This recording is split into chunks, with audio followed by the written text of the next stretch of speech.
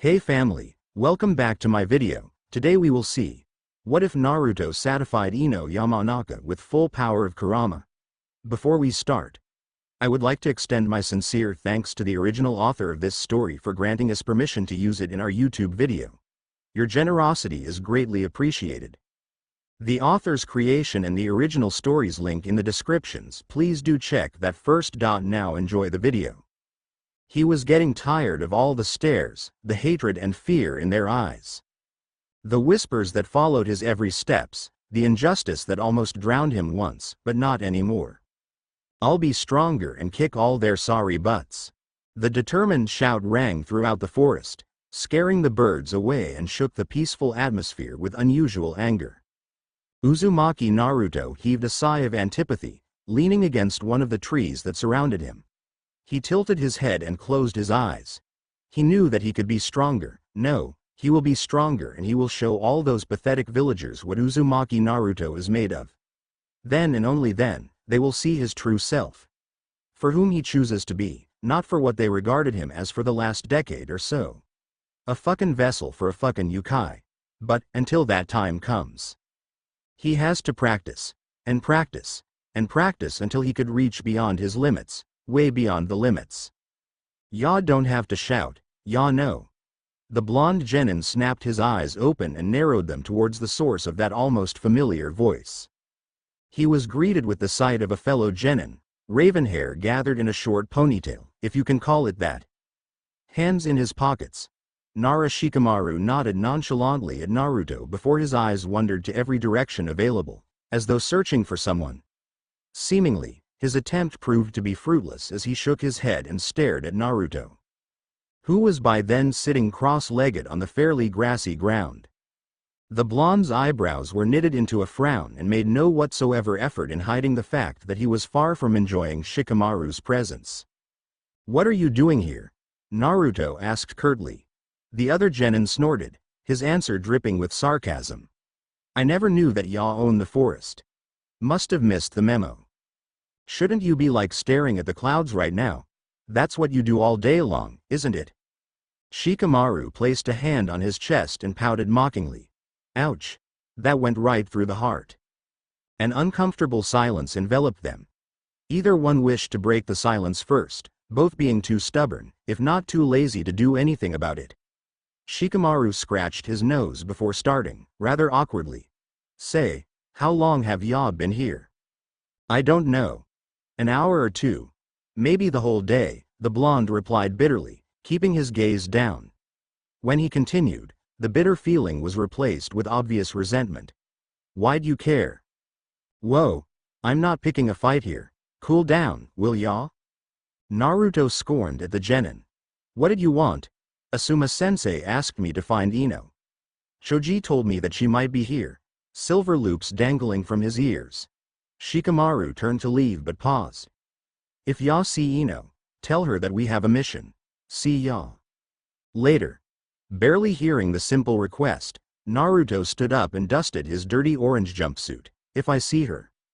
"Hey, I'm not asking for much, man." With that, the raven-haired genin disappeared amongst the trees, the cackling sound of trodden dry leaves becoming fainter until silence blanketed the forest again. Being detested for his whole life because of a murderous yokai stuck inside of him, Naruto have the right to say that he didn't trust anyone. Iruka-sensei was an exception.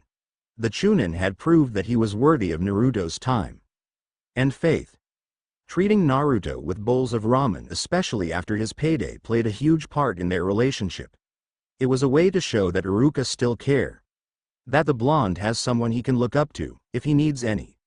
But at that particular time, Naruto didn't feel like talking to the Chunin. He didn't need to.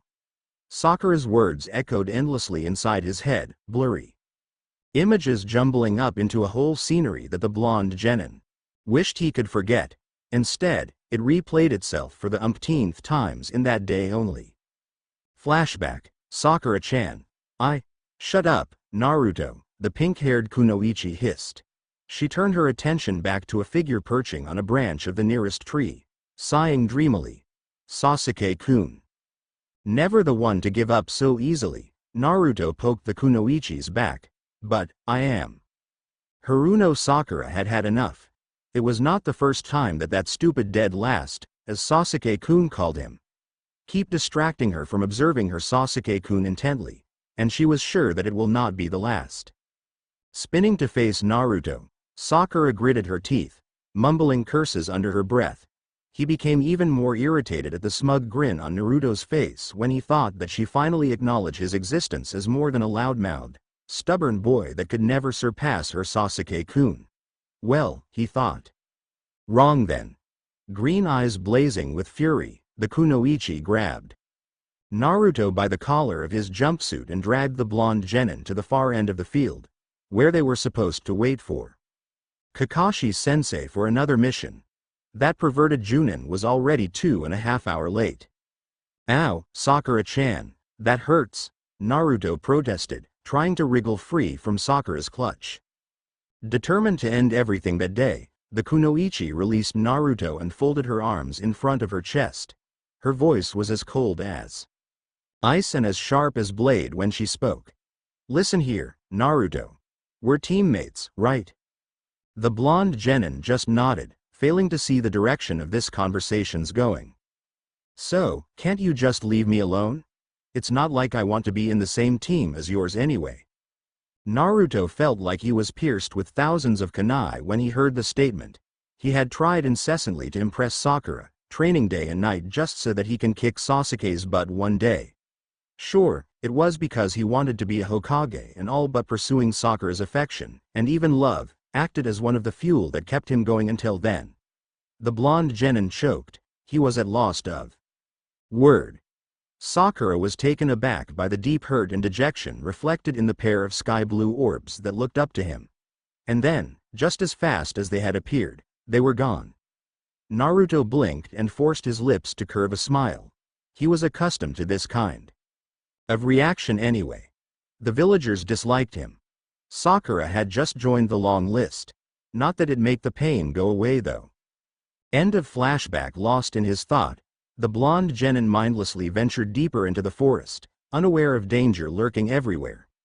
The trees became so thick that sunlight barely managed to shine through them as Naruto stumbled across yet another big root.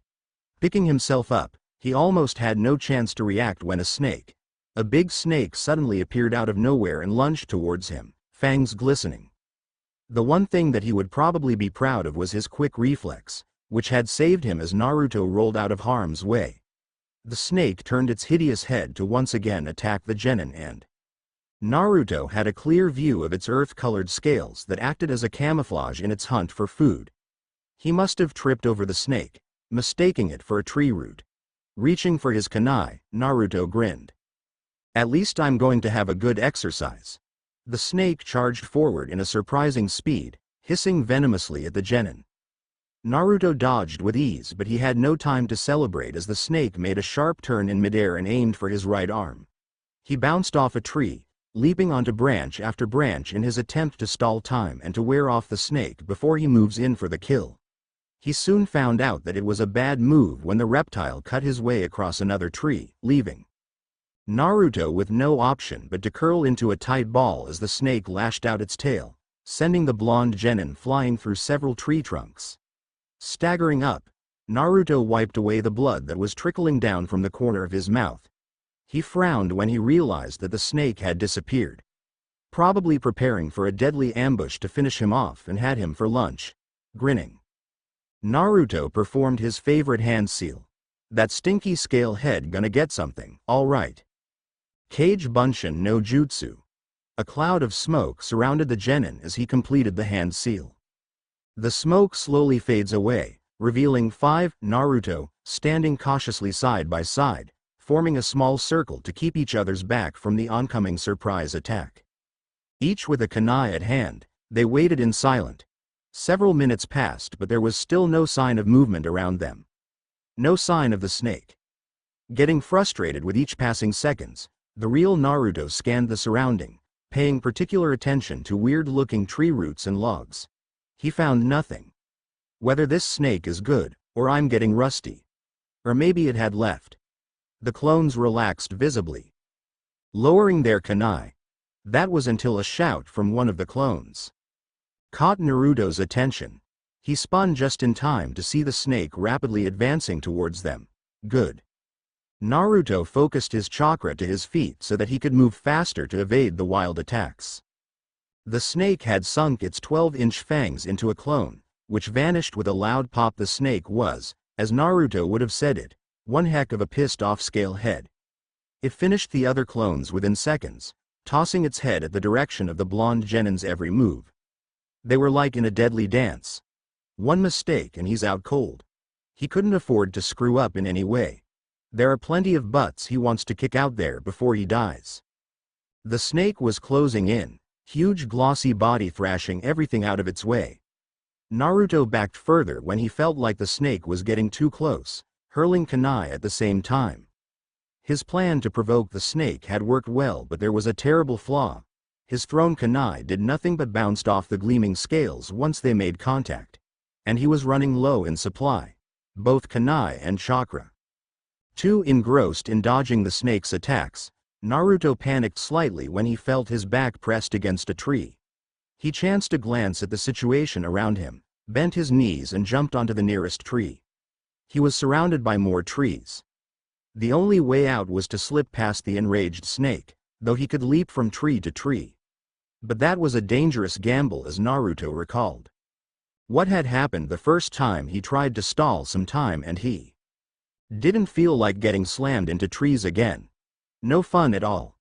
The snake seemed to be moving faster than before, the ferociousness of its attacks growing steadily. The blonde genin gritted his teeth, racking his head for a solution to the problem he had put himself through. He barely managed to evade another lunge from the snake, and Naruto realized that he was slowing down. And that spelled trouble for the genin, as speed was important in this dance. Attack the eyes. The yell almost made Naruto jump out of his skin. He wanted to know where it had come from and who was butting in his fight, but his brain refused to do anything but to digest the advice. Attack the eyes. Though the genin was starting to feel irritated for the interruption, but it did buy him some time as the snake too was distracted. The reptile stopped attacking long enough for Naruto to draw out 2 kunai from his pouch. Whilst it snapped and hissed loudly at the possible direction of the owner of the voice, Naruto soundlessly slipped through the snake's guard and halted when he found himself standing under its raised head. Naruto inhaled deeply, praying that this suicide move better work or he's in a deep shit. The genin did a somersault and landed on top of the big head, grinning like a mad Cheshire cat. The snake tried to throw him off, but before it could do anything, Naruto drove the 2 sharp kunai into its amber pupils. Say bye-bye to your eyes, scale head. He jumped off the snake as it gave out a bone-chilling shriek of agony that shook the entire forest and thrashed blindly around. Though he had blinded the snake, the fight ain't over until it's over. That means he had to stop the snake for good. In the safety of standing on a branch of a tree, Naruto once again performed the hand seal, but this time, 2 dozens of his clones, poof, it out. The snake was as dangerous as before, if not more. Its attack, though made without the slightest clue of where the genin was, had turned wilder.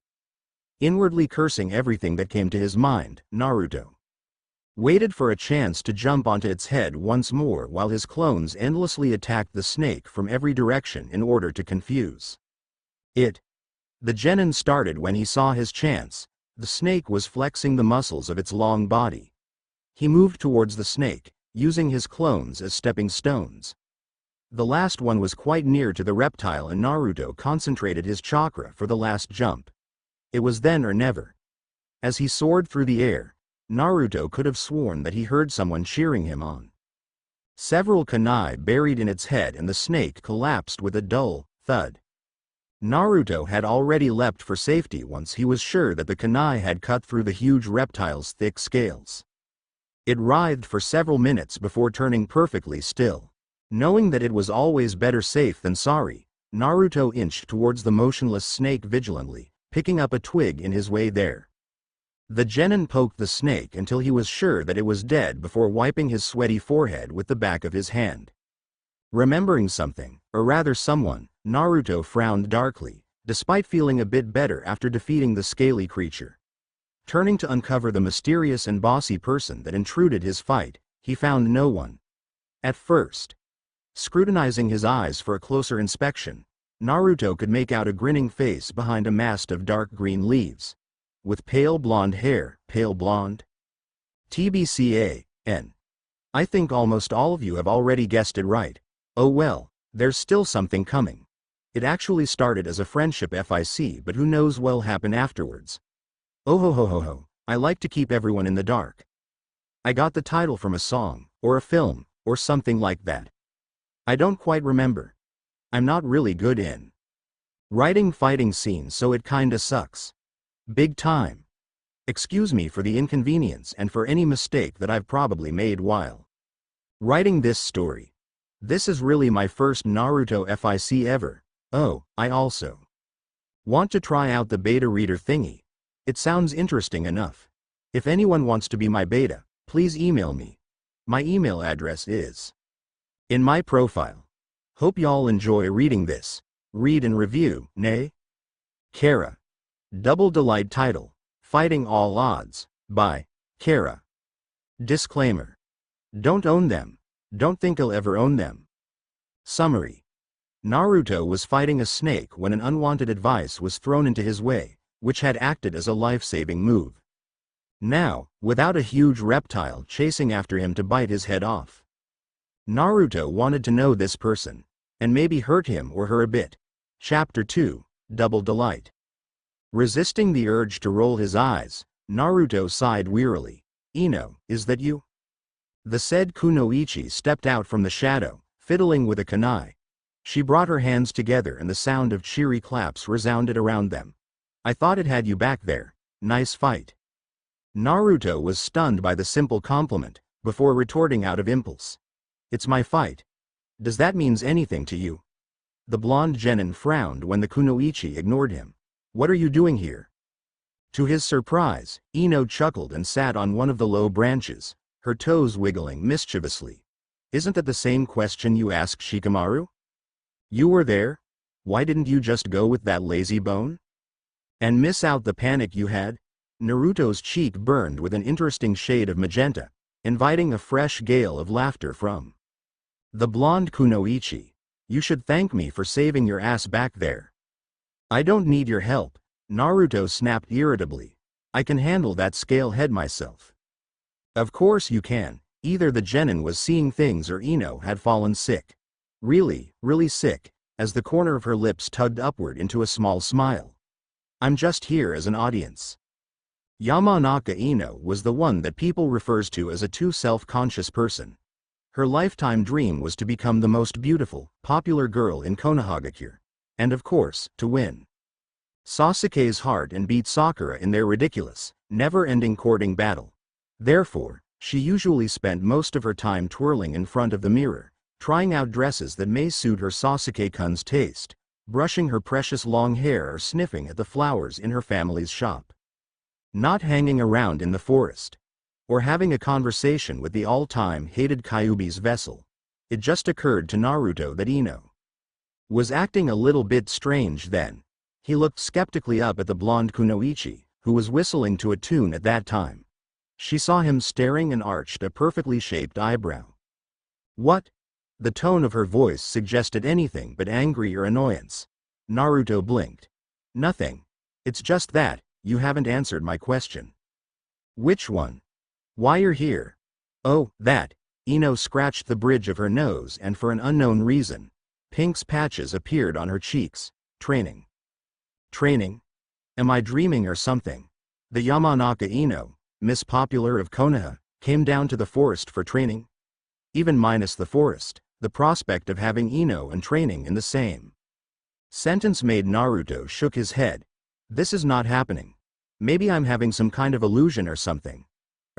You are Ino, aren't you? She glared at him with the same glare that she gave Shikamaru when the lad refused to get his lazy ass up to practice, or when Choji didn't stop stuffing his mouth even though they were in a mission. A dangerous kind of glare that promised continuous sound torture. Naruto winced mentally, hoping against hope that he would never has to experience it firsthand. He had heard Shikamaru pained grumbles about Ino and her yells. Needless to say, the picture ain't looking too pretty.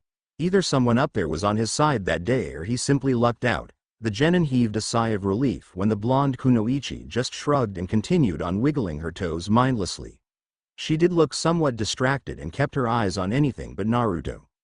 Curiosity building inside, Naruto considered it for a while before leaping onto the same branch that Ino was sitting on.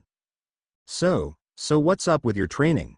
The blonde genin soon found out that the kunai twiddled between Ino's slim fingers was far more interesting than waiting for the kunoichi to answer his question. Naruto scowled. Forget that question.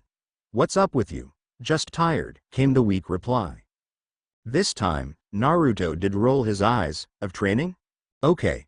That's positively irritating. Was Sasuke's little, I don't have to answer your question if I don't want to, habit contagious, or Ino simply found out that a way to seduce the raven-haired stuck-up in the future is by acting like him? Not likely, though. It pained him to admit it, but only an Uchiha was good at making that kind of obnoxious behavior. Definitely not a Yamanaka. No offense meant, honestly. Naruto stole a glance at the silently twiddling a kunai blonde kunoichi, noting that there was something undeniably wrong with her. Ino was loud, yes. Though not as loud as Naruto. And that's a common fact. To see the kunoichi acting like that, all quiet and troubled, was a bit scary. Even to him. Usually, he wouldn't give a damn of what Ino was feeling or doing. The blonde girl had never shown any sort of interest towards him. Not that he expects any. But still. Are you okay? Naruto asked tentatively, trying hard to sound considerate at the same time, which required a good deal more than he possibly could have imagined. You look bothered. Ino smiled and looked up at the other genin. I'm fine. It's just that. Just what? Nothing. Naruto could feel his patience stretching to a point that even the guys that invented elastic band would be impressed with. Narrowing his eyes, he drawled out, staring at the kunoichi all the time. I'm not really good with this girl talk sort of thing, but hey, you can talk to me anytime. I'm not going to tell anyone, not that I have anyone to tell. Silence. I envy you, you know. That is not what he had expected in return. By Leaf Sake. For what? For having a murderous fox sealed inside of me. You can have him if you want to. Not because of that, Ino meekly replied. It's something else. She pocketed the kunai and looked down again, but Naruto caught a glimpse of something in her blue eyes before it disappeared. Something he was familiar with, clear fatigue. His was because of the hatred directed to him, but Ino had everything she could possibly want. That is, not Sasuke, of course. But that never disturbed her before. She seemed to be living just fine. Then again, what was bothering her? Before Naruto could say a word, the kunoichi spoke out, her voice trembling. I'm getting sick of being weak. Being saddled with those guys. Complete silence. You mean Shikamaru? And the genin scratched his head, raking his brain for a name. What's that fat boy's name again? Ino smiled weakly. Choji. See, people don't even notice us. That's not true. Naruto's voice softened, but inside, he was panicking. Oh, man. Of all things she'd say, this has to be it. Truth to be told, Naruto was not really good in listening at all. What do you expect from someone as loud as he was, huh? Choji kept eating all day. Shikamaru's interested in nothing but clouds and here, the kunoichi choked. Though Naruto couldn't see her, he could feel that she was holding down tears. Ino, I'm useless. Other than the Shintention, I know nothing, and the Chunin exam's just around the corner. You're not useless. His sentence came out as a mere growl. He was angry at Ino. The only thing he had to figure out was why. You're everything but useless. Naruto hesitated, trying to find anything that could be used as a support. You're pretty unpopular. Don't understand why you're infatuated with Sasuke, but other than that, you're quite alright. The resultant laughter sent a chill down Naruto's spine. I wish I can be as strong as you are. I heard about you fighting that missing Miss Nin. That must be one hell of a fight. He didn't know how to respond to that. He didn't even know whether to respond or not. settling on a slightly embarrassed nod towards the kunoichi. Hearing Ino's ranting made Naruto felt uneasy at will. A random thought crossed his mind, and before he knew it, he blurted it out, "If that's so, why don't you train with me?"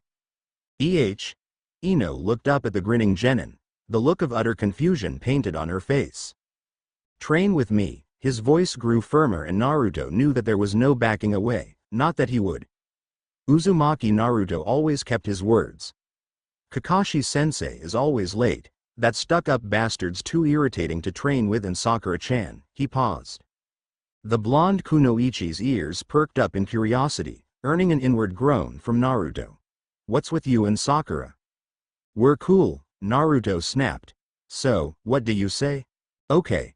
You're annoying, loud-mouthed, hyperactive, and sucks in giving advices," inhaling deeply and at the same time resisting the urge to grin at the obvious displease on the blonde genin's face. Ino stood up gracefully.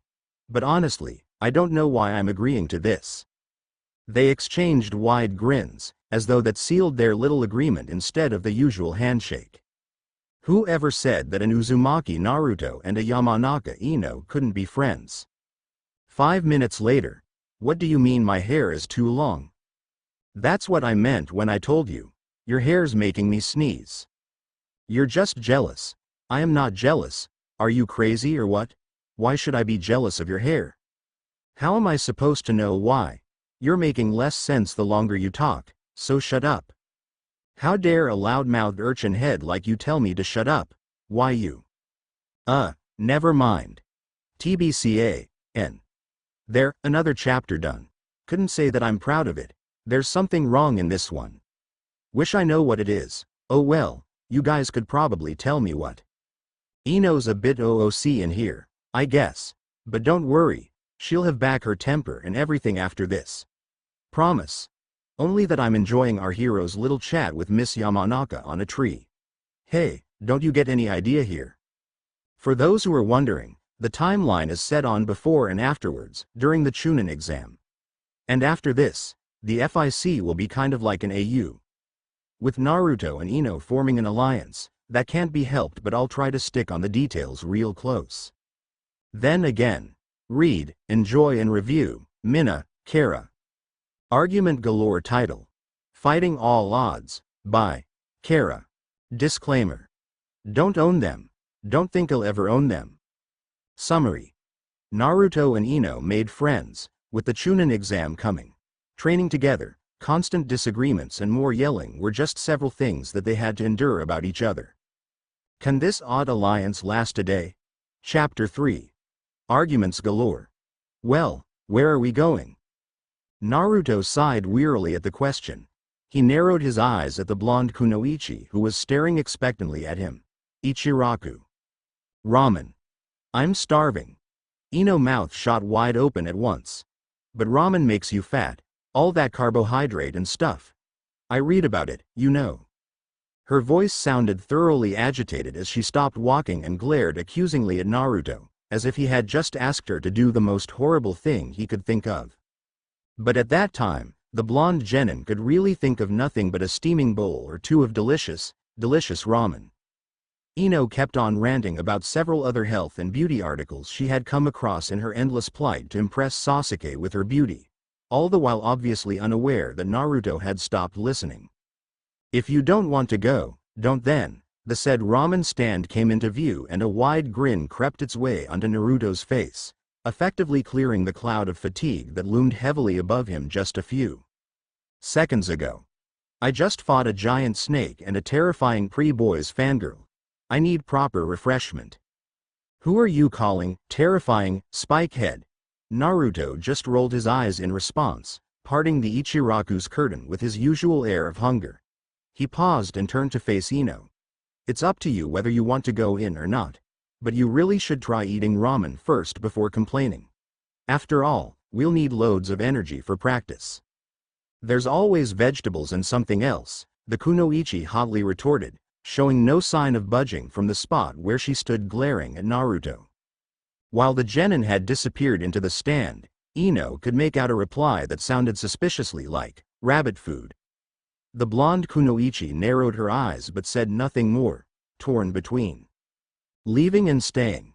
After a couple of minutes of hard thinking, Ino opted for the second choice. She followed Naruto into the stand, huffing and complaining loudly all her way in. Sitting next to the blonde boy, Ino eyed the huge bowl of ramen that Naruto was currently ogling at with an awful mixture of disgust and curiosity. She had never really tasted ramen before, and the smell was very enticing. The owner of Ichiraku greeted her with a warm welcome, face foggy from all the steam that was coming from a huge container. "And what will you have, young miss?" Naruto grinned at her through a mouth full of ramen. The owner was smiling at her, patiently waiting for an order. Yamanaka Ino swallowed her pride and with that, her prejudice towards certain foods. "I'll have a bowl of ramen, please." Slurping down the broth and the last of his ramen, Naruto wiped his mouth and grinned cheekily at the kunoichi. "I thought carbo something makes you fat." "Oh, shut up." Pink patches colored Ino's cheek as she defiantly stared at the steaming bowl that the man had just placed on the counter in front of her. Hesitating, she stared at Naruto, who had already started on his second bowl. Picking up her chopsticks, the kunoichi muttered, "Here goes nothing." Needless to say, Ino was reminded of the beauty of eating proper food by a simple bowl of ramen. And the vegetables and her other diet resolutions that she had religiously devoted herself to for the past years bade their sweet, tear-filled goodbye to the blonde kunoichi. Heading towards the bridge where Team 7 usually had their meetings, Ino couldn't help but to frown darkly at the genin besides her. "You can stop looking so pleased at yourself, Naruto. You're starting to really irritate me." "Can't help it," the blonde boy chuckled mischievously, sky-blue eyes glinting. "You chowed down 3 bowls of ramen. Man, that's one big of an appetite for someone like you." "For your information, I've been on a vegetarian diet for a year," the kunoichi gruffly snapped. "And believe me, Brussels sprout is one heck of a nasty veggie." Naruto raised an eyebrow and snorted. "Trying to impress Mr. Stuck-up, huh?" "His name is Uchiha Sasuke and he is not a stuck-up," Ino huffed in annoyance but her eyes glazed over in an instant. "He's the coolest, cutest, most adorable. Cut it out already. I don't need a long list on that." They had arrived on the bridge and the blonde genin leaned on its railing, looking extremely disgusted at the kunoichi. "You girls are making me sick. Sasuke this, Sasuke that. Gimme a break." Ino was about to retort and defend her precious Sasuke-kun but did otherwise as she was smart enough not to piss Naruto further, noticing an unfamiliar glint of anger that danced in his sapphire orbs and that the genin was the one that would help her to improve herself. So, the kunoichi just gave her head a magnanimous toss and placed her hands on the railing, looking forward into the distance horizon, where the golden sun was setting. They enjoyed the comfortable silence for quite a while until Naruto remembered something. "Ino, didn't you guys have a mission or something?" he asked. Looking skeptically at the blonde kunoichi. "If you were there when Shikamaru talked to me, then you must have known about it." The kunoichi gave out a long, suffering sigh. "Yeah, I knew about it already. But it's so boring and Asuma-sensei keeps on nagging us about teamwork. Don't you even get me started about his lecture on shinobi etiquettes. Mine's just as bad." Naruto frowned when an image of a certain always late, perverted, silver-haired Chunin suddenly popped into his head. Kakashi-sensei is kinda okay, if you minus his obsession over that Icha Paradise books and that he's always late for our team meetings. Both chuckled at the same time. Their almost similar blue eyes met and both ducked their heads down hurriedly, turning red without any apparent reason. Ino coughed deliberately, dusted her shirt and mumbled something about it was getting late and going home before being scolded. Naruto nodded absently, his eyes trained at the slow flow of the river beneath them. The blonde kunoichi opened her mouth, closed it again and opened it again before deciding against whatever she was about to say and settled on punching Naruto's shoulder playfully. "I'm going home," she stated, which was quite the obvious. Naruto waved a hand, grinning at the kunoichi. "I have a team meeting tomorrow so maybe we can practice later, okay?" "Yeah, I guess," Ino yawned and turned to leave. But that was after she smiled her own version of grateful smile towards the blonde genin. "Thank you." Waiting until Ino's lithe form disappeared amongst the row of houses and apartments, Naruto looked up at the early stars that had already dotted the night sky. A grin found its way onto the genin's face as he leaned fully against the cold metal of the railing. Sakura rejection didn't feel so awful after all, and Sasuke's superior behavior didn't even bother him at that moment. He had found another person that he could channel his efforts to, and perhaps they could both be stronger together. And then, he could have his sweet, sweet revenge. How very convenient. TBCA, N. Cry continuously Gomenasai for the short chapter. I hadn't had much time to write nowadays, and my Neko seems to be deserting me of fresh ideas. Blame her, not me. Here's a question, and I really hope you can answer it, as it is crucial for the plot, when I managed to figure out one, that is. Should Ino learn Kage Bunshin? Because she'll be very curious, and as curiosity often leads to learning new techniques, I suddenly have a vision of 100 Inos assaulting Sasuke. Snickers evilly. That'll be pretty interesting indeed. But another part of me insisted that Kage Bunshin is only for Naruto, so what do you think? Should I or shouldn't I? Thanks a bunch to the reviewers. You guys are great people. If I can cook, I'm going to make all a big bunch of cookies, but alas, I do not wish to poison such wonderful, wonderful people. Then, I won't have any review. Blinked innocently, and I love them, no. Gimme. Gimme. Gimme. Breathes deeply Onagai. I'll be thanking these brilliant people for their reviews. Ice Dragon 21. Thanks for your encouragement. Offers cookies. Make sure you have antidote to every poison that ever existed before you eat these cookies. Zoni Newcomer. Yeah, Ino certainly looked kinda depressed, but that's not her fault. Imagine if you're in the same team as Shika and Choji imagines herself fondling, talking to Shika. I wanna be in that team. Wanderer 999. You have so many too, right? Starry eyes him. I'll just assume that everyone in Konoha already know that Naruto's carrying Kyubi in his belly button. I love the way you put it. That's why he sounded more miserable and vengeful than in the real anime. Or manga. Nay. Naruto and Hinata. That's pretty common, but Ino and Gaara. Kya. That's absolutely adorable. Now I just have to figure out how Gaara's going to fall for Ino. Rubs her hands in evil fangirl glee.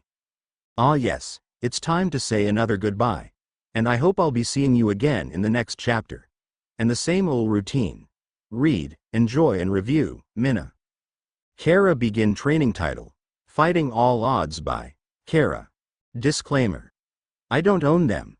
Don't think I'll ever own them. Summary so far. Naruto found Ino skulking around in the Konoha forest. After a short conversation with the upset Kunoichi, both decided to train together. Naruto told Ino to meet him after his team meeting, and hence, that is what will evolve around in this chapter. My Neko is finally awake. Hugs a sleepy-looking Kitsune ecstatically. Now, I can write a longer chapter for the readers. Squeals in evil delight. On with the FIC. Chapter 3. Begin training. They were waiting on the bridge, like they always did. Sakura had contented herself by trimming her shoulder-length pink hair patiently, all the while muttering under her breath the important tips to get her hair untangled in emergency cases such as a certain bad hair day or after another mission that involves babysitting, like what their last mission turned out to be. She had taken several good hours to unbubblegum at her hair, and needless to say, it was a very tiring and frustrating procedure. She could have used that time to do something more useful, like watching her Sasuke-kun or apologizing to Naruto. Screamed inner Sakura, who for once, was siding to the blonde genin. The visible Sakura hushed down her more aggressive hidden self immediately. Why should she apologize to him? Sasuke, meanwhile, was in his usual brooding hero mode, his dark eyes looking far across the stretched land of Konoha. He was perching coolly, as Sakura often put it, on the railing, carefully balancing himself so that he wouldn't fall into the flowing river below and make a scene out of himself. The thought of doing such a Naruto-ish thing sent an uncomfortable shiver chasing down his spine. He ran a hand through his raven hair, allowing the cool breeze to ruffle them as his thought wandered astray, but somehow, it kept coming back to a certain, out-of-character blonde genin. Sakura and Sasuke directed their eyes towards the said person at exactly the same time. Inner Sakura did a victory dance at the untimely cuteness of their act. Naruto had seated himself under the shade of a tree far from his two teammates, especially the pink-haired Kunoichi, but seeing that Sakura was always as close as she could ever get to Sasuke, it didn't make much difference. He was reading a scroll, which was later identified as one of those scrolls stacked in the academy library. Blue eyes scanning over whatever passage he was interested in. Intently, Naruto was being unusually quiet and serious. He hadn't said a single word to both of them since they first arrived in the clearing 3.5 hours ago. A poof of smoke announced the arrival of the infamous ever-late Chunin, aka their perverted sensei. Hitaki Kakashi's visible eyes curved into a happy line as he landed gracefully on a low branch of a tree near to Sakura and Sasuke, a smile forming beneath the mask that he wore. Sakura snapped his head automatically towards their sensei, placing both hands on her hip and glared at the Chunin, yelling the usual, "You're late," greeting, though there was an exception. Naruto had not joined her in that time. The blonde boy was still bending over the scroll. Sasuke was trying really hard not to roll his eyes at the irony of the situation. Sakura narrowed her eyes towards the sensei. "Why are you late today?" When I passed the mart today, I saw two old women dancing together." Liar. It felt different when Naruto wasn't there to yell along with her. But Sakura, being Sakura, didn't say anything about it. She merely shot another murderous glare at the Chunin, shrugged and decided that whatever she said wouldn't penetrate through the mass of unruly silver hair on top of her sensei's head. Kakashi waited for Naruto to harass him for being late. He was rather stunned, though he never admitted, when the genin was absent throughout the whole Kakashi sensei's late Agan ritual that they were so fond of. It was, after all, one of his valuable sources of amusement. But Naruto remained unmoved. A big question mark appeared on top of Kakashi's head. "We don't have any mission for today," he smiled at Sakura when the Kunoichi heaved a sigh of relief. "So, I'm going to read my book and you're going to practice by yourself for your upcoming exam, and..." Sasuke. The raven-haired genin looked up, arching an eyebrow. Inner Sakura squealed in a horrible fangirl delight while the outer Sakura settled on a polite blush. Kakashi held up a finger. "No serious injury to Naruto. If you two decides on a spar, that is." By the look of it, the blonde genin didn't even want to leave the scroll. Another big question mark popped on top of the Chunin, joining the first one. Naruto was never too fond of reading before. Kakashi disappeared into another cloud of smoke and reappeared besides Naruto, expecting a scream or a fist to be aimed towards him. What he didn't expect was for a pair of calm eyes to stare at him, questioning the Chunin silently for the purpose of his very action. Naruto had rolled up the scroll and placed it into a backpack next to him. His face betrayed no whatsoever emotion as he continued to stare at his team sensei. For the first time in his life, Hitaki Kakashi was at a loss of word. Which, need I remind you, was not a pretty sight to behold. "Naruto, is there something wrong?" the silver-haired Sharingan user finally asked. The blonde genin just shook his head in return and grinned his foxy grin. "Nope. You hear what I said back there? Don't have any mission. You'll read that Icha and get horny while we practice, right?" The Chunin could do nothing but to agree. Still wasn't quite satisfied with the answer. Kakashi took another turn. "What were you reading?" "Oh, that? Nothing important," Naruto shrugged in his carefree way. "Just something from the academy." The genin stood up and shouldered the backpack. Kakashi too straightened up, his visible eyes still trained on the blonde boy before him. "You want to spar with Sasuke?"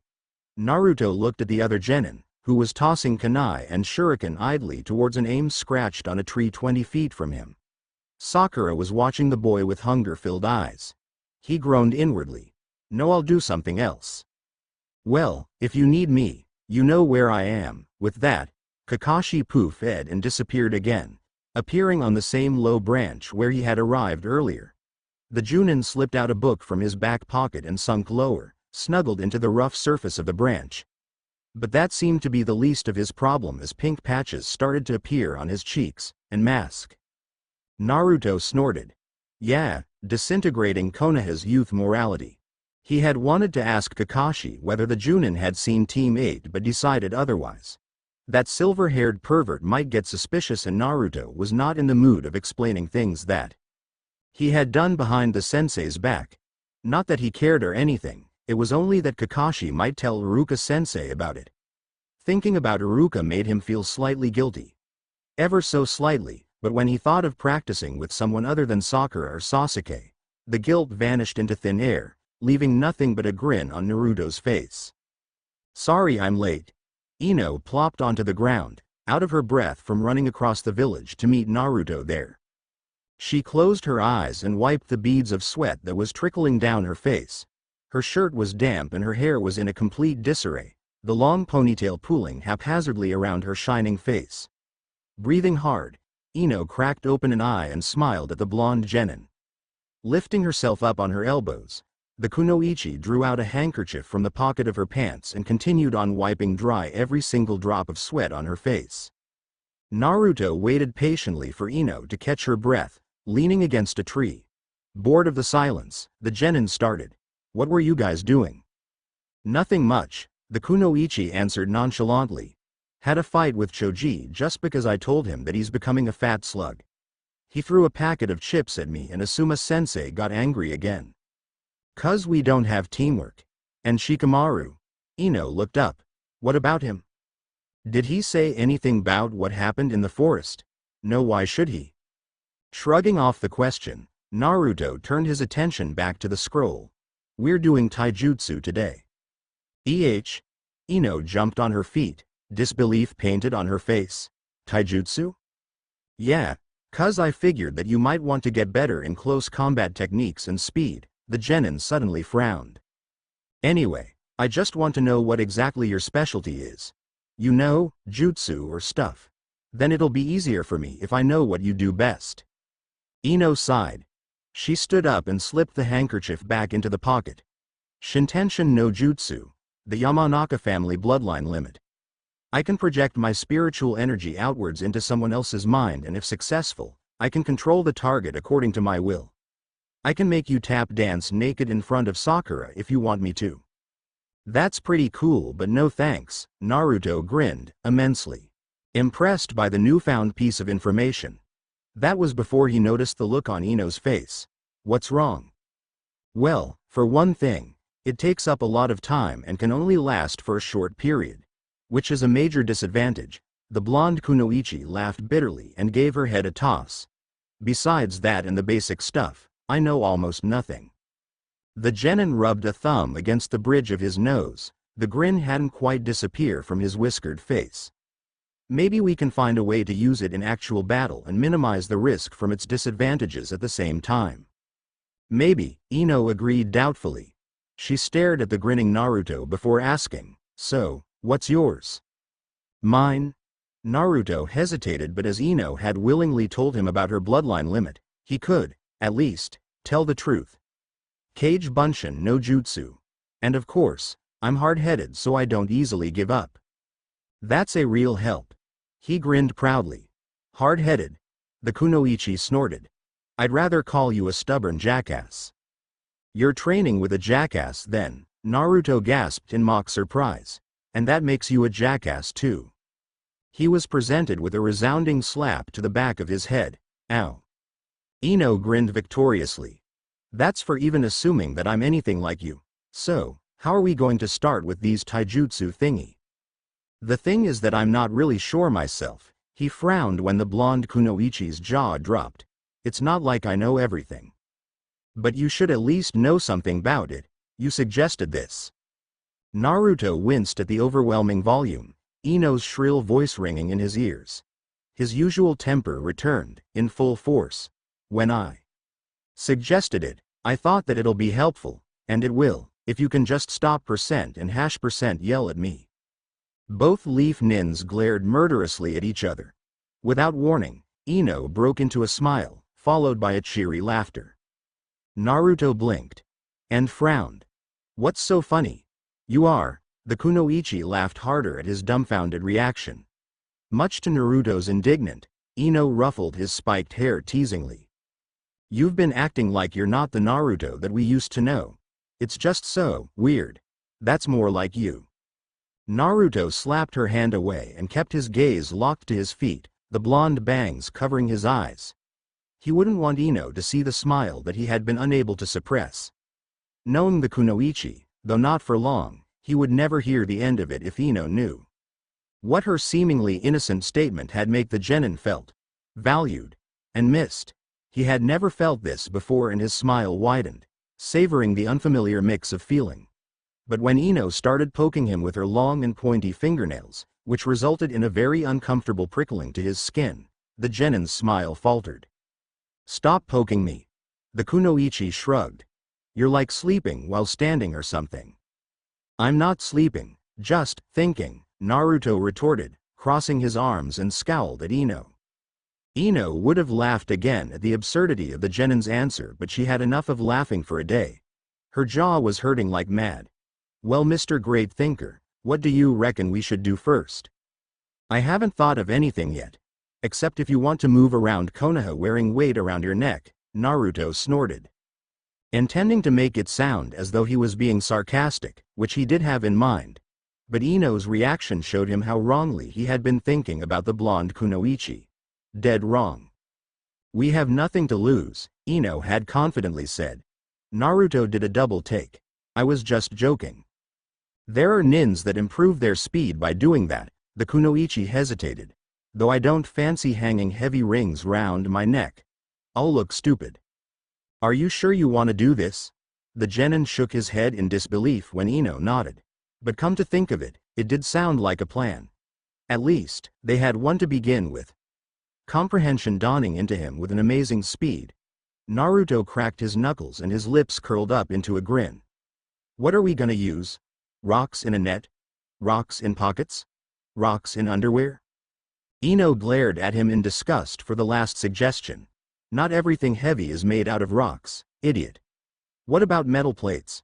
My mom once told me something about a pervert on a huge toad and how she used to have some of the plates to throw at him. Let's go and buy metal plates, impatient idiot. Hey, I heard that. TBCA, okay, the idea of metal plate is not really mine, but hey, grins I like it and ran away with it. Stuck out her tongue, you can't catch me. A trivia for FF fanatics. Which superb story did I stole the idea from? Hint. A FIC that I really love.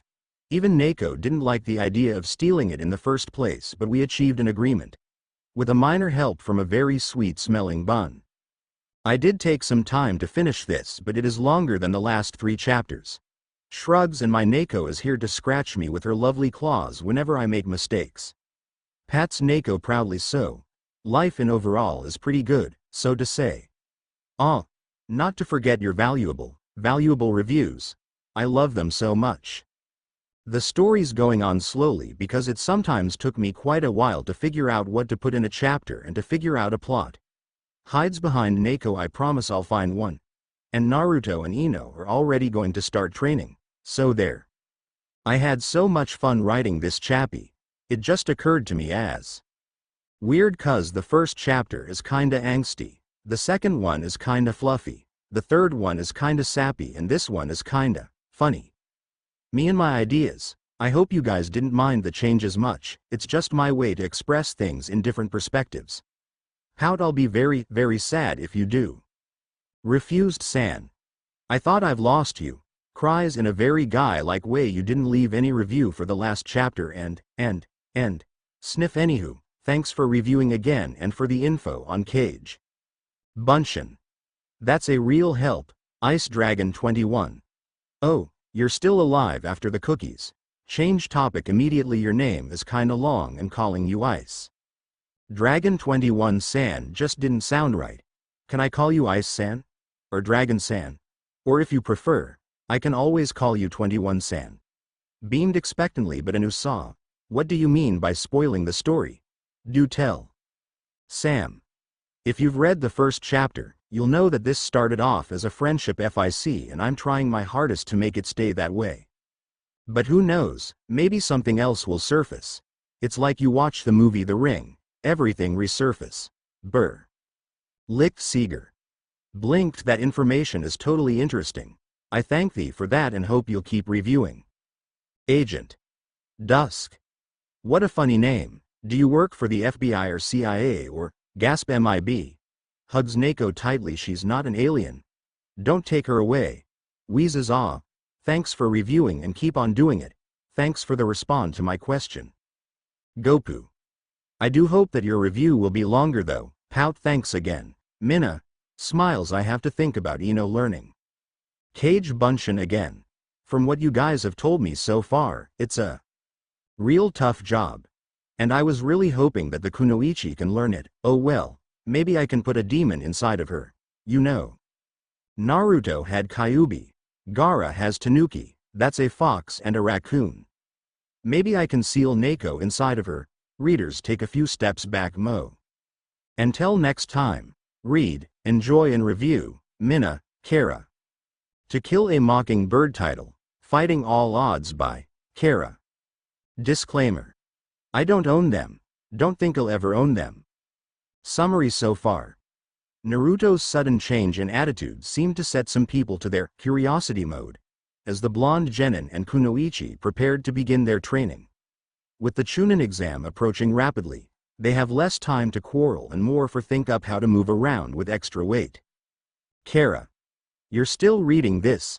Domo arigato gozaimasu. Neko. Nods. Kara. Say something. Neko. Thinks leave reviews. Kara. Hugs Neko, good kitty. Grins on with the FIC. Chapter 5. To Kill a Mockingbird. This thing is heavy. Clang. Ow. Why'd you do that for? Ino adjusted the metal plate that she had just used to clobber Naruto to its place. A thin, leather bag with several similar leather straps and silver buckles. The blonde Kunoichi muttered a few well-chosen curses as she fastened the weighed bag to her back so that it assembled the ordinary bag that girls used to when they went to the academy. The only difference was that their bag did not weigh 20 pounds and could crack someone's skull if used effectively, like she had kindly demonstrated on Naruto. You whine too much. The Kunoichi frowned as she felt her legs threaten to buckle under her.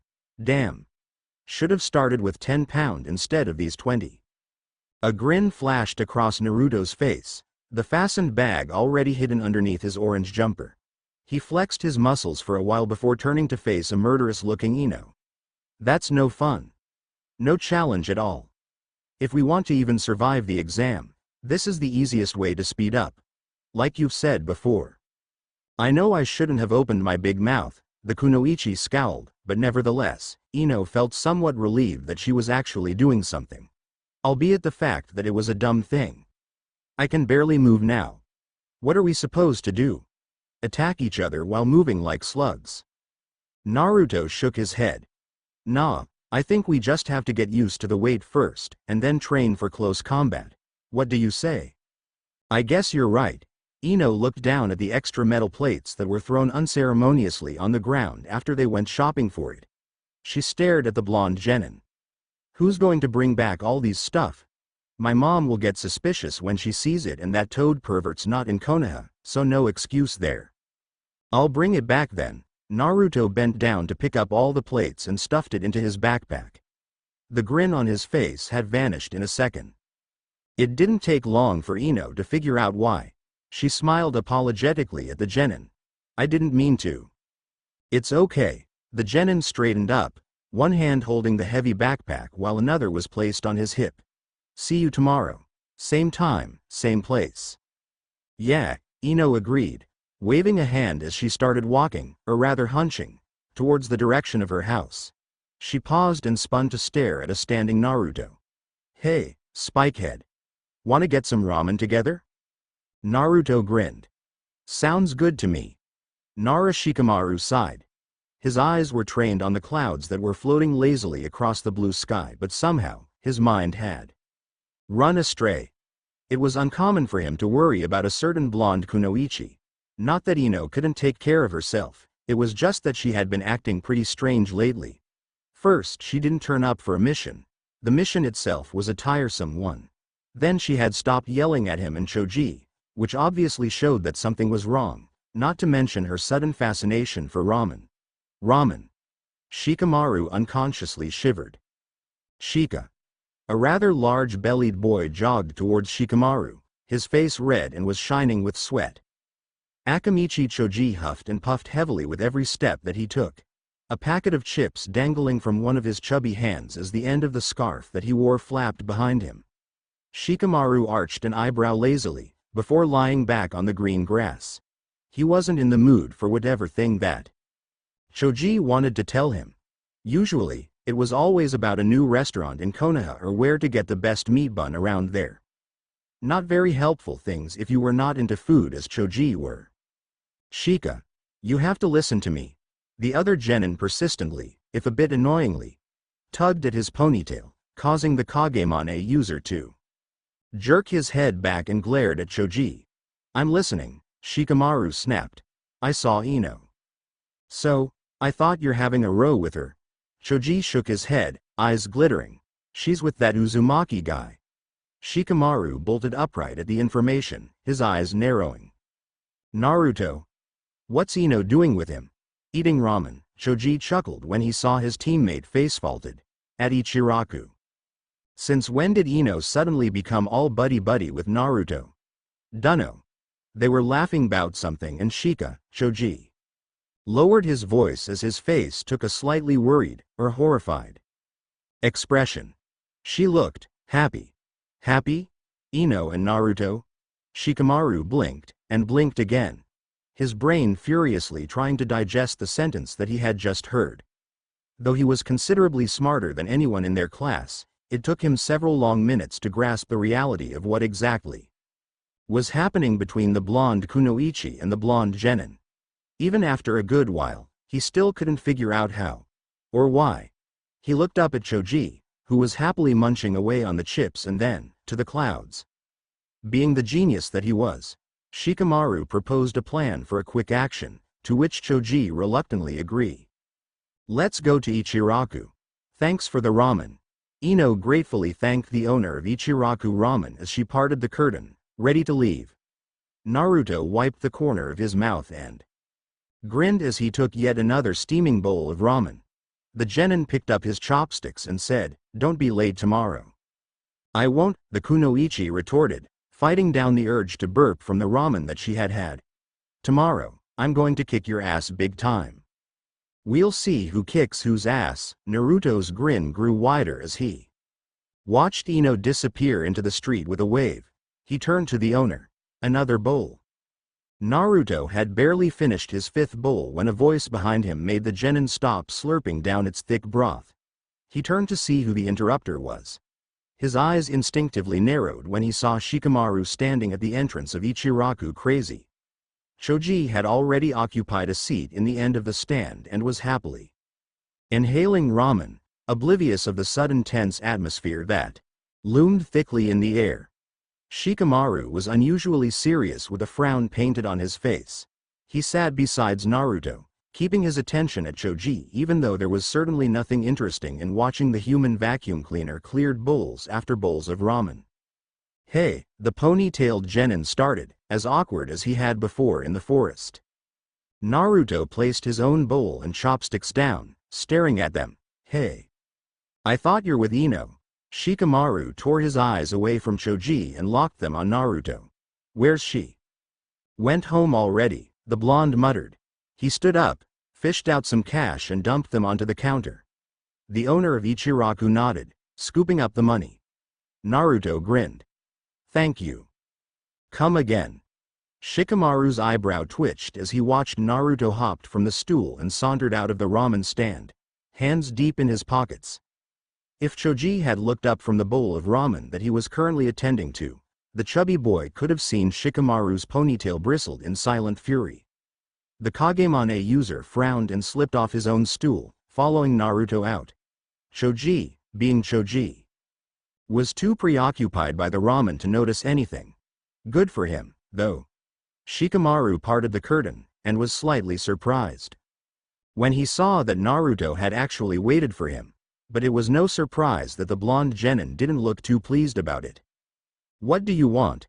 Naruto snapped. His blue eyes had somehow turned a shade darker. "Someone like you won't stop until you're satisfied. Better make it quick. I don't have much time to waste." Irritated by the tone that the other genin had used, Shikamaru breathed in deeply to suppress his own anger. "No need to make things go ugly. What are you doing with Ino?" A mocking grin flashed across Naruto's feature. "Why don't you ask her yourself? Look, she's been acting all alien nowadays and the ponytailed genin stopped. Why did he care anyway? Noting that Naruto was weighing for an answer, Shikamaru swallowed down his doubt. "For later revision. We're just curious to know what she's up to, that's all." The blonde boy snorted. "Save your curiosity for later, dude. Her business has nothing to do with you. If Ino wants to tell you something, she'll tell you. If she doesn't want to, I ain't saying anything." "Then y'all want me to act like it's okay for her to abandon her teammates for y'all?" Shikamaru was in a nasty shock when he realized that he had raised his voice. And it was all because of that certain blonde kunoichi. An uncomfortable shiver raced down his spine as he stared somewhat in confusion at a grinning Naruto.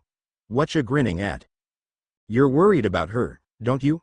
Naruto snickered loudly at the blush that appeared immediately as the result of his statement. He gave Shikamaru one of those rare genuine smiles. "Respect Ino. She knows what she wants."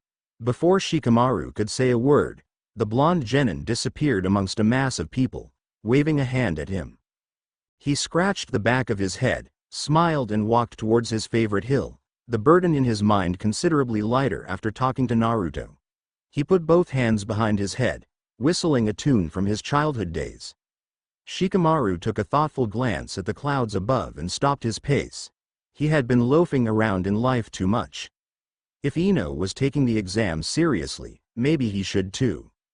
Nara Shikamaru groaned. The clouds would have to wait, after all. TBC. A.N. There's another chapter gone by. Saigoman cause it is kinda short. Neko and me aren't really well this month, so we couldn't write longer chapter for all of you good people out there. Gomenasai, Honto ni. Shikamaru is in the spotlight in this chappy. I just love that guy. He's so lazy and so smart, but so lazy while so smart. Anu. Let's just say that I like him. Nay. Grins and his interaction with Ino always make me smile. It's just so deep. And a pose with each other. Whatever that means. He'll play an important part afterwards, so Shikamaru have to train. Blinked, it's a secret until then, though. The reviews, refused San. The timeline, huh? Because of me and my laziness, Neko decides that for me. She says that it's approximately 2 months before the first Chunin exam. Nods that way, Naruto and Ino will have more time to practice. What do you think? And Jiraiya will appear too. I love that guy. He's just so pervertish. Chuckles. Ice Dragon 21. No need to worry. No need to worry. I'm planning to make those two suffers for a few chapters before they master anything. No shortcut for them. And about the love thingy, I'm trying my best to make this a friendship FIC. Maybe a few will come out, but that's not for sure. So keep on reading, enjoying and reviewing this story, K. Kutsu-chan. Why? Glittering eyes, arigato for such nice things you've said, or wrote, about me. I hope I didn't keep you waiting for this chapter. Thanks again. Gopu. Thanks. Anu. I think this is goodbye for now. Please bear my mistakes and leave reviews so that I can make this story better. Neko says goodbye to you all too. Alas, read, enjoy and review, Minna, Kara Lonely Haven. Title. Fighting All Odds by Kara. Disclaimer. I don't own them. Don't think I'll ever own them. Summary so far. Naru argued with Ino. Naru and Ino started training. Naru got Saku and Sasuke. Maybe Kaka too. Baffled by his strange attitude. Ino got Shika. But not Choji, worried. Neko, I'm very happy with all that. Arg. I know I should have written longer chapter for you guys. Anyway, this one will be longer, rest assured, but that also means that it's going to take some time for me to update. so please bear me, okay? Chapter 6. Lonely Haven. Wake up, child, wake up. A pair of bloodshot eyes snapped open at the inhuman voice echoing through the empty clearing. He tried to sit up at first, supporting his light weight with both elbows, grazing them badly against the sharp stones that were scattered around the clearing. The boy winced in pain, gingerly rubbing the new wounds. His narrowed eyes wildly searched the area for the owner of the voice as the wounds healed on its own and the skin patched up until nothing betrayed the fact that he was even injured in the first place. He found no one after the brief search, and a smirk flashed across the pale, whiskered face. The boy tilted his head upward, crying out the cry of deep anguish and hatred. A similar cry greeted his own, before a shadow slowly appeared in front of him, revealing a fox with 9 magnificent tails. So, you've finally decided to get off your lazy ass. Don't you start on me, fox, the boy snapped, sauntering towards the spirit and flopped onto the soft tails. He closed his eyes and sighed wearily. I'm so tired, I feel like sleeping 100 years. You can't lie to me, child, I know you. I am a part of you. He scowled darkly, looking up into the slits that were staring down at him. Who said anything about lying? A sharp gale of laughter rang across the clearing. Child, you may have succeeded in tricking all those leaf fools into believing that you are nothing but a troublesome brat, but you can never deceive the great Kyubi. I'm not lying, he retorted, closing his eyes again. I'm just freaking exhausted. I can sense that you're having fun with the human female. Ino is a special case, just a distraction, so to say. Distraction? Why do you need a distraction for, child? The closed eyes twitched slightly with annoyance. Hey, I can't spend all my time ruminating about rampaging Konoha, okay? Sometimes, I just need a distraction. Besides, she will be of no use when I've gotten stronger. Satisfied? As you wish. The yokai wrapped his tails protectively around the boy, razor-sharp claws sifting through the blonde locks in an almost father-like way. The boy, Naruto, snuggled closer, seeking for more warmth from the most feared yokai that had once tried to destroy Konohamaru. They were dwelling in the landscape of mind, Naruto's mind to be precise. Above them was black sky, with no stars or moon lighting the space, surrounded by pure darkness. It was life the way Naruto saw it. An empty, hollow pit that promised nothing but pain and seclusion. For 12 years he had lived through this miserable life, shunned and feared for a reason that was never his fault. He was all alone, but then, Kyubi came. The fox materialized suddenly in one of his constant nightmares, where kids from the academy and their parents were shouting at him, telling him to die and calling him a monster. Kyubi had ripped into each and every one of those shouting people, spilling coppery blood all over Naruto while tortured screams echoed around him. He knew that it was only a nightmare, yet he couldn't suppress the innermost joy that he felt as he watched them die, one after another. They deserved it, all of them. He had unknowingly cheered the murderous yokai on, watching with growing admiration at the surreal fluid movements and agility of the Kyubi, wishing that he was as good as the fox was. If he had had it all, he could avenge the misfortune that the leaf piled onto him. Kyubi had looked at him in the eyes, fresh blood dripping from the corner of the yokai's mouth as he stood in the midst of the massacre. Naruto didn't know how to react properly. Should he be happy or should he be afraid?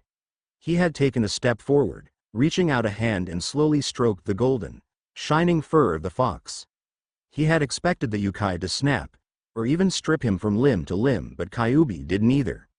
The fox merely took a sniff at his face and licked away the blood that was trailing down his cheek tenderly. When Naruto ran his fingers along the fox's beautifully curved face, he found a weird symbol tattooed to Kyubi's forehead. The same symbol that could be found on his belly. The seal of the fourth Hokage. The seal that had imprisoned Kyubi inside him. The seal that had doomed his life to a living hell. Since that fateful nightmare, Kyubi had kept him company throughout every night. I'm glad you're here, you know, Naruto murmured through half-lidded eyes. I'm not alone anymore. I'm here until you reach the point that we had both agreed upon, child. After that, you and I will have what we crave for." Naruto smiled. "Oh yes, sweet, sweet revenge. To the leaf. To the leaf. Be stronger, child, be stronger and free me. Free me from this prison, this cursed chain that binds me, and we will create chaos together on the land. That, I promise you. I will." Naruto woke up with a start. He blinked and groggily pushed away the thick blanket that was entangled around him. The blonde genin recalled the last conversation he had with his secret, nightly visitor, and a wide, foxy grin crept up onto his face. He ran a finger across the whisker marks that scarred his cheek, savoring the usual callousness as he faintly heard shrill laughter ringing from the deepest part of his mind. Naruto yawned loudly and hopped out of his bed, scratching the back of his head as he wondered what he would have for breakfast. Well, the usual instant ramen would do. There was nothing else in the kitchen anyway. Snatching his towel from its nail, the genin happily hummed his way into the small bathroom, before a series of knocks disturbed his morning routine. "Ohio, Naruto." Ino beamed cheekily at the blonde, as if it was natural for her to turn up at Naruto's doorstep early in the morning, which in this case, was not natural at all. Indeed, it was so unnatural and bizarre that the blonde boy blinked for a good while and shook his head several times, suspecting that it was a part of a dream that his overworked, twisted mind had conjured up. With a fox demon sealed somewhere in him, it could be possible, Naruto thought. But Ino turned out to be real, as she had effectively proven to him when she whopped the boy for blinking continuously at her. Naruto grinned at the blonde kunoichi, noticed that she was stifling laughter, looked down at his panda-patterned pajama and turned deep red. "Cute," Ino mouthed out, snickering at the blushing Naruto. "Shut up," the blonde genin snapped and frowned at the kunoichi. "What are you doing here? I thought we're supposed to train together after the team meeting." She wiggled a finger at him and brandished a nicely wrapped lunchbox. "Breakfast. You're always eating that ramen stuff, once in a while, you have to eat something else. Something nutritious. If you're the one who made it, I'll pass. I want to live long." Clang. "Ow. That hurts, damn it. Maybe you've forgotten about the metal plate already." Ino narrowed her eyes, the leather straps tangled tightly around her free hand. She huffed and gave her head a toss. "Here I am, trying to be nice to you, and what do I get? Insult from the ungrateful, stubborn jackass." Naruto grinned. Yeah, I'll eat that thing. Just leave it on the kitchen counter."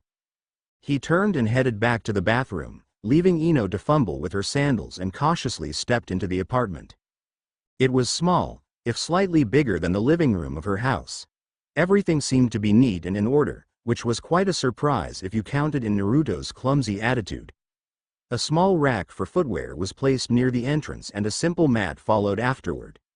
As the blonde kunoichi sauntered deeper into the apartment, she noticed that Naruto didn't have much furniture in his apartment. There was a couch, a television, and something hanging from the wall that suspiciously looked like a ragged, life-size Kakashi doll. She poked the doll and chuckled when the visible eye, a black button, popped out. Then, there was the kitchen. Cream-colored tiles lined the counter, gleaming as if they were polished faithfully every day. There was a bowl of fruits, several empty, clean cups, and a jug of water sitting on the table. Ino gaped at the spotless kitchen, inching her way in. She placed the box on the counter and stared wildly around. Curiosity mounting inside the kunoichi, she first opened the cabinets, which to no one's surprise, were stacked with every imaginable flavor of instant ramen. From plain miso to salsa. She closed them shut softly and ventured towards the lone refrigerator. Ino almost laughed out when she saw its content. More instant ramen, and crammed between them was a couple of bottled water and some tubes of potato chips. "When I told you to put it on the counter, it never crosses my mind that you don't know the difference between a counter and a refrigerator." Ino spun around in an amazing speed that would have impressed even Guy, knocking her head painfully against one of the protruding cabinets. Grimacing, the blonde kunoichi grinned sheepishly at Naruto, who was fully dressed and was tapping his feet expectantly. "Well, I was just trying to find the bathroom." "The bathroom is definitely not in the fridge. If you ask me, The blonde genin replied coolly. The tapping sound continued. I was in it, you know. Sensing defeat, Ino took the easiest way out, apologizing. Okay, fine. I was sneaking around, but it's just because I'm concerned about you. The tapping continued. And a little bit curious? Naruto shrugged, crossing the kitchen in 2 long strides and slammed the fridge shut. He turned to glare at the twitching Ino. Don't do that again. I don't like people spying on my things. What things? There are only ramen everywhere, the kunoichi retorted, backing off from Naruto and sat on a stool, pouting cutely. She twiddled with the knot that secured the cloth around her forgotten lunchbox. I made you some rice balls, and last night's sushi. You brought me leftovers? Naruto gawked incredulously at the smiling girl. Of course not, dummy. We had sushi last night, and being the sensible, thoughtful, beautiful kunoichi that I am, I ordered extra and save it for you, she answered solemnly. So technically, it's not leftovers. Naruto snorted and took a seat on a stool next to the one Ino had occupied, slowly unwrapping the box. The blonde girl watched him with a comical mix of anticipation and anxiety. Putting aside the cloth imprinted with blooming flowers, the genin stared at the small wooden box. A lily was carved on its top, the lacquered surface winking proudly at the glare of light. It was a fine piece of handcraft altogether, and a surprisingly sweet smell wafted out from inside the container. Casting a sidelong glance at Ino, Naruto opened the box, revealing neatly lined rice balls and a small space filled with several types of sushi. He reached out for the rice balls and popped one into his mouth, half expecting a horrible taste that would cause him to vomit. But it never came. The rice ball was, to put it in words, unusually nice and delicious. Well? Naruto blinked at the fidgeting blonde, his mouth chewing busily as he took out another rice ball. Swallowing it whole, he winked. Not bad. Seeing that you made this yourself, it's at least edible. A sigh of relief, and Ino took one of the rice balls herself. I just learned how to make it yesterday. This is like an experiment. I wanted to make some for Shika and Shoji too. HWUH mean fish HT ing gun otwali h kill pepel. Translation. You mean this thing can actually kill people? Don't talk with your mouth full. The kunoichi scowled as she expertly dodged the bits of rice that spewed out of Naruto's mouth. No, they can't. I've already gave my cat one and she didn't die. Thank goodness for that. HMPH. You're disgusting. Ino hopped down from the stool and dusted the back of her pants. I have to go. See you later? Yeah, he looked up from the box, mouth full with rice and thin slices of fish. H-tanks. Remember to give me back the box. Yeah. Sakura thought that it was weird. Very, very weird for Naruto to look so happy when Kakashi-sensei was even later than usual. The pink-haired kunoichi was currently sitting with her back against a tree, a book propped open in front of her. She had tried to concentrate on the simple jutsus listed on the book but was unable to do so because of a certain blonde genin that was happily flipping kunai towards a badly scratched tree. All kunai were driven deep into the tree trunk, forming a pattern that looked suspiciously like a giant rice ball. Sakura shook her head and tore her eyes away from Naruto, locking them instead at her longtime crush, Sasuke-kun. The dark-haired genin could be seen reciting some kind of mantra or something, meditating uncomfortably on a boulder not far from Sakura. He would twitch once in a while, before began reciting again. Tired of the deafening silence, Sakura shut the book with a snap and paced hesitantly towards Naruto. The guilt was too strong to overcome, and inner Sakura had been annoyingly persistent. Naruto. Yeah? The blonde genin nodded to show that he was listening but made no whatsoever effort to stop flipping kunai at the tree, his eyes trained onto their one direction. I'm sorry, the kunoichi fiddled with her pink lock of hair. Inner Sakura was somberly doing a war dance. Sakura flinched, before continuing, about those things that I said. Naruto stopped flipping at once. He brushed away a few stray strands of hair, and stared up proudly at his kunai masterpiece. What things?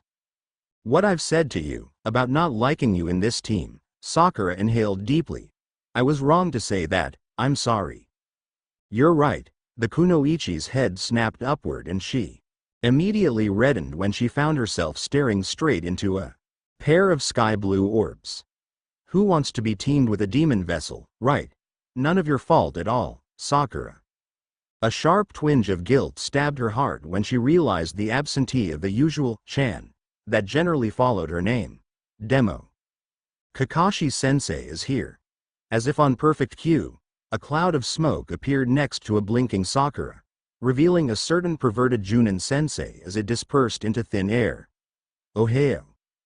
Kakashi-sensei, you almost give me a heart attack. The experienced Junin instinctively backed away at the murderous rage in Sakura's voice. Years of dealing with homicidal missing nins and typical bad guys like Zabuza gave him some sort of instinct to avoid unwanted bloodshed. Perhaps it was best not to mention the fact that Sasuke had also backed away and toppled over from the boulder, landing heavily on his butt. The raven-haired boy uncharacteristically winced and bolted up onto his feet, an unusual frown adorning his pretty face. The dull thud earlier had caused the other three shinobi turned their attention to Sasuke, and Kakashi was saved from a horrible, horrible death under the wrath of inner Sakura. The pink-haired girl instantaneously scampered towards her precious Sasuke-kun, worry and fascination etching onto her face. She stood fidgeting 2 feet away from the frowning boy. Dejobu dezuka? HN. Kakashi chuckled lightly but turned one serious eye towards Naruto, who had started flipping kunai again. The Junin coughed pointedly. Naruto, how did you know that I was coming? A hunch, the blonde genin nonchalantly answered. Sakura had started rambling anyway. That's just an excuse to make her stop from boring me to death. Hunch, huh?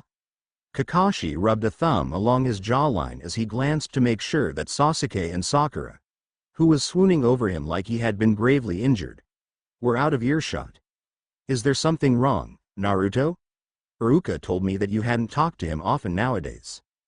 The genin snorted loudly, and a question mark popped visible on top of the silver-haired Junin's head.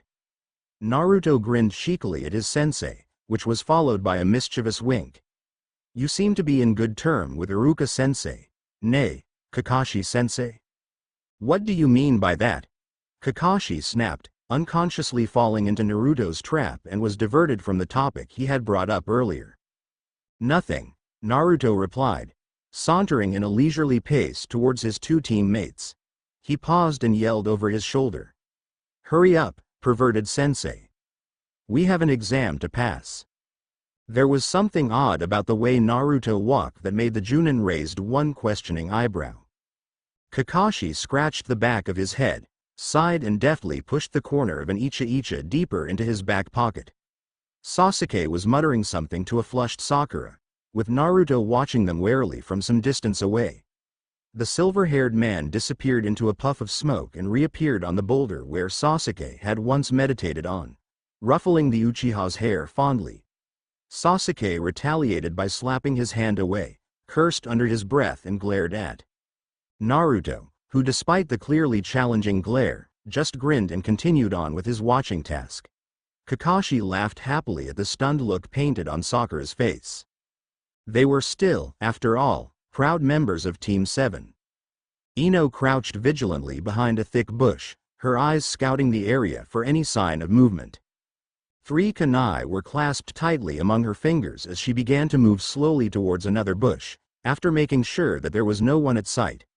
The blonde kunoichi gritted her teeth when the weight behind her back clanged together, and that would be a disadvantage as she was trying to move as stealthy as she could. Shifting to a more comfortable position, Ino tightened the leather straps and gave the bag a pat. Before she could move a muscle, the whistling sound of kunai reached her ears. The kunoichi rolled out of harm's way just in time to dodge another hail of kunai and shuriken. Ino cursed under her breath as she pulled out more kunai from a pouch. You're dead. The kunoichi looked up in frustration at the blonde genin, who was grinning down at her with a sharp kunai pressed lightly against her neck. Fine. I'm dead. How'd you do that? I swore I saw you at the back of that tree. Kage Bunshin, Naruto simply replied, pocketing the kunai and pulled Ino up onto her feet. Distract your enemy with a clone, and you have the full advantage of sneaking up to them. That's not fair. A Chunin-level jutsu against me and my kunai, she retorted hotly, wiping the dirt of her hands. Naruto shrugged. I didn't exactly use that clone against you. You, on the other hand, should be more cautious to your surrounding. The enemy ain't going to wait and give out their position to you, you know. You talk as if we're in a battle or something. The Chunin exam allows killing, and that means something, the genin snapped, his blue eyes blazing angrily at Ino. I don't want you to hand your neck to those genins from other hidden villages just because you think that they won't kill you. Taking a step back from Naruto, the kunoichi held up her hands in a defensive stance. Okay, I'm sorry. Geez, you sound more and more like a Suma-sensei nowadays. I guess I'm sorry too, he chuckled, the tension starting to disappear, for snapping at you. Anyway, I found something yesterday when I cleaned the attic. Ino jogged towards her backpack and after a brief search, she held out a scroll in triumph. Here it is. Naruto arched an eyebrow, making his way to the kunoichi. What's that? The Yamanaka scroll, Ino explained excitedly as she began unrolling the scroll open. Dad once told me about it, but he said that it was lost. That old man must have misplaced it and never found the scroll again. At least it's a good thing Mum forced me to clean that place. Is there anything special about this scroll? All the Yamanaka family jutsus are in here, even the ones that no one ever seen. She rubbed her chin thoughtfully, grinning at Naruto. I wonder if there's something that can be useful for us. To her surprise, Naruto shook his head and smiled. Nope, not for us, for you. It's your family scroll, not mine. If I learn any of those jutsus, then the secret of Yamanaka will no longer remain a secret, the genin clarified. But I can help you train if you want to. Ino gaped at him for a good while, before her lips curved into a smile. Okay, then. Let's see what we have here first, nay. After you. There was a long list of jutsus encrypted in the scroll, using old hiragana, followed by the description of each jutsu and several other precautions when trying to learn them. Ino and Naruto both took a long time trying to figure out what was written on the scroll as the writings were either smudged by ink or faded through time. One thing that they noticed was that those Yamanaka jutsus overall focused on mind and chakra control. There was one long paragraph dedicated solely to her bloodline limit, the Shintention. It turned out that the Shintention was not merely a mind-controlling jutsu that Ino had come to know, but could be used differently and effectively. Naruto had grinned when he realized that Ino had wrongly underestimated the Shintention. The kunoichi, meanwhile, had found two old jutsus that attracted her. She carefully placed the scroll on her lap and continued reading, becoming more and more fascinated as she delved deeper into their uses and the mysteries of it. Ino scanned the paragraph carefully, making mental notes on how to manipulate a small amount of chakra to create a powerful jutsu, or how hand seals help to change one jutsu to another in just a nick of time. She looked up at Naruto, who was leaning against a tree besides her with his eyes closed, before looking down again at the scroll. Ino shook her head and continued on reading more about the two jutsus that she had decided on learning. They were not very difficult to learn, yet she needed to concentrate and practice them a lot. Naruto cracked open an eye and smiled when he saw that the kunoichi had actually took the exam seriously, not like the old, absorbed with Sasuke Ino. There's hope after all for you, Ino, he whispered softly, before closing his eyes again. Kyubi's voice rang mockingly inside his head. Child, remember the oath of revenge, our promises to each other. TBCA, N. I will say that this is a payback for the last chapter, cause this one is longer and, hopefully, better. And that Yamanaka scroll is just my creation, just so Ino can have several advantages, poor her. Anywho, Neko says sorry to all of you. Dunno why, though, did she do something bad? It seems like you're starting to lose interest in this story. Sobs. Please tell me if there's anything that I should do in making this FIC better. Review Kudasai. The reason behind Naruto's evil attitude is revealed in this chapter. Yeah, he did sound a bit vengeful, but yeah, no, it's for the sake of the story. Shrugs, hope you won't harpoon me because of that. Thank you for the reviews, though they're decreasing rapidly. Licked Seeger. So now you know Naruto's little, evil, thing. I admit that I didn't emphasize much on that for the last 4 chapters. Gomen ne. I promise you that this story will have more angst later. Nods. Inferno Dragons. Arigato for your reviews. Glinting eyes, why? You reviewed each chapter. Take these cookies. Take as much as you want. Thrust a box full of cookies to Inferno Dragons, enjoy. Just don't tell anyone I give you those, especially the insurance company. Eiko-san. Yes, I will make Ino train hard. Beams evilly at Eiko-san, so please keep on reviewing. Night Owl 123. Thanks you. Such nice thing to say about my story. Turn to look at Inferno Dragons, share that cookies with Night Owl 123. MC88. Oh, thank you too. Grins, I'll just keep on writing and you keep on reading and reviewing, K. Stizzo. The first one to review this chapter. Glomps at Stizzo, arigato. Double cookies goes to you. Thank you all you good people who had reviewed. To those who read but don't review, please do. I'm running low in review supply and if this continues, I'll be dying soon. Sobs review kudasai. Until next time. Read, enjoy and review, Minna, Kara. A new face title. Fighting All Odds by Kara. Disclaimer. I don't own them. Don't think I'll ever own them. Summary so far. Increased training had set Naruto and his teammates apart, though he obviously didn't care about that. Ino, meanwhile, found the Yamanaka scroll and decided to learn some new jutsus, perfecting her Shintention as well. Say, I'm very happy to know that you're still reading this. Arigato for your tremendous support and reviews. I received a review from an unknown person that stated that I've been asking too much for reviews. Yeah, well, it is my fault and I promise I won't pester you guys for reviews anymore. It's just that when I read those nice and encouraging things that you wrote, I felt contented. And very, very, very happy. Okay, enough with all this, on with the FIC, notes. Speech. Kyubi's speech. Chapter 7, A New Face. It had been 2 weeks since Naruto and Ino started training together. The weights, that started off as one metal plate of 20 pounds, were gradually replaced with heavier ones as they slowly, but surely became accustomed to the excessive load. These metal weights were by then strapped not only to their backs, but also to their wrists and legs as the needs to strengthen those parts of their bodies arose. Naruto, being the one with more stamina, had advanced several plates ahead of the kunoichi, much to her outspoken annoyance whenever the genin beat her in one of their sparring matches. But Ino knew that her strong point lay not with her physical strength, but with her control over both chakra and mind, and that was why she concentrated hard on the Yamanaka scroll. The Yamanaka scroll, as Shikamaru would have put it, was awfully tiresome as it consisted of many long paragraphs that could take ages to finish reading. But, instead of watching clouds all day, like the ponytailed lad would have done, Ino spent her free times poring over the scroll, making small notes and practicing hand seals at intervals. That surprised most of the people around her, especially her academy friends, as the blonde kunoichi appeared to prefer bending over some old, worn scroll than strolling in the park with them. Ino took no heed of what they were probably thinking about her as she faithfully devoted herself to understand the true power of Shintention, which was a very complicated yet interesting subject to further experiment upon.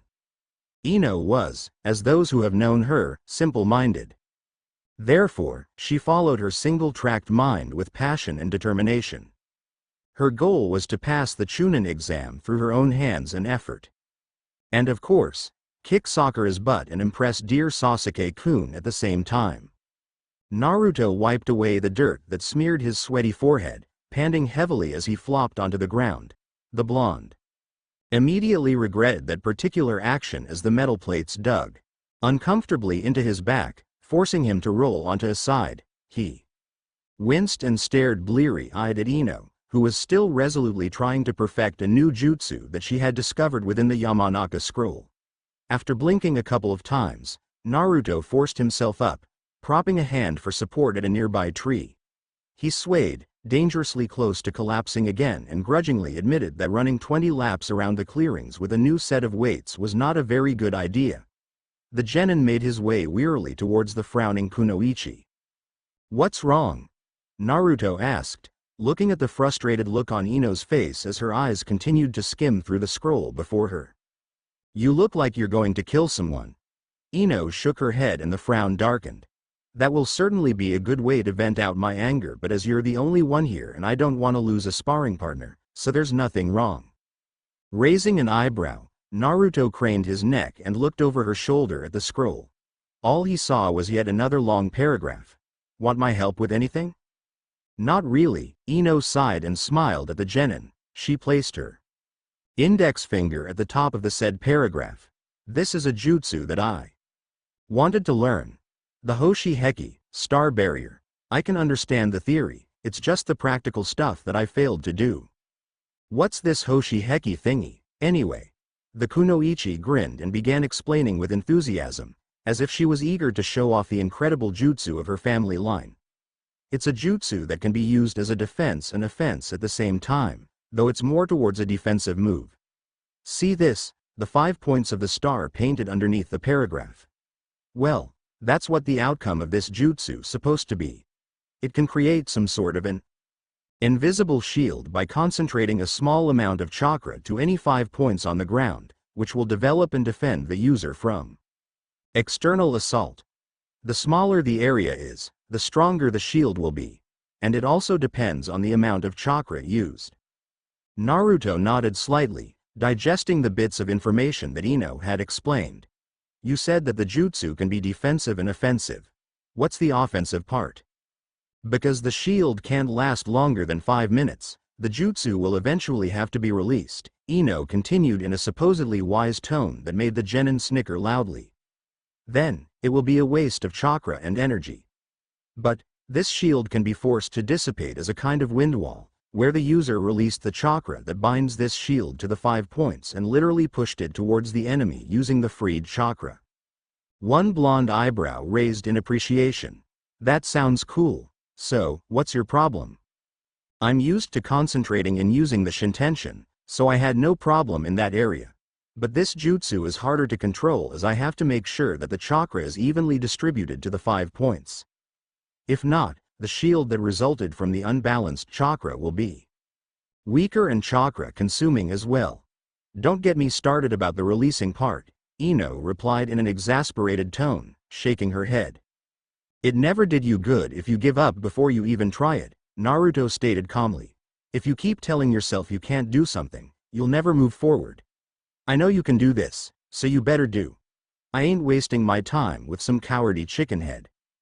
Despite the name-calling, Ino smiled at the blonde genin, rolled the scroll and tucked it safely inside her backpack. "Yeah, I'll try it after this. But now, I'm starving. Let's get something to eat first." Ichiraku. Naruto immediately cheered out the name of his favorite ramen stand. The Kunoichi glared in evident displeasure at him. "Not ramen again. I've had enough of that thing to last a whole eternity." "Please. Pretty please." Large dewy eyes stared up at Ino as Naruto pouted in his cutest foxy way, forcing the Kunoichi to take one step back and grimaced at the effect of the invincible puppy eyes no jutsu that was taught to the blonde genin by none other than the most powerful wielder of it, Moegi of the Konohamaru Corps. As of the instant result of the jutsu, Ino subsequently surrendered, muttering under her breath about forbidden techniques and a certain cursed blonde running amok with unusual ramen addiction along their way to the infamous ramen stand. Naruto was already ahead, humming happily to himself a self-taught song that worshipped the creator of ramen and the owner of Ichiraku, inserting himself as a lonely hero in search of the true flavor of ramen somewhere between the lines. Clearly annoyed by the sound that emitted continuously from that foxboy, the Kunoichi sped up and smacked her own set of weight against Naruto's head and ran swiftly away, laughing. Naruto, who was still worn out from the laps, reacted with several well-chosen curses and shuriken. "Are you ready?"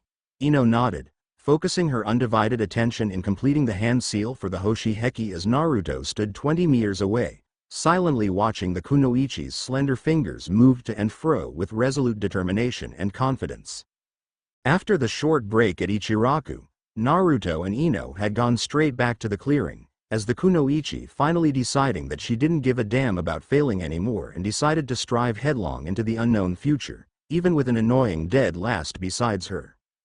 Naruto had taken that one as a downright insult and they spent another hour sparring against each other, to which Naruto was announced the undisputed winner. He slipped out 4 newly sharpened kunai from the pouch strapped to his leg and waited for Ino's signal. Finishing the last of the hand seal, Ino shouted, "Ninpo! Hoshi Heki no Jutsu." It was as if nothing had happened. She had both her palms slammed flat onto the ground. Beads of perspiration started rolling down her face as she struggled to hold on to whatever unseen shield that she had formed to make it last longer. Out of the corner of his eyes, Naruto could make out a flicker of something poking out from the ground, like sprouting seeds breaking through the surface. Shrugging off his doubt and curiosity, Naruto wasted no time and flicked the kunai towards Ino, afraid that the longer he lagged behind, the kunoichi would eventually wear her chakra off. To his surprise, the first kunai was deflected a few inches away from Ino, and dropped soundlessly onto the ground, though the other 3 zoomed their way straight towards the blonde kunoichi. Ino jumped aside just in time to dodge the speeding kunai. One of them succeeded in grazing her left cheek and crimson liquid leaked lazily from the small cut. Wiping the blood hastily away in pure excitement, the kunoichi bounded towards Naruto and beamed at him, a radiant smile painted onto her shining face. "Did you see that? Did you see that? The jutsu worked?" "Yeah," the blonde genin grinned, amused at the display of childish antic in front of him. He smothered down a fit of laughter just so Ino wouldn't feel offended. "But I couldn't see the shield just now, so you have to tell me what happened. I did explain to you before that the shield is supposed to be invisible," she began. "When I felt the chakra flowing through my palms and into the ground, it was the weirdest chill that had ever run inside my veins. I managed to pinpoint the exact 5 points, but maybe I distributed the chakra not evenly enough so it couldn't stay up for long. What do you think?" Naruto cocked his head to one side and gave the kunoichi a lopsided grin. "Well, it certainly looked like you've got the right thing going. I guess you needed a lot of practice to perfect that one, and don't forget 'bout your hand-on-hand combat skill. You're way behind me on that." Ino stuck out her tongue in a severely matured way and huffed loudly. "Arrogant urchin head. Just wait until I learn all those jutsus, you can never beat me again. Until that time comes, which I doubt will be soon, you better make sure you're up to the challenge, loud-mouthed chickenhead," teased Naruto, laughing at the annoyed look on Ino's face as she pouted at him. He shook his head and smiled. "Wanna have another round of this shield jutsu of yours?" "Sure thing." The blonde genin lazily took out another bunch of kunai and stared thoughtfully at them, before grinning at Ino. "You're lucky you had me for sparring partner, you know. If I'm Kakashi-sensei instead, you're probably going to be pelted with all sort of heavy stuff, maybe even that boulder over there. He's such a sadistic bastard sometimes." The only answer he got for that was a wave of resounding chuckle. It was late in the evening that they bid goodbye to each other.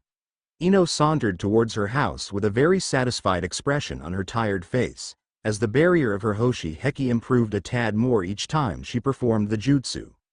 It stayed up for a mere 2 seconds for the first time, and by the end of the day, the kunoichi had managed to hold it up for a whole 15 seconds, a slow improvement but an improvement nonetheless, as she had grasped the basis needed to learn these Yamanaka jutsus.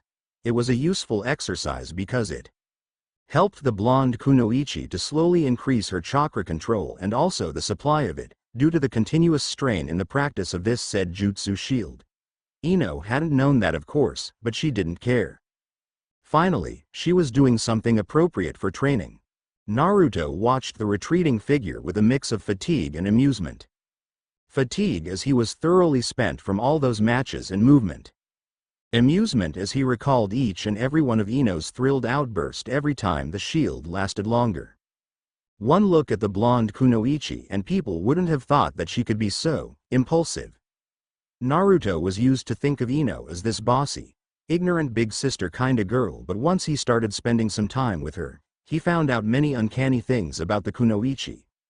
Uncanny, as they were not usual at all. Collecting the used kunai and shuriken from their last match, Naruto looked up at the darkening sky, where early stars were winking down at him. That was when he felt the presence of another person in the clearing. Casually reaching down for a kunai, Naruto said, in a cool tone, "I know you're there. Show yourself." A rustle of leaves followed that statement.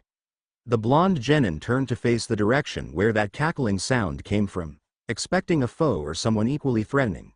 What he didn't expect was for a timid, pale purple-eyed kunoichi to step forward. Her two index fingers twiddled nervously around each other. It's just me. Naruto-kun. Hinata-chan." He looked in pleasant surprise at the girl, who instantly blushed when he had mentioned her name. Naruto slipped back the kunai into his pouch and placed both hands behind his head, laughing. "I thought you were an enemy or something. Good thing I didn't attack you." "Gomen if, I disturb, you." The Hyuga ex-heiress stammered out, the shade of red that colored her cheeks turned darker. Her bowed head looked up for a brief second, flushed even redder, and the pupil-less eyes blinked. "I was, practicing, when I heard you, talking to Ino-san." The blonde genin smiled and headed towards the kunoichi, whose eyes widened and immediately snapped down, looking at her pair of shuffling feet. Naruto stopped in front of Hinata, measured her up and said, "It's been quite a while since I saw you." Hi. I did. See you with, Ino-san." She clamped her mouth quickly, afraid that Naruto would thought that she had spied on him and Ino. Truth to be told, she had spied on them, only not so conspicuously obvious before. She had used the Byakugan back then, staring through brick walls and apartments towards the figures sparring in the clearing. It was only that day that Hinata had managed to pick up the courage to go closer, and that earned her a private conversation with Naruto. Thinking about that brought fresh magenta patches invading her already flushed cheeks. Gomen ne, Naruto-kun. No need to be sorry. A sudden idea crossed his mind, and being a straightforward person, Naruto carefully asked the blushing Hinata. "Have you been watching us earlier, when Ino did her jutsu?" The Hyuga blinked again and nodded in embarrassment. "Hi. Were you using those weird eyes of yours?" Hinata winced, but nodded nonetheless. She was looking through the tree where she hid herself anyway. Is there, something wrong, Naruto-kun?" "No." Naruto scratched the back of his head and grinned sheepishly at the girl. "I was just wondering if you can give your opinion on her chakra control level." Hinata's head shot upward like a startled doe. The already wide eyes, if possible, had grown wider. "Oh no, I can't possibly. I'm not that good. Dear Leaf. I can't, judge Ino-san, like that." "But I know you can," the blonde genin insisted softly. "You might even see that Hoshiheki's shield. Please, Hinata-chan. Do this for me, please?" I can't." Her weak attempt of a denial was cut short by a firm hand placing itself on her shoulder. Mauve orbs met sky blue ones, and the kunoichi surrendered to her heart weakly. She nodded ever so lightly and stared up at Naruto with a small smile adorning her feature. "Okay, but I can't, promise you that I'm entirely right." Naruto smiled brightly. "That's good enough for me. So, how was it?" "Well, Ino-san did have, a fine control over her, her chakra, and that shield can be, stronger." She hesitated, before continuing, "But there's a mistake. Yes, mistake that occurred at, times." "Mistake?" The genin arched an eyebrow, curiosity gnawing him from the inside. "Like what, Hinata-chan?"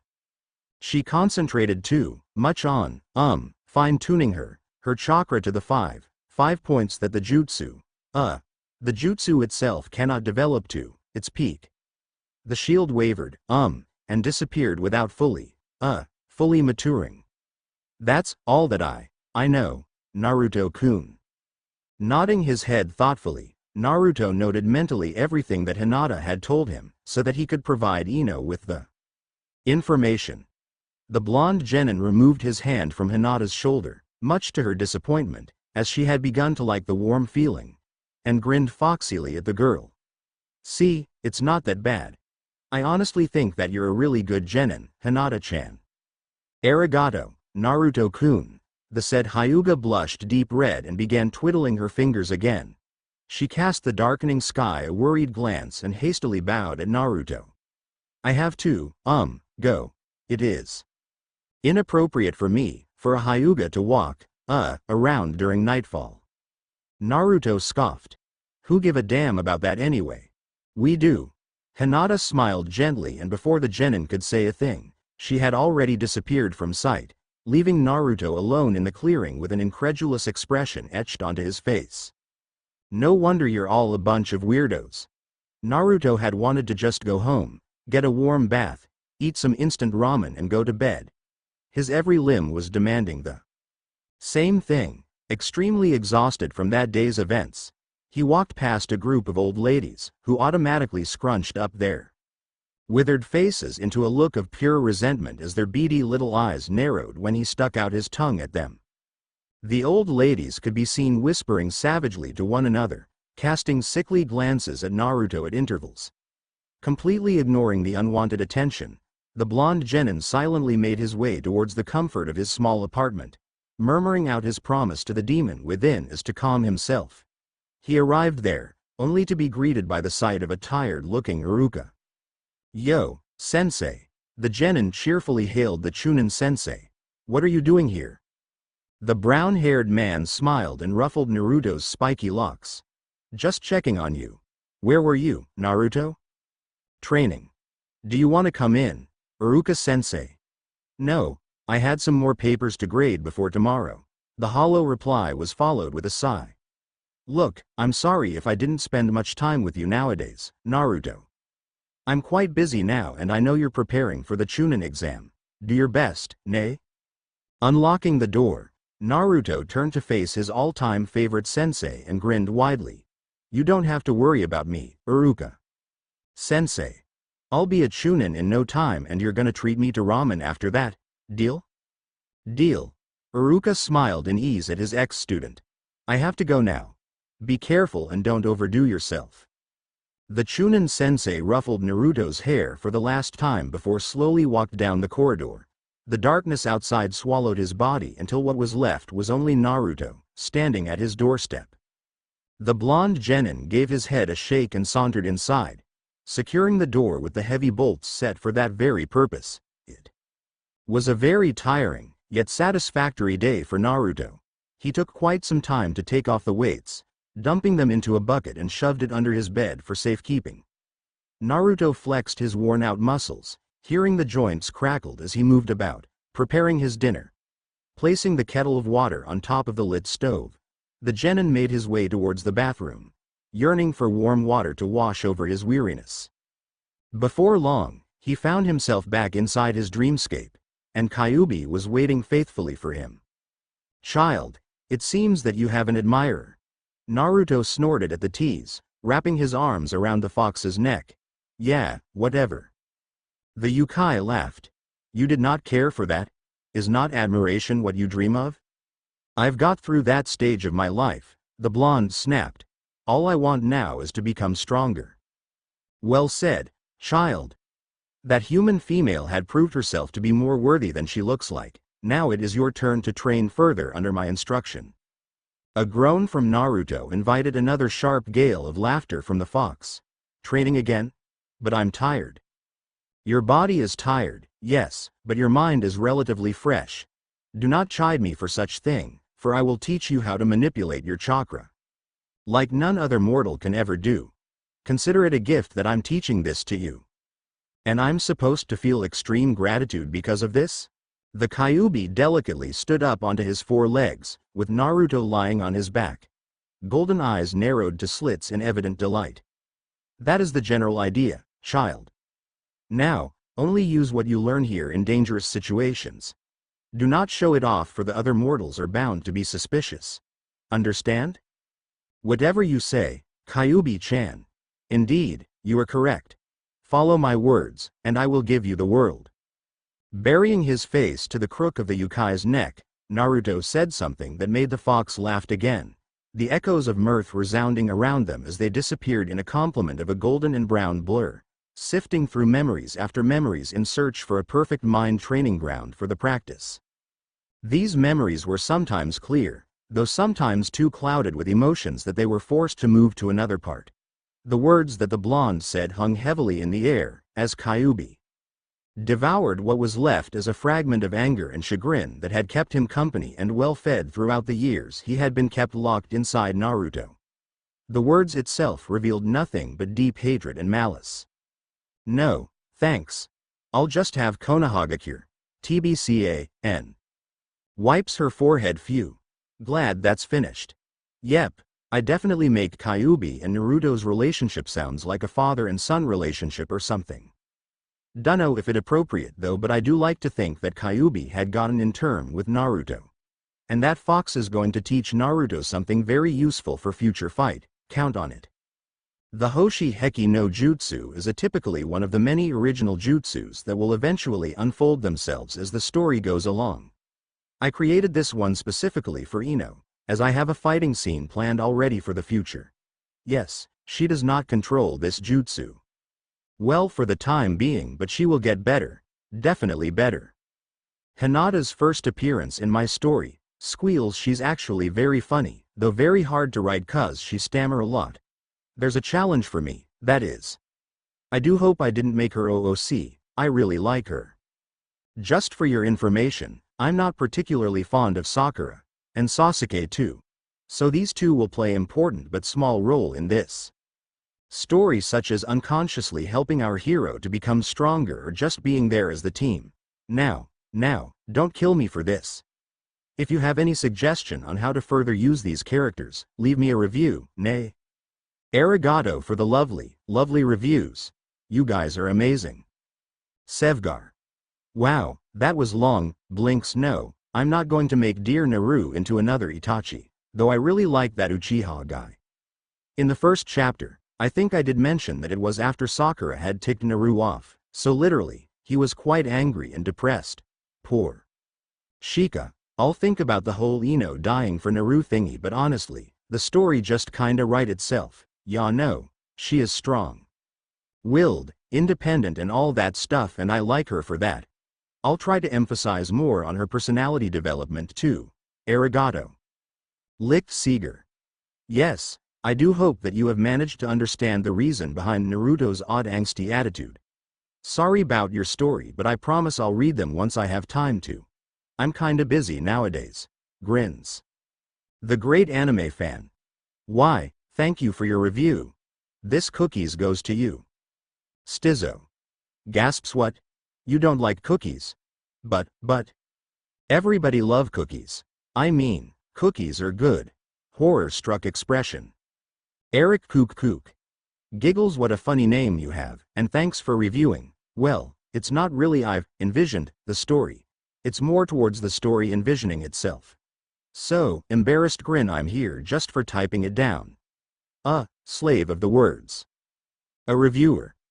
Thanks for reviewing, but I didn't fairly use kunai and shuriken because I'm a fangirl. Okay, I am a fangirl, literally, but I'm honestly into this anime, Naruto, because the anime itself is superb.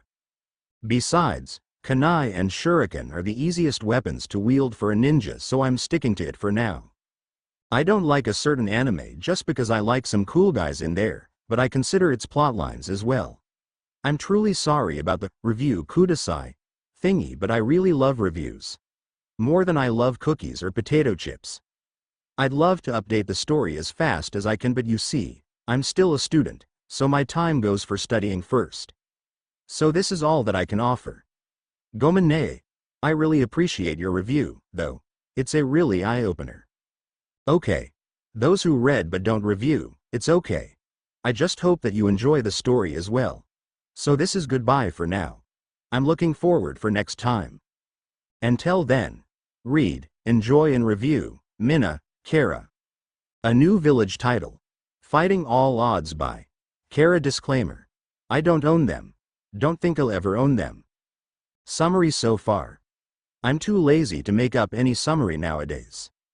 Yosh. Another chapter coming right up. Time-lapse rule. Oh yeah.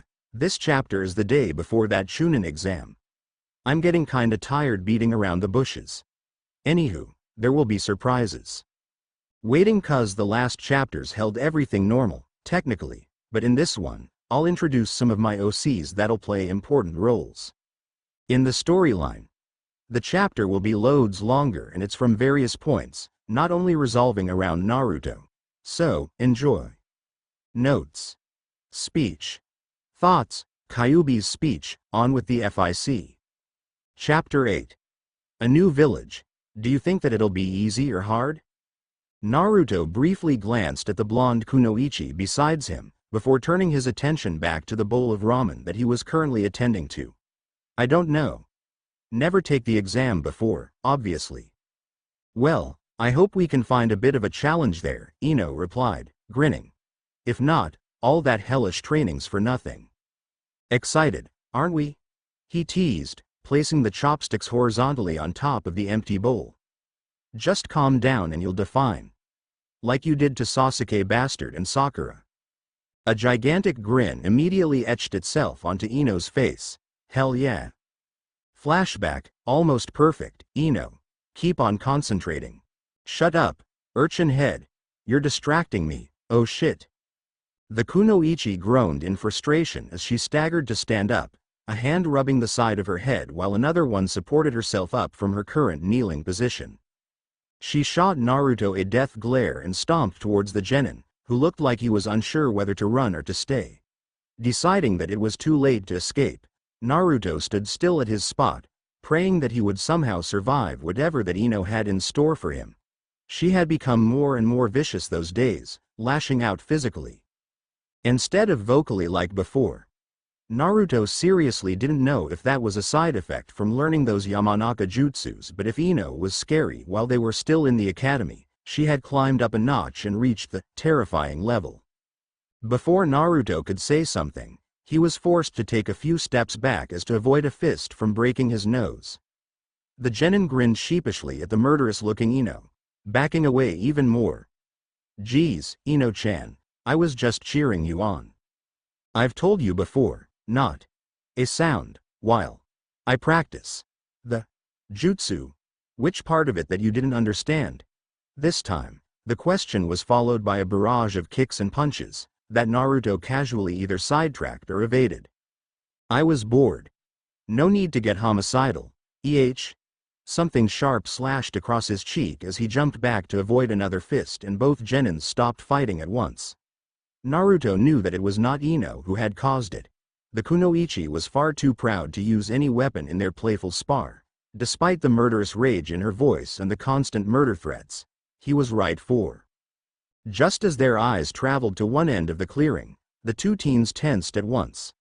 Smirking at them with an annoyingly superior expression on his face was none other than the #1 rookie.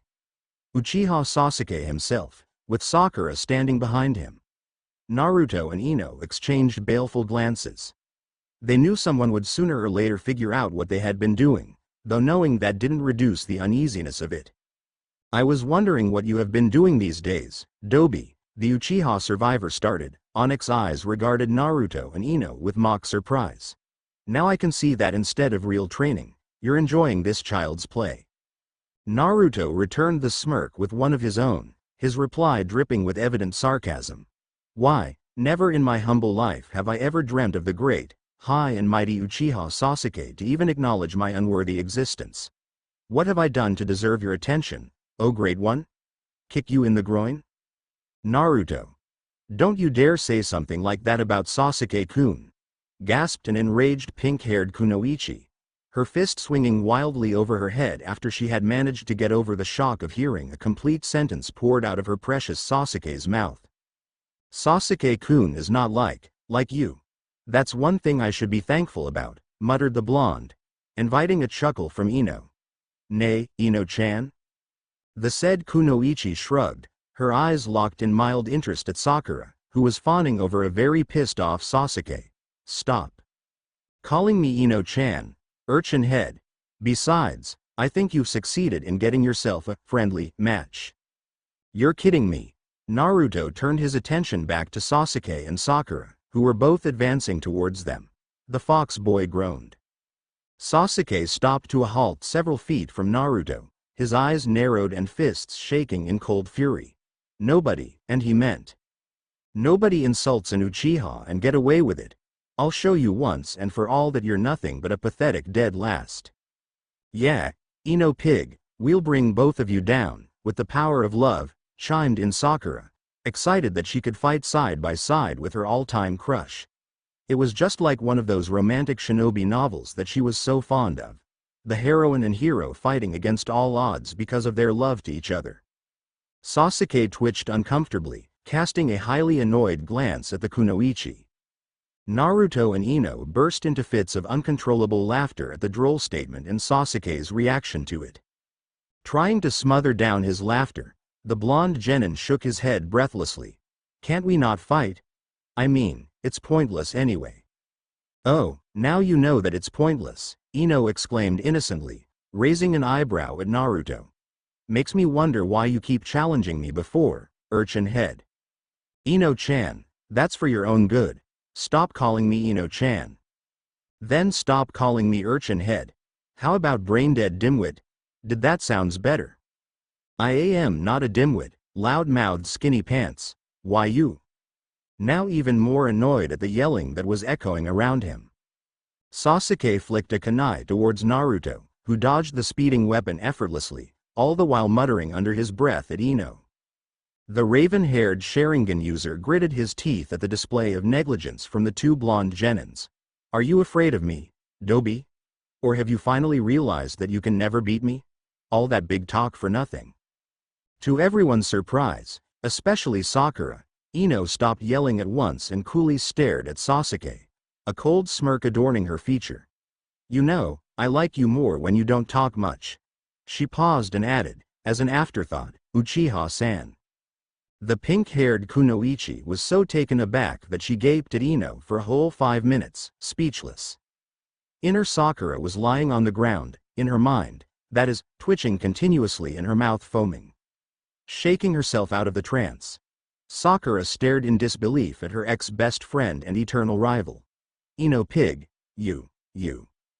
Wow, I didn't know that you stutter, Sakura-chan, the blonde kunoichi continued on her verbal assault. Naruto was grinning like it was his birthday, visibly enjoying the result that came from it. Must be the side effect of having a big forehead, nay. Before Sakura can launch herself at Ino, a familiar voice stopped her from doing so. Sasuke narrowed his eyes while Naruto and Ino exchanged identical amused grin, smiling at a certain brown-haired Chunin sensei that was making his way silently towards them. Iruka blinked in confusion at the tense atmosphere that seemed to loom darkly over the four genins, particularly on top of Sasuke and Sakura, not to mention the unusual presence of Ino there. He had also noticed the anger on Sakura's face, which was quite obvious, apart from the twitch of her eyebrows, and the Chunin wisely avoided walking next to the kunoichi. Iruka smiled warmly at Sasuke, who was still glaring at Naruto. Ino nudged the blonde lightly, beaming at the confused sensei. Naruto, I've been searching all over for you, Iruka said, smiling down at his favorite ex-student. I wanted to treat you to ramen, but I think you're busy training right now. Maybe next time. No, sensei, we're just leaving. Can Ino come too? The brown-haired Chunin nodded, while Naruto grinned foxily at Sasuke and Sakura. See you later, nay, teammates. Sasuke and Sakura flinched. End of flashback. Iruka had excused himself shortly after Naruto had devoured his 15th bowl of ramen, leaving behind the two teenagers by themselves and some money for the ramen. Thus, it left only Naruto and Ino in the ramen stand, discussing, seriously, about the probability of Sasuke flunking the exam and Sakura getting over the lone avenger. It had come as a surprise to Ino when she gradually felt less and less towards Sasuke, as she slaved over learning the jutsus and coping with the increasing weights. Maybe what she had for him was just childish sense of competitiveness, not remotely a crush, and very far from love.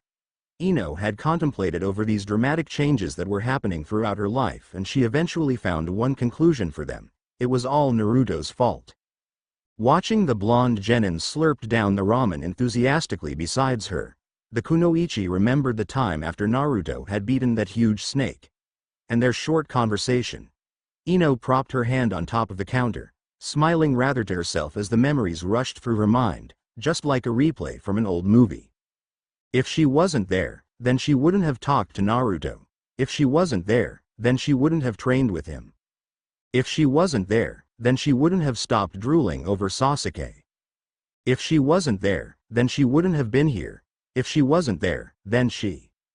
The trail of thoughts died there when Ino snapped out of her musing, blinking straight into a pair of sky-blue eyes. What? You were zoning off. I called your name several times already. Naruto complained, wiping the corner of his mouth with his jumper sleeve. Let's go. Bowing at the owner of Ichiraku, Ino followed the blonde genin out into the fresh air. She trudged silently besides him. That was before she heard the sound of something scraping against the ground, following them. Curiosity getting a better hold of her, the blonde kunoichi knitted her eyebrows into a frown and slowly turned to face the stalker. Ino's jaw dropped as she skeptically squinted her eyes at the weird object behind them. It was a square box, with supposedly stone patterns on it and 2 holes punctured on one side. Ino could hear the sound of someone breathing from inside it, which was followed by a hasty shish, and the sound of someone sneezing. Naruto had stopped too, but for an obviously different reason. He grinned at the perplexed Ino and nodded at her. Okay, you can come out now, Naruto commanded in a bored tone, and the box gave a rather surprised wobble. I know you guys are in there. A small explosion followed afterwards, as 3 figures emerged from inside a cloud of smoke. Ino coughed, waving her hand in front of her face as she glared at Naruto, mouthing out a question. Wah. We are the Konohamaru Corps. As soon as those 3 brats finished posing, Konohamaru, as the official chief of the group, stared at Ino first, and then at Naruto. The routine was repeated for the next 5 minutes, and was soon joined by both Moegi and Udon. Then, to Naruto's horror, they exclaimed, in a very excited way. Leader, you've found a new girlfriend. Utter silence. And then, clang, clang, clang, clang. Ino looked down in satisfaction at the 3 boys, each with a smoking bump. Naruto had 2, on top of their heads. Moegi was poking the seemingly unconscious Konohamaru and Udon with a stick, while Naruto nursed his own throbbing bumps cautiously. He winced at the slightest contact and glared at the blonde kunoichi. What was that for? And why the heck did you hit me 2 times? That's for being an idiot, Ino huffed. And about hitting you twice, you take 1 for that little girl there.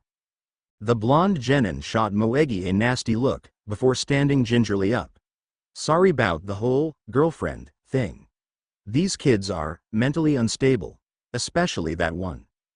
As if on cue, Konohamaru slowly returned from the land of unconsciousness. He fingered the bump and stared at Ino with teary eyes.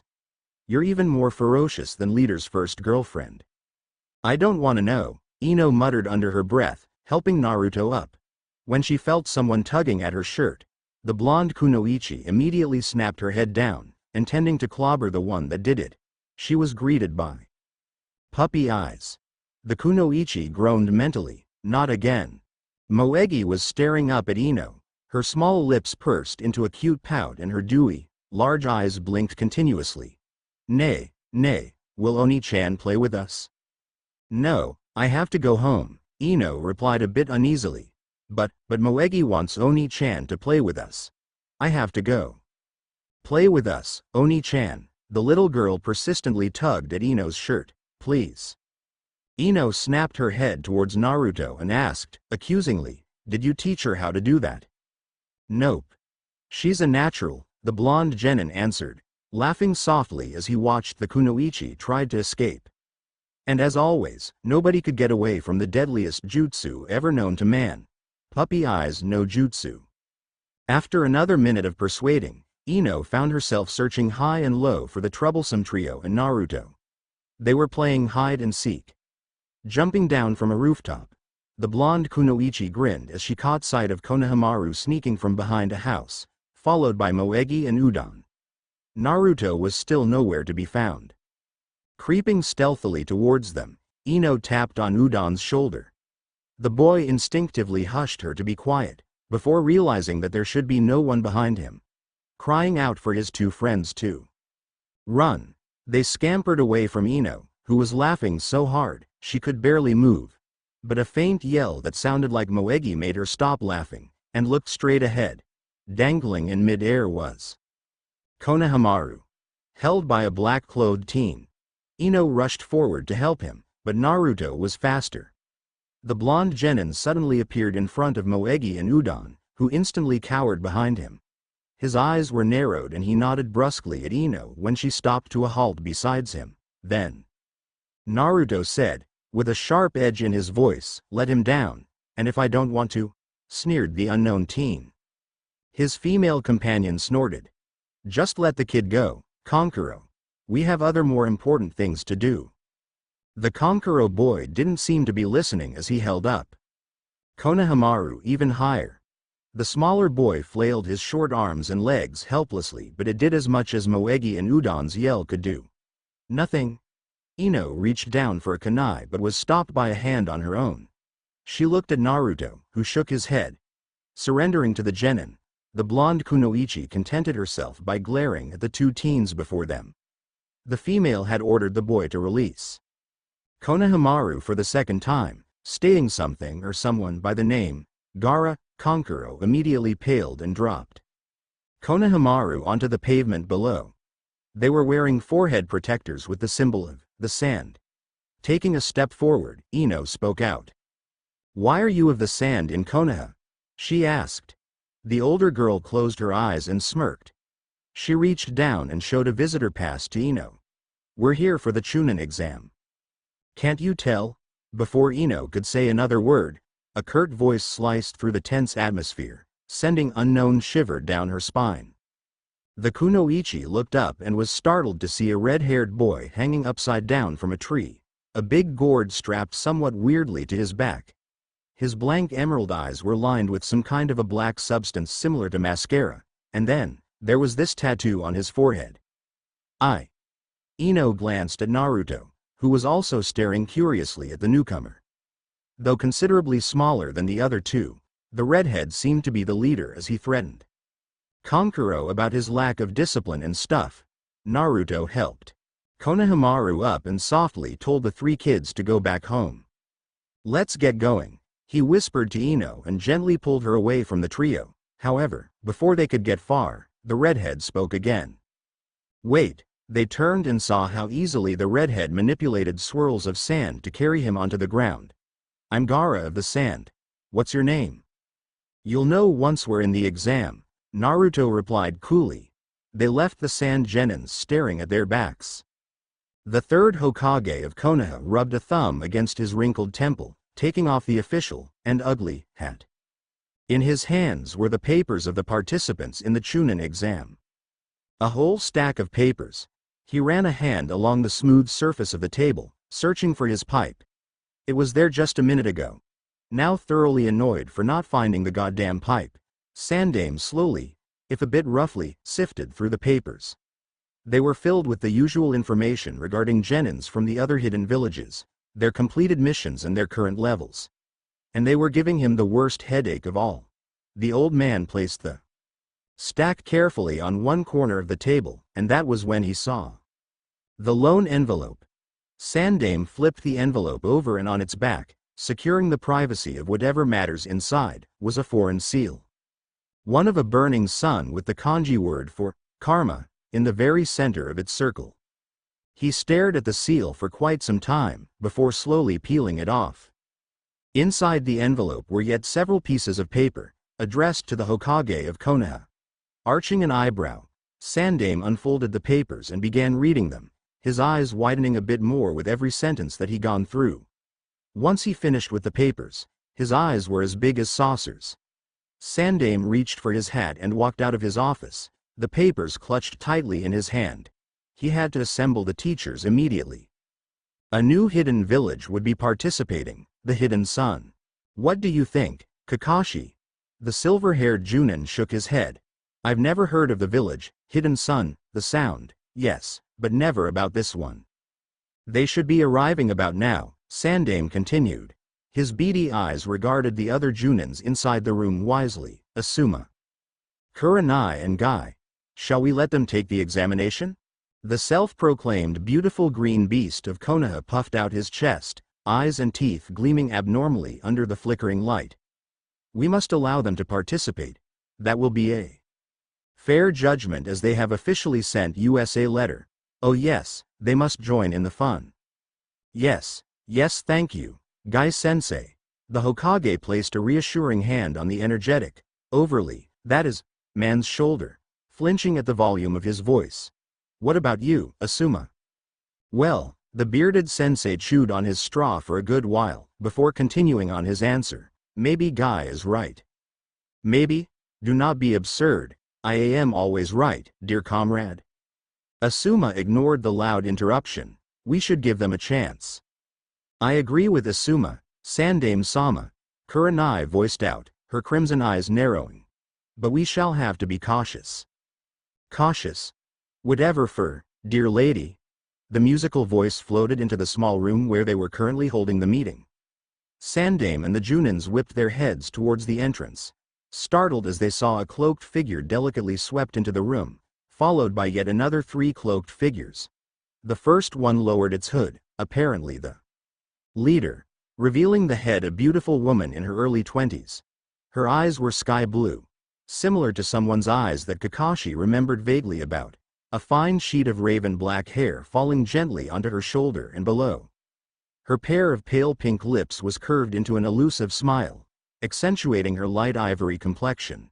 She bowed at the current occupants of the room, beckoning for her other 3 companions to do so. Sandame coughed pointedly. I assume that you are from the Hidden Sun. Yes, Hokage-sama, the woman answered, smiling at him. We're here for the Chunin exam, as I am sure that you have already known. I received your letter, the old man confirmed, in a businesslike tone. Please introduce yourself. I am Daitanshi Aki, sensei of these 3 genins. She waved slightly at the cloaked figures, to which at the signal, dropped their hoods. The first one was a girl with reddish-black hair pulled into a long braid. Her eyes were of the deepest shade of crimson, quite unlike Kurenai's own. There was a diagonal scar marring her right eye, but it did no harm to the crimson pupil. Her hitate was hidden underneath her long bangs as she bowed low. The second one was yet another girl, though she looked considerably younger than the first. Her pale green hair was short and spiky, with a sharp pair of greenish-blue eyes set in a heart-shaped face. She regarded the Konoha Junins with a faint trace of hidden interest, as if she was measuring how strong they were. Next to her was a long-haired female, or so they thought. The 2 bangs that framed her face was jet black while the rest flowed silver down his back. While Kakashi's hair was more towards grayish-silver, her hair was of a brighter shade. And so was her pair of silver eyes, staring expressionlessly at them. There were several similarities between the 3 teens. They had 3 metal studs underneath their left eyes, and 3 piercing on their left ears. Dangling from each neck was a silver necklace with a pendant of a 6-pointed star. Sandame thought that they must have acted as some sort of symbol or recognition. The young woman spoke again, her azure eyes twinkling like a pair of early stars. I can see that we, the Hidden Sun, owe Konoha explanation for our sudden interest in the Chunin exam. However, my disciples are considerably tired from our long journey, and I do hope that you can provide them with overnight shelter and maybe some food, if it is not too much to ask. After that, I will answer your questions willingly. Very well. I will ask one of my shinobis here. Before Sandame could finish his sentence, a green and black blur suddenly brushed past him in an amazing speed, followed by an even more amazing exclamation. Guy was kneeling in front of the young woman, placing one palm over his heart and a love-struck expression clearly, and horridly, portrayed on his gleaming face. Oh, such heavenly beauty! Such stunning serenity! My lady, let me serve you till the end of time, let me. Everyone in the room's sweat dropped, excluding the Hidden Sun Genins and Daitanshi Aki herself, who was smiling sweetly down at the beautiful green beast of Konoha. Kakashi was torn between dragging his eternal rival away from the woman or to disappear and pretend that he had never known anyone by the name Guy. Kurenai and Asuma each have a similar disgusted and amused look on their tired faces, grinning awkwardly at the guests. Sandaime, though wise and sensible at all time, was having a difficult time in order to keep his sanity on check. Guy could sometimes be weird, the old man mused. No, he was all the time weird. But that was not the point. Guy was trustworthy, and since he had already offered his service. Sandaime cleared his throat, though the ultra bowl-cut Chunin was still pouring ceaseless praises about Daidenshi Aki in his high-pitched voice. It seems that you have found a willing shinobi. Daidenshi-san. He will show your students to a room and tell the cook to prepare early dinner. Thank you. She bowed again and turned to face her students. She said something in a low voice and the three genins nodded in unison. Daidenshi Aki smiled at Sandaime, while behind her, the genins placed their hoods back. They are ready. Worry not, my lady. I will guide them safely even through the sea of fire. I will make sure that no harm befalls them. I will. Just go. Will you, Guy? Kakashi mumbled, pushing the other Chunin out of the door. He signaled for the three teens to follow Guy's resounding voice along the hallway. If he starts ranting about anything that doesn't have to do with the Chunin exam, ignore him. The three cloaked figures soon vanished, leaving them staring at the empty hallway. Kakashi closed the door with a sigh, directing his visible eye at the cloaked young woman standing in the very center of the room. Shall we begin? Daidenshi Aki inclined her head in respect, her smile widening. TBC. A.N. I cannot believe I survived through this chapter. This is the longest chapter ever. Thank you for reading. Man, my back is killing me. At first, I was thinking of writing the first part of Chunin exam in this chapter, but somehow, this chapter expanded itself to 11 pages, even without the exam. So I think I'll stop here and continue it in the next chapter. New Hidden Village, Hidden Sun. It took me quite some time to line out the basic information for this village, and I think that it's going fine. And the OCs too. What do you think about them, EH? A little note here. Daidenshi means archangel and Aki means evil. So combine her name and you have Evil Archangel. Kinda weird, but you have to know that I'm no good in making up names, so I just pick random Japanese words and combine them together. You'll see what I mean when you saw the names of the three Hidden Sun genins. Sweatdrop, please don't flame me because of that. Hey, and the characters' descriptions are kinda vague, I know, but it's really hard to describe them. I've had sketches of those four, and when I know how to upload it, I'll let you know. That is if you want to see it, of course. I love reviews. Reviews are one of the best things that had ever happened to me, and you guys are just amazing in giving them. Licked Seeger. There, Pat's Licked Seeger, take these cookies and you'll be okay. Just so you know, I'm really flattered that you think so. Grins. Stizzo. I'll try not to use random Japanese too much, but I really wanted to try naming the upcoming jutsus with Japanese names.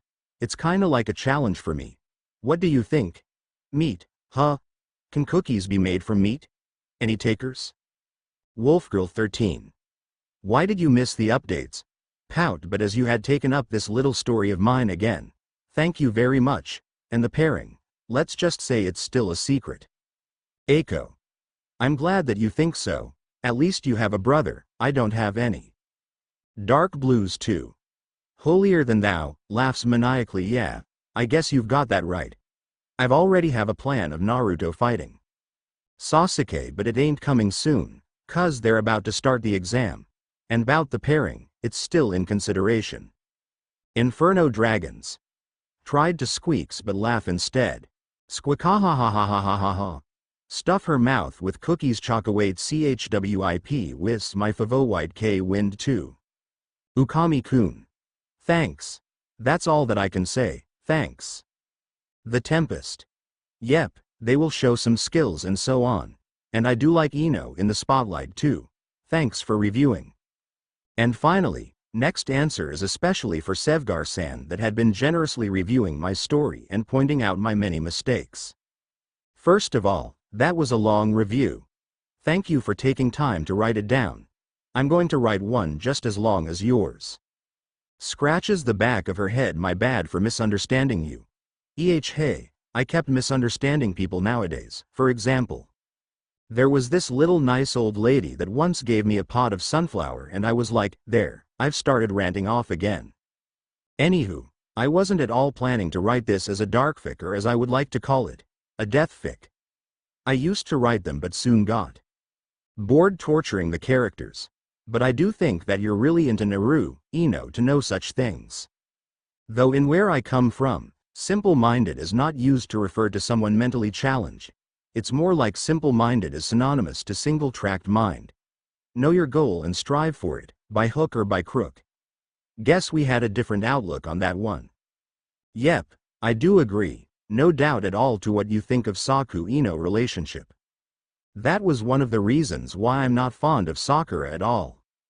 To think that she had the gall to do that to someone that had helped her through those bad childhood days, and Ino's just playing along. But I never could put it up as frankly as you did. I'd take my cap off for a veteran any day. I've only started writing FIC since end of last year and Naruto's FIC since the first chapter of Fighting All Odds. So technically, I'm still a freshman. But I'm learning loads from someone like you. Thanks for that. I've been thinking and I've decided that Naruto will sound more mature, but only at times. And that will result in a more even share between those two, cause Naruto is much funnier to write when he's in character, rather than OOC, like in the previous chapters. He will sound bitter and vengeful at certain times. That can't be helped because it's just relevant to the story itself. And writing Hinata is a real pain to the neck. Yeah. I'm no good at all in writing her and really sorry about the stuttering part. I'll keep that in mind for later revision. If you feel like you don't understand what she told Naruto, drop me a note and I'll write it down again, minus the stutter, for you. About the wording, if it's in italic, that's Kyubi speaking. I thought I've mentioned that at the start of the story. But I don't understand what you meant by dialogues falls apart towards the end of the story. I guess I'll have to ask you for an explanation, if you feel like giving any, that is. Headaches, huh? I'd give you some aspirin, if only. I hadn't finished them all last night. We give each other headache, how'd that sound? The blonde genin throws stuff at the other blonde genin. I think it's funny. Laughs. Maybe it's just me, okay, I think that's all. Please feel free to give your usual constructive comments as always, cause I really appreciate them. Thank you, again. Until next time, read, enjoy and review, Minna, P.S. Do anyone know Guy-sensei's last name? Cause I sure don't. Kara. Chunin Exam First Part Title, Fighting All Odds by Kara. Disclaimer. I don't own them. Don't think I'll ever own them. Summary so far. Training. Pissing Sasuke off. Eating ramen. Typical day for dear Naruto. The Chunin exams here and several surprises will be waiting. I'm so going to fail my upcoming exam if I continue on like this. I'm blaming y'all for writing such nice reviews and encourage me to update faster. Pout anywho. Naruto's going to wear different clothes from now onwards cause the way he keeps wearing that orange jumper. I myself isn't a big fan of orange. It just makes me feel uncomfortable. So he's going to have a whole new wardrobe. Well, it's not like this is ain't an AU, anyway. Least y'all can do is review. Notes. Speech. Thoughts, Kyubi's speech, on with the FIC. Chapter 9. Chunin Exam First Part. The Ninja Academy was crowded with Chunin hopefuls, and that was where that perverted sensei of the Team 7 left them with several of his rare, wise words. Do not die. The silver-haired Chunin cheerfully handed the three genins their respective forms and stated that they needed to go to the room 301, third floor for registration before bidding them a quick goodbye and disappeared in his trademark cloud of smoke. Naruto arched an eyebrow at the empty space that used to be his sensei, sensing that something was wrong with the Chunin. It was this instinct kinda thing that he had developed after watching and observing people from aside for so many years that made him feel so Kakashi-sensei was unusually tense that day. Not that he cared anyway. The blonde genin grinned widely at his form, before casting a sideway glance at his two other teammates. Sakura was chattering in an excited way at Sasuke, who seemed to be in the verge of blowing up from all the babbling. Naruto shrugged slightly, remembering that Kakashi-sensei had told them earlier that they needed to pass the exam as a team, not merely as individuals.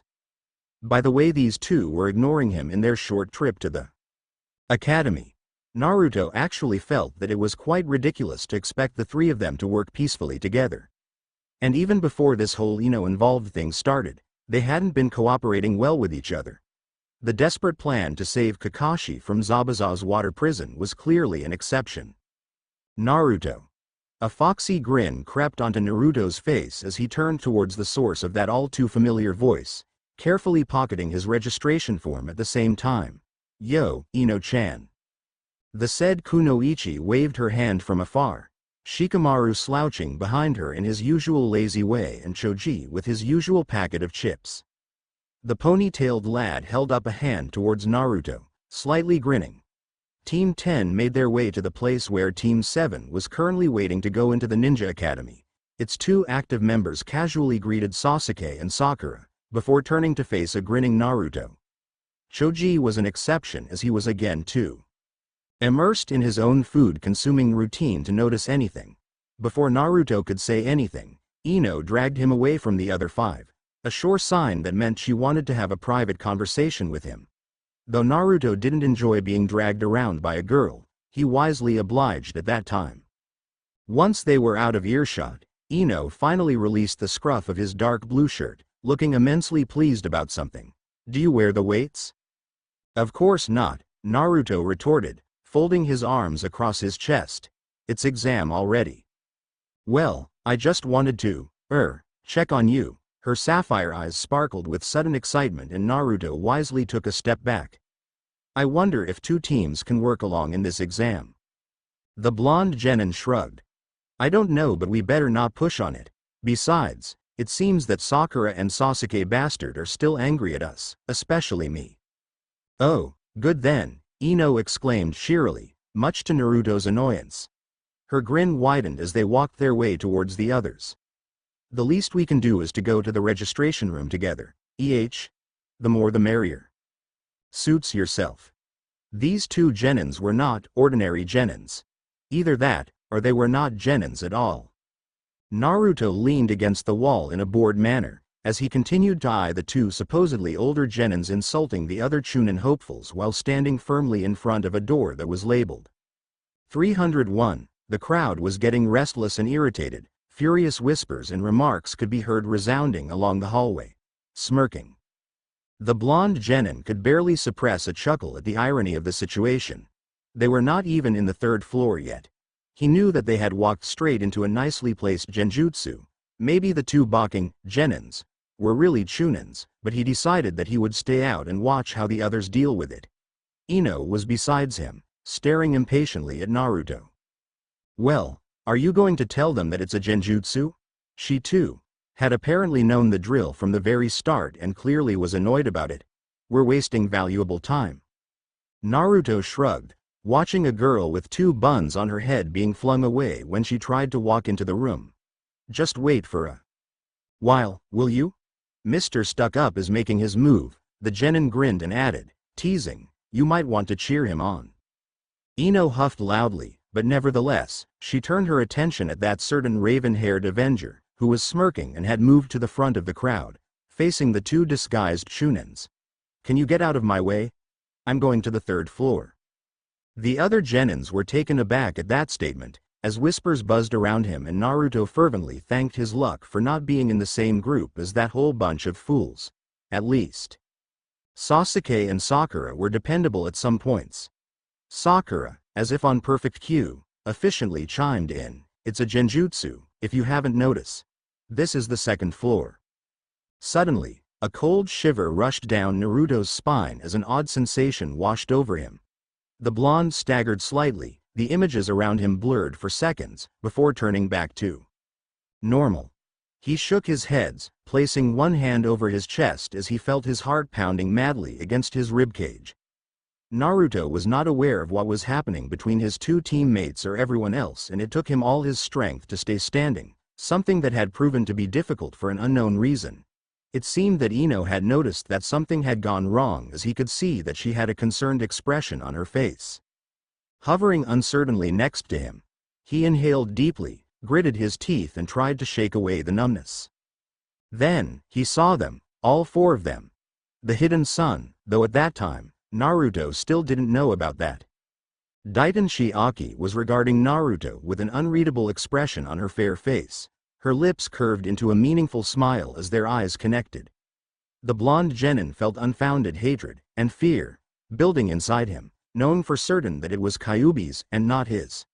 It confused him of who was the beautiful woman staring intently at him and his own, or rather, Kyubi's reaction to her azure eyes. Ino had thoughtfully slipped an arm around one of his shaking arms, supporting him from collapsing onto the floor. Naruto wanted to push her away, anger flashing in his eyes when the feeling that the kunoichi had thought him to be weak provoked his mind. But as he struggled to take control over his body, he was quietly grateful for her help. "Are you okay?" Ino whispered urgently. Her eyes were locked on Naruto's sweating face. He was quite lucky that both of them were. Standing in an isolated corner, far from the crowd that was starting to move slowly towards the landing to the next floor, she gently helped him to steady himself, eyebrows knitted into a frown. "What's wrong?" Naruto choked, but felt somewhat relieved when his heartbeat started slowing down, gradually beating to a steady rhyme. He tilted his head to where he had seen the raven-haired woman, but she was not there anymore. Naruto sighed and turned to face Ino. "I'm okay. We better hurry to the next floor or we'll be late." The blonde kunoichi nodded her agreement. Her eyes kept darting from Naruto to the empty space that once held Daidenshi Aki. She unwounded her arm from Naruto's and quietly walked beside him towards the stair, though he knew that her silence meant that she was trying to fight down her curiosity, and maybe even doubt. Ino had been training with him long enough to know that the genin did not appreciate those who tried to pry into his personal life, least the ones that liked to poke their unwanted noses in somebody else's business. Naruto decided on thanking Ino mentally for that, because he didn't feel like explaining something that he didn't even understand to the kunoichi. Naruto kept a firm gaze ahead, determined to find out about what had happened.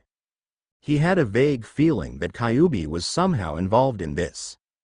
The right examination room was already full of other participants, some chattering away with their teammates, while some settled on, looking heavily intimidating for the sake of scaring other genins away from them.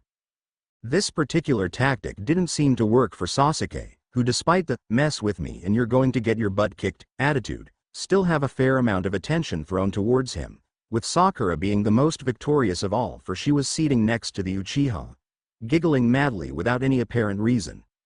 Naruto entered the room with Ino, his muscles tense from the previous experience and his senses were still irritatingly numb.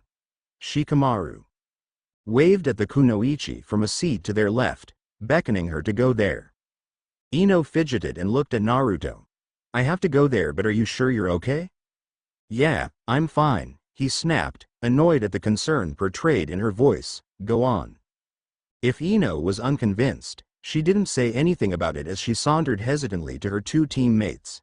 She plopped onto an empty seat next to Shikamaru and began saying something to the ponytailed genin, before whapping Choji at the back of the poor boy's head for still eating in the examination room. Naruto grinned at the scene. Choji was yelling at Ino, who of course, yelled back in an equally high volume, and started looking for his own team. Sakura glared at him, though eventually decided that he was not worth of her precious time and continued fawning over a colder than usual Sasuke. The blonde genin groaned inwardly, but nevertheless, he took a seat beside Sakura and settled on staring lazily at the entrance of the room. Naruto's half-closed eyes snapped open when he saw the last three people who entered through the door, as he had seen them before. With the mysterious raven-haired woman. Their presence brought little effect to the already crowded room, but Naruto knew that they were far from the average genins, moving in fluidity equivalent to Kakashi's as they crossed the room and took the seats far back and almost hidden in the shadow. Naruto narrowed his eyes at the unknown newcomers. He couldn't see their forehead protectors. And with the help of the sunlight that was pouring inside from the nearest open window, he could make out what they were like. Brief as it was, the blonde genin knew that they would become strong opponents, obstacles that he would have to defeat. The oldest one was a red-headed female, wearing a worn-out leather jacket over a tight, flaming red shirt and a pair of loose black pants with several zipped compartments. She also wore fingerless black gloves, quite similar to the ones that Kakashi had but without the metal plates, while her forehead protector was completely hidden by long bangs of red hair that framed her tanned face nicely. The redhead sat on a chair, tilted it back and propped her legs casually onto the table. She folded her arms across her chest and looked up at her other two companions, motioning them to take a seat each. A green-haired girl followed next, donned in a dark olive shirt and baggy jeans with her forehead protector gleaming proudly on her forehead. Both of her arms were completely covered in bandages, until the very tips of her fingers. She seemed to be the one that was anything near cheerful in the trio, laughing softly when the redhead said something to her. There was a small bag strapped to her left thigh, probably for the purpose of securing whatever weapon she would be using. Naruto also noticed a kodachi lying on the table in front of her, and that instantly struck him as a warning. Last of the trio was a silver-haired female, or so Naruto thought. Her silver orbs warily scanned the entire room with the air of an experienced shinobi scouting for potential danger. Her eyes soon fell on Naruto, and something about the way this other genin stared at him made Naruto tensed immediately. She was donned in an all-black outfit. A sleeveless black shirt with an emblem of a twisting and fiercely snarling silver dragon at the back of the shirt, and a pair of baggy black pants. Bandages covered her right arm, from her shoulder to the elbow, with her forehead protector strapped on her upper arm.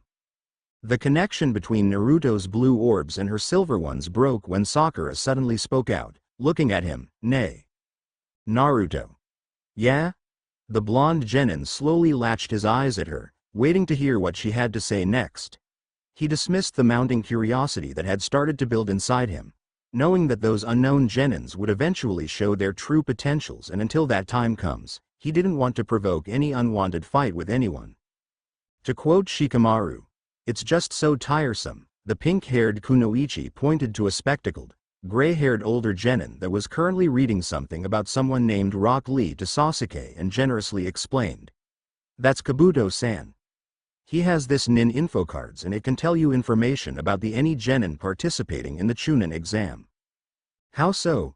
asked Naruto, getting interested in the prospect of a deck full of handy information. Through Kyubi's sense of judging one's chakra level, he could barely believe it when Sakura told him that this was Kabuto's 7th try in being a Chunin, as the blonde realized that the gray-haired man had an advanced level of chakra and someone like him should have passed the examination without much difficulty.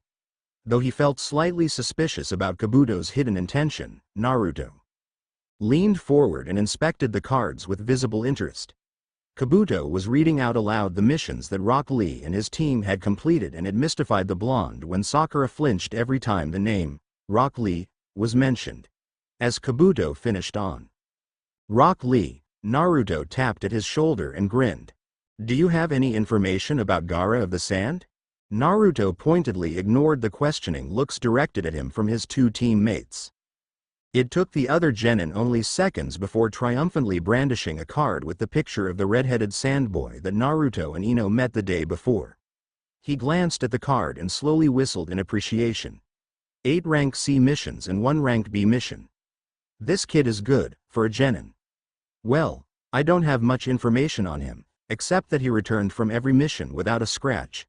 Pretty amazing, if you ask me. A small voice from behind him made Naruto swiveled, only to blink straight at a pale-eyed girl. Hinata. Makes you lose confidence once you know who you have to fight in the future. Naruto frowned but caught himself just in time to force a grin at Hinata. Hinata-chan, there's no use giving up before you even start on something. Your sensei has complete confidence in you, and so do I. The Hyuga girl blushed deep crimson and blinked shyly at the grinning blonde genin. She opened her mouth as if wanting to say something, closed it, opened it again but closed it again and looked down at her shuffling feet.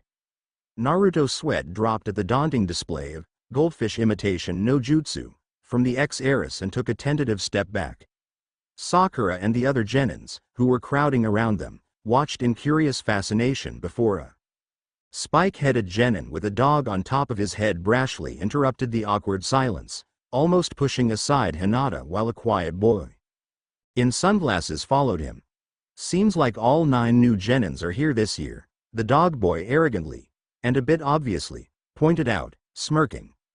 Wonder which one of us will make it out. Sasuke snorted. I know you won't. Before the two boys could lunge at each other and rip their eyeballs off, a cloud of smoke erupted at the very front of the room.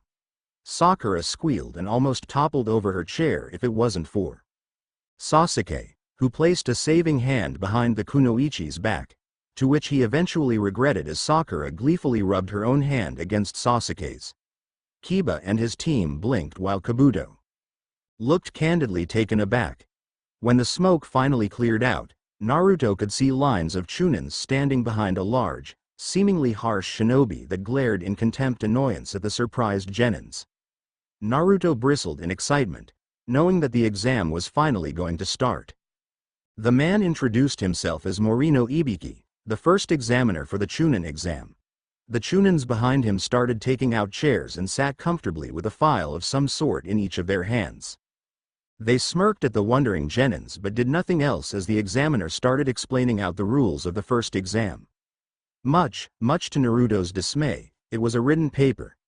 The poor blonde felt like banging his head against the wall, but deciding that the move was not a wise and sane one, Naruto grudgingly narrowed his eyes at the talking shinobi. His mind was already shutting down at the very mention of a written paper, but he struggled to listen to Ibiki, trying to read between the lines for hidden information. Naruto grinned discreetly when he finally understood. They were supposed to cheat in order to pass the exam, and the catch was that they must not get caught.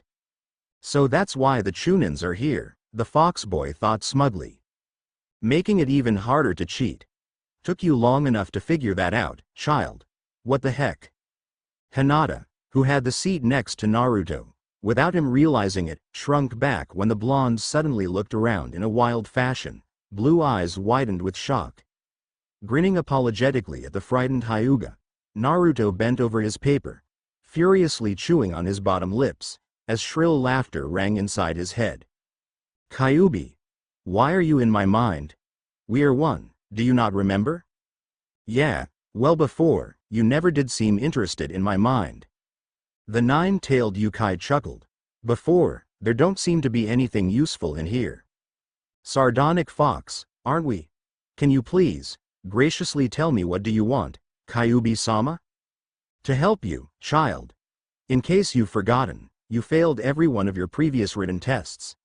And if you fail this one, the road to our next phase will be blocked for the next 2 years.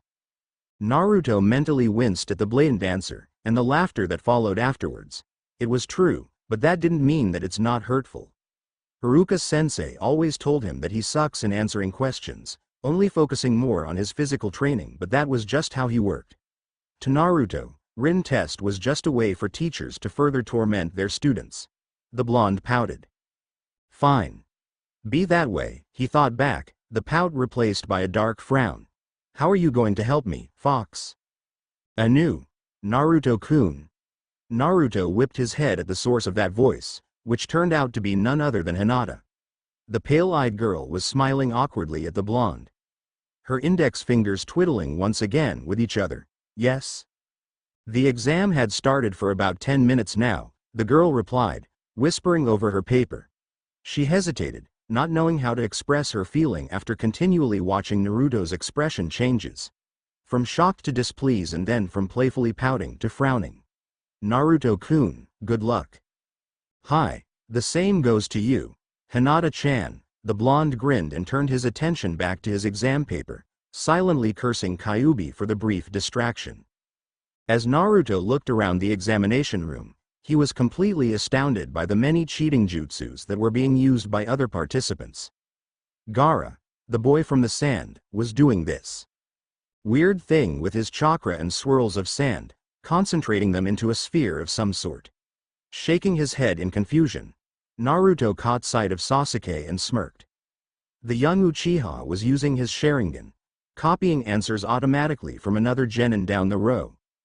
The Byakugan gave Hinata and Neji such an advantage that the blonde soon found himself unconsciously glaring in envy at the veins pulsating around Hinata's milky white eyes. Sakura probably would have no problem at all answering the questions, with her reputation as the brain of Team 7, and that left him being the only one without answers. The fox boy groaned inwardly, looking past Shino, who was silently communicating with a bug. Naruto again found himself glaring at the mysterious genins from the unknown hidden village. To his utmost surprise, the trio was doing nothing, coolly staring at Morino Ibiki and the seated Chunins, which earned them more than a few pointed glares. The examiner himself seemed to have been taken by surprise at their action. His eyebrows knitted into a frown, succeeded in making him look more menacing than ever. The redhead, as if sensing that they were being glared at, lazily cocked her head towards Naruto, winked and waved playfully at him. The blonde narrowed his eyes and turned to glare at his exam paper, innocently lying there with large gaps that were supposed to be filled with answers. "Oi, Kyubi, I thought you're going to help." "I am. Now close your eyes and concentrate, child." Writing down the last line of her 9th answer, Sakura wiped the beads of perspiration that were rolling down her cheek in relief. The questions were hard, no doubt about that, as they needed exact accuracy and imagination in order to even understand them. The only one left was the 10th question, and she still had plenty of time to think over that one. Looking over her shoulder, Sakura smiled widely when she saw Sasuke and the Sharingan eyes, but immediately sweat dropped when her eyes fell on Naruto. The blonde genin was glaring at his paper as though he wanted nothing more than to burn the cursed paper. Knowing Naruto, Sakura knew that he couldn't answer even one of those questions, unless he turned into a genius. In 10 minutes or somehow had learnt an advanced cheating jutsu. "I'm just afraid that he'll get all of us failed if he didn't answer the questions," Sakura thought darkly, fidgeting with her pen. "Should I help him?" Before she could think of an answer, Sakura suddenly felt dizzy. It was as if someone had just cast a sleeping jutsu over me. 2 rows behind, Shikamaru exchanged knowing grin with Choji. Morino Ibiki shifted slightly from his current position as he continued to observe the exam participants in mild interest. Years of dealing. Actually, it was torturing, with people's minds gave him an edge in this kind of profession. He was there only for the very purpose of scaring the shit out of these fresh, and not so fresh, genins without doing anything physical, which was exactly his field of expertise. The rest would be taken care of the Chunins under his instruction. Ibiki smiled as he watched Byakugan and Sharingan battling for the right answer, while others used typical cheating ways. Mirrors are relying on their own teammates. He noticed a long-haired blonde kunoichi glaring at a pink-haired girl, before performing a series of hand seals and fell asleep almost at once. Quirking an eyebrow, Ibiki turned towards the pink-haired girl. She was memorizing her own answers. "Ah, that blonde's a Yamanaka." The shinobi nodded his head in approval. "That explains a lot." His eyes traveled to Gaara, noting that the sand genin was doing something with his chakra and a small amount of sand, though he had no idea what the kid had done. Shrugging off his curiosity, Ibiki moved on to the genins in the last row, and something peculiar caught his immediate attention. The 3 genins from the hidden sun were casually staring at him and his Chunins without even lifting up their provided pens. The Hokage had told him about their sudden interest in the Chunin exam, and he had instantly told Sandame that they shouldn't just let these unknown genins take the exam. He could have succeeded in convincing the Hokage, if it wasn't for a grand and tearful exclamation from Guy. It seemed that the ultimately weird Junin had taken an odd fancy on the hidden sun nins, especially their teacher. Morino Ibiki suddenly sympathized whoever the female nin was. But right now, he had work to do. Shooting a last glare at the hidden sun genins, Ibiki caught sight of the blonde troublemaker he had heard so much about besides a female Hyuga. That day proved to be a day of confusion for poor Ibiki as he scrutinized his eyes, trying to decipher what the blonde was doing. Naruto had his eyes closed, with an annoyed expression painted on his face as the blonde's lips continually mumbling over something. The examiner continued to watch the boy for a few more minutes, his mind mulled over every available explanation that could somehow clarify the boy's act. Finding none that suited the situation, Ibiki was about to move to other participants, when Naruto opened his eyes in a painfully slow motion.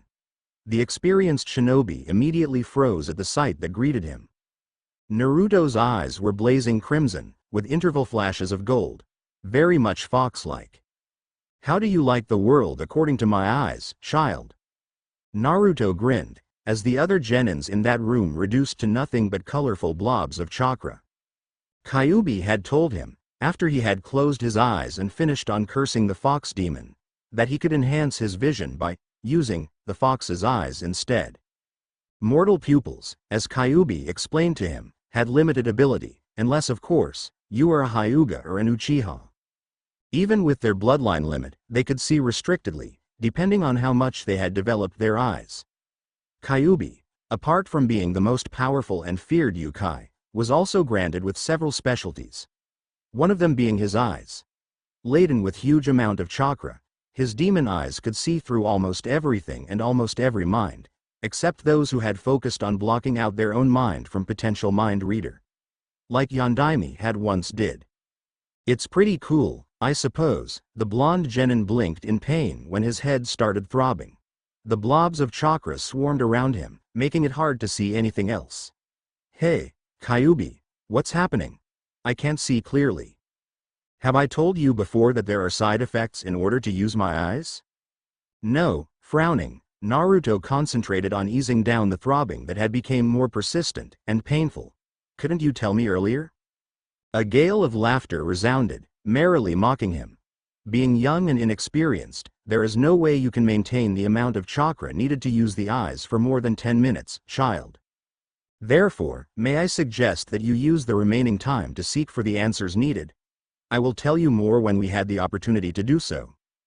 Grumbling about a certain sardonic fox demon, Naruto immediately picked up his pen, searching for someone to copy the answers from. Naturally, he decided on Sakura, though with Kyubi's eyes, he could see that something was wrong with her chakra. It was as if another stronger one had invaded her body and was currently controlling her every move. Comprehension dawned into him as he took some time and glanced sideways towards Ino, who was still sleeping. Naruto knew that he couldn't afford to waste any time as the pain doubled, making it hard to even jolt down the answers he saw through Sakura's body. Upon reaching the 7th question, Naruto felt a sharp pain flashed through him, particularly towards his eyes. The world blurred for a split second, before he found himself staring at Sakura's back. The genin cursed in frustration. "Time's up, child. Maybe you will be able to control the eyes better in the future." Though he was still disappointed, Naruto smiled at the voice of Kyubi. "Yeah, maybe later." Sighing, the blonde looked down at his paper. There was still the 10th question anyway.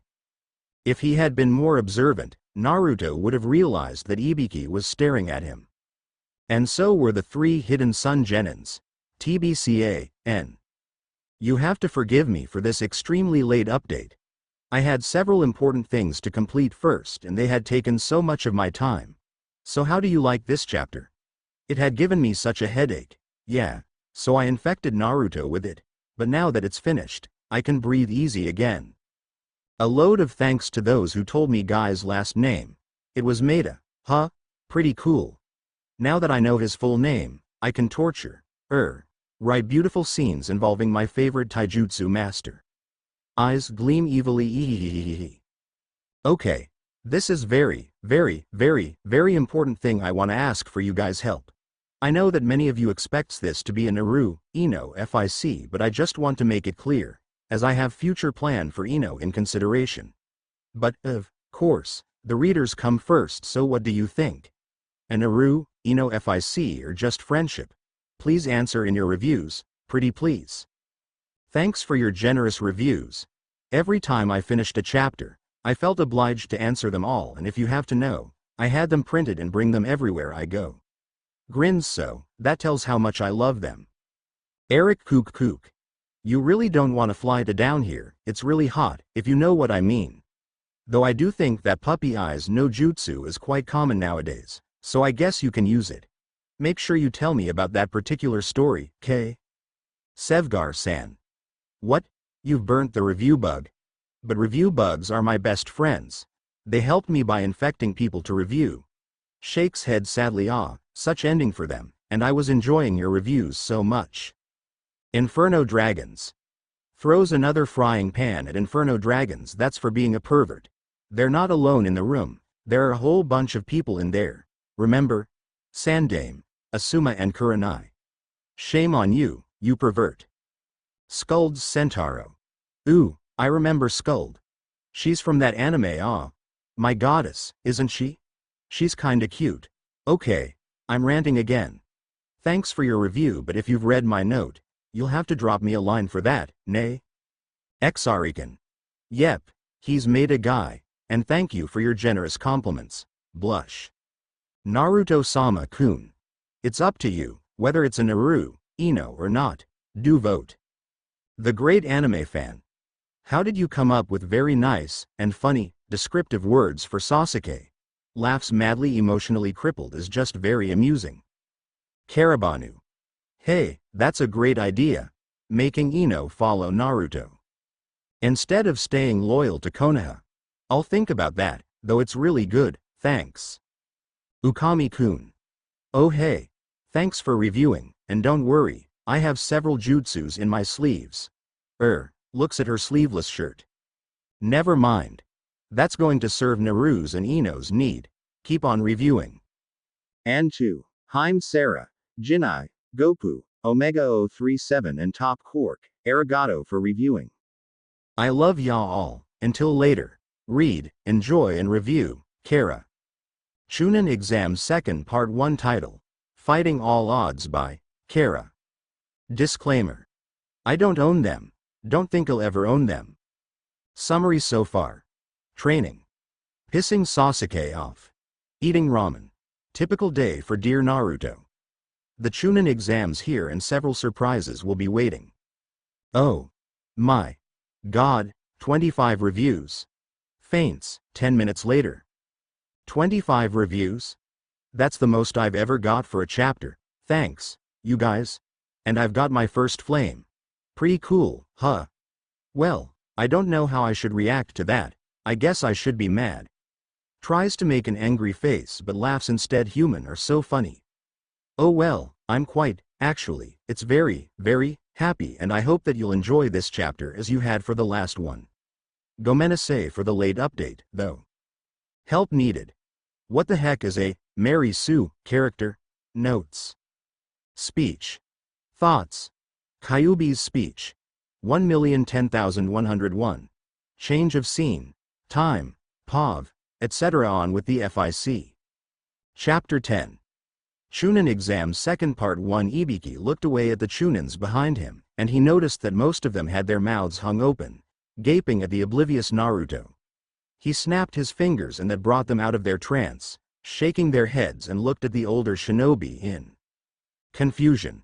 With a hint of fear, he signaled for them to continue doing their assigned task, before glancing at the blonde genin again, as if to make sure that what he saw was not an illusion, a trick of the eyes. Naruto was smiling encouragingly at Hinata, who blushed back. But if there was someone Morino Ibiki trusted throughout his years of being a shinobi, it was his own judgment. And there was definitely something wrong with the blonde. He gritted his teeth, as he was there when Kyubi rampaged through Konoha in its unfounded bloodlust. He would never forget those vengeful, crimson eyes of the fox demon that tore his comrades' lives apart, shattering many dreams with just a swipe of its great claws. When Yondaime had sealed the Yukai inside a boy, he had heaved a sigh of relief. He had seen the boy, though he would never understand why the fourth Hokage had chosen that blonde midget to be the vessel of the great Kyubi. Never the one who blames another for his own fate, Ibiki had acted civil, if not friendly, towards Naruto if they ever met in the streets, or when he went to the academy for a routine checkup. When people sneered at Naruto, he would just remain quiet as that was his nature. He knew that the boy needed someone who acknowledged his existence, but Ibiki didn't want to be that someone. He couldn't. Not until he could forget those deadly eyes of Kyubi. And now, after 12 years of trying to live down the memory, that very eyes had appeared in front of him, set in a boy's face. The vessel of the demon. His fingers curled into fists. He would have to report that unusual activity to Sandaime. Maybe the old Hokage could find an explanation to it. He has to find an explanation to it. The demon couldn't have slipped from the seal that Yondaime had put on it. From what he had heard, that seal was the strongest one that was ever created. Ibiki slowly clenched and unclenched his fingers with his eyes still locked at the oblivious Naruto. A tap to his shoulder reminded him of his duty as the first examiner, and he nodded appreciatively at the spiky-headed Chunin behind him. Morino Ibiki cleared his throat, forcing down the memories of the painful past away as not to cloud his mind. He waited until a sandboy with the puppet returned to his appointed seat before announcing the rules of the 10th question. Despite the earlier shock, Ibiki found himself smirking slightly at the stunned look on the participants' faces. It was priceless, though his eyes involuntarily went back to Naruto, who was frowning so hard that it caused Hinata to, again, shrink back in her seat. There were more than a few who felt that the rules to be unfair, and more than a few looked as though they wanted nothing but to kill Ibiki. Other genins were complaining loudly, especially that girl from the sand and a few leaf nins. If you brats think that you can't handle this question, I suggest that you go back home and cry to your mama, Ibiki sternly bellowed. I ain't wasting my time with some cowards bitching about in my exam. That effectively silenced them. Within minutes, Naruto snorted and shook his head at the number of hands that were raised by the gutless genins. Some looked as though they were at the verge of tears. He knew that there must be something else masked behind those illogical rules. That Scarface, Naruto had the privilege to nickname Ibiki, had no right to disqualify them that easily. He leaned back on his chair, lazily smirking at the worried look on the faces around him. Hinata was looking quite scared, but her eyes shone in determination when Naruto smiled at her. She smiled and blushed back and turned to the direction of her two teammates. They too nodded encouragingly at the pale-eyed girl, who in turn nodded back. Naruto had no worry for Sasuke and Sakura. They were ambitious enough not to quit. And Ino was far too hard-headed to surrender to this type of threat. Naruto's predicament proved to be right, if not accurate. Once the last genin walked out and the doors were closed, Ibiki suddenly grinned widely at them and announced that they have succeeded through the first stage of the Chunin exam. For the next few seconds, the examination room was enveloped by a deathly silence, where each and every pair of eyes glared murderously at one victim. The still grinning Morino Ibiki. After recovering themselves, the genins bombarded Ibiki with various demands and, not to forget, curses. His harsh words were by then replaced by a simple explanation. There was no 10th question at all. This part of exam was to test their ability to retrieve information successfully and how well they can withstand pressure. And those who were there had proven themselves to be worthy.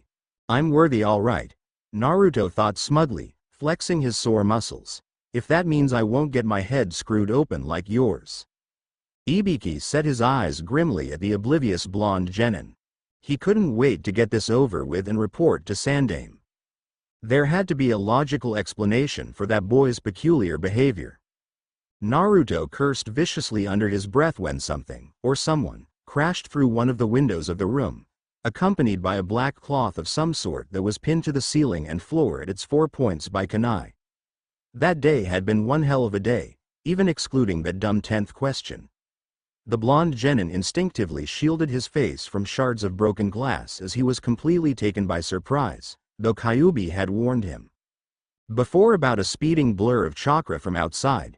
He didn't understand what the Yukai had tried to tell him at that time, but Naruto pretty much guessed that this mysterious crashing through window object was that particular blur. Well, the object turned out to be the second examiner, Mitarashi Anko. An overly energetic Mitarashi Anko, that is. Why couldn't the examiners be normal? Naruto screamed mentally, deciding against voicing that out loud as not to further frighten the already frightened Hinata, who looked as though she would rather be under the chair than on it. This examination is one hell of a weirdo fiasco. Even Ibiki was having a hard time repressing his amusement. Before long, Naruto found himself standing behind a group of exam participants, who had been assembled in front of the Forest of Death. Ino and Team 8 was chatting nearby, apparently pleased by their performance. The blonde Kunoichi looked away from her conversation with Shikamaru and grinned widely at Naruto, her eyes curving into two happy crescents.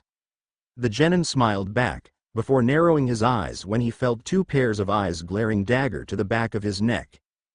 Even without turning around, he knew that the eyes belonged to those two teammates of his. Naruto felt somewhat disgruntled, knowing that he still had to stick to them for the sake of passing this exam.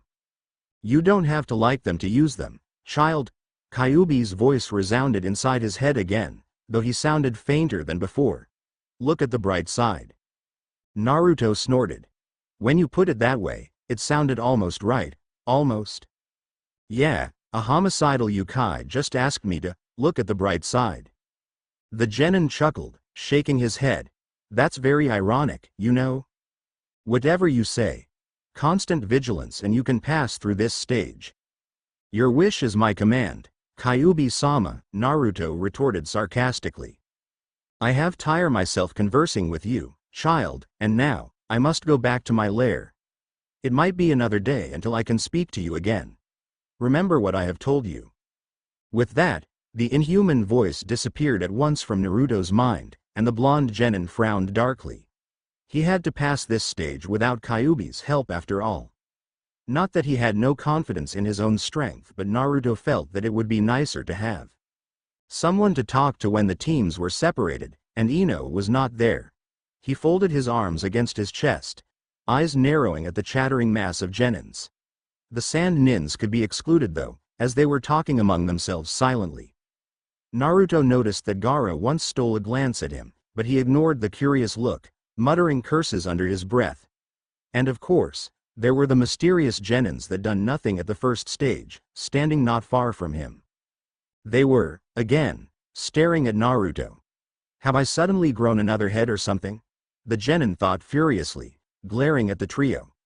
The redhead, who had winked and waved at him earlier, glared playfully back, much to the blonde's annoyance. Once the real fight begins, I'm going to fucking jutsu their stupid butts. He had grown up, Aki-sama. The redhead smiled when Naruto viciously cursed under his breath and promptly looked away. She turned to the green-haired girl. What do you think of him, Ryu? He's strong, she replied, adjusting her kodachi that was placed on her left hip. I wonder who'll win if I fight him. We're here not to provoke a fight with anybody, especially Naruto-sama, their silver-haired companion silently interjected. You're such a killjoy, Ryu-chan, the green-haired girl, Ryu teased, her emerald orbs flashing in childlike mischief. Though I do notice that you were staring at that pretty blonde girl. The redhead arched an eyebrow. What blonde girl? The one that's close to Naruto-sama, she cheerfully supplied.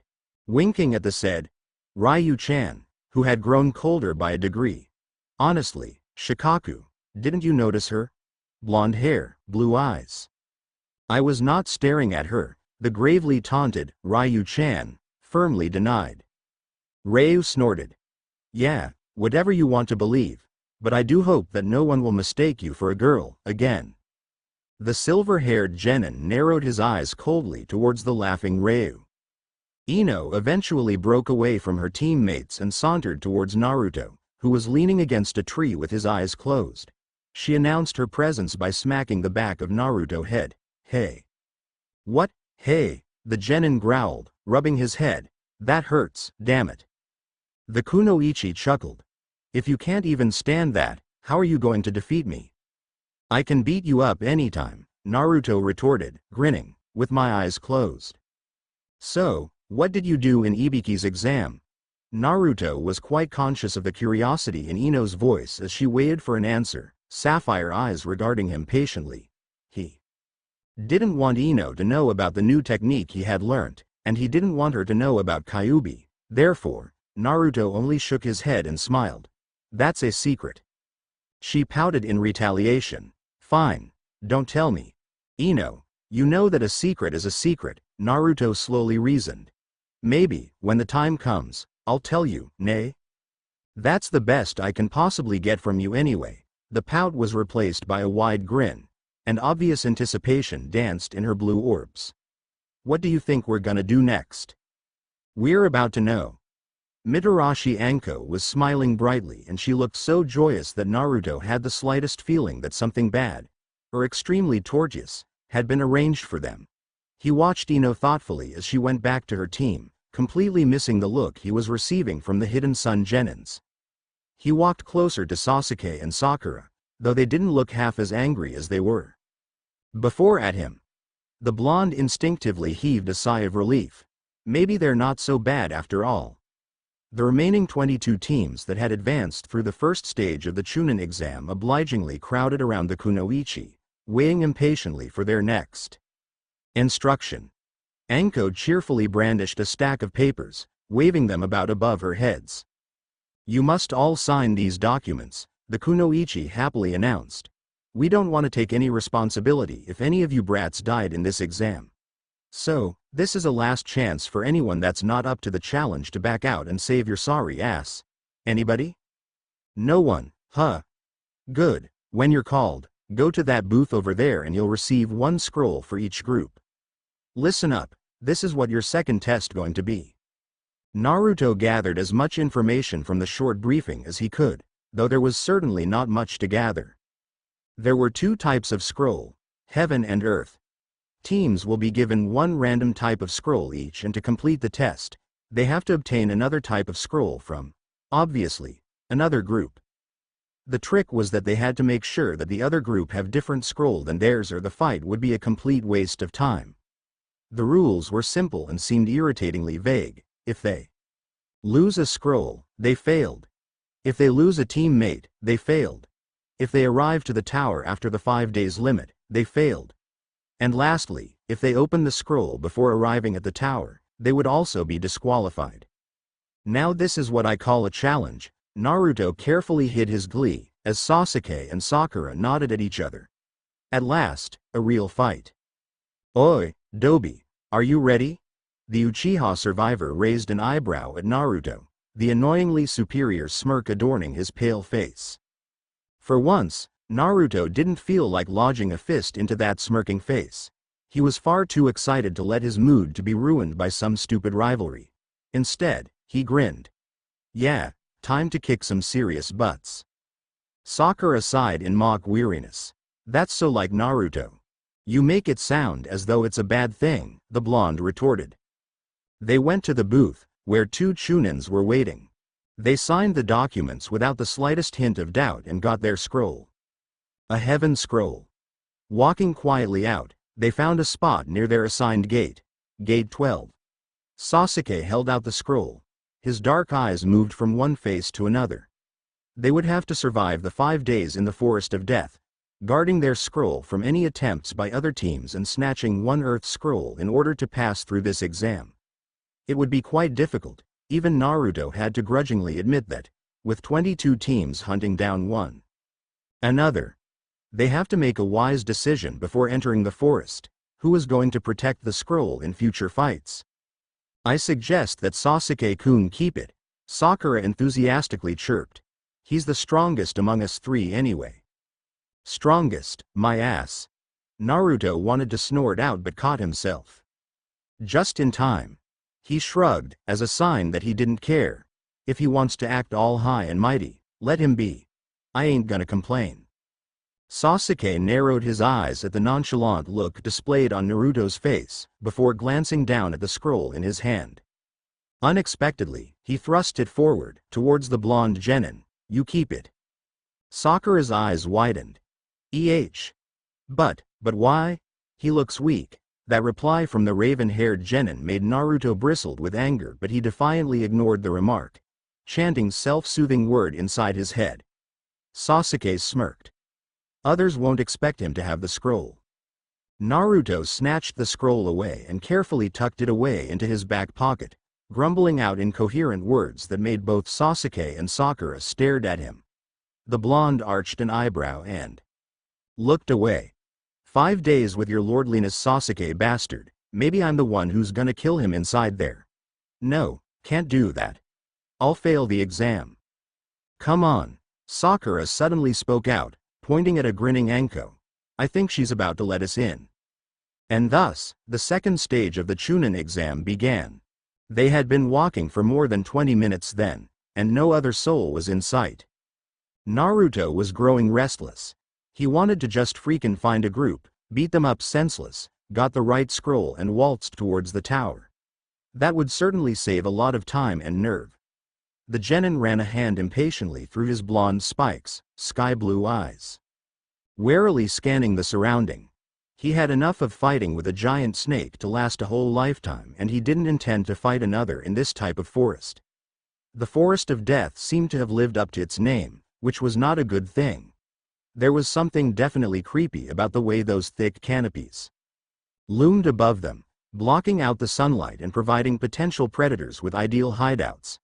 Sakura had walked closer to Sasuke, who was the head of their unlikely procession, and Naruto sincerely thought that it was not solely because of her hormones.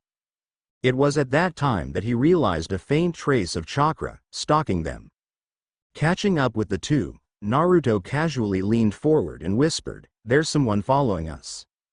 "There is?" Sakura started to look around but was stopped in time by a double glare from both boys. She smiled apologetically, "Sorry." Sasuke frowned, but they continued walking, as though they hadn't noticed anything. The Uchiha glanced at Naruto. "How did you know that before I do?" Never the one to miss an opportunity to annoy the raven-haired genin, Naruto did his best imitation of a Sasuke's smirk, and said, "Because I'm better than you." Sasuke and Sakura flinched in complete unison. "Shall we go and surprise our beloved stalker?"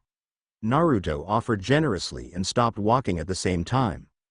As though fate was smiling down at them, Sasuke and Sakura, again, agreed in unison. Inner Sakura exulted and fainted from overwhelming pleasure. "We know you're there," the blonde lazily shouted out. "Just come out and save our precious time, will you?" Something stirred from behind the shadow of a huge tree, but no one came forth. They waited for a few more seconds, but nothing happened. Naruto rolled his eyes. The stalker was still there. Before reaching down to the pouch that was conveniently strapped around his right leg and drew out a kunai. He tossed it to the direction of that particular shadow, but was soon taken by surprise when a hand lashed out and caught the speeding kunai. From behind the tree, a tall figure emerged, and as sudden as his appearance, a dreary feeling hung about in the atmosphere, slowly enveloping them. Naruto unconsciously shivered, his spine tingling in unknown unease. Sasuke and Sakura were no better off, both stood rooted to where they had been waiting for Naruto.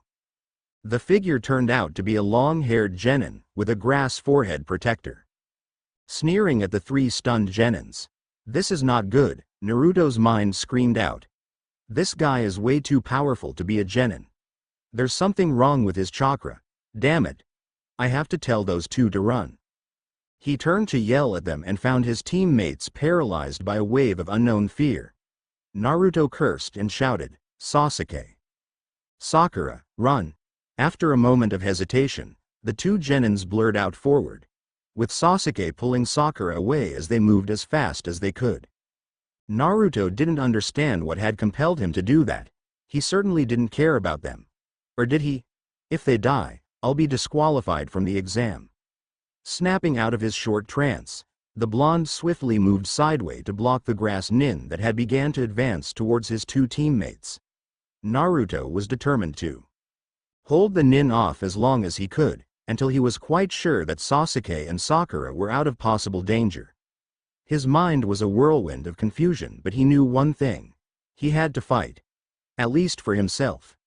Drawing out a couple of kunai, Naruto grinned scornfully at the sneering nin before him.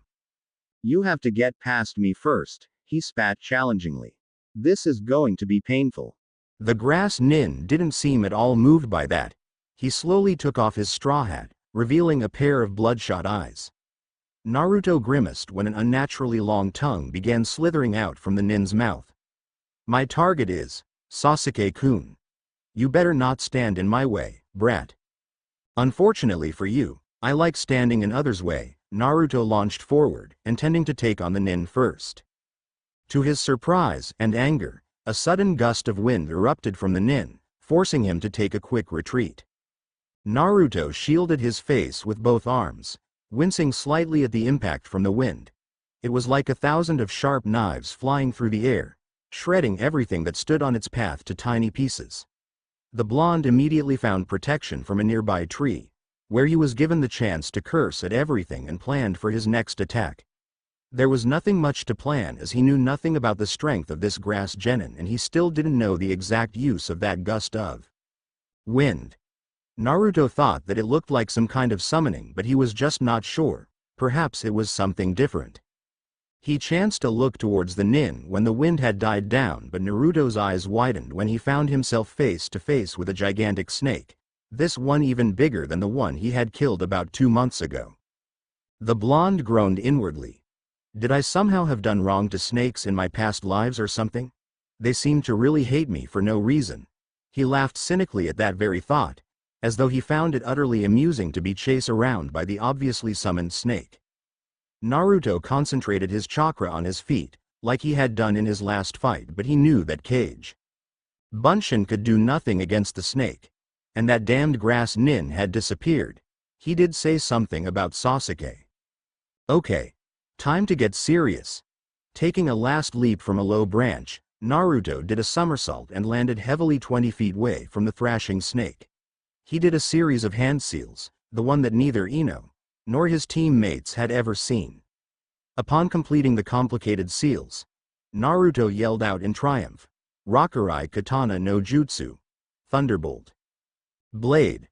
From the wrist of his right hand, a series of bolts suddenly materialized, moving like mini thunders striking at each other around his hand, growing bigger and wilder once Naruto began feeding them with his chakra. It was like watching some sort of a thunderstorm brewing at the palm of his hand, and the bolts began shaping into an almost recognizable form of a katana, sparks flying merrily. With every clash, he smirked at the snake that was slithering closer, flexing his armed arm and at the same time, making absolute sure that he was in a safe distance from the growing thunderblade, as it was possible that even him, as the user, could be severely injured if he was not careful in ministering this lighting-type jutsu. Naruto met the glistening fangs of the snake in a frontal assault. Instead of slashing through the thick scales like ordinary blade would, the thunderbolt blade paralyzed its victim at first, using the extremely high voltage from circulating bolts contained in the blade. That was why the snake stopped moving inches away from Naruto, thrashing and twisting in a net of thunder, but to no avail. It was impossible to escape once one got caught in the Rakurai Katana, and was left to the mercy of the jutsu user. But as always, the last option one had was to die. The blonde genin was enjoying his little torture, but at the thought of his 2 teammates, he defiantly increased the voltage. Once the reptile lay motionless in a heap of barbecued snake meat, Naruto cancelled the jutsu, smiling as the blade slowly disappeared. Now where did that snake boy go? Naruto stood staring at the trees that surrounded him, but they proved to be no help at all. The blonde sighed. Guess I have to do it the old-fashioned way. Naruto moved forward, and before long, he was reduced to nothing but a blue and black blur zigzagging through the forest. Uchiha Sasuke gritted his teeth in annoyance. Why the heck did I run? I'm an Uchiha. Damn it. Uchiha didn't run from a fight. This is all that stupid. Dead last, urchin. Anu. Sasuke-kun. He snapped his head towards Sakura, who was resting beside him. What? Why are we running? Because that Dobi told us to. Damn, even that sounds stupid. I don't know. Sakura frowned darkly, her lips pursed into a pout. Me too. But when that weird guy just appeared like that and Naruto told me to run, it seemed like the best thing to do. There was something about that grass nin that made Sasuke uncomfortable. He didn't know how to explain the strange sensation he felt when the genin first stepped out of the shadow. It was as if that nin was a messenger of death. Sasuke didn't like that sense at all. Somehow, it made him feel helpless. He wanted to be strong, not to run away and leave that Dobi behind. He wanted to kill his brother, but how could he do it when there was an enemy out there that he didn't dare to face? The raven-haired genin clenched and unclenched his fists, his mind furiously trying to sort out the best solution for their current situation. They could retrace their steps and search for Naruto. I'm going to pound him to death for this. Before Sasuke could set his mind on a suitable plan, a soft hiss attracted his attention and he reluctantly tore away from the thoughts that were forming inside his head.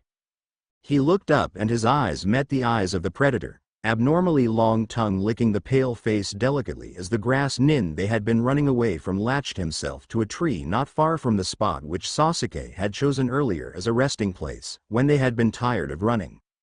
The nin smirked gleefully at them, his tongue lapping to and fro like a live snake, as though he had been enjoying himself immensely. Sakura was at the verge of vomiting, disgusted by the saliva and the tongue itself. Even the fearless inner Sakura cringed in dread, and Naruto was nowhere to be seen. Sas SSS Sukun, TBCA, N. Yawns. I'm so tired right now. I've just finished this at 3 in the morning and if there are some slight mistakes involved, do forgive me. Nay? Thanks to those who had so generously voted for the pairing and it seemed that Naruto, Ino is well celebrated. Though there's a few that suggested on a triangle. A look from the paw of the hidden sun Genins. So what do you think? Is it okay? Is it bad? Do you like it? Do you hate it? Laugh. So well, there are so many questions to be answered. And a new jutsu. Rakurai Katana no Jutsu, Thunderbolt Blade. Heck, I honestly don't know where this one comes from. It just kinda popped out into my head. Okay, about this jutsu. I know that some of you might be confused of where it came from. Where Naruto learned it from, etc. So, here's an explanation. At the beginning of the anime and manga, Naruto had stolen the Forbidden Scroll under the influence of Mizuki, correct? He had just the time to learn one jutsu, Kage Bunshin, but in this story of mine, I decided that even though he didn't have the chance to practice the other jutsus from the scroll, he had read through them all and many thanks to dear Kyubi-chan. The information was stored at the back of his head or to be more specific, in Kyubi's mind. Because they can communicate pretty well with each other, Kyubi had been teaching Naruto these jutsus to him but as they didn't have much time, Naruto only learned a few of them. A few but powerful jutsus. 'Cause they're actually forbidden, see? Also, the tough part was that Kyubi only teach Naruto how to use the jutsu in his mind, therefore it's hard to actually do it outside his mindscape. I'll be creating some other jutsus later but if any of you have any good idea for a jutsu, do tell me. Nay? I'll be glad to get some help from my readers. And now for the reviews. Wah, so many of them. Starry eyes. Naruto Freak 22. Anu, thanks for your compliments. Blush eye. Worked really hard in figuring out the Kyubi's eyes so I'm really glad that you like it. Gellion Legends. Thanks for your vote and it seems like this FIC is going to be a Naruto, Ino after all. You've got some ideas there so I'll think over it all, nay? Coca-Cola. Though I've mentioned this before but yes, the kids do know about Kyubi and Naruto. This is pretty much an AU and I wanna make Naruto more vengeful than the ordinary one so yeah, these people do know. And about the Sun Genins, I don't even know what a Mary Sue character is so can't comment there. Frank Cadena. The revenge part is wholly a very complicated thing, even to me. But there are some people that can be excluded from Naruto's revenge list, them being Iruka-sensei. Of course. Mr. Ichiraku and company, though I do think that Ino just joined the list. Now that raises a question. If Naruto rampaged through Konoha, wouldn't Iruka fight against him? Scratch his head. I'm confused, and this is all your fault. Just jokin'. Karabanu. Wow, that's a really helpful review. Arigato ne, Kari-chan. Can I call you that? It sounded cute though, and thanks for your vote too. Refused. I'm more than happy to receive review from you again, Refused-san. It's been quite some chapters since I last read from you, and yes, thanks a bunch for your generous compliments, it means so much to me. Ice Dragon 21. Gomen for the late update but as I've already wrote earlier, I'm kinda busy but it's good to hear from you again. You and Refused-san are two of my most senior reviewer and I'm so freakingly happy for both of your reviews. Crossover Fanatic 1. Well, really, it's my fault, but the sound nin is there. They're just, being overshadowed by the sun nins. Sweat drop, sorry about that, but no, the sun aren't going to replace the sound. Blue Bomber. Bout the Kyubi secret, can you please just read the explanation that I've written for Coca-Cola? It's kinda tiring to repeat it all over again. Gomen, nay? And about the Kyubi's eyes and the flashes of gold, don't you think that it's more fashionable and cool? With those gold flashes? Nah, just kiddin'. Actually, the times when Naru lost control of his power, he did it unconsciously. But this time, it's a voluntary exchange, so the gold flashes were one of the side effects that I mentioned earlier, only that you'll have to wait to know more. Okay. Thanks for your review and vote. Blazer 6. Wah, you must have hated Sasuke so much, and your idea on Naru being a ladies' man is kinda intriguing. Though that certainly is not good for his revenge plan, you know, being swarmed by girls in the middle of destruction. That'll be funny, I guess. Laughs and about Ino and Team 10 following Naru, that's very amusing. I must admit that I haven't think about that, thanks. Ghetto Music 23. Well, never heard from you before, but I'm glad that you enjoyed my story. Grins widely, keep on reading and reviewing cause I love to read from you again. Inusayan. You'll have to read on and continue reviewing to know what the connection is between those sun nins and Naruto, and I can assure you that it's really something profitable for our dear Foxboy. Yeah, I like the way Naru and Kyubi react to each other too. That's why I made it that way. Thanks for your review. Time Shifter 16. That chakra control thingy is going to appear in the next chapter, hopefully, and it's something relatively useful for Naru, so you'll have to wait to read about it, and of course, review. Wink. Aki and the Sun Nins are very confusing, no? But I like them that way, and they do have something to do with Naru's past. I'm updating. Also to Gopu, Wolfgirl 13, Eric Kokik, E, Xerox, Jerv, Night Owl 123, and Naruto-sama-kun. Thank you so much. You've made my day complete by those kind, encouraging words.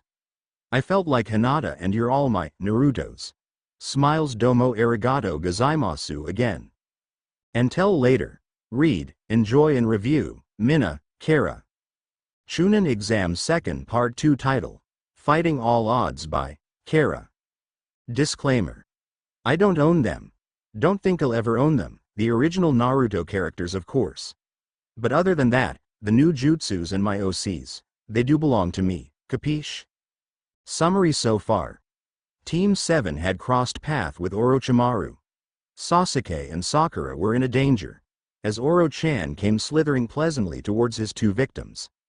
Naruto was still trying to find his teammates but soon found out that trees and other creatures lurking in the forest of death were not helping at all. What'll happen? Insert music notes. Speech, thoughts, Kyubi's speech. 1,010,101. Change of scene, time, POV, etc. On with the FIC. Chapter 11. Chunin Exam 2nd Part 2. Sakura blinked in disgust.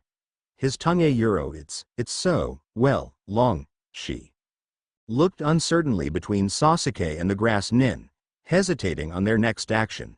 Although Sakura didn't exactly care about Naruto, she was feeling slightly worried about that blonde teammate of hers. If Naruto had tried to stop this guy earlier, and now he's here, so where's Naruto? He can't be dead, can he? The pink-haired Kunoichi involuntarily shuddered, defiantly forcing back that very thought as she desperately tried to convince herself that Naruto would be fine. Maybe he got lost.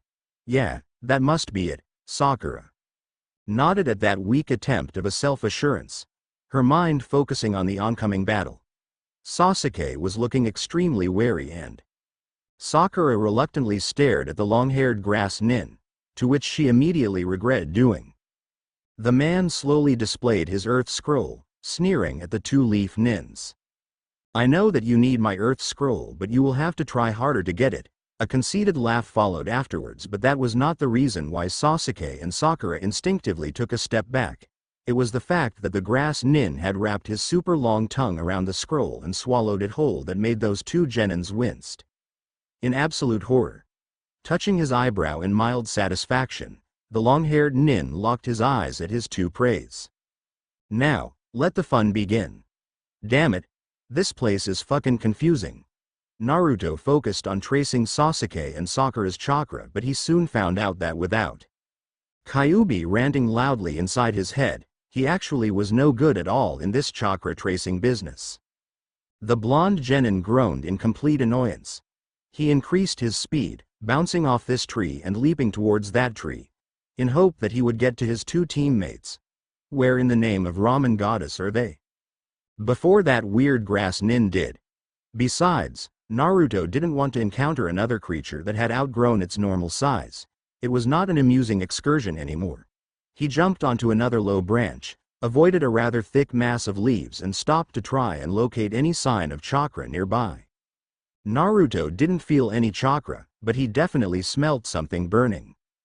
Somewhere up north, or was it south? Sniffing the air in a very cute Orochimaru-like way, Naruto continued to speed forward, before he hesitated and frowned to the opposite direction. Where is it from? Cursing the grass nin, the snake, the trees and every single thing available, the genin did the only reasonable thing he could. He charged ahead. Who cared about direction when one had unlimited stamina and could always turn back again when one found out that one had been going the wrong way around? But this time, it was a dangerous gamble. The Chunin title is at stake, and as Naruto flitted through the forest, a grin crept onto his feature. He couldn't wait to see precious Sasuke-kun's face when the so-called dead last came to his rescue. That very thought acted efficiently as a burst of fuel, urging him to go faster. Maybe he was lucky that day, or maybe he had unconsciously mastered the art of sniffing towards the right direction when Naruto soon could hear a series of explosions, most likely through the exchanges of jutsus from somewhere to his left. He approached the location with caution, having known better than to barge unthinkingly, like he had done in the fight with Haku, into an intense battlefield. He had thought about using Genjutsu, as to make himself invisible, but dismissed the idea at once, flinching slightly when he remembered that he hadn't really perfected that one type of Genjutsu yet.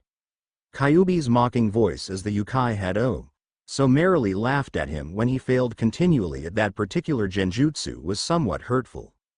I could do just fine without that stupid Genjutsu anytime, the blonde thought furiously. Naruto inched closer, making sure that he was well hidden as not to waste the surprise advantage that he currently hoped on. He peered from underneath an effectively concealed thicket, though it was rather uncomfortable and prickly there. The fight that revealed itself before him does not make the blonde genin excited, so to say. As he watched Sasuke cheerfully dispelled fireballs at the grass nin, to which Naruto noticed had changed his face. It was more snake-like than before, and portrayed obvious maliciousness. It was a face that guaranteed instant dislike by one that followed one's sole instinct. He also noticed that Sakura was nearby, shaking with unknown tremor of fear for something that Naruto couldn't yet grasp. He decided that it was about the right time to launch into action, after witnessing that Sasuke didn't actually fared well with the wait, that's not a grass symbol. It's a sound one. So this guy's from Sound Village, with that bandage head and co. Wonder what they're up to now. Naruto swallowed down his curiosity as he sensed that Sasuke definitely in need of help. The pretty face contorted in fury and, was that fear? Naruto almost chortled out in amusement. The high and mighty Sasuke-sama was actually afraid. The amusement died down and was replaced by sheer resentment. That sound guy must be one hell of a fighter, Naruto darkly mused. He slipped out several kunai and prepared to perform his favorite hand seal for the cage. Bunshin. Entrance of the hero. Both shinobi that was engaged in the fight was completely taken by surprise when they suddenly found themselves surrounded by so many audiences, with exactly the same smirking face and sparkling blue eyes. Naruto. The sound nin hissed in anger, as he was so close in taming the Uchiha survivor and reaching the goal as why he was there in the first place. Sasuke unconsciously grunted, and one couldn't possibly tell if he was relieved or further aggravated by the way Naruto chose to make an entrance. Really, Such cliché. Sakura gasped, her eyes wildly searched around for the real Naruto, as she was quite sure that the blonde genin would burst out of nowhere and started insulting Snake Man. Come to think of it, he might insult Sasuke-kun too. Yo, Lord Snakiness, one Naruto stepped out from the others, sneering at the sound nin. Changed your village already? That's kinda convenient for dirty work, isn't it? You're late, Dobi. Sasuke, having picked up his formal cold attitude, hastily tried to insert a better image of himself. What took you so long? The Snake Man narrowed his slitted eyes and answered for Naruto. You've defeated my snake. Yeah, well, if you fancy barbecued snake meat, you're welcome to try, the blonde retorted in quite an annoyingly, to both Snake Guy and Sasuke, cool manner. He turned his attention to a certain raven-haired teammate of his and grinned widely. Need my help? Uchiha Sasuke winced visibly at that particular phrase. Out of the blue, Sakura's voice rang from behind him. That's Orochimaru, Naruto, one of the legendary senins. We can't possibly defeat him. Orochimaru? Naruto's eyebrows rose as he regarded the hissing nin before him. Then, without much consent, he said, that crazy, power-hungry, mentally deficient senin? You're the Orochimaru? The incredulous tone portrayed in Naruto's voice alone was enough to make the missing nin hiss louder, and Naruto took it as a rather funny imitation of the snake that he had just killed. Orochimaru snarled at the blonde genin, eyes burning in cold fury. Yes, I am the one and only Orochimaru, brat. You'd better not stand in my way or... Oh please, not that old threat again, the blonde snorted in a truly exasperated way. When he locked his eyes at Orochimaru, Sasuke, and perhaps Sakura too, could see the iron-wrought determination flashed in those sapphire orbs. Let's not waste any time, Orochimaru-sama. It's not every day that I can fight a senin. The emphasis on that title was laced with evident sarcasm. Though in truth, Naruto had no confidence whatsoever in fighting the senin. And Kyubi wasn't there to help him this time. Damn it, of all. The time that Fox chooses to rest, now has to be it. Orochimaru threw back his head and laughed, sharp and cynical. He sneered lazily at Naruto and then, at a thoroughly annoyed Sasuke. It seems that our match will have to be delayed, Sasuke-kun. You have an agonizingly obstinate brat as a teammate. It shan't take long, though. Sasuke, unwilling as he might have been, was quite enraged when Orochimaru fixed his attention on Naruto and the Bunshins, but he knew that he was running low in chakra supply. It would only be like fighting a losing battle, and he ain't going to lose just yet. He placed no hope at all in Naruto, and that made the Uchiha even more furious. That Dobi better buy me some time to think through a plan. If not, this is all going to go down the drain. Furthermore, that hole on his thigh was really starting to sting. Trying to hide the limp caused by that self-inflicted injury, Sasuke made his way to the edge of that clearing, consciously eyeing the two nin in front of him that had done nothing, yet. The Bunshins were moving restlessly in the background, waiting for a signal. Orochimaru was the first to attack, swiping a trail of blood at some weird tattoo ornamenting his wrist after biting that particular thumb. Naruto noticed at once that the snake nin was about to do another summoning, and his trail of thought died immediately when a yell rang through the forest. Kachiyose no Jutsu. A cloud of smoke, and voila, two huge snakes coiling and twisting before him. Naruto groaned inwardly. Not again. I hate snakes. Orochimaru displayed an elegant way of jumping onto the head of a snake, that dreadful smirk of his widening at the bemused look on the blonde's face.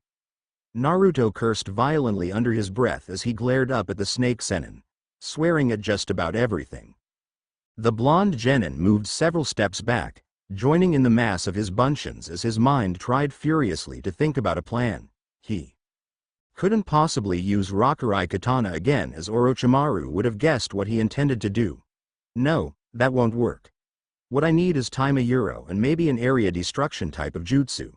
He went through the list jutsus that he had learned, but Naruto couldn't make up his mind on any of them. The reason? Sasuke and Sakura. Kyubi said no showing off to others. Damn. What's wrong, brat? Orochimaru sneered from his position, noticing the painstakingly obvious annoyance on Naruto's face. Fox got your tongue? What the hell? Okay, that's it. Snake bastards going down. Naruto narrowed his eyes and performed the hand seal for Kage Bunshin no Jutsu again, creating double the amount of the earlier Bunshins. When he had finished, he smirked up at the sound nin. At least I'm not so ugly that I have to use others' face to cover up mine, like you did. The exchanges of insults stopped there as one of the snakes lunged forward, diamond-shaped eyes focused on the Narutos surrounding them. The Bunshins were no match at all against the summoned snake as the reptile easily rampaged through them, lashing out its tail in the rapid approach. Orochimaru stood still on another snake, watching in mild satisfaction at the destruction caused by the snake, as the real Naruto had not yet been found. The Bunshins were scattered around, fighting and hurling kunai in vain before disappearing into puffs of smoke by a lash of tail from the snake. Orochimaru glanced at where Sasuke and Sakura were supposed to be hiding, gleefully licking his bottom lip. This is useless. Naruto gritted his teeth as he crouched vigilantly behind a thick shrubbery, watching his clones being lashed to death, and Orochimaru leering superiorly from the top of a snake. He had taken refuge there, intending to test his opponent first by using Kage Bunshin, and by the look of it, it wouldn't be long until all the Bunshin disappeared. I have to do something, but what? Can't use jutsus that'll break my promise to Kyubi, but that's snake bastards too. Powerful to be defeated only by the usual ones, and there's Sasuke and Sakura Euro, they might tell Kakashi about what they'll see today. The blonde genin frowned, but the storm soon dissipated and a large grin etched itself onto his face. Since when do I care, anyway? All this thinking, man, I'm growing old. With that thought planted firmly inside his head, Naruto leapt out of hiding and landed in front of what was left from his many Bunshins. He quickly performed a hand seal and the Bunshins, poof, ed out of existence. Right, now it's time to be serious. Orochimaru snorted at the remark. You mean you were not serious before? I thought you're wiser than you look, but alas, even Sennin makes mistakes. We'll see about that, the blonde retorted, warily eyeing the snake before him. He brought out a kunai and fell into a fighting stance. We'll see what you have to say when your precious snakes die one by one. My snakes versus your kunai and you. The Sennin laughed derisively, his long hair ruffled by the sudden movement. Struggle as you like, brat, you'll never win. Ignoring the insult, Naruto concentrated hard on doing a foreign hand seals, with just one hand. Sasuke and Sakura, who were watching from aside, looked at each other in confusion. The only person they had ever seen that done hand seals using a hand were Haku, and that was because of his bloodline limit. The Uchiha survivor tried to activate his Sharingan, in hope that he'll be able to copy the hand seals, but before he could do so, Naruto was done. The blonde was grinning from one ear to another, looking down at the hand he held a kunai with. Sasuke followed the gesture, and was completely taken aback by what he saw. Naruto's hand was enveloped by chakra, plainly visible to naked eyes, and the chakra was encircling the kunai in rapid succession. That's impossible. The raven-haired genin's eyes widened. It's like Kakashi Sensei's Chidori, but slightly different. Naruto couldn't have known how to do that. Sakura opted to speak out her thought, emerald orbs clouded with uncertainty. What's Naruto doing? There's no jutsu like that enlisted in any scrolls in the library. Her question was left unanswered as their attention went back to the blonde genin, who had seemed satisfied by the result of the seals. The kunai in his hand were covered by flame-like chakra, distinctly glowing blue under the glare of evening sun. Orochimaru too was looking quite perplexed by the action from the foxboy before him, but dismissed it as some sort of fancy simple jutsu that had been created by some brainless shinobi. Surely, that kunai could do nothing than scratch his summoned snake and enrage it further, something that the sound nin wanted Naruto to do. The Sennin nevertheless observed Naruto closely, as he was curious of the purpose of that one-handed seals. It didn't seem to serve any useful intention. Shrugging off his curiosity, Orochimaru ordered the snake to attack Naruto as he commanded the one he was on to stay still. The Sennin was terribly in need of entertainment, and to him, Naruto was the one that could provide the entertainment that he needed. Apart from dear Sasuke-kun, that is. Orochimaru smirked, certain of his victory against the genin. It won't be long now, Sasuke-kun. It was the same routine again for Naruto, evading and leaping from tree to tree, though he had something purely different in mind.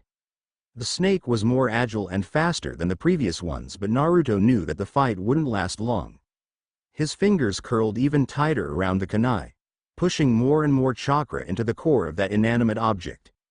The more chakra I can gather, the easier this will be.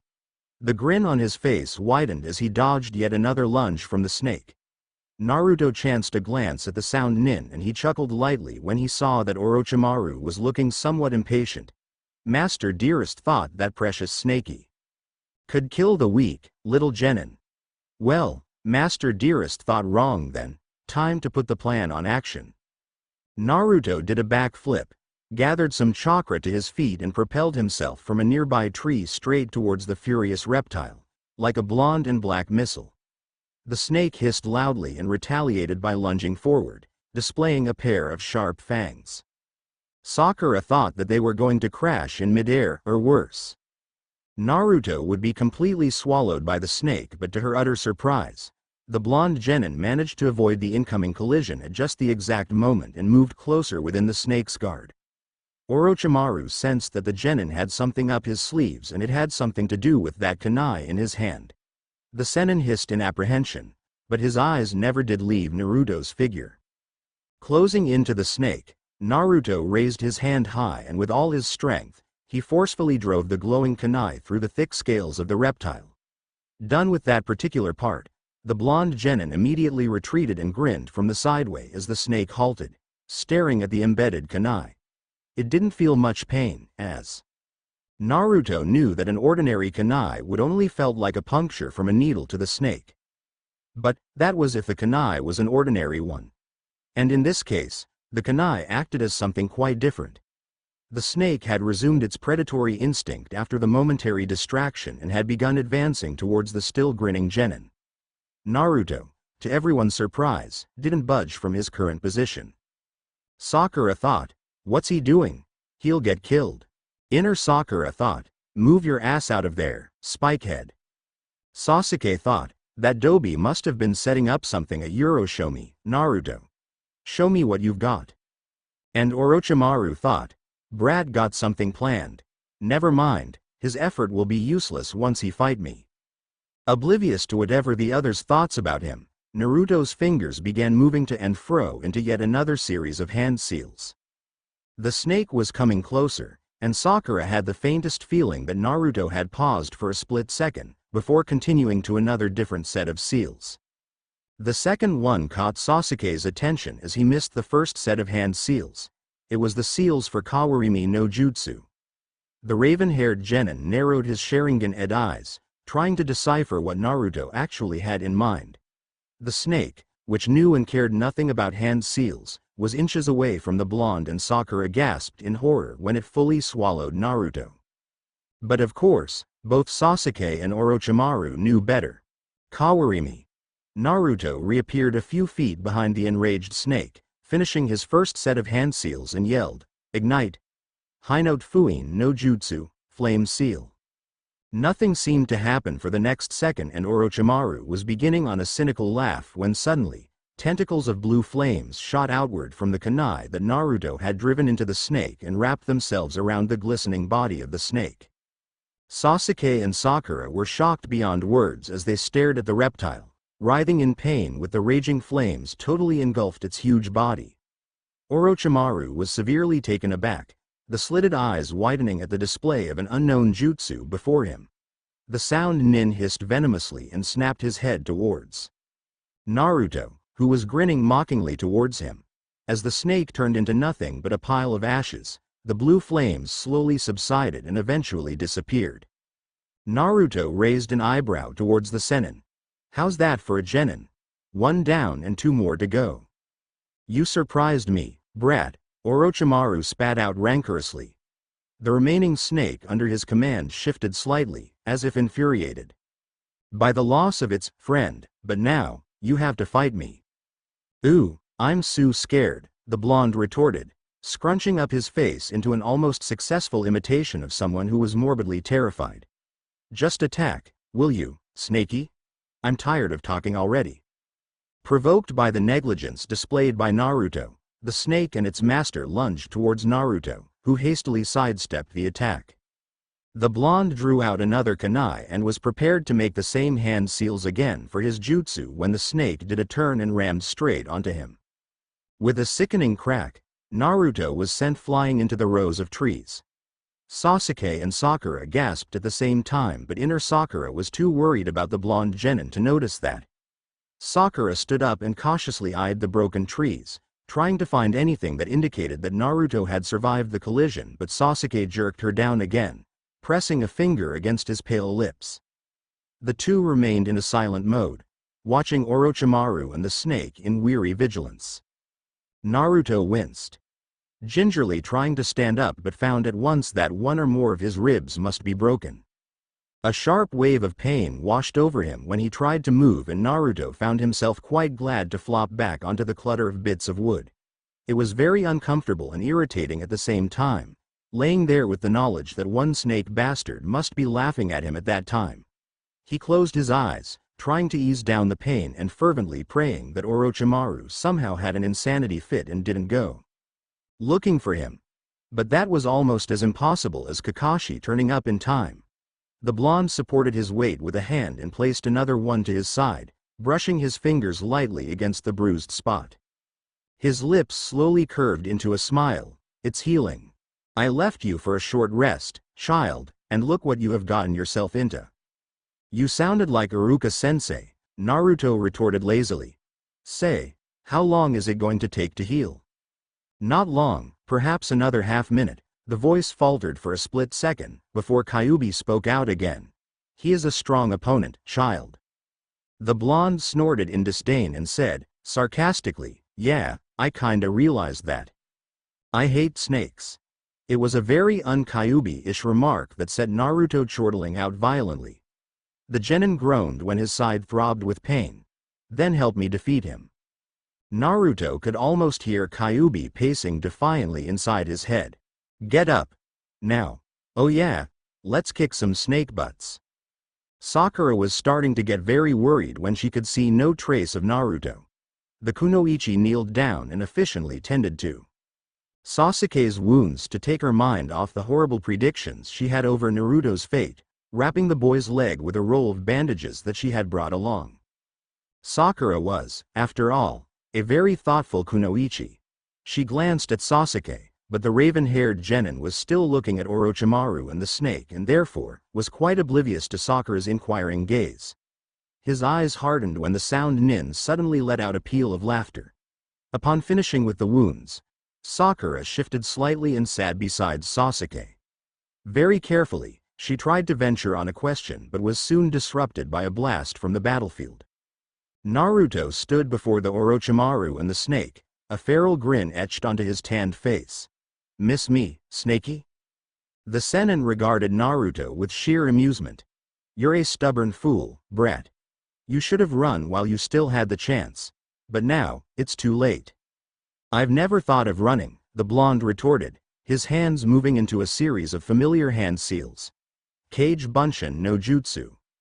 In an instant, hundreds of Narutos flooded the place, encircling the real Naruto and Orochimaru, his summoned snake hissing loudly towards the sudden appearances. The sound nin smirked and laughed that typical bad guy laugh of his. Bunshins, again? It seems like you've run out of option, brat. Naruto smiled, despite the tense atmosphere that was looming darkly over them. His fingers were still entwined together, as if in poise for another jutsu. These bunshins are not going to fight, they're to prevent you from escaping. That wiped out the smirk off Orochimaru's face and the senin narrowed his eyes towards the small figure on the ground. Impudent remark from an inexperienced genin. You'll not live to regret this, brat. The snake began attacking again and Naruto was instantly on constant alert, dividing his attention between the assailants and listening to Kyubi's instructions inside his head.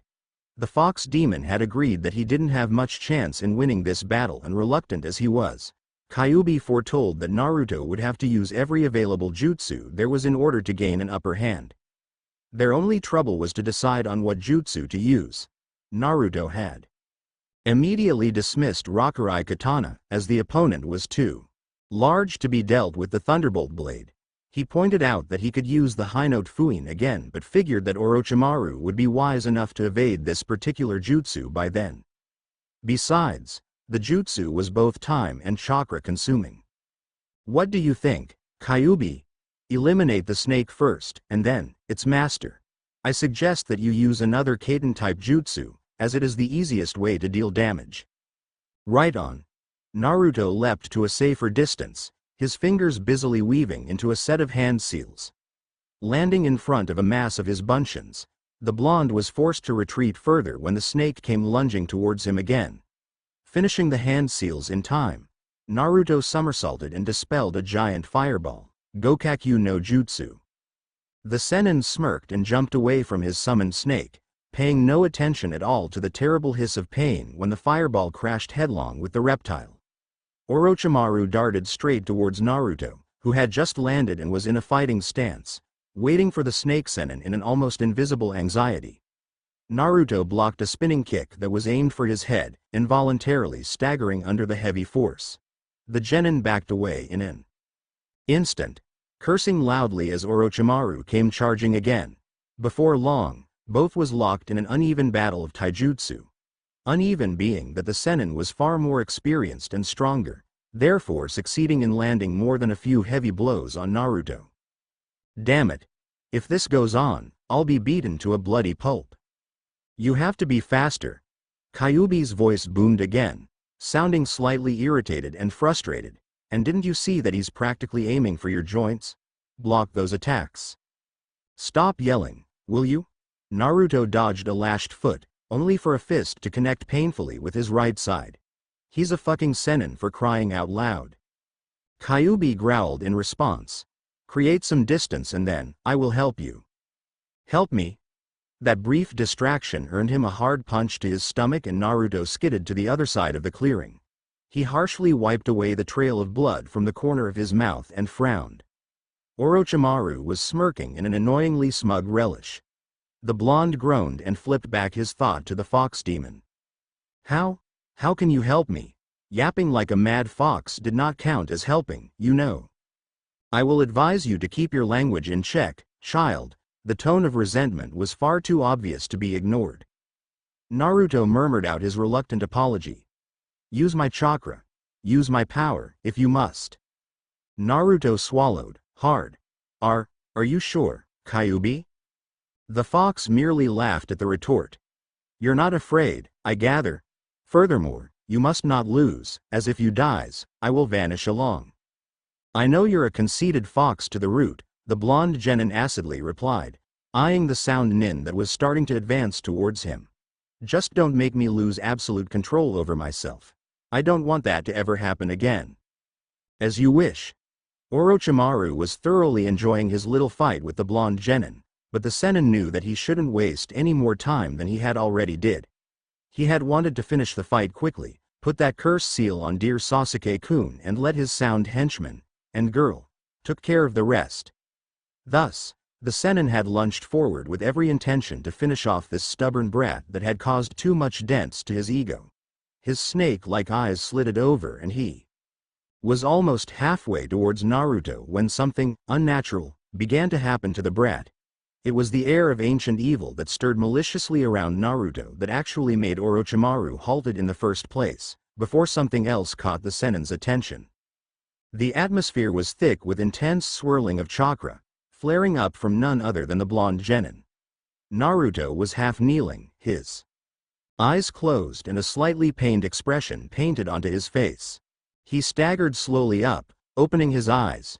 They were blazing crimson with interval flashes of gold, and at that particular moment, Orochimaru realized that the blonde's chakra had also turned from the usual blue to a lighter shade of crimson. The snake Sennin stirred uneasily, confused by the sudden changes happening around Naruto. Then, the answer came waltzing into his head. That's the chakra of a Ninetales. Ninetales must have slipped from under the seal, but by the look of it, he haven't quite succeed yet. Snaky. Naruto's voice was hoarse and those crimson eyes glared straight at the stunned Orochimaru. Now, the real fight begins. Naruto blurred out of existence and appeared behind the snake Sennin, claw-like fingers lashing out for victim, but Orochimaru had already anticipated the move. The blonde's attack met with nothing but a log of wood. Glancing wildly around, Naruto suddenly attacked a nearby tree, to which Orochimaru separated himself from the destroyed bark. Both exchanged blows and kicks for several minutes. Naruto had swiftly gained the upper hand, due to his increase of speed and agility. The corner of the blonde's mouth curved up into a malicious grin, his eyes narrowing in wild pleasure at the intensity of the fight. A trace of panic could be seen surfacing from the Sennin's face. It seemed like the Sennin was, for once, in the defending position. Twisted as he was, Orochimaru did deserve the title, Sennin.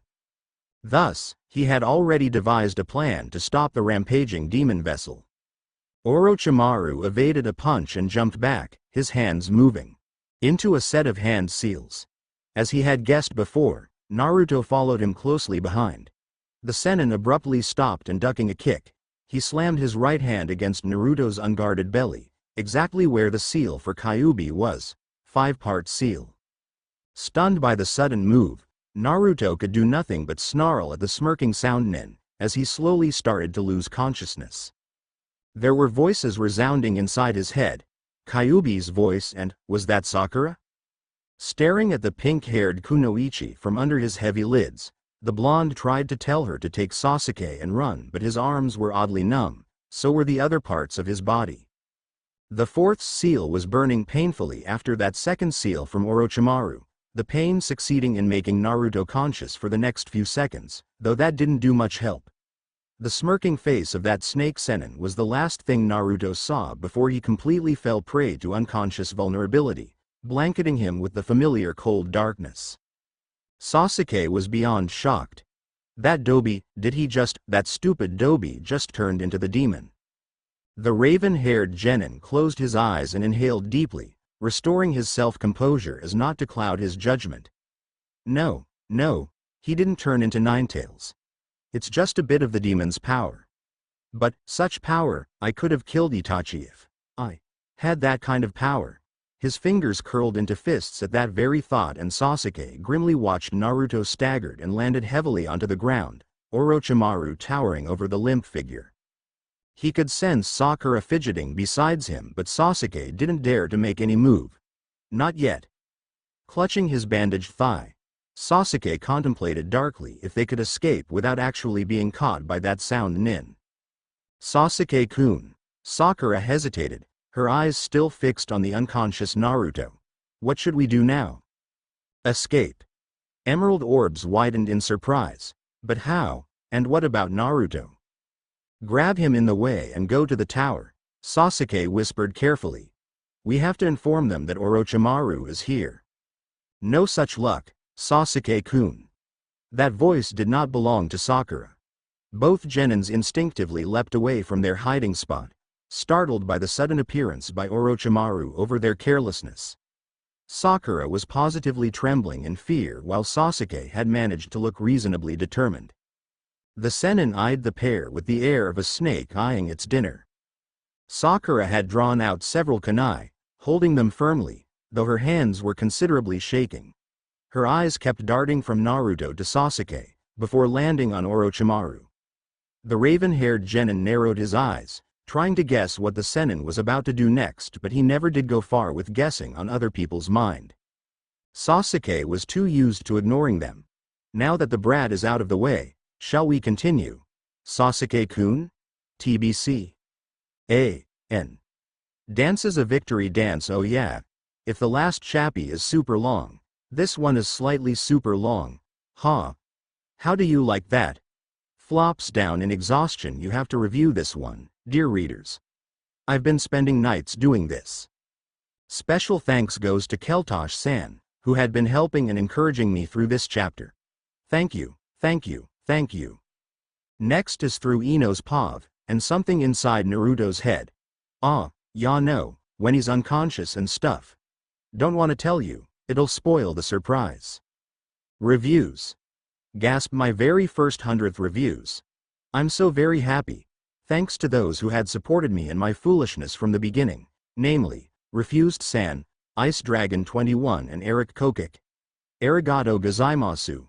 Love ya all. Keltosh. Thanks again for all your tremendous help. Well yeah, I felt obliged to give an explanation for the jutsu cause you know, maybe someone got baffled how the heck did Naruto suddenly learn all those jutsus. And I never did know that Kyubi knows jutsus. It just strikes me as funny when I imagined the great Kyubi performing hand seals with those Pasa Euro laughs. Ice Dragon 21. I like that part too. Grins, but I'm thorough with writing fighting scenes involving snakes. There's not much movement involved and I pretty much became repetitive. Hiya Euro if you remember that, something, that's wrong with the last chappie, do tell me, nay? Anyway, you really wouldn't want me to just write this story with my own ideas. What if I suddenly had an insanity fit and decided to pair Naru up with Oro-chan? That'll be disastrous. Blazer 6. I have to admit that I like the way Haku turned out to be a guy, and that's the thing that inspired me for the silver-haired son Genin. You really are hell-bent in making Naru a ladies' man, aren't you? Pokes Blazer 6. Warrior Phantom. Hi. I won't make precious Sasuke and Sakura look stupid, and if you do have a lot of other comments, I would really appreciate it if you would review or write an email to me, nay. Refused. You deserved every honor there is, Refused-san. Yeah, I just did the whole exam things through Naru's eyes, and some other POVs, and am I glad that you like it? Kyubi got resealed and Sasuke got the curse sealed too, but a new twist will happens about that one. Grins evilly, you'll have to wait to know. Storm Raven. HOI. All that you wanted to know will be explained in the chapters to follow, and next chappie focused mainly on Ino, but first, girl rocks. Yeah, frowns, you do know that I'm a girl too, now do you? Daniel of Lorien. That hurts. You know, it's not really nice to call someone an idiot. And honestly, I was trying really hard not to make Sasuke and Sakura OOC, but this is just the way I had the outlook of the characters. And it affects the way I write them. Sure, Sasuke is strong and all, but he's also an arrogant ass. You can't really deny that. Skulld's Centauro. Ma. Pat's head, it's okay, don't be so upset. I never did intend for this one to be a Naru, Hina, so don't worry, nay. Well, you can do something, you know, about the other pairings. You can give your thoughts and suggestions, and reasons why you'd like to see whom with whom, and then, maybe I'll consider it. So you do play an important role here. And to the others, Gopu, Night Owl 123 and Matrix 1000. Thanks so much, I could have done this without you. Until next time, read, enjoy and review. Kara. Chunin Exam 2nd Part 3 Title. Fighting All Odds by Kara. Disclaimer. I don't own them. Don't think I'll ever own them, the original Naruto characters of course. But other than that, the new jutsus and my OCs, they do belong to me, capiche? Summary so far. Team 7 had crossed path with Orochimaru. And Kyubi was resealed. No thanks to the Snake Sennin. Sasuke and Sakura in trouble while Ino felt that something was wrong with our dear blonde. Call it a mother's instinct if you must. Notes. Speech. Thoughts. Kyubi's speech.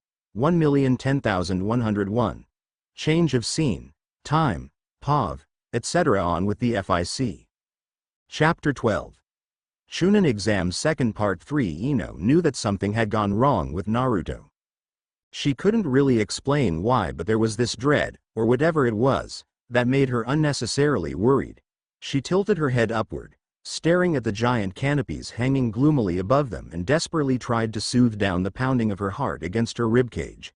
Failing miserably, Ino turned her attention to her two teammates, who were crouching beneath some giant roots of a giant tree, whispering among themselves. Team 10 was moving kinda slow at that time, thanks to the Konoha's resident lazy genius and his moves to avoid unwanted fight with teams that could turn out to be stronger than them. Ino snorted. Yeah, right, Shikamaru and his excuses. He's just too lazy to fight. Oi, Shika. Ino stomped towards the two still inconspicuous boys, vaguely noticing the existence of a throbbing vein on her forehead. How are we supposed to get any heaven scroll if we don't fight with anyone? The pony-tailed genin frowned darkly. We'll wait. We've been waiting enough. Eyes blazing indignantly, to which both Shika and Choji took a step back. The blonde kunoichi berated on her teammates. Can't we just hunt down other groups now? I'm sick of hiding every time. Ino paused and strained her ears, as if trying to hear some sound or noises that the wind had picked up. She turned to Shikamaru. Did you hear that? A double, no, from the boys. Well, listen harder. Slightly intimidated by the maniac fire burning in Ino's eyes, Shikamaru and Choji grudgingly followed the order. Shikamaru's annoyed face scrunched up in uncertainty while Choji's small eyes glazed over at particularly nothing. Aside from intervals creaking and some highly suspicious insect sounds, the boys couldn't really hear what Ino was trying to point out to them. The blonde kunoichi placed her hands firmly on her hips, glaring in all the patience she could muster at her teammates. Her sharp eyes caught sight of Choji's stubby fingers, creeping towards a new packet of chips though its owner was still apparently deep in his hearing mission. Ino slapped the fingers away and was awarded by an irritated yelp. There's nothing, Ino, Shikamaru drawled out, his brows knitted into a fresh frown. Maybe you're hearing things. Yeah. Somewhat angered by Ino's offending slap on his fingers, Choji immediately backed the lazy genius up. Am I hearing things? It sounded like Naruto's voice. Ino reluctantly nodded her head and apologized at a pouting Choji, before engaging herself in a brief yelling match with the chubby genin. The boys resumed their earlier positions and conspired silently, though the blonde kunoichi caught sight of Choji glaring at her in intervals. She sighed, massaging her neck and cursing at everything within sight. A queer sort of silence enveloped them, the one that usually hid something uncanny behind the absence of noises. Shikamaru and Choji didn't sense anything wrong, but Ino, being more wary than usual, noted with suspicion of a foreign scent wafting through the air. There's definitely something wrong with this forest. Shikamaru's head suddenly snapped up and the two genins scampered towards Ino, dragging her behind a thick bush. When she was about to yell, "What else?" at Shikamaru for practically hauling her away, the kunoichi was effectively silenced by a hand clamped onto her mouth. Choji grinned with smug satisfaction. Shika saw that whitish-eyed last-year top rookie better than Sasuke guy scouting this area. We better hide.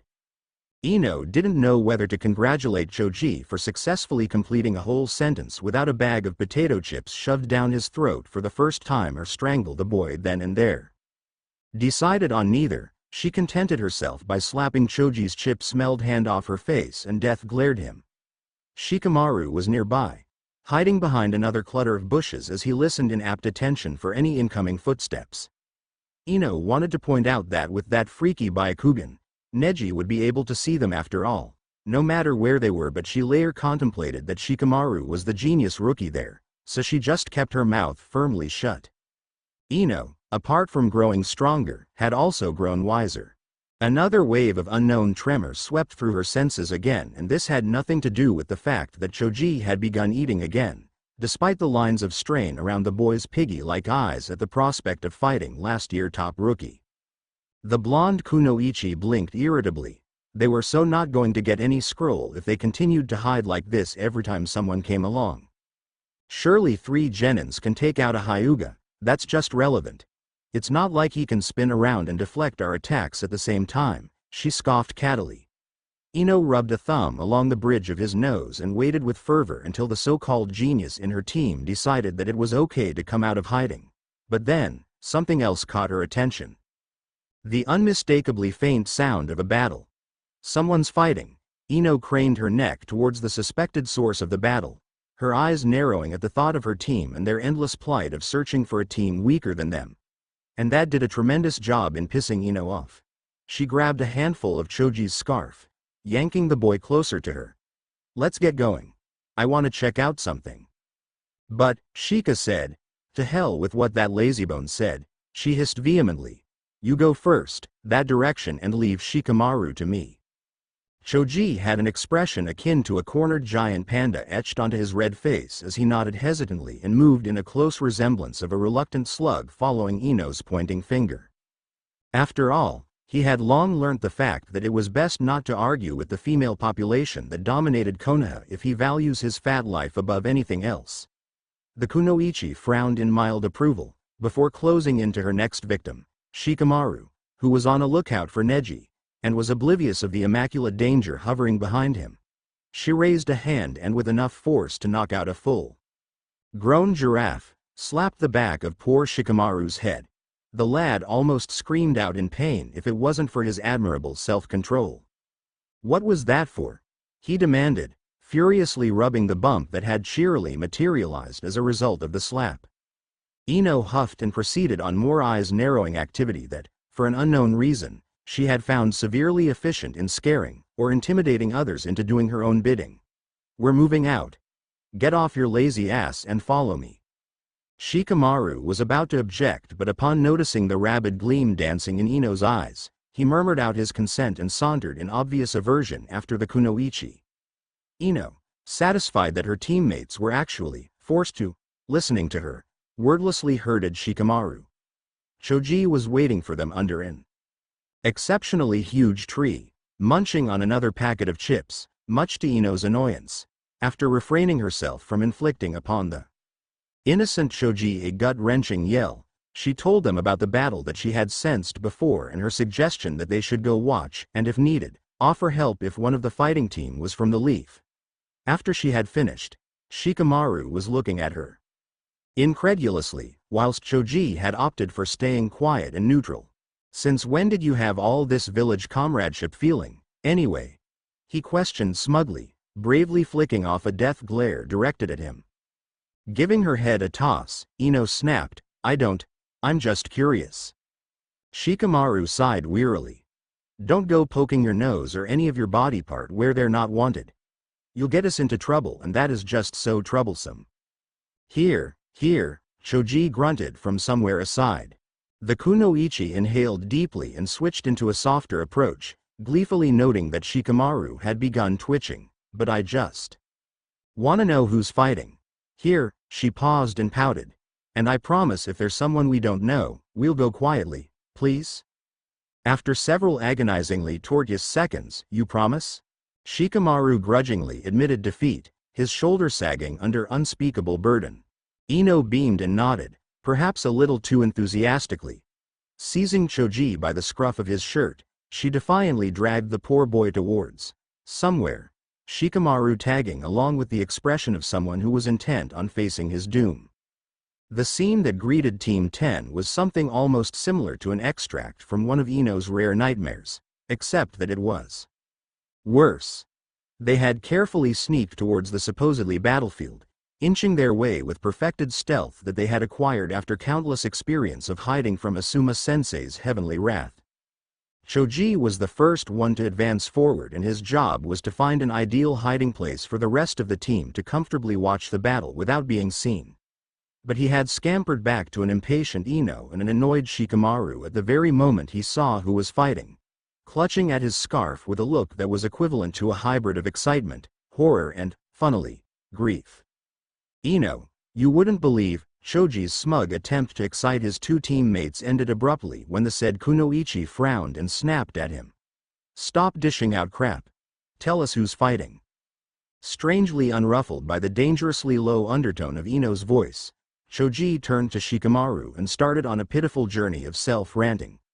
All that Ino could make out from the words that poured out like uncontained water was, Sakura, fighting, Sasuke, Naruto, unconscious, swirling purplish thingy, bandage, sound, etc., and was concluded by a triumphant haircut.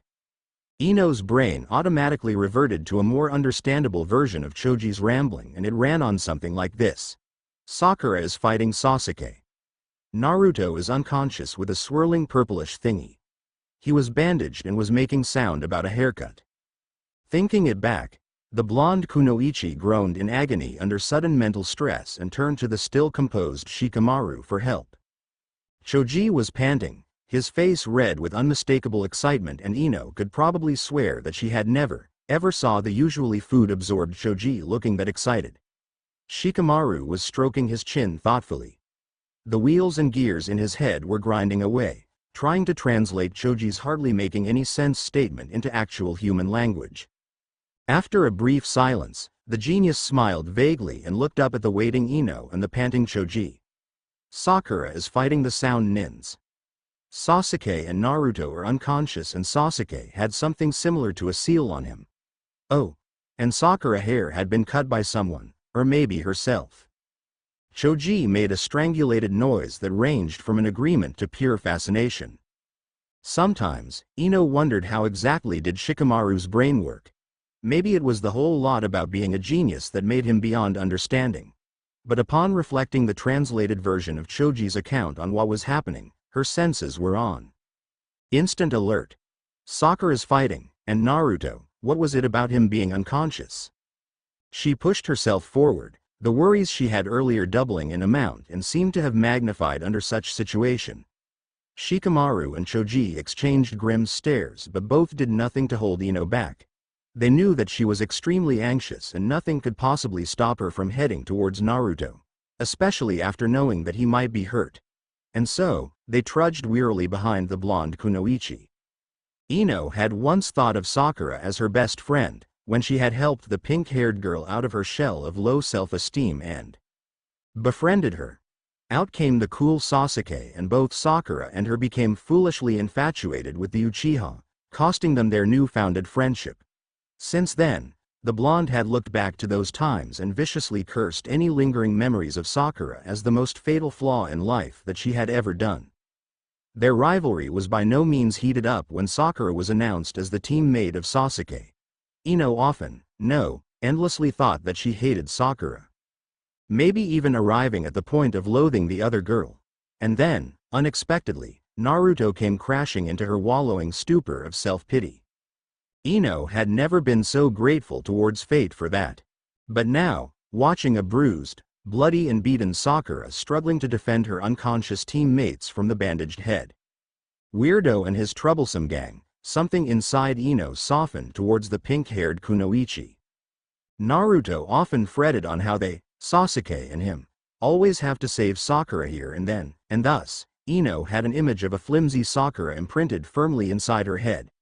So, she did acknowledge the Pinky's brainpower, but that was all. Her fingers curled into fists as she eyed the ragged tresses of pink hair and the crimson liquid smearing Sakura's usually smooth skin. Her eyes narrowed as the sound girl laughed at Sakura as she desperately fought the spiky-headed boy. Then, her eyes fell on Naruto. What the hell happened to him? She heard someone yelling out in fury and discovered, to her utmost horror, that that someone was her. Realizing that it was impossible to be kept hidden anymore, Ino grabbed Choji's scarf and launched towards the battlefield, skidded to a halt in front of Sakura. Choji, thanks to his loyal scarf, was dragged into this as well, but Shikamaru proved to be a real gentleman when he followed them in undiluted conscience, though Ino heard him muttering something that suspiciously sounded like, "so troublesome," under his breath once he was within earshot. Relishing on the astonished look on Sakura's bloody face and on the faces of the sound nins, Ino detached herself from Choji's scarf and determinedly glared at the three genins before them. Ino. The pink-haired kunoichi blinked, wiping away the trace of fresh blood from the side of her face as she stared in disbelief at her rival's back. Ino glanced over her shoulder and grinned down at her eternal ex-rival. "I've come to save your butt, Sakura. How about that?" Choji chose that very moment to squawk out in indignation. "But Ino, I don't want to fight." The spiky-headed sound nin coincidentally chooses that very moment too to display alarmingly high rate of sheer stupidity, leering at Choji. "Fat boy, don't fight if you're afraid of getting your fat ass kicked." Which of course resulted in both making Choji indisputably incensed and dangerously unstable at the very mentioning of the taboo word, fat. Eyes blazing with inner fire, he bellowed at the sound boy. "Who are you calling fat?" Shikamaru slapped his own forehead in mortification. "Of course I'm calling you fat boy," Spikehead promptly retorted, looking so pleased with himself that he completely missed the dismayed glares he was receiving from his two teammates. Or did the excessive fat had gotten into your ears as well? Well, at least now Choji's ready to fight, Ino contemplated darkly, glad that she didn't have to carry out her first idea of motivating Choji by bribing the chubby boy with promises of food if they managed to get out from this forest alive. She was still standing guard in front of Sakura and the two unconscious boys, chewing thoughtfully on her bottom lip. Shikamaru was eyeing her warily, while Choji was hyperventilating in a safe distance from them. Ino silently appraised their opponents, the first step that had been dutifully thought by their perpetually chewing on a cigarette sensei. That bandage head seemed to be the leader, so he must be the strongest. Guess the second one's spike head, and so that leaves that sound girl to be the weakest. Should attack her first. Ino was about to signal for both Shikamaru and Choji to begin on their long-rehearsed group strategy, but it seemed that Mr. Spike Head from Sound had successfully degraded himself to be the official pain in the ass. Stretching his arms out, to which Ino blanched in distaste at the holes on his palms, he sneered and said, "It looks like you'd chosen a bad time to be nosy, leaf brats. One attack is enough to wipe all of you off, I guess." Before Ino could fully understand what he was saying, the said boy directed his hold hands towards them and yelled, "Ultimate Zankuha." A humongous blast of air roared towards them, and as Ino was ready to spring aside, like Shikamaru and Choji had done once they saw the incoming air cutter, her subconscious mind screamed something about a severely injured Sakura and two half-dead genins behind her. Oh yeah. Them. In a split second, as she stole a glance at Sakura, who was vainly trying to stagger up, and the boys, her feet unwillingly froze on the spot. Acting solely on impulse, her fingers moved into a set of hand seals that she had come to get accustomed to and slammed her palms flat onto the ground as the air blast rapidly approached them, straining not to get distracted by the fact that if she failed the jutsu this time, it could result in a very painful and humiliating deaths. Hoshi Heki no Jutsu, Star Barrier. Ino narrowed her eyes and defiantly channeled her chakra towards the 5 points on the ground, confident that her shield would be able to dispel the wind, though she had to use extra load of chakra due to the increased perimeter to protect. The kunoichi was distantly aware of the combined shout from Shikamaru and Choji, but she did hear a small whimper from behind her, presumably from Sakura. "I have to save them. I have to save Naruto." Turning her attention once again to her created shield, Ino gritted her teeth when the air blast finally crashed into her defense, forcing massive impact against her. To Ino's vexation, she was slowly beginning to suffer from the impact, feeling that her shield had steadily wavered under the blast. "Oh shit. Concentrate, Ino. You can do this. Just a bit longer." The blonde kunoichi practically willed everything she had to stubbornly maintain the flow of chakra for her shield, eyes set with grim determination. The impact gradually subsided, in what it felt like a long stretch of time for Ino. Amidst the flying dust and dirt, she was granted the opportunity to smirk in victorious gloating at the slack-jawed Spikehead, who was ogling at her from the distant, "Hey. Guess your ego just went down the drain, Roosterhead." Now, for the finishing act. Pulling together the invisible strings of chakra that secured her control over the star barrier, Ino released the jutsu with practiced ease, her hands moving in a graceful arc as she forced the shield forward.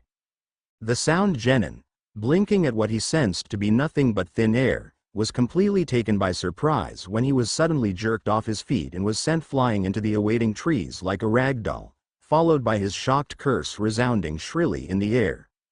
His teammates, who were just a few seconds ago staring with little interest at Ino, snapped at the direction of their mysteriously thrown teammate before shifting their attention to the slightly panting Ino.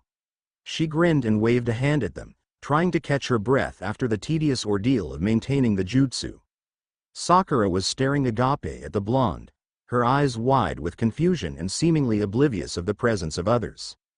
Shikamaru was the first one to spoke out, in a tone varying from sheer curiosity to morbidly impressed. "You've never told us about that jutsu." "Too busy," Ino choked out, tidying up her ponytail. She dusted her pants and turned to Sakura. "Can you look after those two? We'll try to distract them until Mr. Genius here." She grinned at Shikamaru. Find a plan or something to defeat them. After a second of awkward hesitation, the pink-haired kunoichi nodded. She inched towards the two unconscious genins and sat heavily down beside Sasuke, who still had that wraith-like purplish aura floating over him. Sakura looked like she wanted to ask Ino something but had wisely refrained herself from doing so at their current position. Stealing a last glance at Naruto, Ino sighed and returned to the brief strategy meeting of her team. Before neither of them could do anything, a deafening roar shook the forest, much to their unspoken dismay. The spike head, who had been blown off by the invisible wall created by the star barrier, had somehow managed to stay conscious and was wreaking havoc to the nature, generally. "Where's that fucking bitch?" he hollered quite shamelessly, a wild look in his eyes as he trampled towards them like an epileptic orangutan, arms outstretched. His teammates didn't appear to enjoy this embarrassing change to their supposedly cool bad guy's demeanor and could be seen frowning darkly at the everything within range. "I'm going to fucking tear you from limb to limb, you stupid blonde bimbo." Zaku, Bandage Head, silently addressed his out-of-control partner in crime and fixed the spiky-headed genin with a stern gaze. "Remember our mission. We're here to kill Uchiha, not to have a go on everyone." Spikehead, or now known as Zaku, groaned and dropped his hands to his side. He glared with obvious repugnance at the clustered Konoha nins, swearing and muttering a few well-chosen obscenities that would have made any mother scream in proper indignation if they ever heard him.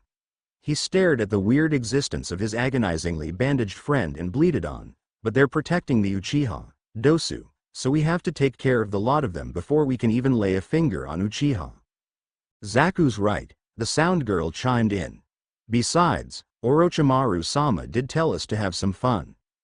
By now, Team 10 had been staring at the exchanges of snaps and retorts among the sound nin with incomprehensible expression etched onto their faces. Ino wasn't actually sure if they should take that opportunity to get the hell out of there or stay and fight their guts out. Discouraged by the sheer indignity of fleeing, and that she felt like she had a score to settle with Zaku after the lad had blatantly called her a stupid blonde bimbo. The kunoichi resorted on hovering over the still unconscious Naruto like a rabid mother panda protecting its newborn baby. Shikamaru yawned and rolled his eyes heavenward as he watched the interesting display of human vacuum cleaner inhaling packets after packets of chips. Sakura was currently tending on Sasuke, her face smudged by either crusty blood or dirt. She tilted her head and stared at Ino. "Maybe we should go. Who knows what those sound guys will do?" As if perfectly on cue with Sakura's half-hearted statement, Zaku suddenly howled in triumphant peal of laughter and squinted evilly at the Konoha genins, both conscious and unconscious. Dosu and the sound girl were standing smugly behind the overjoyed nin. He cracked his knuckles and said, "Time to play. Which of you will go first?" "Give me your worse, asshole," Ino snorted, falling into her fighting stance. Shikamaru and Choji nodded at each other and swiftly occupied either side from Ino. Whether it was a deliberate attempt to further suggest to everybody that he was an incurable moron or that he really was moronically idiotic in the first place, Zaku laughed the rookie version of a proper, bad guy bad laughter, trademark laugh, and prepared his all-too-familiar attack. A malicious grin was playing on his lips as another burst of air, this one being a normal Zankuha, blasted towards Team 10. They scattered from the path of the air cutter, only to meet with the members from the sound team. Ino, much to her disappointment, was supposed to fight the sound girl. To her right, Choji had already confronted Zaku while Dosu was left to deal with Shikamaru. Apparently, they preferred one-on-one match. "Your hair looks nicer than that Pinky's," the sound girl smirked, metal needles gleaming among her fingers. "Seems like all Konoha genins use their time grooming instead of practicing." Ino snorted and started on her own verbal assault. "Oh please. Why don't you help me save some time and kill yourself? I'm sure you'll be doing everyone a huge favor." The response to that was the whizzing sound of needles aimed towards Ino's head, the other girl consistently drawing out more needles and showered the blonde kunoichi with deadly hail of sharp needles. Ino evaded them all, her eyes watching her opponent keenly, waiting for a slip so that she could move in for an attack. Somewhere to her left, She spotted something that resembled a giant clothed meatball propelling itself at Zaku and mentally snickered at the panic displayed on the sound genin's face. Let's see how he deals with that. Her eyes averted to Shikamaru and a perplexed Dosu, copying some kind of idiotic gestures that the ponytailed boy was doing. Their shadows were connected and Dosu looked so frustrated that Ino felt like guffawing. She was about to do just that, if it wasn't for one particular needle that barely grazed her cheek. Ino blinked and retreated to a side. A sharp twinge of pain flashed abruptly on her face. She flicked her attention to the sound girl and upon noticing that there was a weak spot as the girl twisted in midair, launched herself forward with drawn kunai. The other girl gasped and reflexively shielded her face with both arms, inconveniently covering her eyes at the same time. Ino grinned, pocketed the kunai back in a flash and ducked to the girl's blind spot. The blonde swiftly delivered a hand knife to the back of the sound kunoichi's neck, rendering her unconscious before Ino landed with a peculiar limp on a branch, whereas the girl dropped in a dusty heap on the hard ground. Kin! Zaku snapped at the sight of the motionless girl, dodging the flying meatball as he rushed to her side. Ino whipped out a bunch of kunai when Zaku kneeled and checked Kin's pulse, hurling them towards the two at the given opportunity.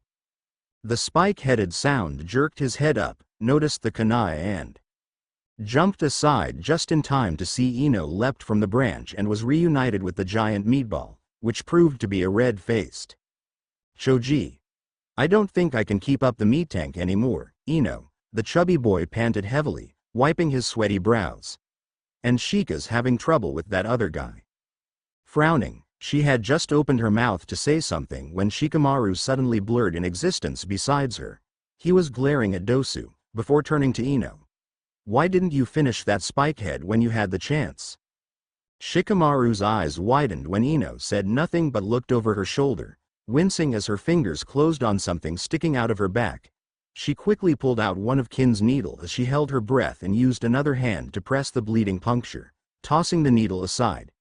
She grinned at Shikamaru, despite the obvious pain painted on her face. Choji was looking genuinely concerned for once. Sorry. I just got distracted when I was fighting that sound girl. Ino grimly glanced at Naruto, mentally chastising herself for being careless. Naruto will never forgive me if he knew. He'd reminded me more than once to be careful. Sakura was eyeing them, slightly more alarmed when she saw the blood-covered needle lying near Ino's feet and the weak trembles on the blonde's hand that was used to cover the wound. She stared in despair at Zaku and Dosu, who were bending over the motionless figure of Kin, talking to each other in low whispers. Ino realized that Choji wouldn't be able to use Meat Tank no Jutsu again and Shikamaru had just released his own Kagemane on Dosu. Though she had knocked out the sound girl, it counted next to nothing because as she had expected earlier, that girl was the weakest of those three. What do we do now? Choji asked, staring repeatedly at Ino and Shikamaru. Shikamaru shook his head. I don't know. I don't think Ino is able to continue fighting. He nodded dismally at the blonde kunoichi. Are you sure you can still stand? Of course I can, she snapped, pressing harder on the puncture to stop the blood from continuously leaking out. I can still fight, you know. You can't, her ponytailed teammate admonished, glaring at her. All trace of his usual laziness evaporated into thin air. Don't be an idiot, Shika. I can still. Their argument was cut short when Choji interjected with a gasp and pointed at Zaku, who was preparing on yet another Zankuha. The spike-headed sound genin blasted another round of his, by now, infamous air cutter and Team 10 scattered again, though. Shikamaru had thoughtfully stayed by Ino's side and awkwardly wrapped an arm around the kunoichi's shoulder as she staggered from the blow. Ino inhaled deeply, whispered her thanks to Shikamaru before squirming uneasily out of his grasp. She leapt away from him and went down on her knees, cursing as she felt the blood gushing out of her wound at even the slightest movement. She was about to rip off the bandages of her clothes when she was made aware of the presence of a shadow looming above her. Ino tilted her head upwards and was greeted by the grinning face of Zaku. His hands were outstretched until they were hovering inches from her face and then said, in a tone that promised pain and more pain, "What you did to Kin, I'll repay it 10 times worse, bitch. She was vaguely aware of Shikamaru's frustrated shout as Dosu cornered Choji and him, her eyes widening as Naruto's words came ringing inside her head. The Chunin exam allows killing, and that means something, the genin snapped, his blue eyes blazing angrily at Ino. I don't want you to hand your neck to those genins from other hidden villages just because you think that they won't kill you. She had been foolish. She had been hasty. She had been overconfident. Naruto was right. Ino felt like crying, but instead, she looked up in all the courage she could muster at those hold hands and vindictive eyes glaring down at her. I'm sorry, Naruto. I really wanted to protect you. She could almost hear the air molecules vibrating around the holes, pulsating impatiently, and would be smashing against her skull in several seconds. The wound caused by Kin's needle was throbbing painfully at her back, as though mocking her for the mistakes that she had done. Shikamaru was yelling again, and Ino grimly chuckled as she whispered for him to shut up. Zaku was about to release the Zankuha, and Ino had almost closed her eyes when the expression on his face caught her attention. He had halted and was staring at something beyond them. Something, or more accurately, someone. Ino blinked and with an effort, turned her head at the same direction. There was Sakura, emerald eyes brimming with unshed tears, the unconscious Naruto, her eyes softened, and Sasuke. Sasuke? What's wrong with him? Sasuke was standing before Sakura, weird purple tattoos marring his pale skin and purplish chakras swirling eerily around him as his Sharingan eyes glared coldly at the sound genins, quite unlike half a minute ago when he was lying immobile beside the pink-haired Kunoichi. His hands, tattooed with the same odd pattern that covered his whole exposed flesh, was twitching subtly and his lips quirked into a malicious grin as he continued on freaking everyone out with those purple chakra that looked like wispy apparition. Zaku and Dosu exchanged wary looks, as confused with the situation as the rest of the leaf genins. Sakura looked like she was about to faint out of horror while Shikamaru and Choji gaped from the sideline. Then, with a tone that suggested nothing but plain malevolent, Sasuke demanded, "Who did that to you, Sakura? Who?" And again, Zaku proved himself to be a complete idiot, TBC. Gomen for the late update. You guys had been waiting for almost 2 weeks now. I'm still in the middle of an examination, but I sneaked in and out to write this story, so yeah, it's kinda late. But hey, at least I've updated.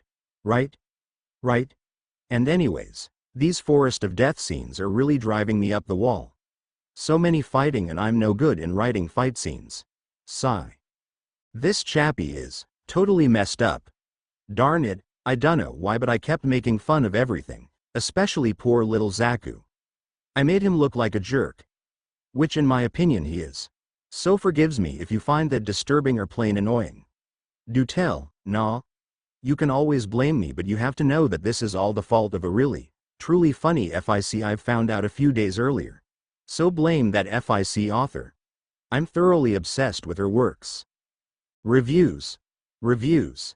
The bestest thing after ice cream and potato chips. Thermopylae. Your nick is really complicated. Anyway, yes, Sasuke do know about Naru being the vessel of Kyubi, somewhere along the line when they fought Zabuza and Haku. Frank Kadena. Yo. It's already the 12th installation and you're still at the 10th? Kadena-san, hurry and pick up the pace. Skulld's Centauro. Blush, you don't need to compliment that much, I'm going to get a swollen head. And brain. These days if things like this continue. The pairings, maybe it'll work. Arg, I dunno. Keltosh. Pout nay. Am I that evil? Am I? Refused. Reviews from Refused-san always makes Kara happy, and when Kara happy, Kara likes to glomp on Refused-san. Glomp's pairing? It'll eventually be a Naru Ino, I guess, and maybe a lil peek into something else, I dunno yet. Blazer 6. Now, calm down. Offer cookies. Sasuke knew about Kyubi and all that when they fought Zabuza and the dear androgynous Haku. Naruto saved him, right? Something like that, and Sasu knew. So there. Big his own daddy. Is it? Well, I've read fanfics that refers to the legendary 3 as senins, That's why I used it. And nobody else seems to say anything about it, so I don't know, maybe you're right. Ice Dragon 21. People rarely understand me anyway, so yeah, making my FIC to be a totally crazy piece of an artwork is very, very tempting to my deranged mind. And your advice melts into goo, thankies, so much. Your bone sackin'. Anu, their relationship is not exactly father, son, as you have put it. It's more towards a twisted kind of fondness. I don't really know how to explain it, but calling Kyubi-chan is kinda cute. And maybe a bit girlish. Laughs. And others. Gopu and Night Owl 123, thanks you so much for your reviews. Alas, the insanity will have to stop for now, until later. Read, enjoy and review, Mina, Kara. Chunin Exam 2nd Part 4 Title, Fighting All Odds by Kara. Disclaimer. I don't own them. Don't think I'll ever own them, the original Naruto characters of course. But other than that, the new jutsus and my OCs, they do belong to me, capiche? Summary so far. Sasuke and the Cursed Seal had awoken. Hugh in cheap horror orchestra music Ino and Team 10 had come in and managed to stall some time until Sasuke finally woke up and started running amok through the sound genins, especially Dear Zaku. Mina, I'm back. Miss me? Notes. Speech, thoughts, Kyubi's speech. Change of scene, time, POV, etc. On with the FIC. Chapter 13. Chunin Exam 2nd Part 4. Sakura, what the hell is wrong with Sasuke? Ino winced as she made her way towards the petrified pink-haired Kunoichi. Shikamaru and Choji were watching in morbid fascination. From aside as Sasuke continued on attack after attack in unnatural speed and strength, practically kicking and jutsu-ing the living daylight out of Zaku. The spike-headed sound nin was indeed in a really bad shape. His scream of agony rang throughout the forest. When Sasuke twisted his hands to his back, grinning maliciously and added more pressure, until eventually, a bone-chilling crack resounded amongst Zaku's tortured screams. Dosu, his remaining conscious teammate, was staring helplessly at his friend. Ino's eyes widened and she paled, oblivious that Sakura too had copied the same response. Sakura, Ino hastily turned to her ex-rival, echoing her earlier question. What's wrong with Sasuke? What's with that weird tattoo? The other Kunoichi flinched. It's Orochimaru's seal. Orochimaru? Ino gaped in disbelief, her fingers clenched into fists. One of the Sannin? Yes. I don't know why, but Sakura swallowed and averted her eyes from the rampaging Sasuke, latching them at Ino instead. Naruto fought him, but lose. Then Orochimaru, Sakura shuddered and abandoned her explanation halfway, apparently too disgusted to try and recall that particular piece of disturbing memory. She regarded Ino with obvious desperation, as if seeking for little comfort that the blonde Kunoichi could possibly offer. Ino sighed. We have to stop Sasuke. He didn't look fine. She was tempted to say, sane, but held back the word in time. She glanced at the battlefield but immediately looked away as Sasuke continued on pounding Zaku to near death, the malicious grin firmly etched onto the boy's feature. But how? Sakura promptly retorted, her fingernails digging into Ino's arm. Ino gritted her teeth and bitterly admitted, I don't know. Amongst the dark masses of green leaves, 3 pairs of eyes were watching the scene below, following every moves, every twist of muscles between the two fighting genins. The sun genins were crouching on a high branch, at the sideline of the clearing where they could easily monitor the fight that had ensued between the leaf genins and the sound genins. Those eyes eventually locked on the unconscious form of Naruto and the crimson ones hardened, the leaves camouflaging them bristled with the imminent aura of suppressed fury. Sensing her companion's anger, Ryu placed a hand on the redhead's shoulder. No words were exchanged but when the green-haired genin finally withdrew her hand, the tension earlier had fairly dissipated. Shikaku, what should we do now? Ryu ventured on, her eyes trailed from Naruto to the older girl besides her. The redhead brushed away a few loose strands of red hair and replied, Aki-sama reminded us not to make a move without further instruction. We may attract unwanted attention. Their silver-haired teammate shifted silently and regarded the other two, his silver orbs flashing from unmistakable contempt. That boy has bloodlust in his eyes. I may not be more than a genin, but trust me, Shikaku. He might even attack his own teammates after he finishes with that sound nin. That includes Naruto-sama too. I've noticed that, her brows knitted into a dark frown. Naruto is in no position to defend himself, and I doubt any of those leaf nins could do anything to the boy in his berserker state. What do you say now, leader? Ryu impatiently retorted, her fingers lightly brushing the gleaming scabbard of her kodachi. To fight, or not to fight? Shikaku narrowed her eyes at the green-haired girl, who grinned sheepishly in retaliation, after a few seconds of silence. Except the intervals, screams and explosions from below, the redhead slowly nodded and turned to his waiting companions. Ryu, create enough diversion among those two to steal some time. Ryujin, I want you to use the strongest seal that you know on the raven-haired boy. Might as well knock him unconscious first. What about the sound nins? I don't think they'll mind us interrupting at all. The redhead lowered her hand, reaching for her pouch. She slipped out some kunai, nodded at her teammates and hurled those kunai towards Sasuke and Zaku in a flash.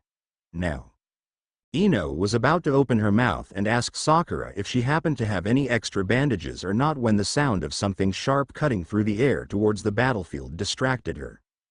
Both kunoichi snapped their heads in unison towards Sasuke, who had retreated safely from the assault of the mysterious bunch of kunai and was glaring murderously at everyone in general.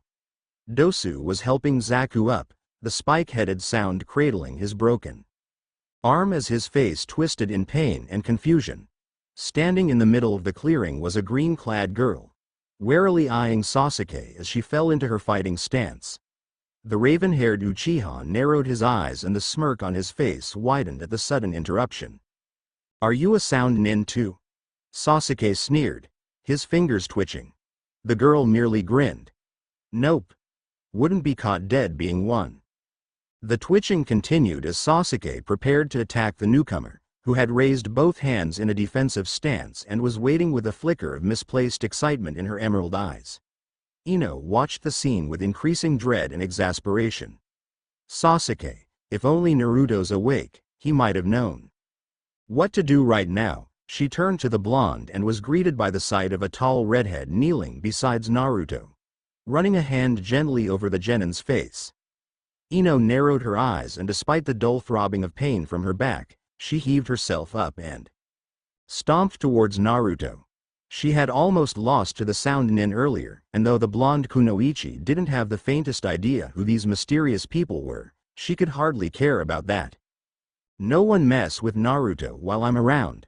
Before she could ask what the hell was the redhead doing to Naruto, Ino caught sight of Sasuke, rooted to the ground with an expression of unpleasant shock etched onto his face. She arched an eyebrow as the raven-haired boy strained forward, succeeded in moving nowhere. The process was repeated several times and Ino could see veins popping up on Sasuke's skin, an omen of promised destruction. The green-haired girl had relaxed visibly and was grinning at the incensed Sasuke. Ino still couldn't understand why Sasuke had failed to lift a foot. That was until the said Uchiha snapped his head towards another figure, standing resolutely about 10 meters away from them, slender fingers barely touching the ground. What did you do to me? Sasuke snarled, his fingers clenching and unclenching in rapid succession, eyes blazing with anger. The green-haired girl smirked and sauntered closer. You might hurt yourself and others. Sleep well, nay? She mirrored Ino's hand knife that she had used against Kin earlier on Sasuke and gingerly supported him when the raven-haired genin slumped over. The purple tattoo receded slowly and she nodded at Sakura, signaling her to take Sasuke. The pink-haired kunoichi scampered up, tending to the unconscious but by then tattoo-free Sasuke, though her eyes kept darting at their unknown saviors. This is getting weirder and weirder. Who the hell are these people? Ino shook her head, clearing her mind from the brief reverie and proceeded on towards the redhead. As she arrived behind the other kunoichi, the redhead tilted her head as if she had long sensed Ino's presence and smiled, gesturing at Naruto. He'll be fine. Who are you? The blonde kunoichi abruptly spat out, kneeling too so that their eyes were leveled. The redhead pointed a thumb at her forehead protector. Son Genin. My friends and I happened to go past through this area and we thought that you might need some help.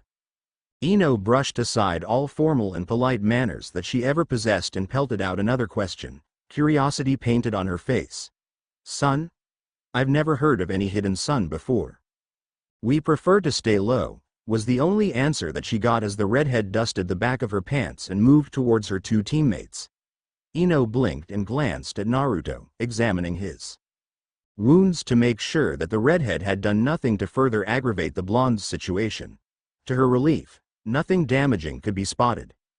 Meanwhile, Dosu had shouldered the unconscious Kin and put one hand around Zaku, who was still howling with pain.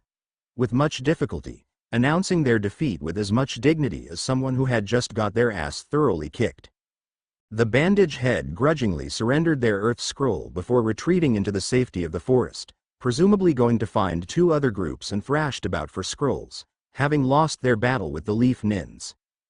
Ino heaved a sigh as the sound disappeared from view, relieved that it would be some time before they would cross path again.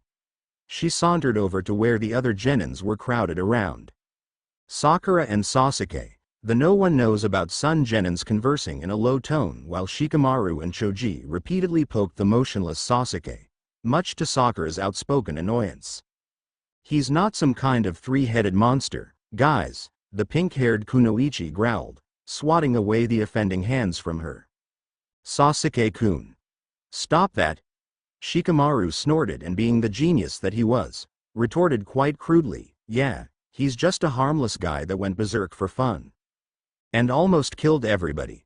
Sakura reprimanded, all faith set on clearing Sasuke from any form of accusation or blame, but it's the fault of that stupid seal. Ino glared at Shikamaru and Choji before kneeling and said, to Sakura, is he okay? Yeah, I think. There was doubt in the pink-haired kunoichi's eyes but she pursed on her lips and looked down at the unconscious Uchiha. Sakura smiled and tilted her head towards Ino. How's Naruto? Still sleeping, the blonde nonchalantly shrugged. It'll take more than a stampede of wild buffaloes to wake him up right now. Shikamaru tapped lightly on Ino's shoulder and regarded her with obvious concern. Are you okay? That needle? I'm fine, Ino curtly interjected, though a fresh wave of throbs effectively reminded her of the puncture from Kin's needle. Her fingers instinctively closed on the wound and she bit on her bottom lip, holding back a groan. That particular act didn't go unnoticed by the other genins. You don't look like you're fine, Choji stated matter-of-factly, munching on a new, God know where it was hidden, packet of chips. I couldn't have agreed more. The voice snapped the Konoha genins into alert mode, as the redhead Ino had seen examining Naruto earlier appeared suddenly behind her. She regarded the blonde kunoichi thoughtfully, ruby eyes glittering. You might want to check that wound before it can get any worse. Ino frowned and made an attempt to scuttle away from the redhead. Mind your own business.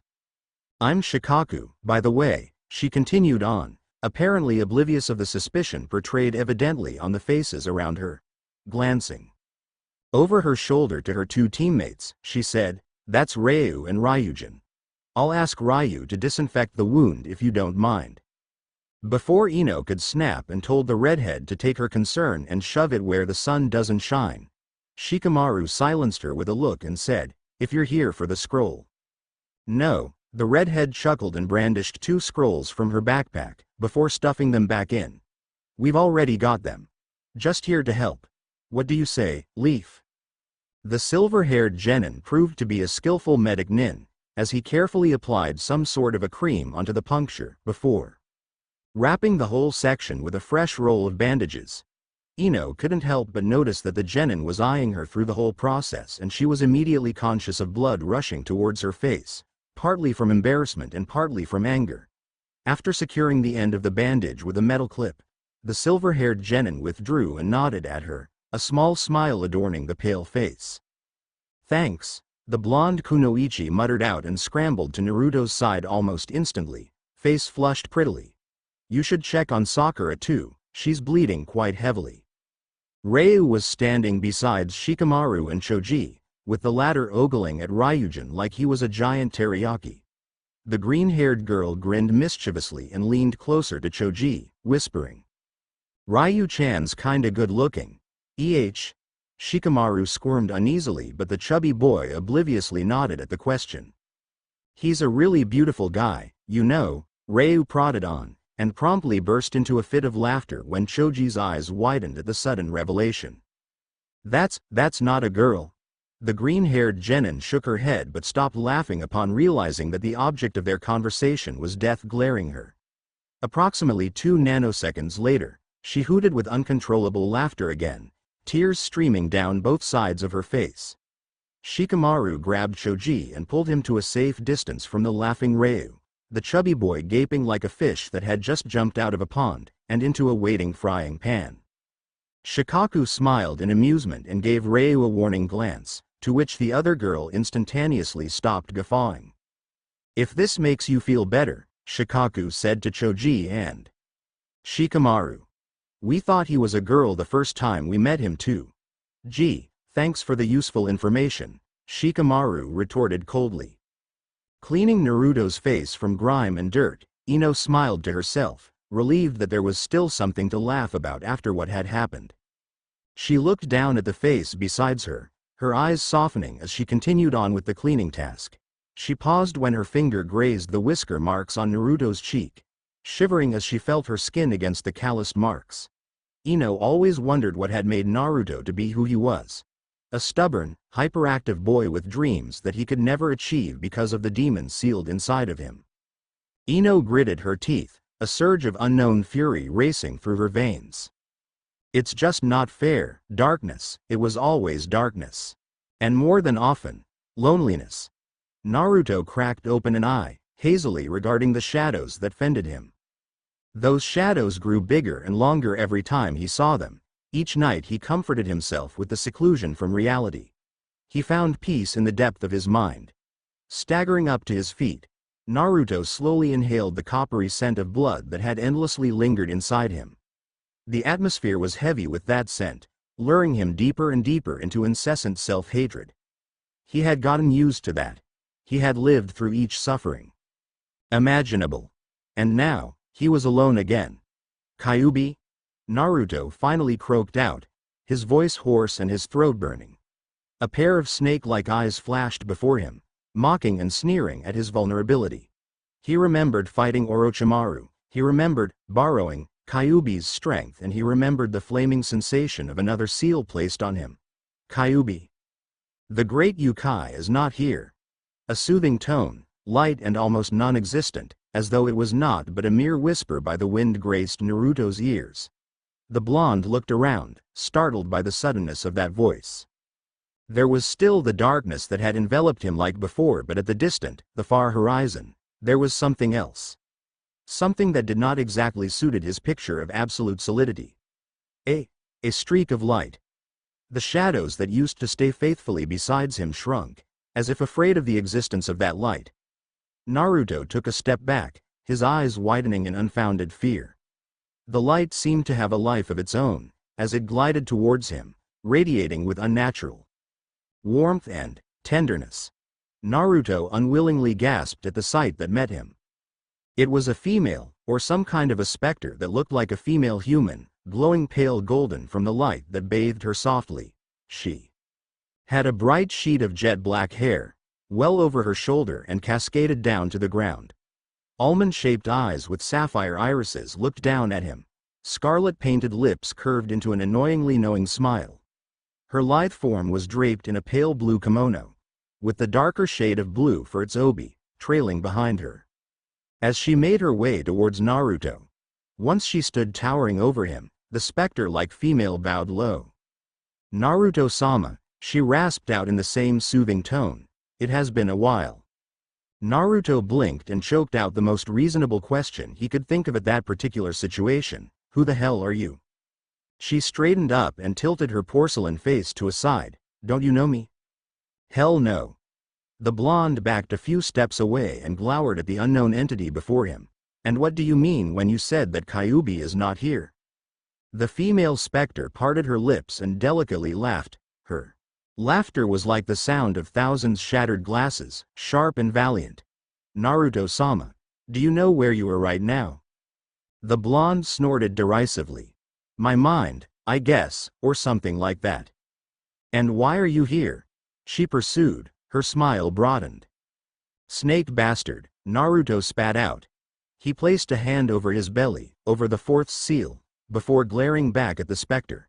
Why are you here? Ah, you really don't know, do you? Waving a hand at the surrounding shadows, that shrunk back even more so, she said. I'm always here, inside of you. And every night, I accompanies you, even when you're not aware of that, Naruto-sama. Naruto felt like punching that porcelain smooth face to the deepest bowl of hell. That still doesn't answer my question, damn it. He paused and continued, after realizing something, and why the hell are you calling me, Naruto-sama? She spread her hands and bowed again, as a servant might call her master. Gaping at the specter, Naruto couldn't help but to wonder if he had finally lost all track of sanity. He knew talking to Kyubi would sooner or later brought bad consequences, and now, he's having a fucking delusion. For crying out loud. He wanted to humor the whole situation, maybe laugh a bit and then try to somehow slap himself back to consciousness, but it seemed that somewhere along the road of his self-discovery, he had failed to conceal the utmost horror and confusion from surfacing on his face. And that damned, crap-dishing specter was smiling at him, in amusement. You, he pointed at the specter, are my servant? Technically, yes, she replied obligingly, her smile faltering. I am the seal. The what? She sighed and reached out a hand towards Naruto. The blonde, surprised by the sudden move, was rendered petrified as the specter lifted up his shirt, revealing the symbol of the fourth seal on his belly. The seal glowed crimson as she traced the spirals on it in a painfully slow motion, and to Naruto's horror, the tip of her finger had sunk into his flesh as she dragged that particular finger along the seal. It was as if she was invisible or semi-transparent because Naruto felt no pain at all until she gracefully withdrew her finger and regarded him quietly. I am the seal, the blood-wrought chains that bind the great Yukai from breaking free, the cage that keeps the great Yukai away from his visions of utter destruction and chaos, she declared before Naruto, her eyes flashing with inhuman passion. Naruto narrowed his eyes and snorted in disgust. If you're the seal, why are you here? Shouldn't you be caging Kyubi instead? And I suppose that's why Kyubi isn't here now, because you're here. The specter meekly nodded at the sarcasm-laced accusation. Yes, and no. What's that supposed to mean? Naruto roared, trying desperately to stop himself from eating his shoes in frustration and kill the specter, or the seal, or whatever she was in a barefooted rampage. Yes, the great Yukai is not here because, as you have said, I am here, she said. The tone of her voice hardened slightly. But the real reason I am here is because of the other seal that Orochimaru had placed on you, Naruto-sama, the 5-part seal. Okay. Wait. Naruto held up his hands, eyes widening in crass display of mockery. Are you some sort of a hallucination or something? You suddenly materialized out of nowhere, claiming that you're the seal, and now, you expects me to believe that that fucking seal snake bastard put on me hindered the great Yukai from appearing in your mind as always? She finished the sentence quietly. Yes, Naruto-sama, that is true. For the umpteenth times in 30 seconds, Naruto felt the overwhelming urge to murder the specter, regardless of how he could possibly do that. He refrained himself from pulling out his hair in frustration and settled on glaring obtrusively at her. And why did you choose to reveal yourself right now? Where did you come from anyway? The female specter, much to Naruto's utter annoyance, bowed her head again. I am here as your fate entwines with the great Yukai's. Shamed as I had to admit this, I was weakened throughout these years, both by the hatred raging in your veins and your lust for revenge. I could do nothing when the great Yukai started communicating with you, Naruto-sama, but I found little assurance that there are still a glimmer of hope against this blinding curtain of darkness. Look at that. She even comes with a built-in crappish philosophical program, he mused bitterly, with a hint of well-hidden amusement. Cut the bullshit and go straight to the point, will you? Explaining the ancient prophecies and your fate is not my concern, Naruto-sama, she said, and Naruto was alerted of a slight change of the aura that enveloped her. I sensed the arrival of one of the true blood, and perhaps, the time has come for you to understand your fate. What the hell are you talking about, damn it? What true blood? The specter smiled, gliding closer to Naruto. The blonde tried to take a step back, but found himself immobile. His eyes widened when she wrapped her arms around him, pulling him into a tight embrace. He was flooded with an unfamiliar stream of warmth and bright light, so much different from the cold and darkness that used to accompany him. Naruto closed his eyes, unconsciously enjoying the pleasant sensation of the warmth. His tense muscles loosened noticeably. No one ever hugged him like this before. He was always fooling around with Iruka-sensei, but the specter's warmth were poles apart from that. It felt so, odd as it seemed, motherly.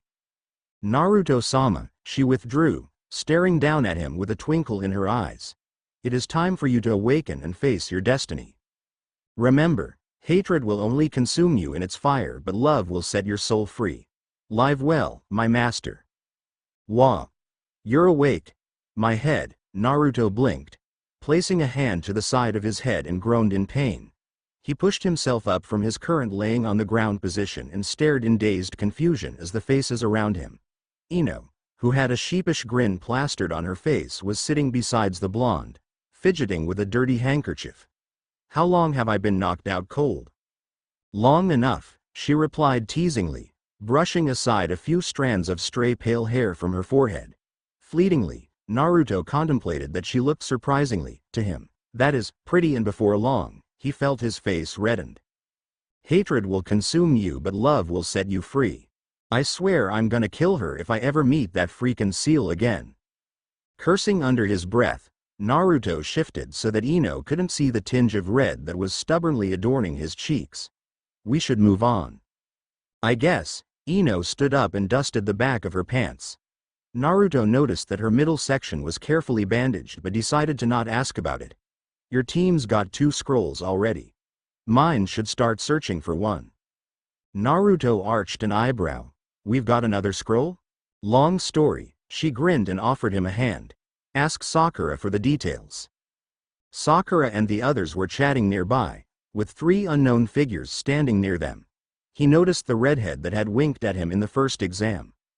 Naruto eyed the 3 genins with suspicion and turned to Ino, but as she only nodded to signal that they were trustworthy, he simply shrugged and walked towards the cluster of leaf genins with the blonde kunoichi following him closely behind.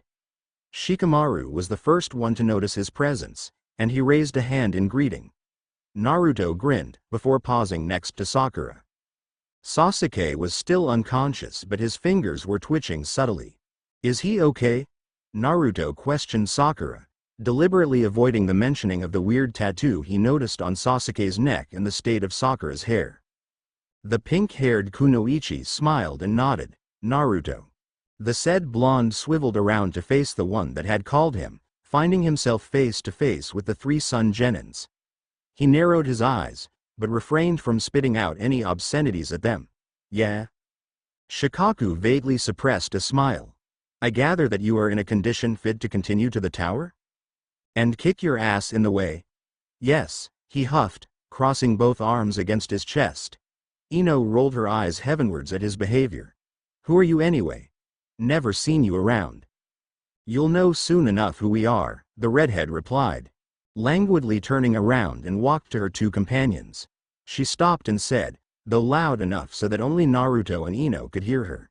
And you will know who you are. In a flash, the 3 genins disappeared into clouds of smoke. Naruto gritted his teeth, fingers balled into fists. What the heck is wrong with everything today? First the seal and now the 3 amigos.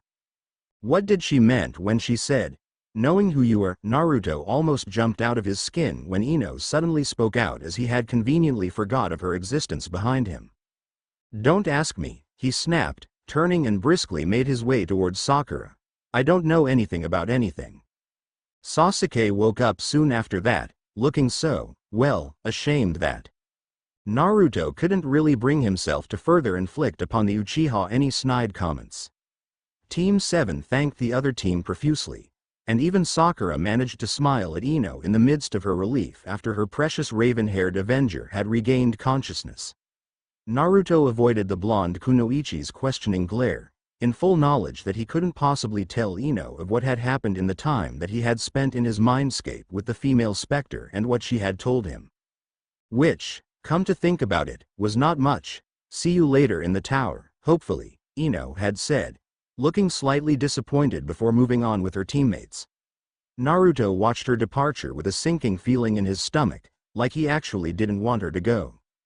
It's not like we won't see each other again. He shook his head and collected any used kunai he could find in the battlefield, handing them to Sakura. Ino had tidied up the mess of her hair and she had looked almost like the usual Sakura, except that now the Kunoichi was more confident though she kept on eyeing Sasuke. The raven-haired genin, meanwhile, was frowning at everything in general and Naruto found it to be ridiculous and a waste of time to try and strike up a conversation with the Uchiha. The blonde breathed in deeply and smiled at Sakura. We better get going if we want to finish this exam fast. That said, the three genins disappeared into mere blurs, moving towards the tower. Shikaku, do you still want to follow those three? The redhead glanced sideways at her green-haired teammate, before eyeing the speeding blurs that were Team 7.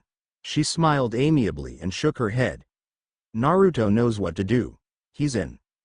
Uzumaki after all. Ryujin arched an eyebrow and silently muttered, Uzumaki family is full of stubborn and conceited nins. I heard that, Ryu. TBCA, and I'm back. Sorry it took me so long to continue this story. Hope none of you is bored of waiting. Nah. My exam's gone with the usual flow. Dead boring. I'm glad that everything's finished and now, I have more time to write. Cheers, and sorry about the late update. Explanation. Suffice to say, Internet, sucky, fanfiction.net, sucky also. I missed answering reviews from you guys. First off, to Thermopyl and Blazer 6. Whoa. Are you two ganging up on me or something? Well, I admit that my explanation over how Sasuke knew about Kyubi's chakra was a bit, a lot, lacking on the factual basis. I stated that Sasuke knew when they were fighting the Mist Nins. Firstly, let me again remind you that everyone in Konoha knew that Naruto is Kyubi's vessel in this FIC. Thus you don't need to be a genius to know that the chakra change that Naruto had gone through in Chap 11 is influenced by another force, internal one to be exact, and Sasuke must have known that something's wrong when Naruto managed to defeat Haku, correct? It's just like pieces of a puzzle. I hate Sasuke but let's give him some credit, he's an Uchiha and an Uchiha is just born clever, if not genius. Look at Itachi. And royal pain in the ass. Hope that satisfy your curiosity, nay? Actually, I'm really glad that there are those who really read the story and are not hesitant to forward questions and suggestions, so thanks a lot, you too. Refused.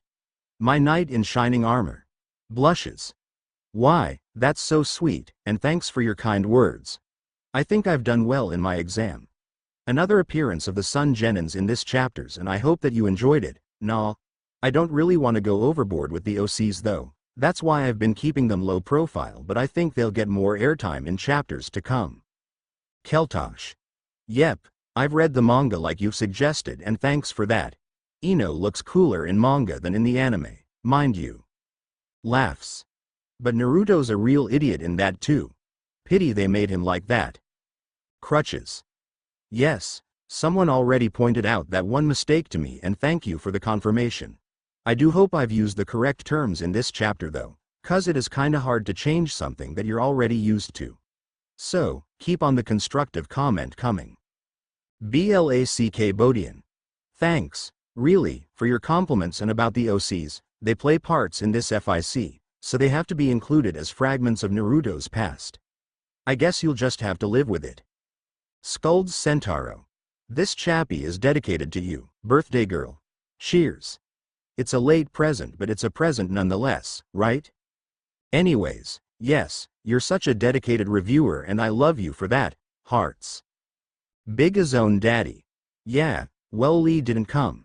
He's too busy playing with squirrels and running after tree leaves. Chuckles, and Naru's. Too busy yelling at the seal to wake up so Sasuke have to get off his lazy ass and fight.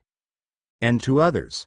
Nonangle, Night Owl 123, Goku, Sokar, Sephi Naruto Cloud, Hikaru of Arrow, Dan Inverse, Stonebridge, Licked Seeger, Hopeful Light, Hellhound, Jokul, Rumor, Chaos. M personified, the best of everything, thanks for all your support and kind words. If it weren't for you guys, I wouldn't have come this far. Until later. Read, enjoy and review, Minna, Kara. A brief interruption title. Fighting All Odds by Kara. Disclaimer. I don't own them. Don't think I'll ever own them, the original Naruto characters, of course. But other than that, the new jutsus and my OCs, they do belong to me, capiche? Summary so far. Finally got out of the freakin' forest and heading straight to the preliminary round. Notes. Speech. Thoughts, Kyubi's speech, change of scene, time, POV, etc. On with the FIC. Chapter 13. A brief interruption. It was well past sunset that Team 7 found themselves walking up the steps towards the tower in weariness. Words proved to be unnecessarily vain for them at that time, being that they were too wrapped up in their own thoughts to care about conversation. They had succeeded in avoiding potential battles that could have cost them. The scrolls, due to the combined effort of systematic planning, hiding and a bit of luck. They were weakened through the battles before, and another one would have proved to be much of a torture to their current state.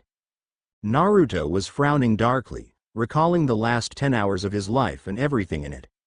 Orochimaru, the seal, and those Sun Genins, everything seemed to have grown out of control in just one day.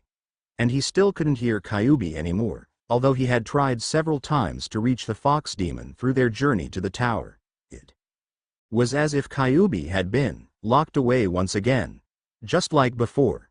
Just like what the seal had told him. The blonde suddenly felt empty. Without Kyubi to accompany him, he felt oddly vulnerable. And perhaps lonely. Kyubi was his friend. Not just a mere companion that he sought for when he felt lonely and angry, but also a friend that he cared deeply about. He didn't know since when he had felt this strongly towards the yokai, but he did. Maybe it was because Kyubi was the first creature that did not turn his back away from Naruto in the times when he most needed him. Maybe it was because Kyubi was the first one that really understood him and his pain. But one thing that Naruto knew. Kyubi had always been there for him. He didn't give a damn if it was for the fox's own revenge or world destruction. Kyubi was always there. Unlike everyone else. Naruto gritted his teeth, eyes narrowing. I should try to figure out how to lift that Orochimaru's seal. That must be the one that holds Kyubi back. The question is how? I can't possibly ask Kakashi-sensei. He'll make me tell him the reason behind it. Damn it. It's all comes down to this. After all the hell we've been through. Sealing and unsealing was not really the prime subject that Naruto had practiced for this exam, seeing that he focused more on Kyubi's chakra control training and jutsus. There were a few jutsus that involves minor sealing, such as the high note Fuin, flame seal. But those were for the strict use on chakra. Orochimaru's 5-part seal was different. It directly sealed the entity that it was aimed for. And the blonde had absolutely no idea on how to lift such a complicated seal. He was not prepared for such complication. It had begun as a mere exam, after all. Naruto stared down at his 2 hands and clenched the fingers tightly. He should have been stronger. Oblivious of where his feet were carrying him, Naruto continued on following his other 2 teammates like a brewing cloud of thunder, ready to strike at anyone who dared to open a mouth against him. The tower was deserted, he had realized that, and there was an unsettling atmosphere looming heavily above them. Maybe it was from the anxiety combined from the Chunin hopefuls, maybe it was because so many had been sacrificed in order to live up to the exam's infamous lethality. Naruto didn't know, and he hadn't had the energy left to even feel curious. He was extremely tired of everything. Upon arriving in front of a pair of doors that was marked with their team's name, the 3 genins exchanged grim glances before pushing the doors open and stepped inside, drinking in the details of the room that had unfolded. It was a moderately furnished room, complete with 3 single beds facing an open window. There was one side dedicated to a table with chairs, cooking utensils and a gas stove. Another section was turned into a training ground, with several sandbags hanging from the ceiling among other things. The last section was obviously the lavatory.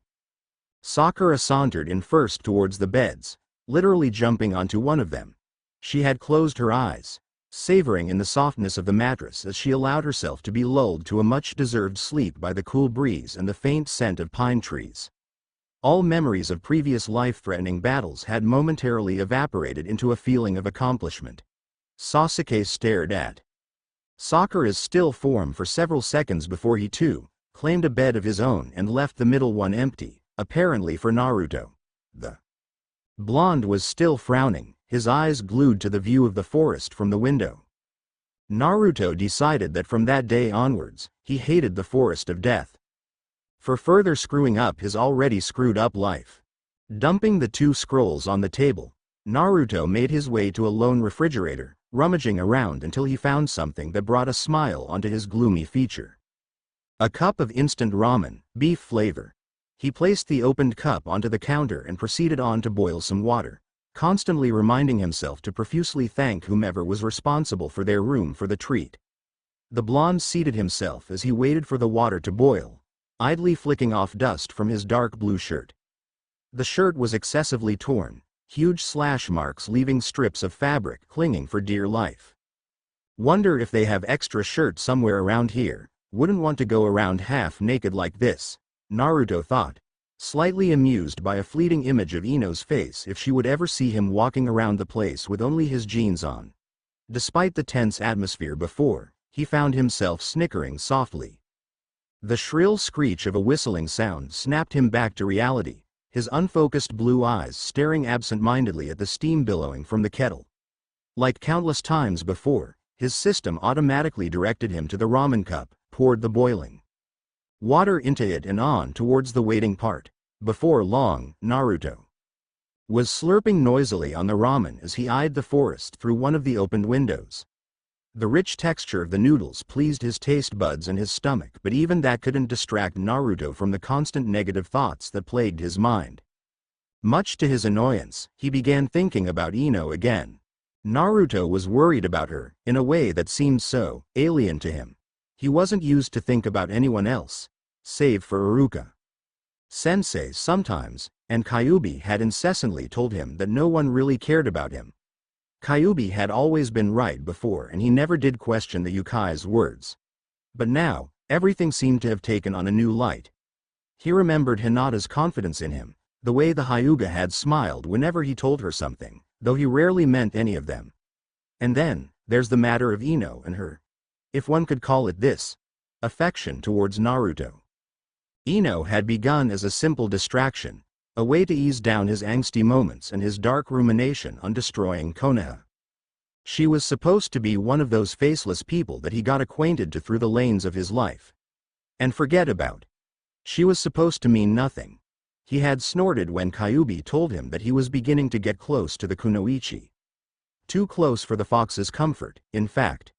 But when he saw her, the expression of pure relief on her face as he woke up, of what she had done in the fight.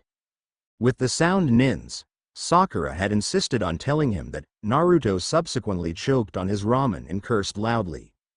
His eyes, reluctant as they were, strayed back towards the forest, wondering about a certain kunoichi. Those days Team 7 spent in waiting for the next phase of the Chunin exam was a series of repeated routine, day after day. They started the day with the same breakfast. Naruto had ramen, Sakura and Sasuke had cereal. Then, they trained. Well, it's more like the blonde avoided the constant questionnaires about what had happened in the forest. About the most feared Yukai inside of him. Sakura had been anxious.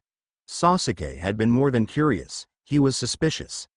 At these particular times did Naruto remember why he didn't like clever people in the first place. They ask too many questions and suspect too many things. Outside the tower and within a few minutes of walking, there was a small field. Fenced by ominous gigantic trees and thick shrubbery, This was a haven of escape for the blonde from the annoying questions and overwhelming suspicion. Each day, he would sneak into this field after finishing his breakfast to find solace and peace with his own self as his only companion. It was actually a piece of barren land, untouched by any hint of life, be it plants or animals. There was something about the place that seemed dead, and for some reasons that he couldn't quite yet fathom, Naruto liked it. It reminded him of the place where Kyubi and him met many nights before. Naruto still hadn't been able to figure out a way to lift Orochimaru's seal, and that vexed him the most. It drilled into his conscience, ripping apart every ounce of patience and belief he had carefully built under Kyubi's intense and insistent guidance. It reminded him that he was not strong enough, that he was still worthless. Each night, he would find himself to be alone, calling out for something that was already outside of his reach. Orochimaru's mocking laughter would resound shrilly, drowning his voice and suffocated him within a solid haze of failure and insignificance. That laughter was the one thing that drove him to the brink of self-destruction. Kyubi's last words to him was for Naruto to get stronger, to be faster, to be better. On whole, stupid as it may seem, Naruto found himself taking those words seriously, like they were some kind of a death will or something. He hated the feeling of being weak. Dawn to dusk, he would force himself beyond exhaustion, beyond every existent barrier, be it physical or mental, to improve. As much and as fast as he could. Naruto would laugh sometimes, when he was drenched in sweat and blood. He would laugh alone. Not with mirth or delight, but with a sense of weariness. Weariness that was so deep, he felt it inside his bones, his very core. And as he laughed, he never did notice the pair of azure irises watching him amidst the green facade of tranquility surrounding him. "You're still watching him, Aki-sama?" The raven-haired woman smiled vaguely at the words spoken from somewhere behind her. Words that sounded as if the sentence was an accusation, instead of a question. She delicately turned to face the intruder, brushing off a stray leaf from her shoulder. As the tip of her slender fingers touched the green leaf, it immediately shrunk and withered, before vanishing into particles of dust. She eyed this anomalous occurrence calmly, her attention already shifted to the lanky redhead before her. "Is there something wrong, Shikaku?" the woman asked, the tone of her voice pleasantly low despite the wide distance between them. "Something that is bothering you?" Shikaku swallowed hard, her ruby eyes gleamed dangerously. "It's the seal. How long are you going to let him walk around with the seal of Orochimaru rendering him from developing his own strength? You are still young, so very young." Aki took a step forward, and a deathly silence enveloped the two kunoichi. Her eyes fluttered shut. "There are things that are meant to happen, that we should do nothing about. This is one of those things." "But, Aki-sama, Shikaku." The redhead clamped her mouth shut, eyes narrowing as she rigidly listened to Aki. The woman exhaled slowly, and when she opened her eyes, they were blazing crimson, the color of blood. "Just like Kyubi's, promise me that you will do nothing about this, that you will not interfere." "Yes, Aunt." On the third day, a pleasant surprise awaited Naruto, in the form of a loud yell. "Naruto!" The blonde blinked, turning in time to face a grinning kunoichi. He crossed his arms against his chest and faked a frown. "Ino, what took you so long? Shikamaru lost his way inside the forest?"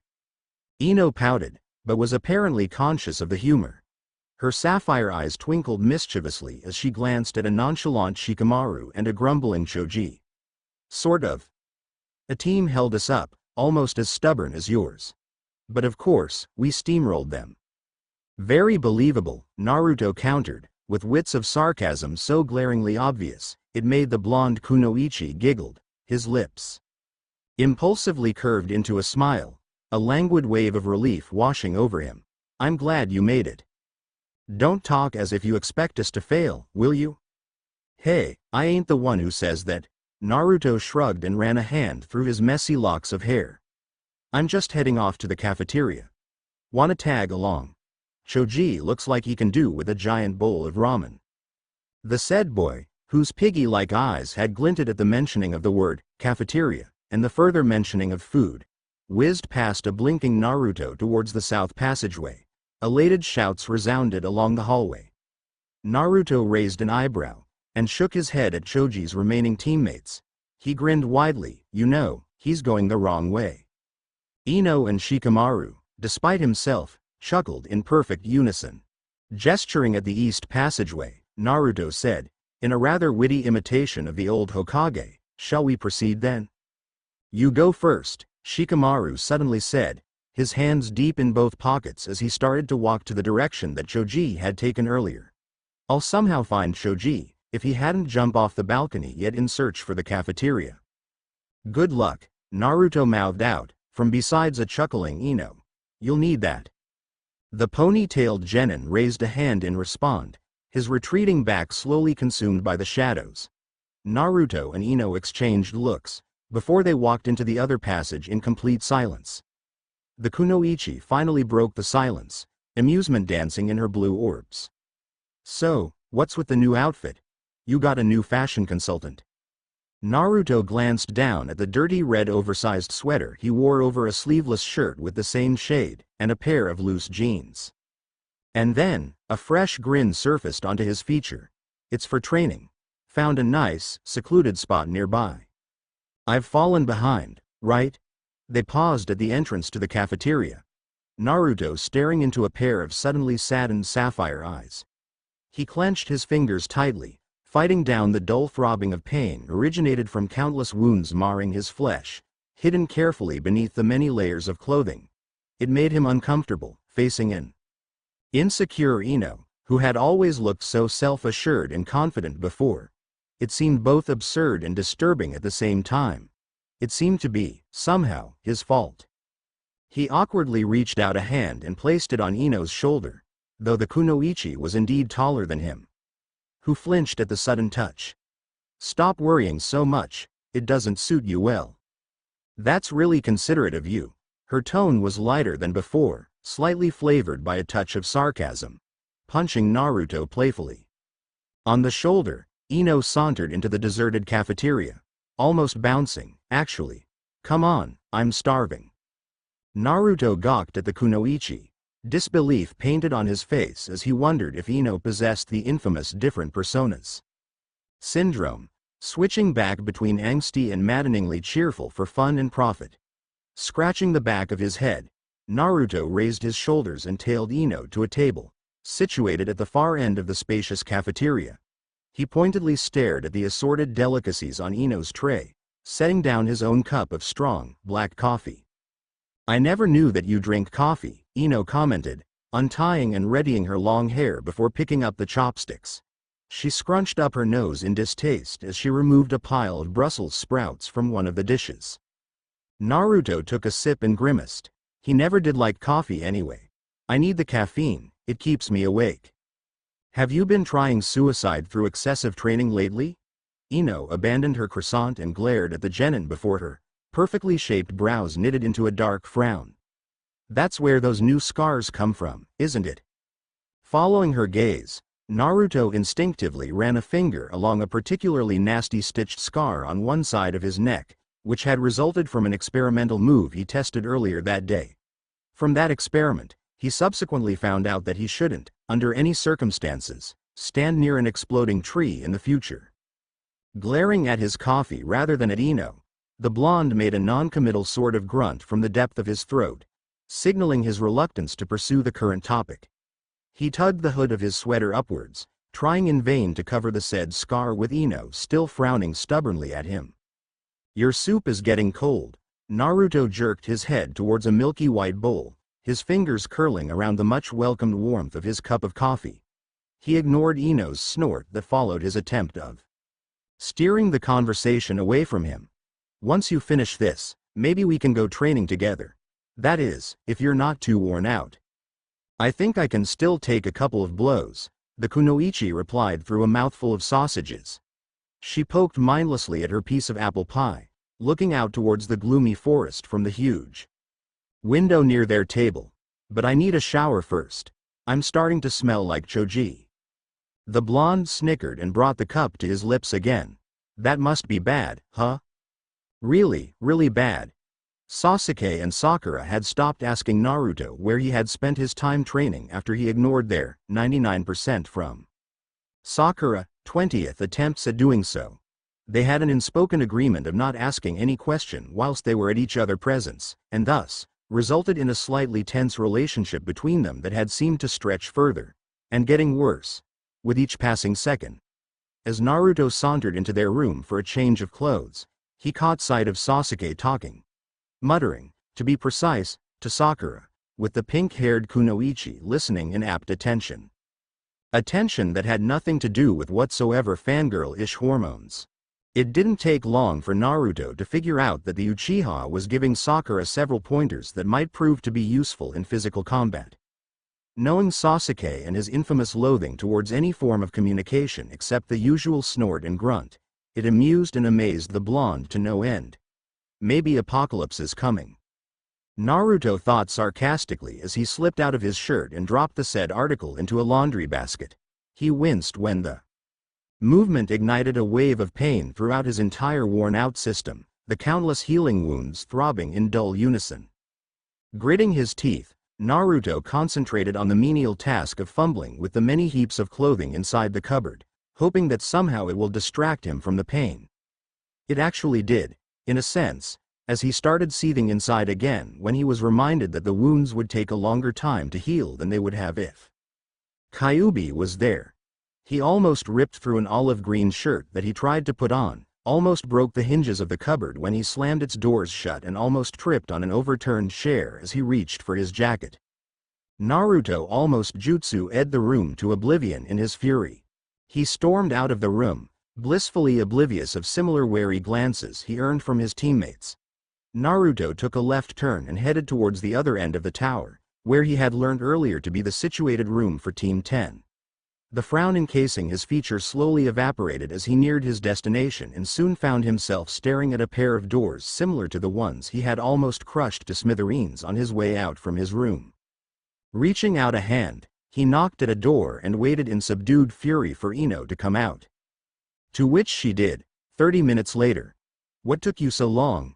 the blonde genin demanded, left eyebrow twitching continuously as he glared at the girl beside him. Ino just shrugged and offered him a wide grin.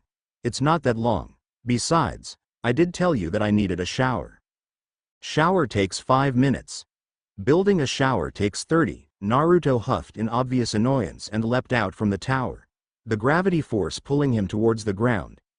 He stretched out his hands as he went past a particularly shady tree and caught one of its many protruding branches, swinging a whole 360 degrees before he released the branch and landed with a soft thud on the ground below. Naruto tilted his head up towards Ino and smirked. "Let me see you try that." The kunoichi snorted not so discreetly at the display. "Show-off freak. I can do better." To prove her words, Ino carefully balanced herself on the metal railings of the corridor and spread her hands as if she would take off and fly down to Naruto. She inhaled deeply, took a step forward and plummeted down like a china figurine. The corner of her mouth curved up into a grin when she used a branch as a one-way trampoline, soaring high above a sulking Naruto, and landed not far from the blonde, her back straight and her chin held up high. "I see that you've sharpened your reflexes," the genin retorted, hands deep in both pockets. He kicked a pebble out of his way and sauntered towards his training ground, Ino tailing him with a wide grin adorning her pretty face. "What, do you think I'll let you brag around like some inflated gas bag and not do anything about it?" she happily snapped. The wide grin, if physically possible, widened even more. "I may hate the forest, but hey, I can't deny that it gave me lots of practice." Naruto cocked his head to a side and rubbed his chin thoughtfully. "That's good, then." He stopped as he recognized the familiar lifeless atmosphere and lack of tree, turning to face Ino. "Like it here?" She gave the place one scrutinizing look and promptly snorted. "This place looks dead to me. Guess that's the best we can get around here. Got any suggestion of what to begin with?" "One-on-one, first one to surrender's a loser," Naruto proposed nonchalantly, shrugging off his sweater and cracked his knuckles. The kunoichi arched an eyebrow. "No using cage bunshin. It's not fair."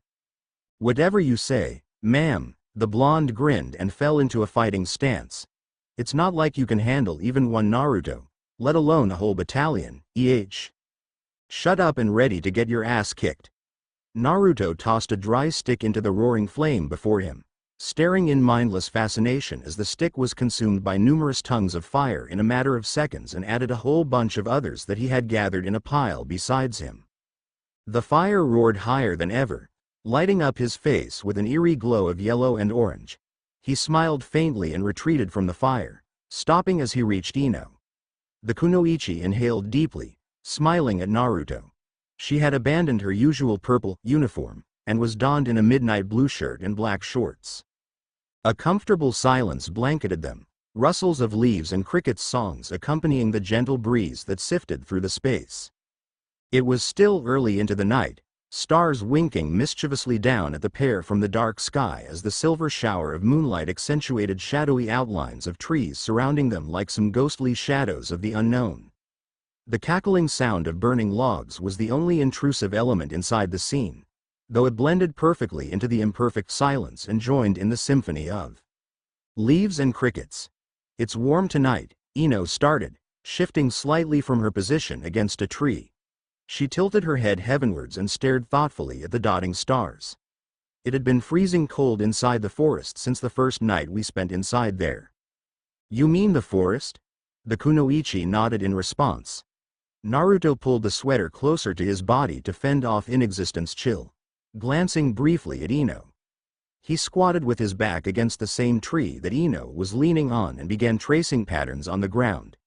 He paused after a while and muttered, "Thanks, Ino." Ino blinked and unlatched her eyes from the stars, staring in confused amazement at the blonde genin. "What?" "Thanks," Naruto obligingly repeated. A hint of a smile surfaced on his feature. "For what you've done in the fight. We couldn't have made it without Shikamaru, Choji and your help." "Sakura thanked us enough," she promptly retorted. "You've helped me a lot. It's payback, I guess, so don't mention it. Deal?" Naruto nodded and smiled, though rather to himself than towards the kunoichi. "Deal." "I heard about Orochimaru, Naruto." The place went quiet immediately. The air stilled, the rustles stopped and the cricket songs had died down as soon as Ino finished the sentence. It was as if even nature despised, feared that very name. Naruto had tensed, his fingers curling tightly into fists and sharp nails dug into his palm to create half-moon indents that almost break skin. Perhaps sensing that she had spoken something close to a taboo, Ino hadn't instantly pursued her remark and instead stepped towards the cackling fire to place in more logs and twigs. She continued on prodding the hungry flames, eyes reflecting the fiery glow. Naruto was silently cursing under his breath, instinctively running a hand under the shirt and over his belly. The peaceful mood before was ultimately ruined, something that he had hoped won't happen.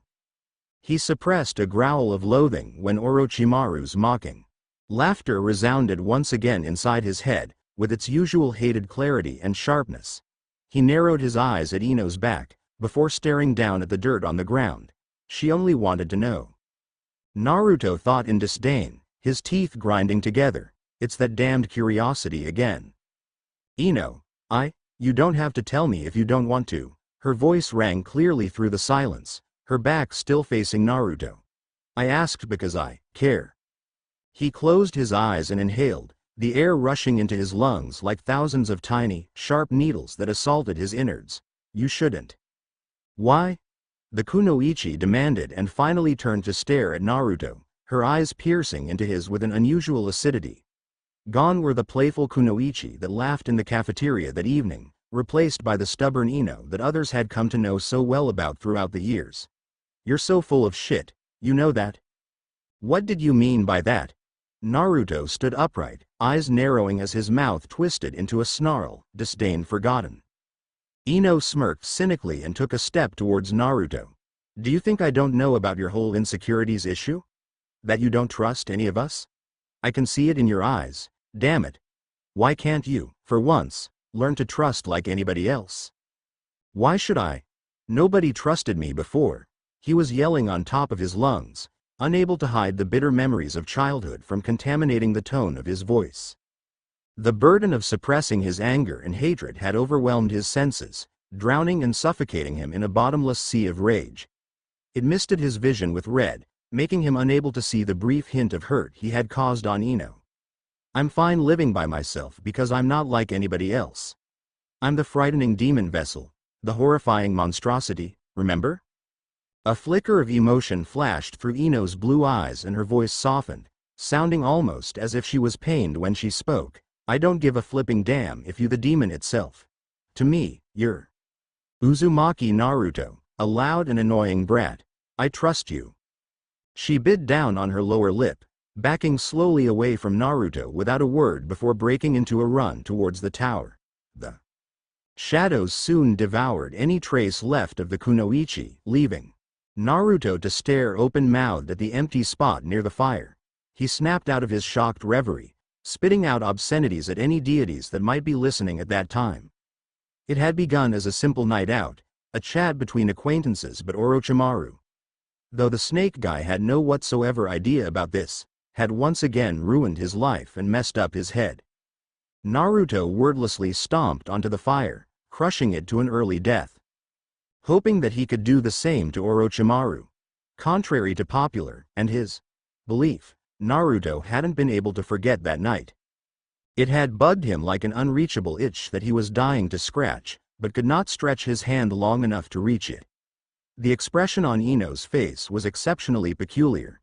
No, peculiar was not the exact word. It was odd.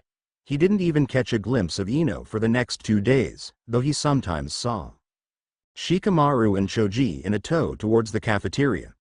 Naruto wanted to ask them about the kunoichi's whereabouts and if Ino had possibly jumped off the balcony or something, but there was always some inexplicable raison d'etre that held him back from doing just that. He was distracted from training, and even Orochimaru was slightly forgotten. This was really beginning to piss him off. The 5th day had arrived. Inside the small room, with the unsolved riddle hanging from the wall, Naruto stared at Sasuke and Sakura, who were both staring back at him with an unusual air of vigor. The blonde switched his attention back to the 2 scrolls in his hands, unconsciously chewing on his lower lip as he tried to predict of what would happen once they opened the scrolls. After a deafening silence in which each pair of eyes were latched expectantly at the 2 shabby scrolls, Naruto's eyebrow twitched and he firmly gripped the sealed ends of the scrolls and ripped them open, only to reveal 2 identical summoning circles.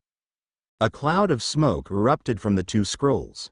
Dropping the scrolls and instinctively jumping back, Naruto coughed violently as he waved a hand to clear the smoke from screening his vision.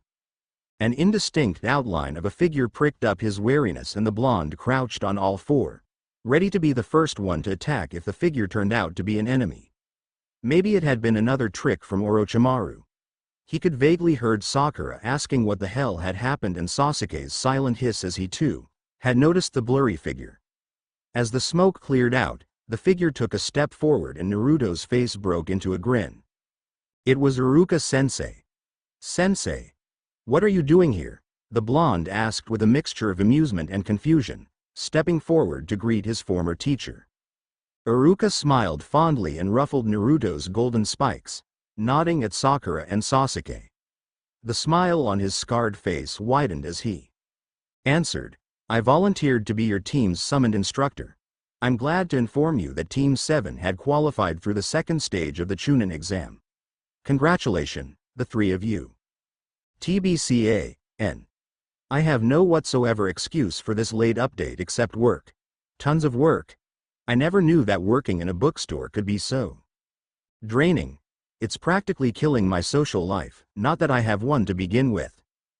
Don't know if you guys are already tired of waiting, so really, I apologize for this late update, and the short chapter. I'm slacking off a lot nowadays, it seems. You're free to either stone or tomato me to death. I'm guilty to the accusation of excessive procrastination. Reviews. How long has it been? Non-angle. Saw. It's good to know that someone missed this story. I'm glad that you liked the seal idea because hey, I like it too. Is stupid. Those fics that I've read about Naruto's other secret family and stuff never mentioned the manipulation towards the seal, so I thought I'd do one.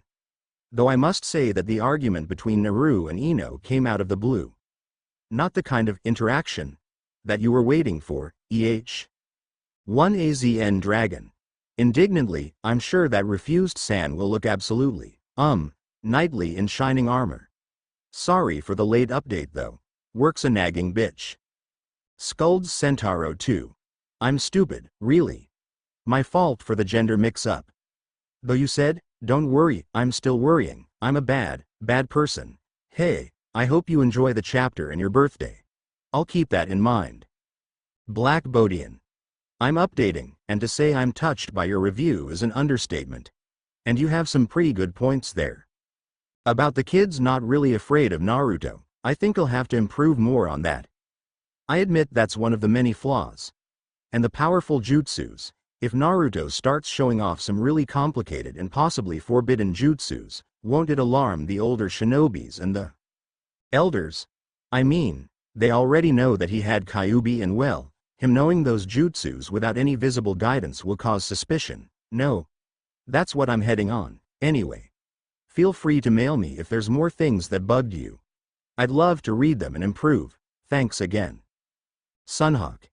It's getting really tiring to repeat the same thing over and over again. I already mentioned several times that this is an AU, well, sort of. And people do know that Kyubi was imprisoned inside him. They know. Okay? Chedving. I was wondering who you are, and then, I checked the old reviews and lo, Ice Dragon-san. It's been quite some time, nay? Sorry about lacking the usual spirit, though. All those battle scenes were so draining to write and I had to literally force myself to finish it. I'll try to do better next time. It's nice to hear from you again. And to the others, Cobra 100, Black Mercy, Goku, Time Reaper, Fighting Destiny, Kitsune Itai, the best of everything, Bellatrix V-Course. Thanks a lot for your support. See you in the next chapter, Kara. In between title. Fighting All Odds by Kara. Disclaimer. I don't own them. Don't think I'll ever own them, the original Naruto characters, of course. But other than that, the new jutsus and my OCs, they do belong to me, capiche? Summary so far. After emerging alive from the Forest of Death, note the irony, Naruto found himself in another argument with Ino, who asked him earlier about what had happened while he fought with Orochimaru. Notes. Speech, thoughts, Kyubi's speech. Change of scene, time, POV, etc. On with the FIC. Chapter 14. In between. Timeline. Roughly at the same time Team 7 arrived at the tower. Kakashi stood waiting as Sandame carefully placed a worn scroll into the drawer of his desk before he locked it. A grim expression etched onto the old man's wrinkled face. The silver-haired Chunin had been summoned earlier by a recently promoted Chunin to report to the Hokage before the start of the preliminary round. Pretty much confused and curious by the sudden order, Kakashi had reluctantly abandoned his earlier intention to check on Sasuke and Naruto's condition. He was worried about the seal that Orochimaru had placed on Sasuke but was even more worried about Naruto, as Ibiki had confronted him after the finish of the first exam. And confronted was an understatement. Much to his chagrin, he couldn't find any excuse for Naruto's crimson, Kyubi-like eyes. I saw it myself, Kakashi. There's something wrong with that boy. He had never seen Ibiki this frantic and frankly, it was not a pretty sight. Kakashi raised his hands, trying to calm the other Chunin. I can't explain. I've never seen him do that. Besides, he had been acting kinda strange lately. Detached, actually. Ibiki snorted in obvious contempt. You better keep an eye on him, Kakashi. If Kyubi had somehow managed to influence the vessel, then Naruto's stronger than that. Kakashi's visible eye flashed warning and he shook his head, frowning. Walking away, he waved and said, I'm sure everything's okay, Ibiki. Well, so far, Kakashi had been in wrong side. Orochimaru had infiltrated the Chunin exam, assaulted his students and that seal on Sasuke. Nothing was okay. Anko had told him that Orochimaru needed Sasuke for a particular reason before she had been carted to the hospital by a stampede of scowling medic nins. There must be something behind all this. something that he couldn't quite grasp and understand. Orochimaru had obviously planned all this, and knowing the snake Sannin from his infamous reputation towards chaos and revenge, it would certainly not be charity works. His fingers clenched into fists impulsively. Kakashi-sensei. Snapping out of from his short trance, Kakashi blinked and stared at Sandaime. You called? There's something that I need to discuss with you. The wrinkles on the Hokage's face seemed to have deepened under the dim light. Inside the room, and he looked older than he usually did. Sandaime exhaled wearily. About the hidden sun and Naruto. What about them, Hokage-sama? Kakashi saw no connection between the two, none that he knew about, and he hated not knowing about something. Sandaime regarded him silently. Tell me, have you heard about the hidden sun before? Before they suddenly participated in the exam? No, I haven't. I expected that answer. The wariness in the Hokage's voice puzzled Kakashi. He stared in polite perplexity at the old man, waiting for more. It took me quite some time to find anything remotely connected to this hidden village. Do you know why? Kakashi raised an eyebrow, before answering truthfully. No, the hidden sun, Kakashi-sensei, does not exist. It took him several seconds to wonder if his ears were finally damaged from Sakura's constant yells, and when he realized that Sandaime was staring expectantly at him, Kakashi hastily cleared his throat and managed a feeble, "What?" There is nothing about this hidden village in the official record. Sandaime continued, pressing his fingertips together and staring at nothing in particular. Nothing about its founder, location, and most importantly, the people. In simpler words, the hidden village does not suppose to exist. But Daidenshi Aki and her genins. The Hokage waved off his interruption. That's what it says in the official record. But I personally am not convinced with such easy explanation. Daidenshi Aki was not lying when she said that she comes from the hidden village of Sun. There is too much honor in that woman to allow her to commit an act as disgraceful as telling lies. So, I trust her. With some help from expert historians, we have managed to find several ancient scrolls that mentioned, to quote, a phantom palace, unseen to the eyes, that does not belong to the blood, or those whose souls tainted by worldly sins. Mortals shied away when they feel the presence of the guards, unliving, but undead. Does that make sense to you? In dazed fascination, the silver-haired genius Nin slowly shook his head, not really trusting himself to speak. His brain was furiously trying to process the information that he had just received. The translation took too much time and effort. We only succeeded to understand several passages, as most of the writing had worn out through time and some of the languages are lost to us. There was regret in the old Hokage's voice, and he sighed. Kakashi-sensei, the hidden sun nins might have come for Naruto. Why? Kakashi snapped, confused beyond what he would have usually allowed himself to be. What's the connection between Naruto and the hidden sun?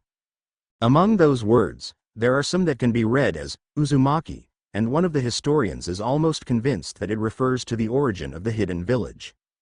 Kakashi gritted his teeth, but that is not definite. Yes, it's only a possibility. Sandaime leaned back into his chair and rubbed a thumb along the bridge of his nose thoughtfully. As we are already treading on the subject of Naruto, Ibiki had come to me with an interesting story earlier today. Shit, cursed the silver-haired Chunin mentally, grimacing at the piercing stare that was directed towards him. I have heard, he nonchalantly commented. An eyebrow rose appreciatively. Ah, the explanation, perhaps? I regret to say that I'm in no position to offer any, muttered Kakashi, eyeing the new wrinkles that lined Sandaime's face. I'll ask Naruto later, only that I don't think he will tell me anything. Something wrong with Naruto, Kakashi-sensei?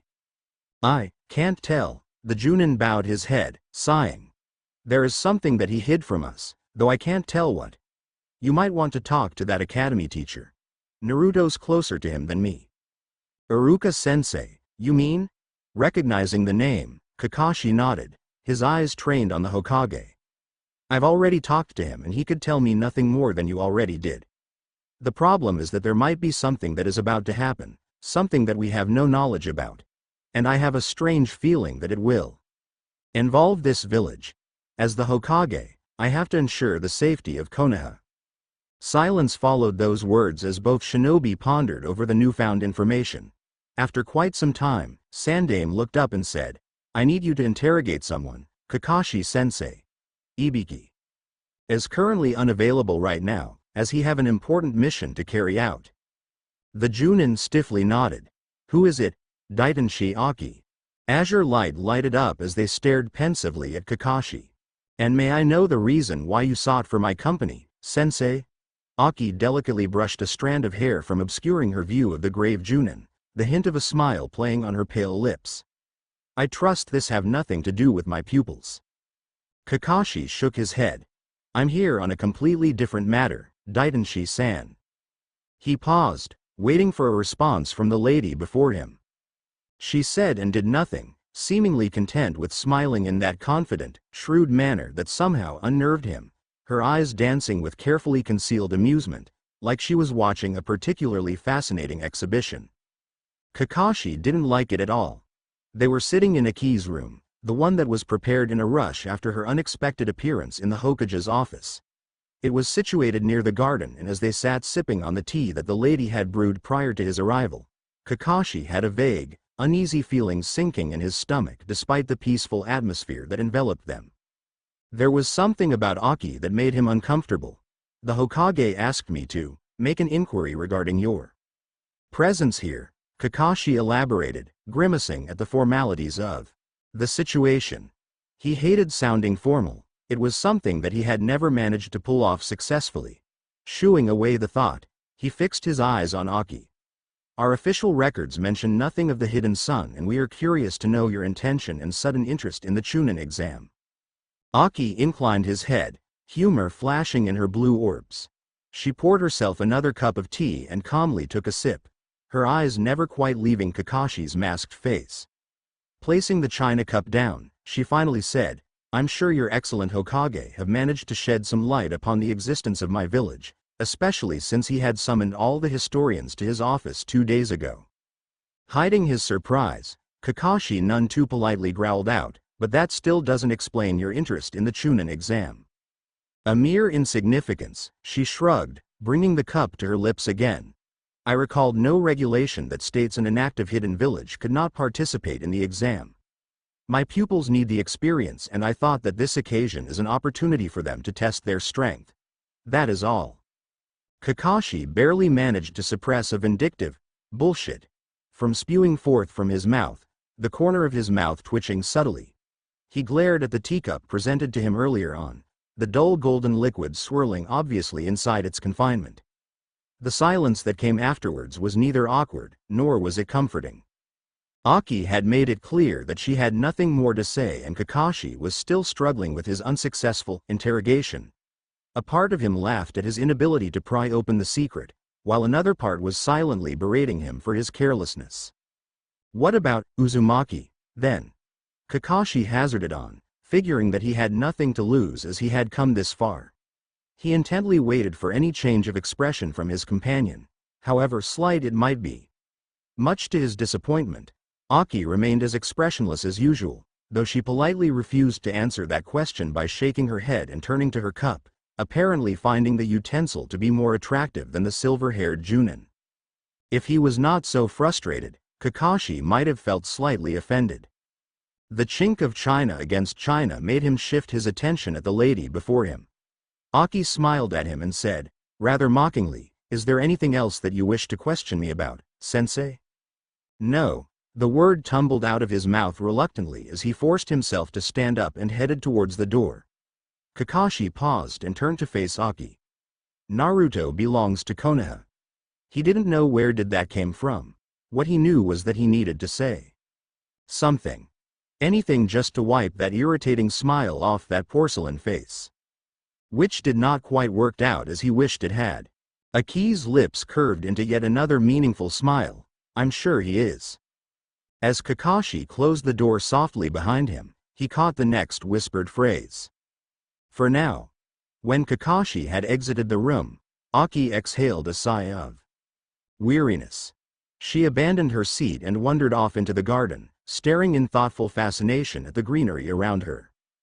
The peaceful tranquility lulled her into a false sense of security, and despite its attempt to be discreet, the azure-eyed lady was well aware of it.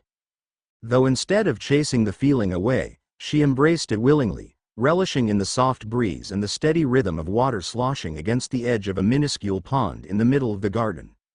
Nature captivated her. The effortlessness in all its action. So much different from the harsh, calculating action of mortals that she had been accustomed to. Aki.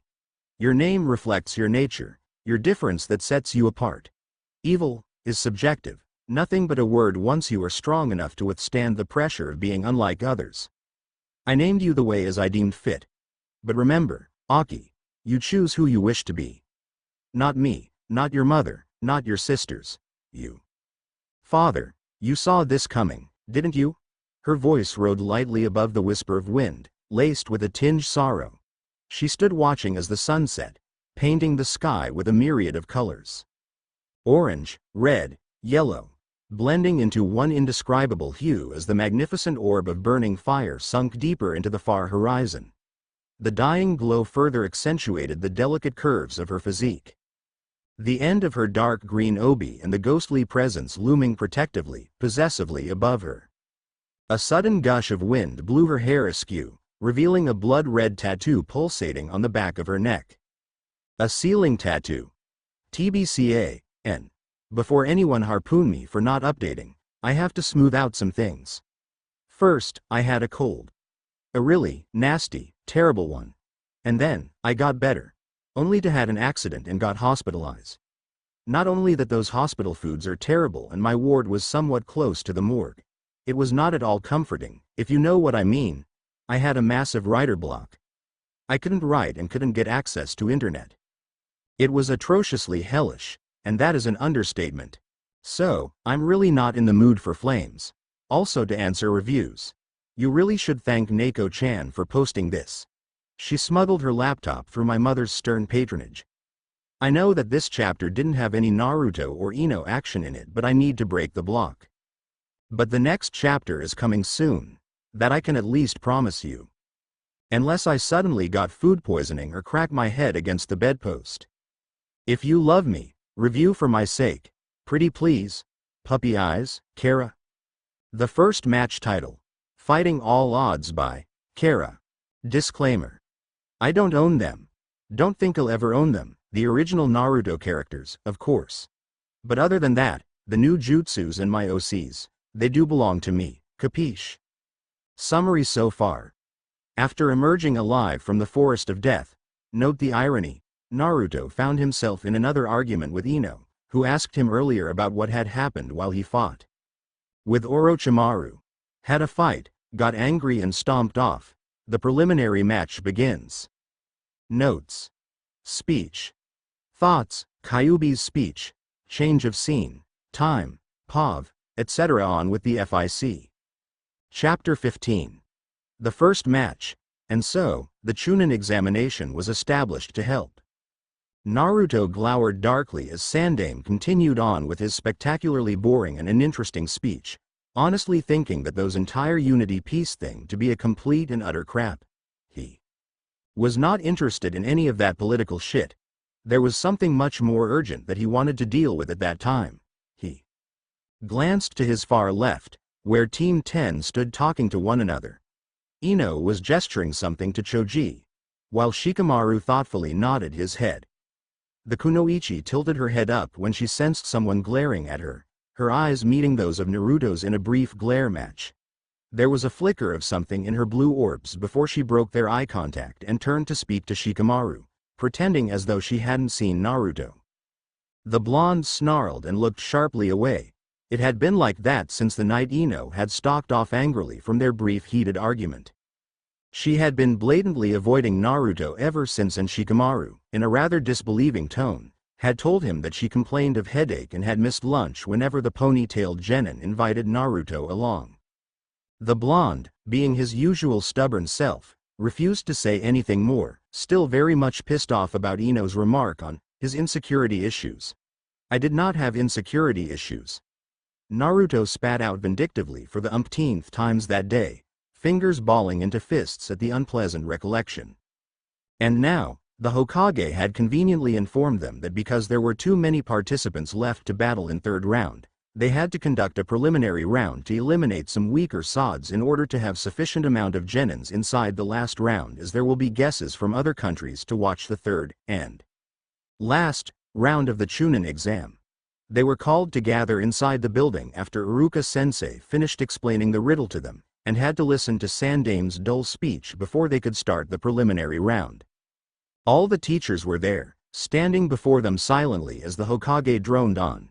There was no mentioning of Orochimaru's attacks inside the old man's long rambles, and Naruto had a sneaking suspicion that not many knew about that incident except those that were directly involved inside it.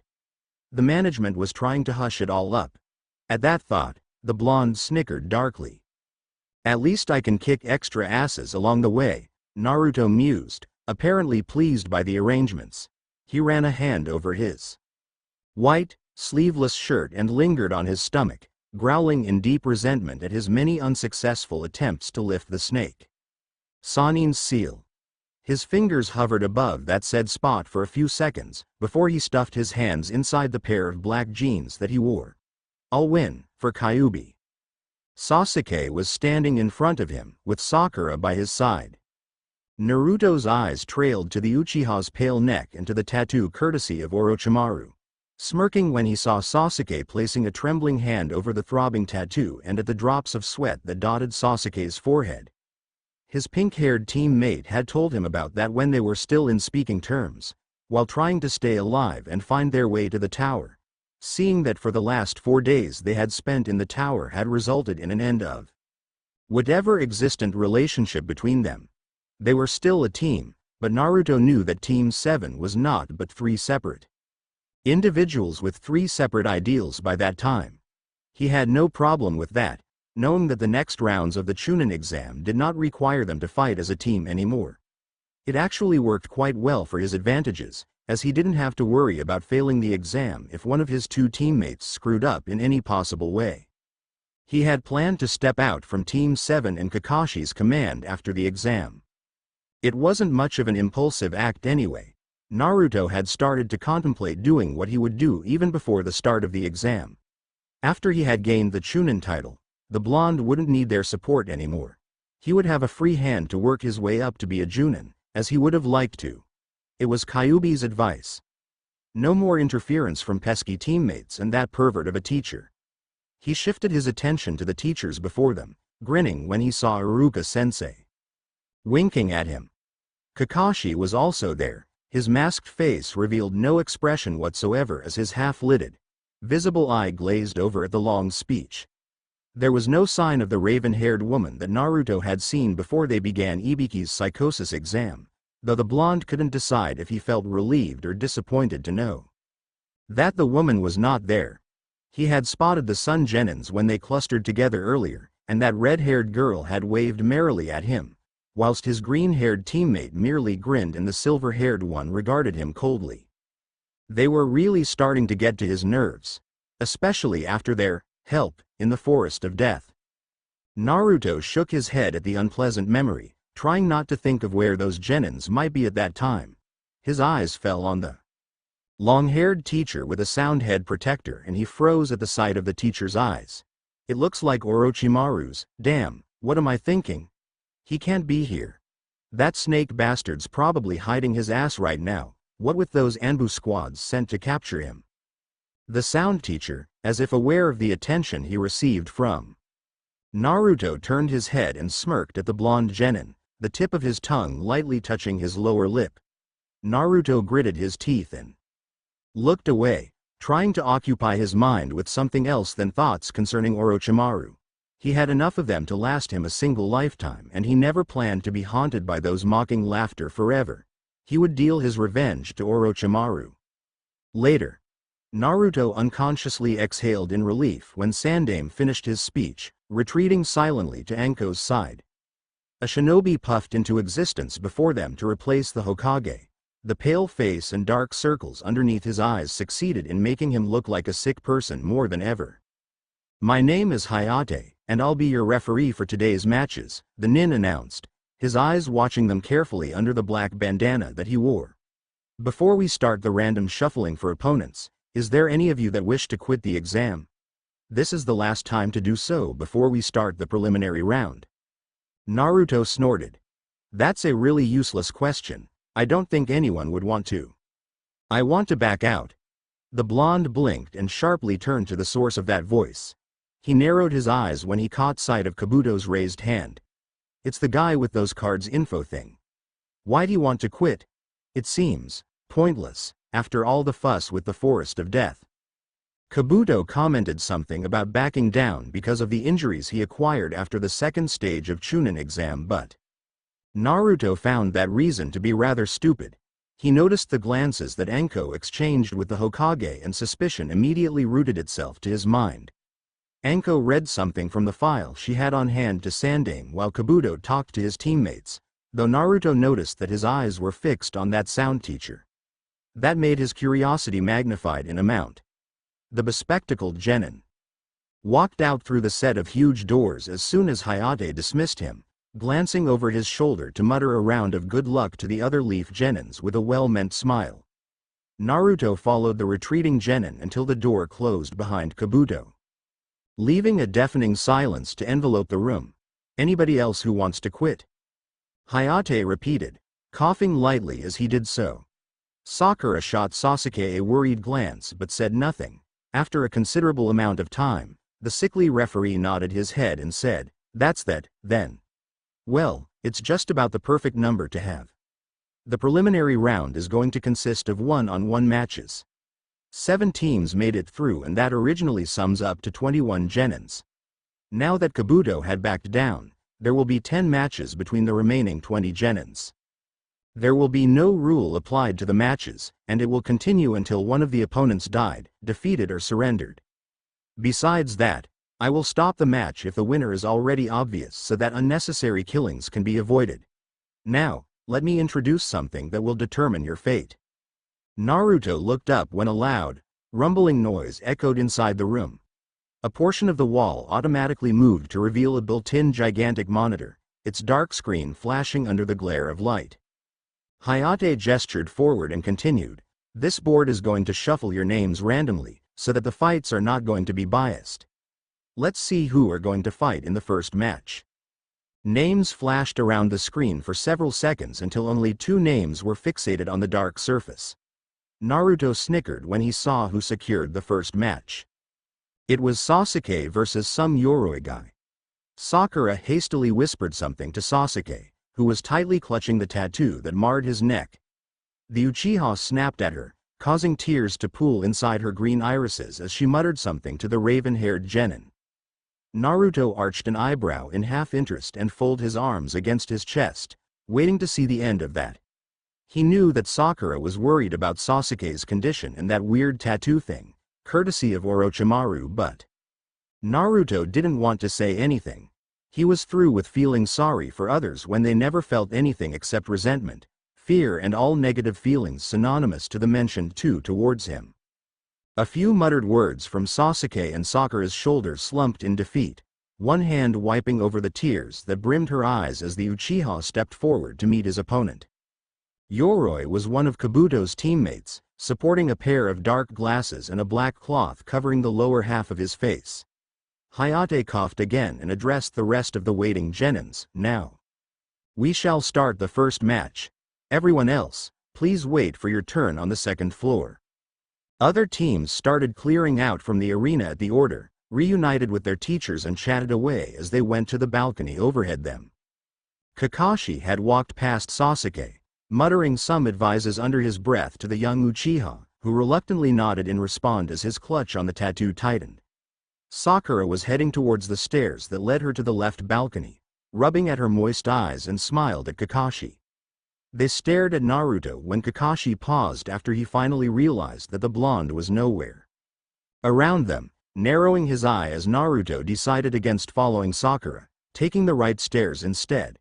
The blonde ignored Kakashi's questioning stare and mounted the stairs thoughtfully, unaware of the curious looks that were thrown his way from other Konoha teachers. He wanted to be alone, where he could freely think without being interrupted by either Sakura's persistent questioning or her gut churning sobs. Naruto leaned on the metal railing when he reached the balcony, looking down at the two Genins and Hayate. The referee was stating something to both Genin, and they nodded in unison. Team 10 was also there, much to his annoyance, but they were too busy talking to their bearded sensei to disturb the blonde, though. Naruto was conscious of a glare sent his way from a certain Kunoichi before she tuned back to her sensei. There was also the Sand Nins, the red-haired kid with a giant gourd staring at him in well-hidden interest while his two teammates stood quite some distance from him. Their teacher was eyeing the red-headed Genin warily. Naruto sighed and turned, his elbows resting on the railing only to stare straight into a pair of twinkling ruby eyes. The blonde inwardly groaned at his luck. "We meet again," Shikaku announced unnecessarily, grinning at the peeved look on Naruto's face. She stood with her back against the wall, her teammates catching up with the redhead. Ryu grinned at Naruto, while Ryujin settled on a cold glare and a nod. Naruto glared back. The green-haired Kunoichi leaned on the railing, her eyes on the three figures readying for the first battle. She turned to Naruto. "That's your teammate, right?" "Yeah, the infamous pretty boy Uchiha," the blonde spat out, eyes narrowing. Sasuke had charged to meet Yoroi in a frontal assault, grimacing in pain when the older Genin flipped him over and brought the raven-haired Uchiha down. He looked up from the fight and noticed the confusion on Ryu's face. "What? I don't think he's that pretty," Ryu earnestly retorted, her emerald eyes regarding Naruto in a way that made Naruto uncomfortable. Then, her face broke into a grin and much to his horror, she proclaimed loudly, "I think you're way cuter." Shikaku was laughing so hard at the remark that she could barely stand up and a smirk had graced Ryujin's lips at the sight of Naruto gaping at a grinning Ryu.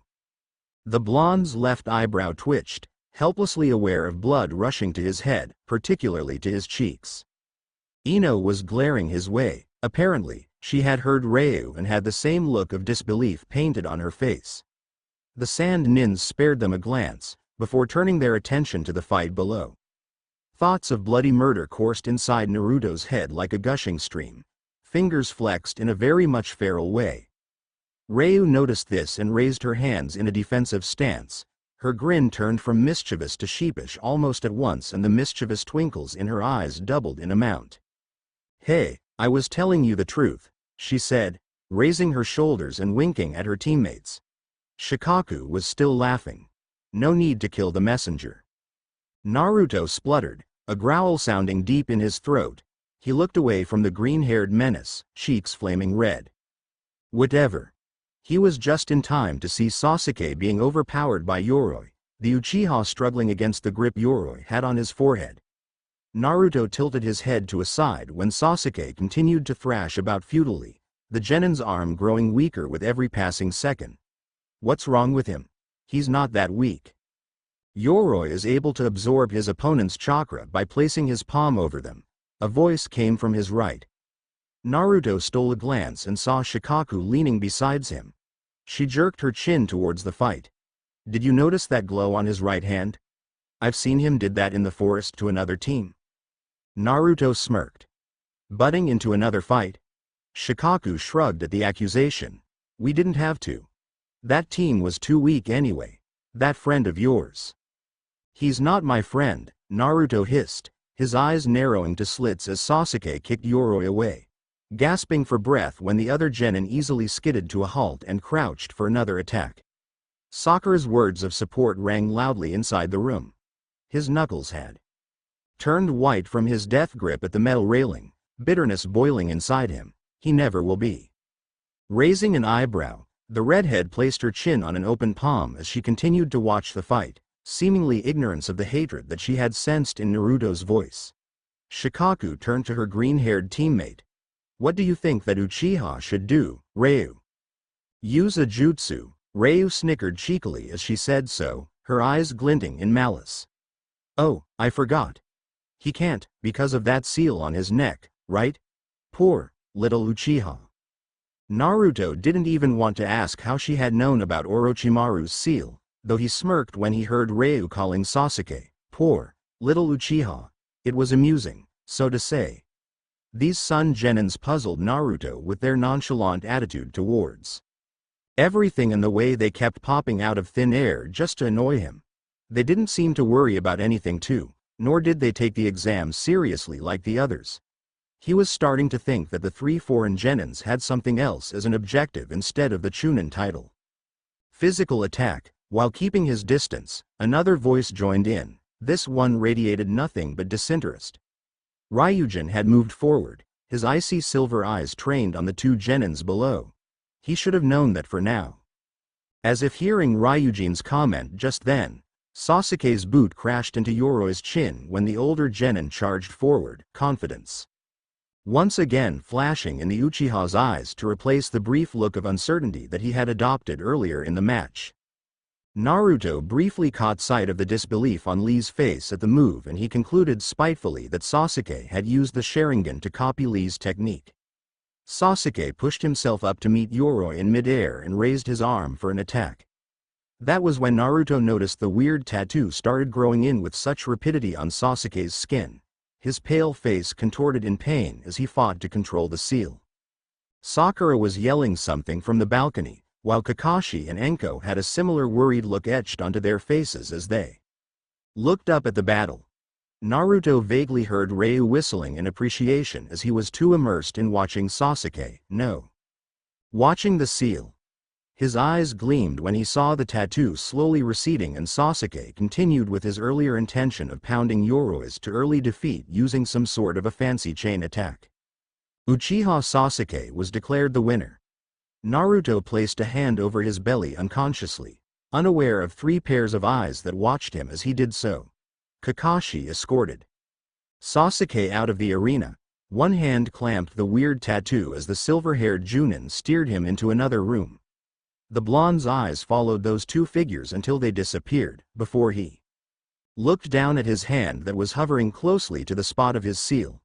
Maybe, just maybe, he can control the seal Orochimaru placed on him like that. But the appliance seemed different. Still, there was hope, until someone chose that very time to spoke out. Uchiha's seal is different from yours. The blonde snarled and swiveled in a flash, a fist aimed for the redhead beside him. A hand caught his fist before it managed to connect with anything solid, and he narrowed his eyes threateningly at Ryu, who had materialized in front of Shikaku to defend her teammate and had her fingers closed around Naruto's fist. The playful glints in her eyes had disappeared, traded into an inner fire seen only in the eyes of a born fighter. Her other hand ghosted over her katana, and Naruto could see that the green-haired son would not hesitate to fight him then and there if the need ever arise. She was that type of loyal comrade, Naruto suddenly realized. Like a faithful little dog she is, he spat out mentally. Ryujin didn't move an inch from his spot against the wall, but Naruto saw the genin's eyes fixed on him in a warning glare. Shikaku, meanwhile, was staring at him in amusement. "It looks like you have developed a fascinating dislike towards truth, Naruto," she quipped, her smile widening when he narrowed his eyes in retaliation. She ran a hand over her flaming red strands of hair and sighed. "Ryu, you can let him go now." Her teammate complied immediately and moved to lean besides Ryujin, whispering something to the other genin. Her silver-haired teammate nodded and whispered back. Naruto glared at the green-haired genin, clenching and unclenching his fingers in rapid succession to dispel the pain from Ryu's fingers pressed into his. He saw Shikaku waving and shaking her head at someone, cursing mentally when he saw the sensei for Team 10 made a motion to come over towards them but was assured not to do so by the smiling redhead. The scuffle between them had attracted the attention of the nearest group of genins, and unfortunately, Naruto found himself staring into the depths of Ino's eyes. The kunoichi shook her head and looked away, something close to disappointment playing on her face. Shikaku witnessed the exchange silently before saying, "She believes in you, didn't she?" "Shut up," the blonde growled, brows knitted into a dark frown. "Not everybody is against you, you know." The redhead flicked off his death glare with a grin and supported her chin with the back of one hand. "And I know what I was saying about those seals." "Fuck off. You don't know anything." Sighing deeply in mock pain, Shikaku pressed her hand to a spot where her heart would be if she had one. Now, no need to be nasty. I was just trying to help you." I don't need your help, retorted Naruto, his frown darkening. Leave me alone. The screen was shuffling more names by then, blurs of white flashing against the dark surface, and Shikaku paused to see who would fight next. Naruto smirked and arched an eyebrow at the smiling redhead beside him when the names halted to a stop. Goka Shikaku vs Dosu. TBCA, N. Glomps everyone, I love all of you. I really do. Throws Kyubi plushies everywhere. I have recovered. Thanks to all your support and reviews. There is nothing that I love best than reviews and my reviewers. Glomps everyone again, thank you. Goka means hellfire. Shikaku means angel of fire. So, yeah, she's fixated on flames, that one. Before I forget, have anyone heard from Refused? He's been missing for some time now and I'm, kinda, worried. Pouts at 1AZN Dragon. Nay. Have you been in contact with him? Nay. Reviews. Glomps again and again. Reviews. To everyone who wished me well. Fighting Destiny. Black Hood. Seeker. Big Azone Daddy 99. Nonangle. Manaki Chung. The librarian's assistant. I'm always afraid of one of you. You keeps yelling at me for not returning those books I borrowed. Lord Lands. Crimson Red Eyes. Shinji Higurashi. Night Owl 123. Death Traps. Randomakari. Chedving. Suno Tenshi. Max HRK. White Knight. Uzumaki Oka. JP Thug 12. Panuru 4U and MRASDFGHJ. What is it with you guys' names? Thank you so much. You have no idea how your words supported me through all that nasty medicine and dead bodies experience. I'm forever indebted to you. Black. Size. About the forbidden shit, I did mention about it in my note. Naruto stole the forbidden scroll. Kyubi remember the contents and they practiced those jutsus later before the start of the Chunin exam. Guess you should read them next time, EH. And for not being able to keep track of my OCs because you didn't read though my darn story, it's really easy actually. I only have 4 OCs. 3 genins and 1 posed as their teacher. 3 go into exam, 1 stay out and watch. I don't understand what's so hard about keeping track with them. They'll appear when they are needed in the plot. When they're not important, they will be doing something else or kicking someone else's ass. Manatharan. Really, I'm flattered. I think that saying pretty much conveys this FIC, in a different aspect. Say, where did you get it anyway? Care to share it with me? As curious. Shadow Sensei. Have you find your way back yet?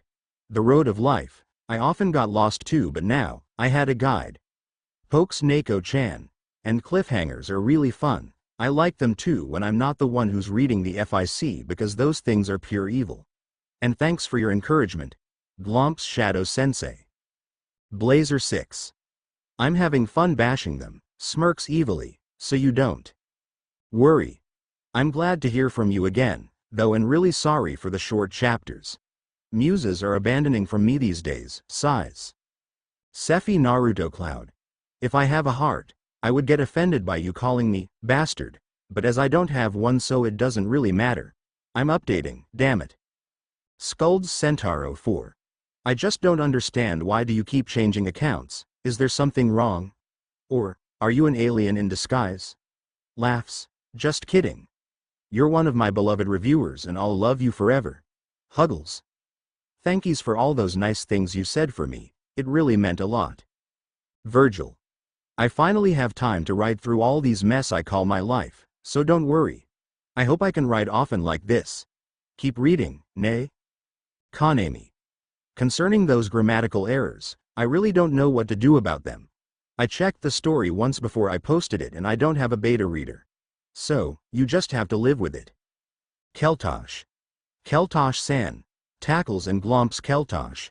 Me want to hear from you again. Me misses you so much. I guess that's that, then. Until later. Read, enjoy and review, Minna, Kara. Sun Against Sound and the Eternal Rivals title, Fighting All Odds. By Kara. Disclaimer. I don't own them. Don't think I'll ever own them, the original Naruto characters, of course. But other than that, the new jutsus and my OCs, they do belong to me, capiche? Summary so far. The preliminary round has begun and Sasuke had sailed through the first match. Naruto was saddled with the Sun Genins, before the next match unraveled an oncoming battle between one of the Sun against one of the Sound. Notes. Speech. Thoughts, Kyubi's speech, change of scene, time, POV, etc. On with the FIC. Chapter 16. Sun against Sound and the Eternal Rivals. Murmurs of conversation greeted the verdict of the random shuffle. Many curious stares were directed at the electronic board as the two genins that would be pitted against each other were from two hidden villages that was either newly formed or unknown to most part of the contestants. It was a match that intrigued many of those who were there. Shikaku versus Dosu. Man. I was hoping that I could go last, complained the red-headed genin as she pouted at her teammates, who had expressions that varied from gleeful mischief and cold indifference on their faces. Her sparkling ruby eyes found their way to a smugly smirking Naruto and Shikaku grinned. Nice annoying you, Naruto. I'm sure we'll have more time in the future to get to know each other. Ta-ta for now. Naruto ignored her comment and diverted his attention to the arena below, where Dosu had already stood beside Hayate. The bandaged genin seemed to be looking forward to his fight with Shikaku, perhaps because of the fact that the Sun Genins had interfered in the fight inside the Forest of Death and therefore be one of the many reasons why they had failed to kill Uchiha Sasuke. Dosu was clearly seeking for revenge. From the corner of his eyes, Naruto saw Shikaku walked past Team 10. Ino wished the redhead good luck and descended the stairs with confident grace, braid flicking behind her like the tail of a refined lioness. She was no longer the playful redhead that fibbed with him earlier. She was, at that time, a proud genin from the Hidden Sun and the participant of the Chunin exam. Shikaku halted to a stop in front of Hayate, smiling down at Dosu as she was a good 15 inches taller than the other genin. Her smile held nothing but simple acceptance, devoid of any hints of arrogance or apprehension. Naruto noticed that the redhead didn't carry any type of weaponry with her, be it simple kunai and shuriken or anything out of the ordinary that some genins used. Her jacket had no pockets or holsters and neither does her pants, excluding the fine silver chain circling her hip in several loops. Shikaku's posture was that of a relaxed stance. One hand hung limply by her side while another was brushing a mop of red hair from her face in a nonchalant gesture. She nodded when Hayate addressed something to both genins. Hayate took a few steps back and announced, "Begin." The Sun and Sound immediately leapt backward, creating a wide gap between them as they circled one another like a pair of hungry wolves, waiting for the right moment and opportunity to deliver the first blow. Though Shikaku was annoying and a downright pain in the ass, Naruto focused his entire attention on the match because he knew that the redhead was as strong as she was annoying. He wanted to evaluate how strong she was. Ryu had leaned beside him as though she had forgotten about their brief clash. She didn't offer any witty remark this time, but was watching Shikaku with a glimmer of admiration in her emerald eyes. Naruto was slightly surprised by this. Ryu didn't really strike him as a closet admirer, especially not over her own teammate. Naruto shifted his eyes just in time to see Dosu making the first move. The bandaged genin had raised his armed hand and blasted a wave of sound towards Shikaku in his attempt to catch the redhead by surprise. Unable to actually see the physical shape of the wave, Shikaku had no choice but to raise her arms in defense and was thrown back to the wall by the impact. She staggered to stand on her feet, coughing and shaking her head as she covered her mouth with a hand. The redhead looked like she had her wind knocked out of her. Dosu smirked in victory, advancing forward in a rapid speed to gain the upper hand in the match. Naruto's eyes widened when he saw a grin permeating Shikaku's face, concealed from the oblivious Dosu by her hand but was visible to those who was watching on the balcony. "She's faking it," he whispered in unintended awe, a speck of respect worming its way into his head. She made Bandage Head thought that she'd been knocked down, baiting him to charge and expose his weakness. That's really clever. True to his prediction, Shikaku evaded the punch from Dosu at the very last second and slipped into his guard, bringing her fist up to deliver a swift uppercut. Dosu retreated in a flash, barely avoiding the blow and saved himself from earning an early knockout. He drew several kunai and hurled those towards Shikaku to stall some time, preparing his sound booster for another attack. The redhead effortlessly sidestepped the metal assault and grinned for a split second, her fingers promptly weaving into a set of complex hand seals as she matched Dosu's movement. With the distance between them fairly reduced to a meager 3 feet, Shikaku completed the hand seals and slowed her pace until she stopped. Dosu followed her lead, waiting for the jutsu. Hijutsu. Fushicho Doki no Jutsu. Secret Technique. Phoenix Wrath. A shrill inhuman screech resounded out of nowhere, forcing the spectators to wince and cover their ears lest they wished to be momentarily deafened. Naruto flinched but kept his eyes trained on Shikaku in anticipation. He took a step back when he saw something emerging from the redhead's back, something that looked like a pair of flaming red wings, followed by the full form of a renowned mythical bird. The bird tossed its magnificent head fiercely when it was fully detached from Shikaku, who grimaced in slight pain as she stretched her hand and allowed the phoenix to perch on the hand. The phoenix was a little bigger than a full-grown eagle, with 8 beautiful tails that trailed onto the concrete floor. Naruto arched an eyebrow in amazement. He didn't even bother hiding it from the 2 Sun Genins close to him. Ryujin snorted and muttered, "Shikaku is just showing off. She didn't even need to use that jutsu if she's serious." "Oh, shush you," admonished his green-haired teammate, whose eyes were glued at the redhead. "I like this jutsu. That phoenix is so beautiful." Naruto smiled at the tone of her voice but said nothing as he continued eyeing Shikaku. Dosu was gaping at the redhead and the bird on her hand, apparently at a loss of words. Other genins and teachers were in a somewhat similar state, staring dumbly at the Sun Genin, and her newfound pet, Hayate, was eyeing the bird warily from a distance. "You need a fowl to help you?" Dosu sneered after he finally snapped out of his shock, uneasiness evident in his voice even though he tried to hide it. "How pathetic. And here I thought you're a threat." Shikaku gently stroked the phoenix's head, before turning to her opponent. "Phoenixes are intelligent creatures, and they understand our language. Insulting one is not a very wise move, you know." Waving off the warning, the Sound Genin scoffed loudly. "A fowl's a fowl." With that, he launched forward, a close combat in mind. Before Dosu could get any closer to the redhead, the phoenix took flight with another of its inhuman, eardrums-splitting screech and suddenly grown 5 times its original size as the flames of its wings flared brighter than ever. Talons gleaming under the glare of light, the phoenix charged towards Dosu with a shrill cry. The bandaged genin raised his sound booster to wipe out the annoying bird, unaware to the fact that Shikaku had disappeared from her spot. The phoenix emitted another long screech and turned sharply to avoid the wave of sound blasted by Dosu, whose smirk faltered when he saw the phoenix heading back towards him. One of the inconveniences in using the sound booster was that it took quite a while to set up the weapon for another attack, and with that homicidal bird hot on his trail, the Sound Genin swallowed hard. In his panic, Dosu completely missed the shadow slipping silently behind him. It was too late when he finally did. Shikaku gave the stunned genin a view of her grin and crashed her knuckles into the bandaged face, breaking Dosu's nose and other bones supporting the unseen face underneath his many rolls of gauze. While the Sound Genin rolled in pure agony on the floor, cussing and clutching at his face, the redhead kneeled and with an insane grin on her face, took a handful of Dosu's bandage. The grin widening as a sign of what was to come, she mercilessly rammed his head into the nearest wall.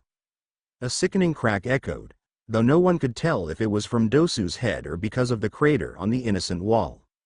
A deafening silence followed the crack, as Hayate rushed to examine the still form of Dosu. He raised his head and signaled for some medic nins to come forward. "He's alive.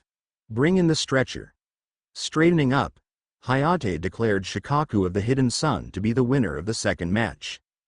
Shikaku smiled in accomplishment and cancelled her jutsu, the phoenix combusting into a sphere of flames that burnt for a few seconds before diminishing slowly. She ascended the stairs with the same grace she had when she went down earlier, only that there were eyes that followed the redhead's movement at that time. Dosu was carted out of the arena by a group of medic nins, who were gingerly taking off the bloody bandages from the unconscious genin.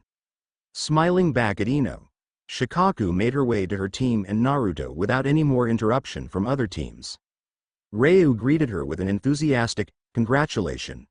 She exhaled deeply and leaned beside Naruto, sandwiching the blonde between two sun genins. Ryu at one side, and she was at another. Naruto was starting to wonder if he had what people called animal magnetism. With their enthusiasm to get as near as possible to him, it was almost possible. "Great fight," Naruto commented lightly, not wanting to sound impressed. Even if he was, he didn't want the redhead to gloat over it or something. That'll make her even more annoying than ever. Shikaku nodded, looking ahead. "It's not that bad." Somewhere from behind them, Ryujin interjected, "You shouldn't have used that jutsu. It was unnecessary." "Well, it makes the fight a bit more lively," the redhead retorted, glancing over her shoulder to grin at the silver-haired genin. "Seriously, Ryujin, you really should stop being a killjoy. It's unhealthy." Ryujin, ed and looked away. "He's always such fun to pick on," Shikaku declared, earning her a death glare from the said genin. She smiled at Naruto and stared at the electronic board that was shuffling more names by that time. Wonder who's fighting next. She didn't have to wait long for an answer. Yamanaka Ino versus Haruno Sakura. Naruto stiffened almost immediately, his mind going temporarily blank as the words jumbled up inside his mind. He blinked at the dark monitor, before snapping his head towards the general direction of Team 10. Ino was also staring at the board, an unreadable expression on her pale face as Asuma said something to her. As if in a painfully slow motion, her head turned towards Naruto and their eyes met. He could see the determination burning in her sapphire irises, and so was a touch of sadness. Naruto opened his mouth to say something, but the words were caught in his throat, forming a lump that seemed to lodge itself stubbornly there. He could see Ino lowering her head, slender fingers curled into fists. She nodded at her teammates and sensei, heading for the stairs. The kunoichi had paused before she took the first step and stole a glance at Naruto, who was still staring after her. And then, Ino's pink lips curved into a soft, resolute smile. It was meant for Naruto. "You are forgiven." Ino made her way to the arena with a new fortitude. A different potency that fueled her ahead, her head held up high and proud. She was no longer the useless genin that she had once been. She had grown, she had changed, she had stared death in the face and lived. It was the time to show everyone the real Yamanaka Ino, the one that did not fawn over Sasuke or spent hours brushing her hair. She saw Shikamaru and Choji's faces, lined with anxiety for her, though Shikamaru was not as obvious as the other boy. Asuma-sensei was worried too. The kunoichi could see his teeth grinding the cigarette in his mouth. Her eyes flickered to another figure, the one that had managed to worm his way into her life without her consent, and permanently resided there. She fondly stared at the whiskered face, the hardened blue eyes, the tousled golden hair. There was no worry or anxiousness on Naruto's face. There was belief in her. Ino smiled and fixed her eyes on her opponent. Sakura had changed too. There was strength where there should be weaknesses. Her face held something akin to arrogance, though. Maybe the pink-haired kunoichi had trained with Sasuke and thought that she could beat Ino to bloody pulp by then. Maybe it was just overconfidence. Early assumptions are always dangerous. Ino chided herself mentally and stood perfectly still while Hayate coughed and hacked through some small details on the rules. Am I going to kill Sakura? Can I? Will I? Her mind was barraged by questions as she stared at Sakura. The naive Sakura that was still chasing after Sasuke. The naive Sakura that still believed that Sasuke would someday even love her. Suddenly, Ino felt pity towards Sakura. Sasuke loved nothing but power. Hayate had stopped coughing and said, "The third match, begin." Her fingers touched the knot that secured the forehead protector around her waist and she tugged at it until the knot gave away. Ino brought the symbol of Konoha Shinobi to her forehead, where it should have been placed a long time ago, and tied the cloth securely. She wasn't the one to root for orthodoxy, but Ino felt that the occasion was worth it. Done with that, the blonde kunoichi said, her voice firm and decisive. "Let's end everything today. Show me what you can do, Sakura-chan." "I couldn't have said it better, Ino Pig." The green-eyed Kunoichi drew out a kunai, falling into a fighting stance. Ino complied, though her style was more relaxed and allowed a wider arc for movement. Naruto had thought her that. "You're going down." Ino responded by slipping out two of her own kunai, one in each hand. Both Kunoichi charged forward at the same time. The sharp resonance of metal against metal was the only sound that dominated Ino's conscience. They parried evenly for several minutes, sparks flying from clashes between kunai. She jumped when Sakura crouched and tried to trip her, placing one hand on the cold floor to break her fall as she lashed out at the side of Sakura's head. A hand stopped her foot halfway and Ino leapt away, did a few cartwheels and once again resuming her defensive style once she was satisfied with their distance. Sakura was already panting lightly, but the weight had helped build Ino's stamina and she was by no way warmed up. The pink-haired Kunoichi growled something incoherent, her hand reaching into the pouch strapped to her left leg and fished out more kunai and shuriken. Hurling those towards Ino, she sped to Ino's left. One kunai narrowly grazed her cheek and was embedded into the wall behind her, but Ino didn't give it a thought until an explosion startled the living daylight out of the blonde. She hastily moved from the wall, frowning when she realized that the kunai had an explosive node attached to it, and so was the other kunai that were aimed for her. Each one that she deflected or evaded exploded within seconds from her contact, and soon, a thick curtain of dark smoke cloaked the entire battle area. Those on the balcony could see nothing that was happening inside. So was the two opponents themselves. Ino stayed completely still, perking up her ears for any tap of light footsteps on the floor or rustles of clothes. Her eyes searched wildly for Sakura, and she started when she caught a glimpse of pink hair somewhere to her right. In the next second, it was gone. "She's planning on something," Ino thought bitterly, her brows knitted into a frown as she waved a hand to fend off the smoke from asphyxiating her to death. "Somehow, she can see me inside this hell of smoke. I have to get out of here first. Think, Ino. Think." The whizzing sound of a mass of something sharp cutting through the air caught her attention. Ino tilted her head up, biting back a curse when she noticed a hail of kunai and shuriken coming her way. The blonde Kunoichi immediately formed a series of hand seals and with a Hoshi Heki no Jutsu, slammed her palms flat onto the floor. The shield effectively protected her from being sliced into chunks of genin meat as the weapons clattered down with resounding clangs. Furious, Ino was about to release her jutsu when an idea popped into her head. Channeling extra amount of chakra into the shield. Ino willed it to grow as large as she dared without wasting her chakra supply. Convinced that it was enough, the blonde Kunoichi forced the shield to compress itself instead of expanding like it usually did. When Ino felt the shield began to quiver under the effort to be compressed, she braced herself for a very painful experience. She planted her feet on the floor and crossed her hands before her, grimacing as she heard a faint crack. The crack was followed by a deafening blast, the power of such outburst forcing the smoke to dissipate in an instant. The explosion was a purely chakra-infused one, sending patches of chakra flickering everywhere. Ino wiped a trail of fresh blood from her forehead, numerous cuts marring her skin as she coughed and waved the remaining smoke off her face.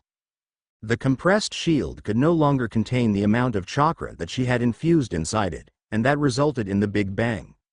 The blast, in turn, caused the surrounding air to be forced forward, dispersing the smoke in the process. The drawback was that the air became one hell of sharp invisible blades, thus all the wounds. Ino fingered another cut on her upper arm, before she turned to search for Sakura. The pink-haired Kunoichi was struggling on her feet about a yard from Ino, surprise and anger visibly portrayed on her face. She was clearly not expecting that. Sakura received less cuts than Ino did though, as she was farther away from the center of the blast than the blonde. Ino brushed her haphazard locks away from her face, trying to regain her usual rhythm of breathing before attacking. She slipped out two kunai, channeled what little chakra she had left to her two trembling feet and sprinted towards Sakura. Her kunai clashed with Sakura's, both Kunoichi determined to be the winner, shifting her Weight to 1 foot. Ino raised another one to deliver a spin kick. It connected with Sakura's right rib, and the pink-haired Kunoichi rolled away, gasping for breath. Ino grinned, seeing an opening. She pocketed her kunai and began forming another hand seals that was all too familiar to her and her opponent. Sakura saw this and laughed. Shintenshin no jutsu, Ino. You do know that jutsu of yours is slow as hell, now, do you? I can just dodge it easily. To her surprise, Ino's grin broadened. Thinks yourself a know-it-all, aren't you? I'm going to prove you wrong. Sakura, Shintenshin no jutsu. Ino finished the last of the hand seal and Sakura made a gesture to step out of the jutsu way when her eyes widened in a sudden. Ino did not slump forward like she usually did every time she used Shintenshin, but was still grinning at her like a mischievous Cheshire cat.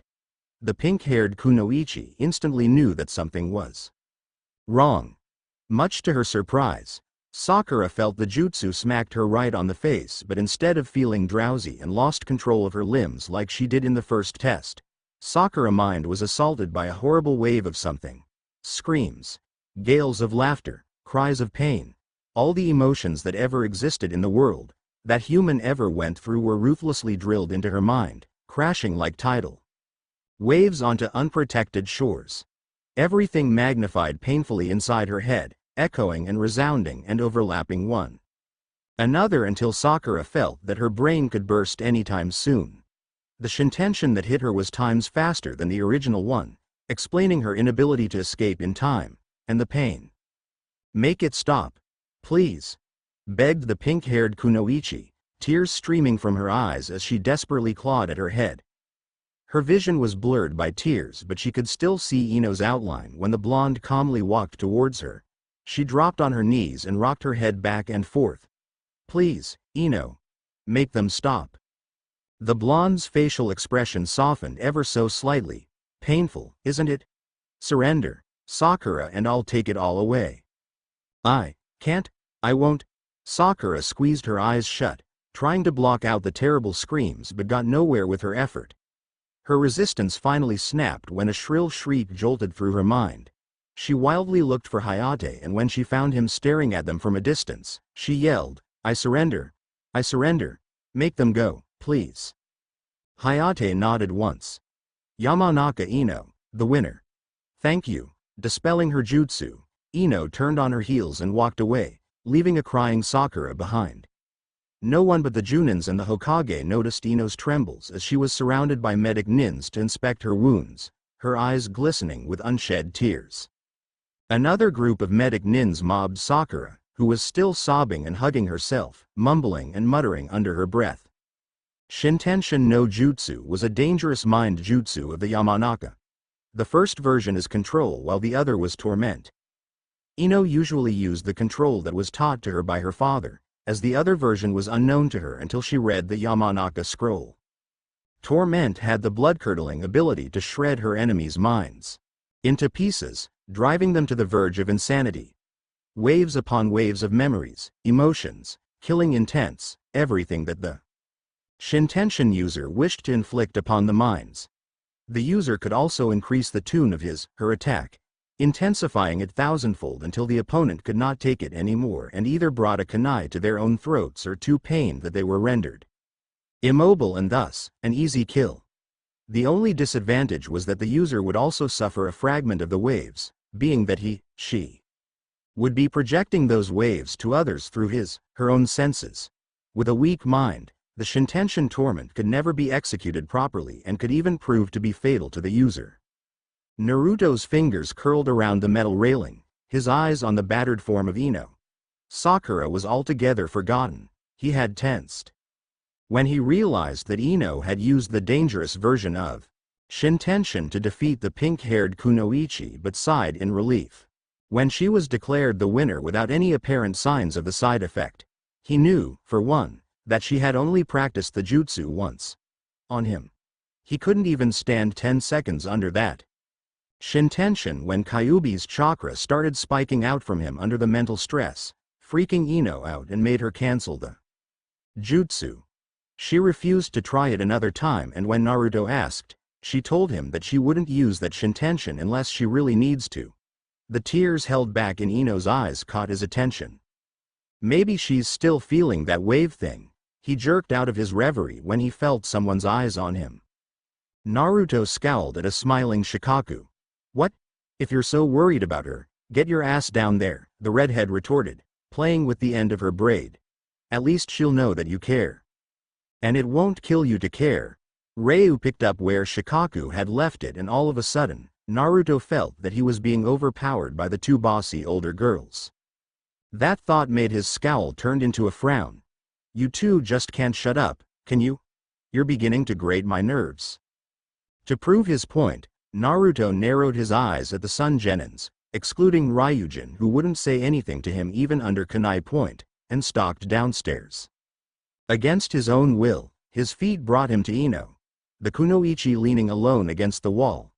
He was beginning to think that either his body had malfunctioned or his brain had automatically shut off and failed to give his legs appropriate orders, because Naruto certainly wasn't thinking about going anywhere near the blonde kunoichi. She turned her head wearily towards him as he came nearer, a smile forming on her lips when she recognized him. Her purple clothes were torn in numerous places, some with dark stains that indicated bleeding. While the medic nins had patched up and covered almost all cuts, there were still some shallow ones on her cheek and forehead, blood oozing from them faintly. They ended up staring at each other. So, hey. Naruto began awkwardly, hands behind his head. Ino chuckled. Hey. He sat down beside her, poking at one of the cuts. Ino winced and slapped his hand away, pouting at the genin. Naruto grinned and said, You were great. And that Shintention kick serious ass. Sakura didn't even stand a chance. Yeah, she trailed on heavily, her eyes slowly fluttering shut. Naruto? I'm so tired. With that last remark, her head dropped onto Naruto's shoulder and her breathing evened out to show that she had fallen prey under the spell of slumber. Naruto had flinched at first, unaccustomed to the close contact, but after a couple of minutes, his rigid muscles relaxed and he allowed himself to lean into the touch. Ino was not heavy at all and her head fitted perfectly into the crook of his neck that Naruto found it hard to put her elsewhere, not that he wanted to. Her long hair was released from the confinement of her trademark ponytail and pooled around her face, tickling Naruto at the same time. He growled and swept the disturbing hair away, causing Ino to stir in her sleep and snuggled closer to Naruto. Like he was one giant version of a bloody teddy bear, Mr. Snuffles. She once told him about. It was a good thing that they were partially hidden from most of the participants. No one would see them if they were not searching for anything in particular. Because Naruto would personally murder himself if anyone ever saw them like that. TBCA, N.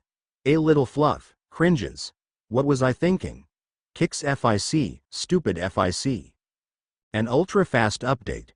I wrote this chapter the whole night, deleting and rewriting some scenes like some kind of a rabid keyboard abuser. So, do you like the fighting scenes? I hope it's better than the last ones. I tried to make them better, you know, just for you guys. I'm too tired to run over them again, so yeah. Reviews. Feints. Keltosh. Keltosh-san, tackles and glomps again. I miss you, and yeah, thanks for your review and overview on both chapters. I don't understand how you've missed the update, but I'll wait for you, nay. Glomps again and again. White Knight. Evil cackles. Hee hee hee, that's my secret. If you want to know, you have to read on and keep reviewing. Manatharan. The seal that Kakashi put over Sasuke's curse seal is there. Only that I don't think it was necessary to do that scene in last chapter.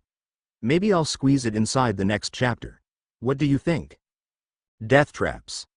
Runs away from death traps. Oh, don't kill me. I want to finish this FIC.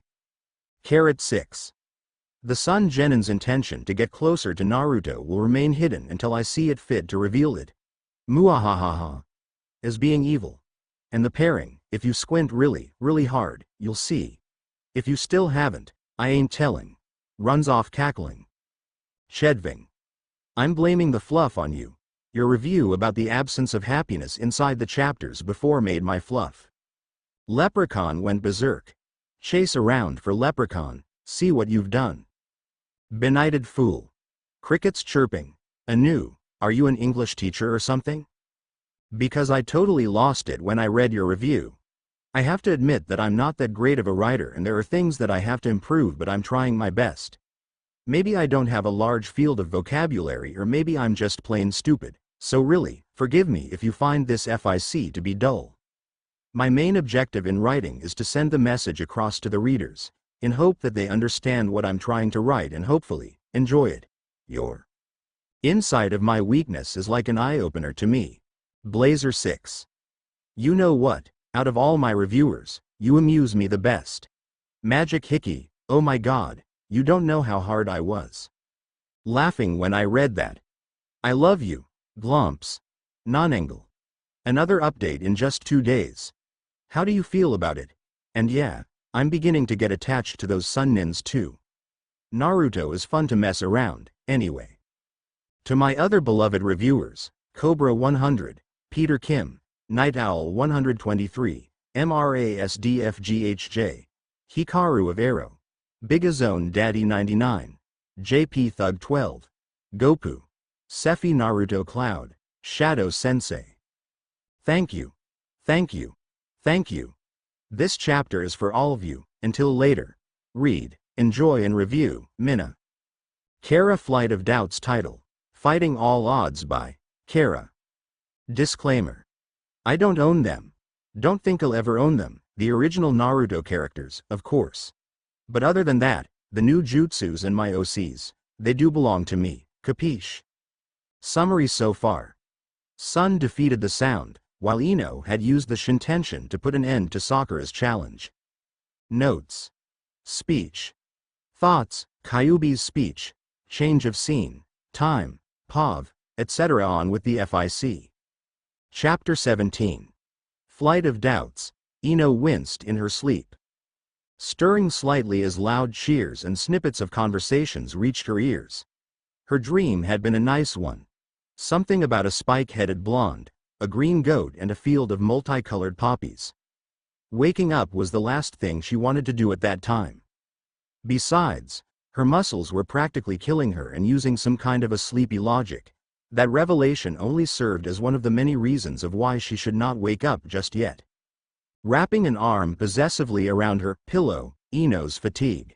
Misted mind fleetingly wondered where the heck did all those sound came from as she tried to fall back into deep slumber. And then, her pillow suddenly squirmed. It took the kunoichi seconds for that act to register itself in her brain.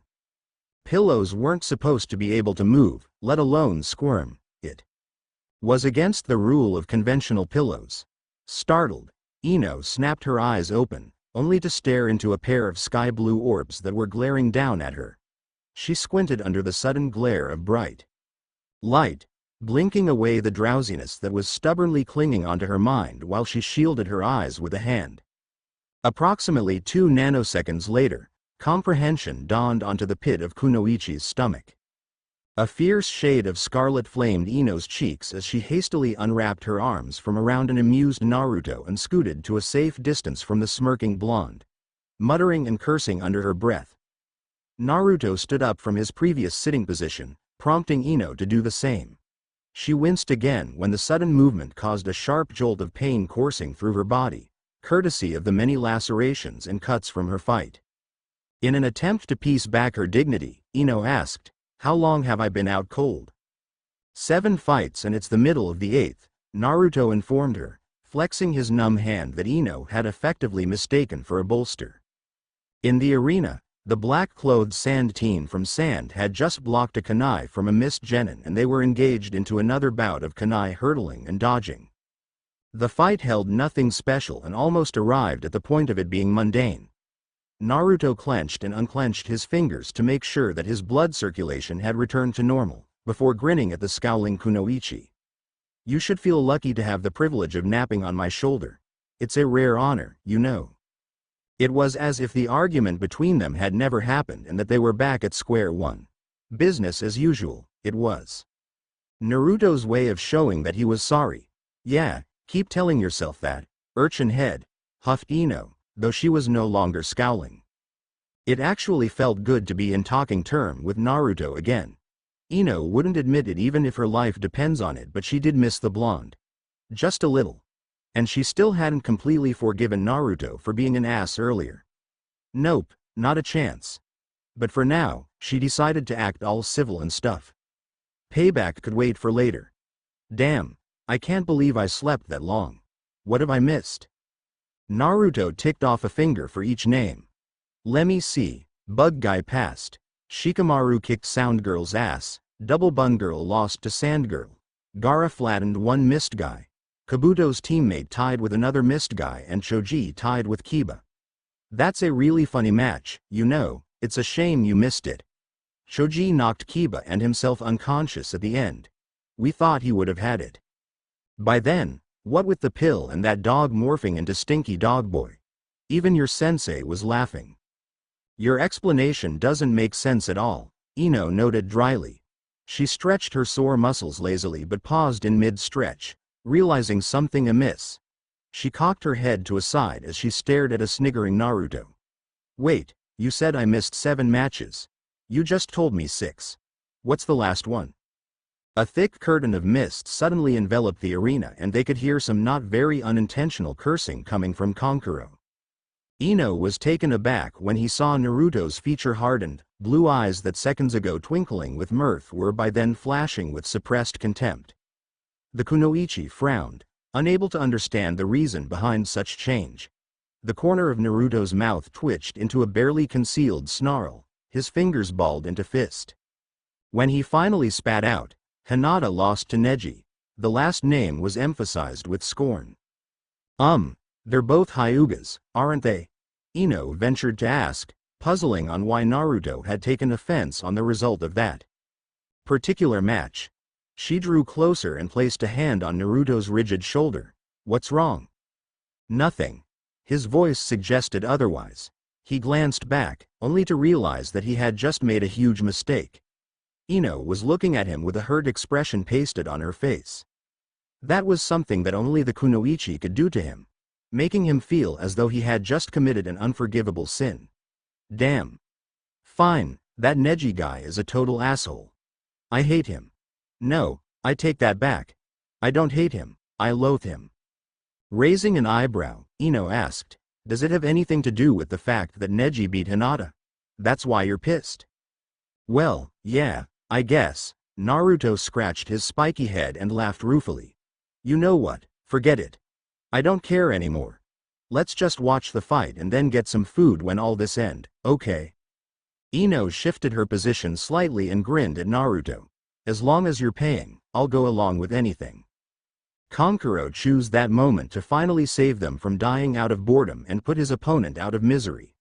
His puppet, an ugly machine with an apocalyptically unfashionable name. What kind of name? Karasu is anyway. Can't her use Spotty? Or something like that? Decimated the Mist Nin, splattering blood all over the stone floor. Ino grimaced in distaste, the corner of her lips curling down. With her disapproval as internal organs were sailing through the air and landed on several very unfortunate people. Much shrieking, yelling and shouting followed the crass display of violence from the Sand Genin, who had nonchalantly walked back to his teammates despite the chaos he had caused. They took a short break to clean all the blood, intestines and fainted Genins from the arena, and after 30 minutes, the electronic board was ready to roll again. The 2 names that appeared shortly afterwards made Ino blanch. Uzumaki Naruto versus Kuroyume Ryujin. The silver-haired sun freak was glaring at him. Again. Like for the past hours as he watched the other matches. Every time he tilted his head up towards the Sun Genins, Ryujin could be found narrowing his eyes at Naruto in obvious contempt. Venomous, even. His 2 teammates were apparently aware of this, if their similar sardonic smirks held any proof to that. Those sun girls were definitely messed up. It's not like he was actually disturbed by the glares, he was just, well, disturbed. Annoyed. Peeved. Sure, it might have originated because of something Naruto had said earlier, but he crossed out that possibility as soon as it suggested itself. The words he had exchanged with Ryujin could be counted with one hand. And now, That son genin was looking satisfied that they were going to fight each other. Hey! Naruto couldn't wait to wipe that infuriating smirk off the bitch's face. Oi, urchin head. The blonde genin turned to face the kunoichi, who was grinning widely. She held up a fist and said, "Don't die." "You should tell yourself that," he retorted. Cracking his knuckles, Naruto returned the grin, his more feral and dangerous, and started walking towards Hayate, who was hacking and wheezing unceremoniously. 20 bowls of ramen says that one can beat his ass in 10 minutes. Ino snorted, shifting around for a more comfortable position. "Ha, you wish. I'm on. Prepare to sacrifice your piggy bank, Ino-chan. 'Cause this match is mine." "I'd keep that big mouth of yours shut if I were you," the girl snickered wickedly, before cupping her palms around her mouth and yelled, "Go, Ryujin." The silver-haired genin blinked from his place in the middle of the arena and actually smiled at Ino. Both Naruto and Ino shivered in unison at the unexpected reaction. Shaking his head, the blonde genin glared at the sun nin and mouthed foul words mentally. Naruto scowled as he paused and glared back at Ino. "That's not fair. You're supposed to be cheering for me, not androgynous weirdo there." "Hey, life is not fair. Live with it, traitor." "Fine, fine," Ino yawned, winced as her weary muscles screamed in protest and gratefully settled back against the wall. "Lose to that guy and I'll personally kick your ass once we're out of here, got it?" "Don't count on that." Naruto flashed him one last foxy grin and skipped, not literally, of course, towards the referee and his opponent. He kept his eyes trained on the other boy, unwilling to back down from their glaring match. Hey, if Ryujin wanted to make this personal, Naruto was too willing to oblige. He wanted to win, no shit, he had to win. Ino would never let him hear the end of this if he loses. Besides, there's ramen on stake here. Eyeing the feminine build of the silver-haired son, he smirked. Not that he will lose, of course. Match, begin. The two genins remained unmoving, eyes still locked stubbornly together. Ryujin was the first one to spoke out, his silver eyes blazing with an unidentified flicker as he reached back and gathered his long hair into a tight ponytail. "Forgive me, but I must win this fight." "Forgive me, but I must kick your ass," Naruto mocked, calmly taking several steps back to create some distance between them. His fingers immediately weaved into his favorite set of hand seals and he shouted, "Kage Bunshin no Jutsu." Naruto multiplied generously. In number, about 20 to 30 clones of himself standing clustered together after the smoke subsided. One of them took command, raising one hand and pointed at the stoic Ryujin. "Pummel him." Ryujin leapt backwards when the battalion of grinning Narutos charged towards him, his hands reaching into the pouches strapped to his thighs. Instead of drawing standard kunai or shuriken, he surprised Naruto by slipping out small metal needles that were clasped skillfully between his fingers. The silver-haired boy dodged a punch that was thrown his way by a clone, flipping on one hand to avoid a spin kick from another and threw the needles at the two clones. The real Naruto stayed back and allowed his clones to do the pummeling job, examining his opponent. That was by then had decimated almost 3/4 of his original clones. For any weak spot. He frowned at the Sun Genin's proficiency in weaponry, as it seemed that he had underestimated the girly-looking boy. Kyubi would be royally pissed off if he found out about that. Underestimating an opponent was a sure way to get killed in a battlefield. He had taught Ino that. Naruto groaned internally at the thought.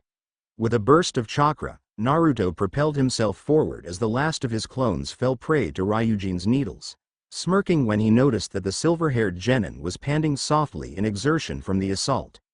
He had deduced through his brief observation that Ryujin was no fan of close combat, as the genin used those needles that indicated that he was trained to fighting long distance, something that demanded precise control and accuracy instead of physical endurance.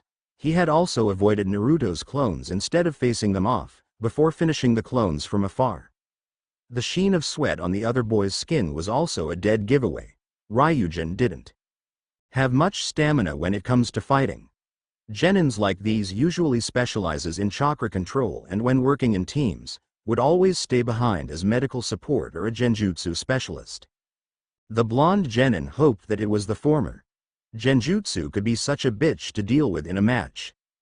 Tired already, Ryu-chan? Naruto teased, though his expression was dead serious as he jumped and aimed a flying kick at the other genin's face. Ryujin ducked low to dodge that, but was caught by surprise when Naruto simply swung his foot into a dropkick. Ryujin instinctively crossed both hands above his head to receive the impact and collapsed on his knees as Naruto increased the pressure of his kick. Naruto was about to lash out his other foot when the Sun Genin twisted his hand and shot out a small needle that whizzed straight towards his right eye. The blonde cursed when he was forced to retreat, involuntarily wincing when the needle barely missed his head. Ryujin had straightened up, albeit a bit shakily as he inspected his hands, apparently checking if Naruto's kick had done any serious damage. Naruto grinned. Yep, definitely a medic nin. Oi, you can still fight? The silver-haired genin glared coldly at him, dropping the hand he was cradling and fell into a loose fighting stance. Naruto shrugged, his eyes on the glinting surface of the needles in his opponent's hands. They remained immobile, glaring at each other for several seconds, until an imaginary bell rung inside their heads and both charged at each other. Naruto slipped out several kunai with one hand, while he held one kunai with the other hand, hurtling the bunch of kunai at Ryujin to stall some time and force the Sun Genin to be on the defensive again. Naruto circulated a precise amount of chakra to the soles of his ninja sandals, increasing his speed until he was almost invisible to naked eyes. He had concentrated a small quantity of chakra to his eyes to enhance his sight, and that allowed him to see his opponent's movements clearly, even faint ripples of chakra that was radiating from Ryujin. And while this method was not as good as using the Kyubi's eyes, it was less obvious and chakra-consuming. He was in front of the surprised genin in a matter of seconds, as if he had appeared out of thin air. The shocked, wide-eyed look on his opponent's face was enough to make him grin insanely, as he swung his fist toward the side of Ryujin's head, his knuckles connected with flesh, crashing undoubtedly into cheekbone. The silver-haired genin's head jerked backwards from the impact, but even as his opponent was falling, Naruto moved forward, planting a kick onto the exposed stomach. The Sun Genin literally flew back, before he was stopped by the wall, creating a crater around his limp body.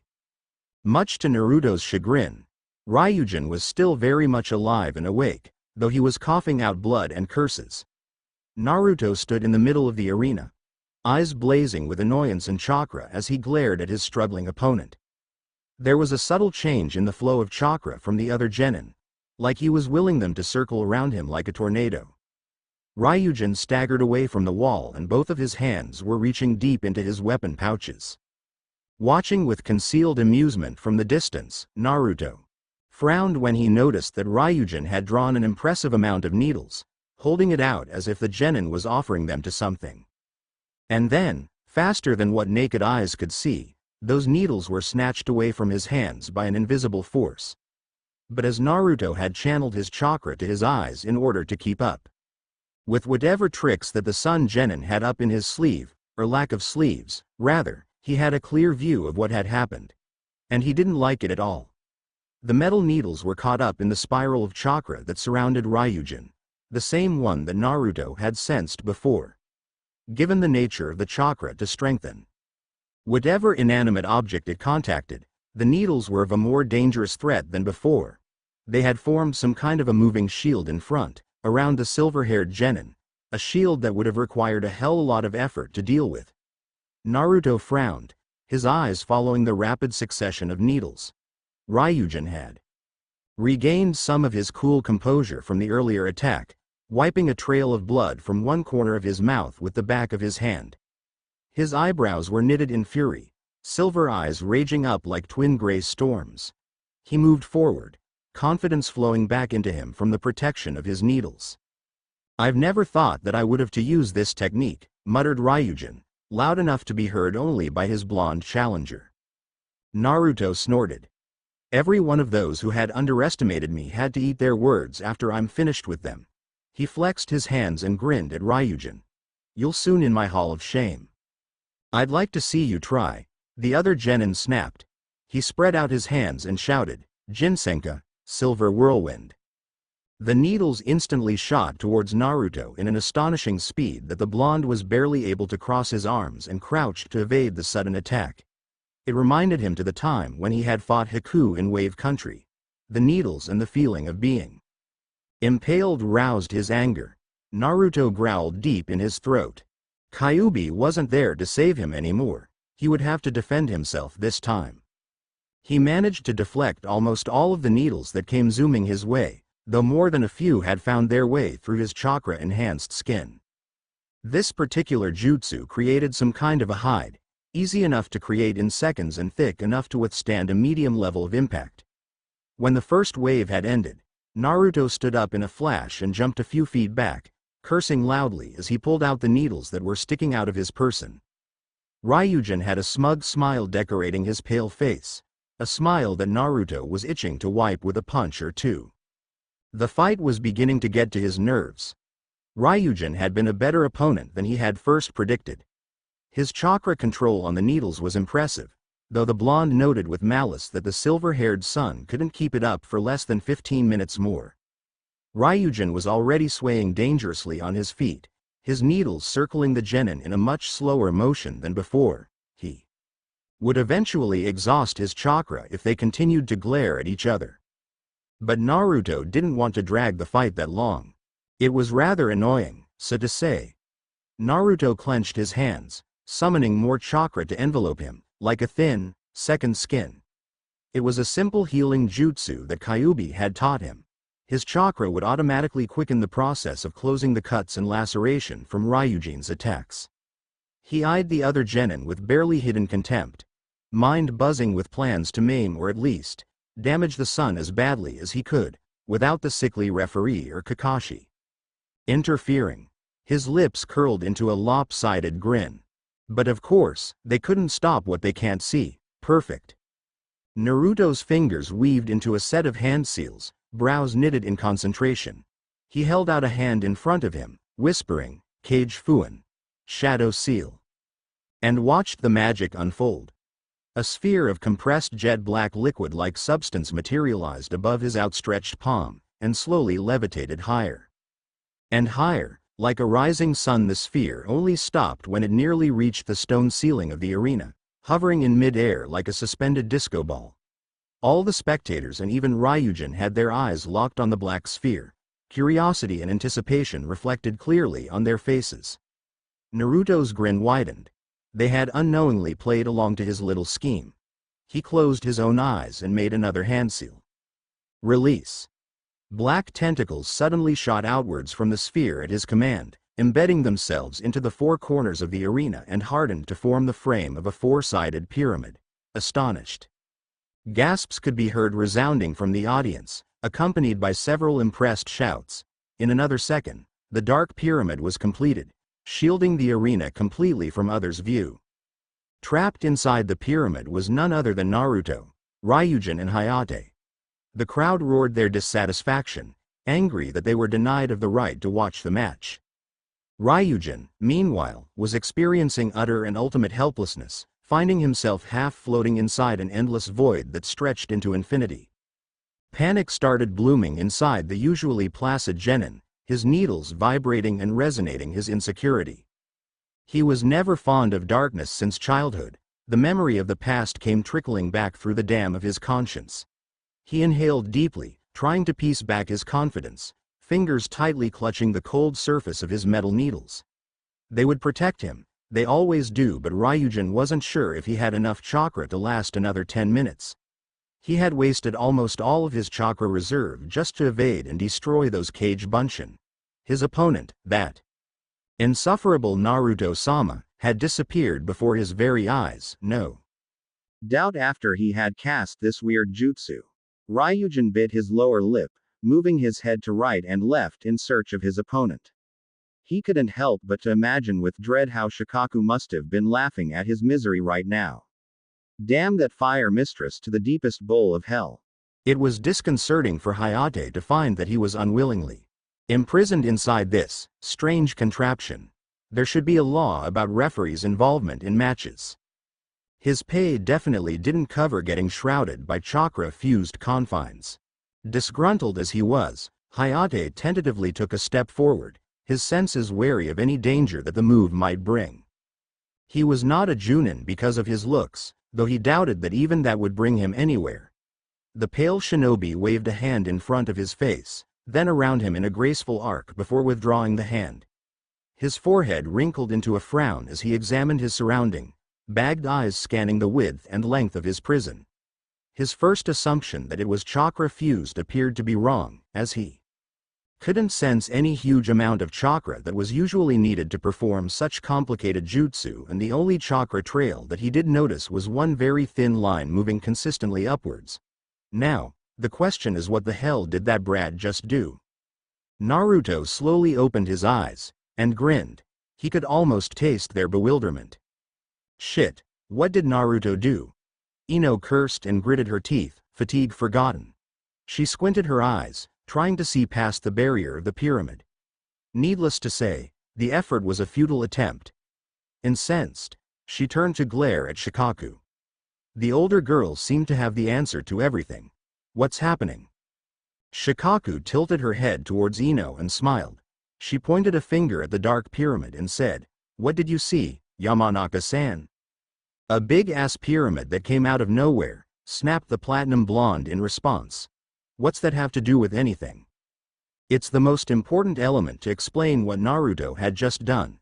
The redhead sat down cross-legged beside Ino. Her crimson eyes strayed back to the arena and she muttered softly, "Because what I see is Naruto beating the crap out of my teammate." Ino gaped, stared at the pyramid that was obscuring her view and back at Shikaku. "But that doesn't make any sense. I don't see anything then." "The pyramid?" The blonde's left eyebrow twitched in annoyance. "Yeah, so?" "It's a genjutsu," Shikaku stated simply. She ventured on to explain further when Ino raised one eyebrow in question. "A cleverly planned one, I should say. There are several types of genjutsu, as I'm sure you would have known by now. This one that Naruto had just performed can only work if all the requirement is fulfilled. It's a rule-based genjutsu that can affect a mass of people at the same time. Now you understand?" Comprehension began to tug at the back of Ino's brain, and she stared up at the top of the pyramid, where the black sphere was located. "And one of the rules is that we focus on that ball thing over there, isn't it? The genjutsu didn't work on you because you were concentrating on Naruto instead of the sphere." Shikaku's smile could only be described as pure satisfaction. "Correct. You really are a smart kunoichi. No wonder Naruto chose you as his companion." Companion? Ino all but spluttered, her cheeks burning at the implication. "Why, yes, of course," replied the redhead, eyes a-twinkling. She folded her arms against her chest and regarded the blushing blonde mischievously. "Didn't you realize the way he stared at you sometimes?" Ino shook her head and laughed, although the mirth didn't quite reach her eyes. "Whoa, now you're jumping into conclusions. Naruto and I are no more than sparring partners, not companions. And no, I didn't notice the way he stared at me, because we were too busy trying not to kill each other most of the times." "Whatever you say, Yamanaka-san." Shikaku coolly shrugged and leaned back towards the wall. "But while it is indeed easy to lie to others, I'd like to recommend you not lie to yourself. It's not healthy, I assure you." The leaf kunoichi stiffly ignored the advice and brought her hands together to form the hand seal for genjutsu canceling technique. Despite the throbbing pain that was still coursing leisurely inside her veins, there were disadvantages in being stupidly prideful and not allowing the medic nins to treat her wounds. She managed to complete the hand seal and sourly spat out, "Release." The pyramid wavered before her very eyes and disappeared in a split second, allowing her the privilege of witnessing the fight within the confine of the non-existent barrier. Just as Shikaku had said earlier, Naruto was indeed enjoying the upper hand he had over the silver-haired genin. Ryujin was apparently still trapped inside the genjutsu, as he was blindly ordering his needles to attack empty space instead of Naruto. The blonde genin had taken his time, almost gleefully setting off hails of kunai, shuriken and cage bunshin from random places at the same time to watch his opponent suffer a slow, painful defeat. Hayate, that sick-looking referee guy, was facing the wrong direction, rubbing the tip of his nose, coughed and rubbed his nose again, as if he was contemplating something. Apart from that, it also seemed that the Genjutsu deprived its victim of all 5 senses that human possessed, therefore rendering them to be completely at the mercy of the user. Ryujin had definitely reached the end of his road. Sakura was completely stunned. She had wanted to follow Kakashi and Sasuke at first, to know what had happened to her beloved Uchiha. The seal had acted up again during Sasuke's match against that chakra-sucking guy, that much she knew, but it vexed Sakura that she had no knowledge of how bad the situation was. Their Chunin sensei was most probably trying to fix the situation using some complicated counter-jutsu or something, and that brought a wave of relief to ease her worried mind. Kakashi could be counted on in times of peril, though she wished that he would ditch that goddamn porn book of his. Finding nothing better to do after that humiliating defeat to Ino Pig, Sakura decided to stay and watch the other matches. Maybe she could analyze other Genin's fighting styles and help Sasuke in the incoming 3rd round. Maybe then, he would come to see her as someone useful to have around. With that thought firmly planted in her mind, along other quite disturbing worshipping acts of Sasuke land, Sakura determinedly assessed and took down mental notes on each Genin, noting with vigor each strength and weaknesses she could find. She was doing fine until Naruto's turn. Vengeful was not really something that people often used to describe Sakura, but at that time, she was more than happy to see Naruto getting his ass kicked by that emotionless sun bloke. Their argument after Team 7 had managed to get past the Forest of Death still angered the pink-haired Kunoichi. Naruto not only had insulted her, the stupid blonde even had the gall to imply that he was better than Sasuke. And then, running off with Ino like that. What was he thinking? Sakura had to bite her tongue to stop herself from spitting out colorful obscenities at the memory. That would be terribly out of character for her, looking straight ahead at the electronic board. When the board flashed Naruto's name, along with that of the silver-haired girl from the sun, she almost smirked in glee. From what she had heard about those Sun Genins, they were nothing short of impressive. One girl from Hidden Mist even revealed the fact that the sun sailed past the 2nd test unscathed. Though it also meant that Sasuke was going to face some serious challenge later from the Sun Genins. But at least Naruto would be eliminated.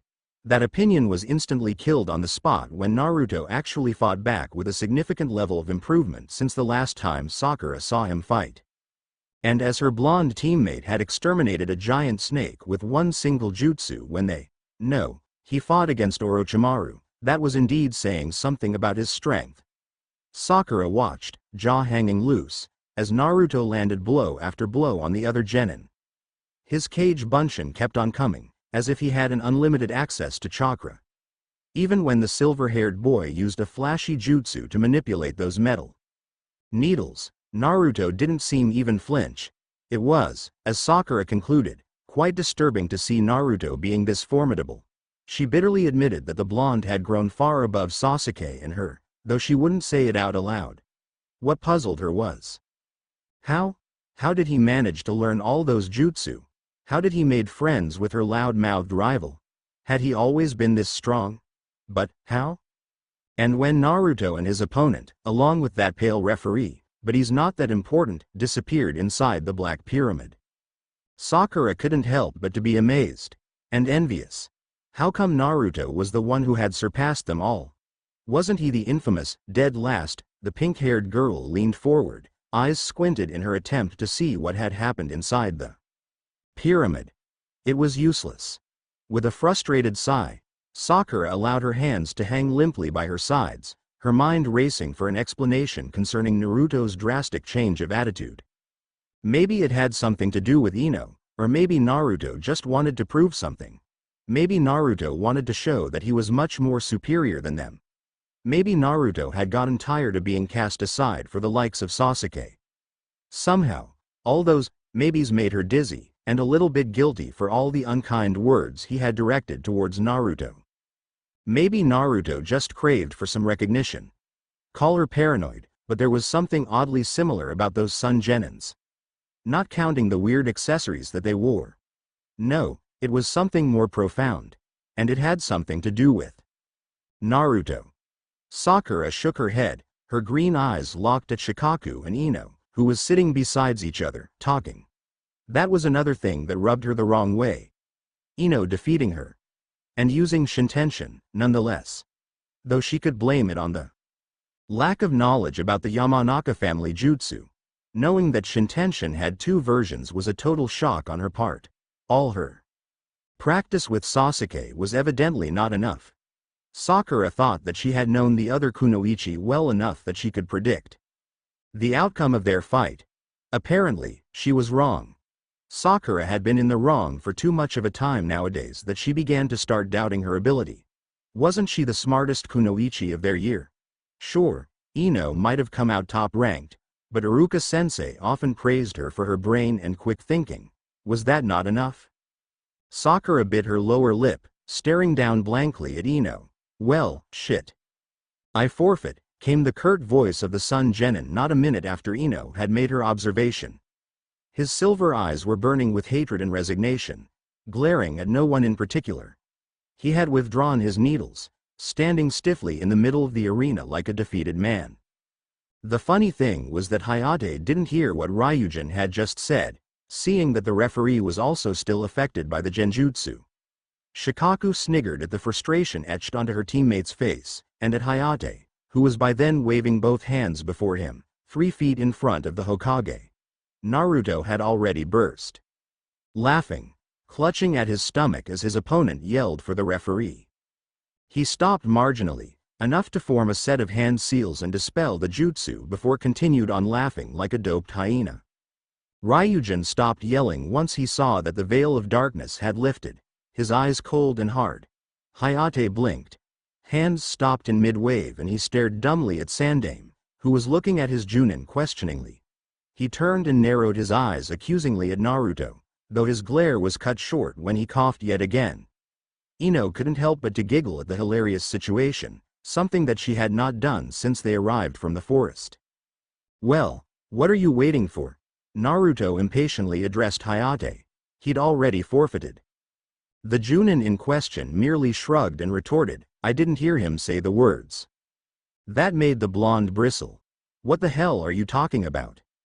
Referee sir, came a voice from somewhere behind Naruto, forcing the genin to glance back. It was Ryujin's. I forfeit. He wins. Hayate heaved a deep sigh and raised his hand. Winner, Uzumaki Naruto. No. A shout of anguish tore through the stadium. The source was one Yamanaka Ino. She was currently shaking her head, eyes wide in horror and mouth gaping open. My piggy bank. TBC sorry for the extreme lateness. How long has it been? 5 or 6 months. Like I said, there's no one else to blame but myself. I'm getting more and more pathetic nowadays anyway. It's unavoidable. I won't be answering reviews anymore, except maybe those really important questions. The keyword is, maybe. Later, I guess. Gaara Confrontation and the Last Fights. Title. Fighting All Odds by Gaara. Disclaimer. I don't own them. Don't think I'll ever own them, the original Naruto characters, of course. But other than that, the new jutsus and my OCs, they do belong to me, capiche? Summary so far. Sun defeated the Sound, while Ino had used the Shintention to put an end to Sakura's challenge. Notes. Speech. Thoughts, Kyubi's speech, change of scene, time, POV, etc. On with the FIC. Chapter 18. Confrontation and the Last Fights. Kakashi was not having a jolly good time. He had escorted Sasuke out of the arena earlier, after seeing that his student had struggled with the cursed seal in the middle of the match. He had been worried. It was enough to make the silver-haired Chunin grimace when he surveyed how bad the situation was. Sasuke had done a good job in suppressing the seal for the time being, but there was no saying that Orochimaru's little gift won't be acting up again. And Sasuke couldn't possibly continue on using plagiarized techniques in the 3rd round. He might be fighting those who are well above his level and the Uchiha would need all the chakra that he had. Besides, It injured his pride when other Junins had looked at him with a flicker of distaste in their eyes because his student had copied others' technique in order to scrape through. It was humiliating enough for Kakashi to confront an unusually pissed-off guy when Sasuke had defeated Yoroi using the move that he had blatantly stole from Rock Lee. He didn't want to know what Asuma or Kurenai might be thinking about him. That Lee boy's past and reason for his hard-working nature was as infamous amongst the instructor as his thick eyebrows. That was an interesting match. The one-eyed Junin mentally froze at the tone of his longtime comrade's voice. He had only heard Guy used that sort of voice once, and the result was not pretty. The missing nin that had insulted the spandex-wearing Junin had ended up in a pile of oozing red meat. Kakashi wanted to hasten to aid his student, but he knew that Guy was demanding some explanation. The green beast could be unbelievably protective over his prize student sometimes. Why does Sasuke have to copy Lee's move of all people? That kid really is trouble. Listen, I need to go to him, Guy. We'll talk later. Guy's eyes were cold and hard under that ridiculous bowl haircut of his. I won't allow Lee's effort to be wasted in vain. It's unfair to the boy, and you know that. Kakashi was not very proud of having the Sharingan at that time. He knew how copycats and plagiarizer are treated. Even though he had built his reputation as a powerful and loyal shinobi of Konoha throughout all those years that he had served, there was still a lingering effect of scorn concerning how he acquired all the jutsus that he had. Kakashi sighed and tilted his head so that he was facing his eternal rival. I'm in no position to justify or apologize for Sasuke's action. Besides, he was forced to use it. Guy, I really need to help him now.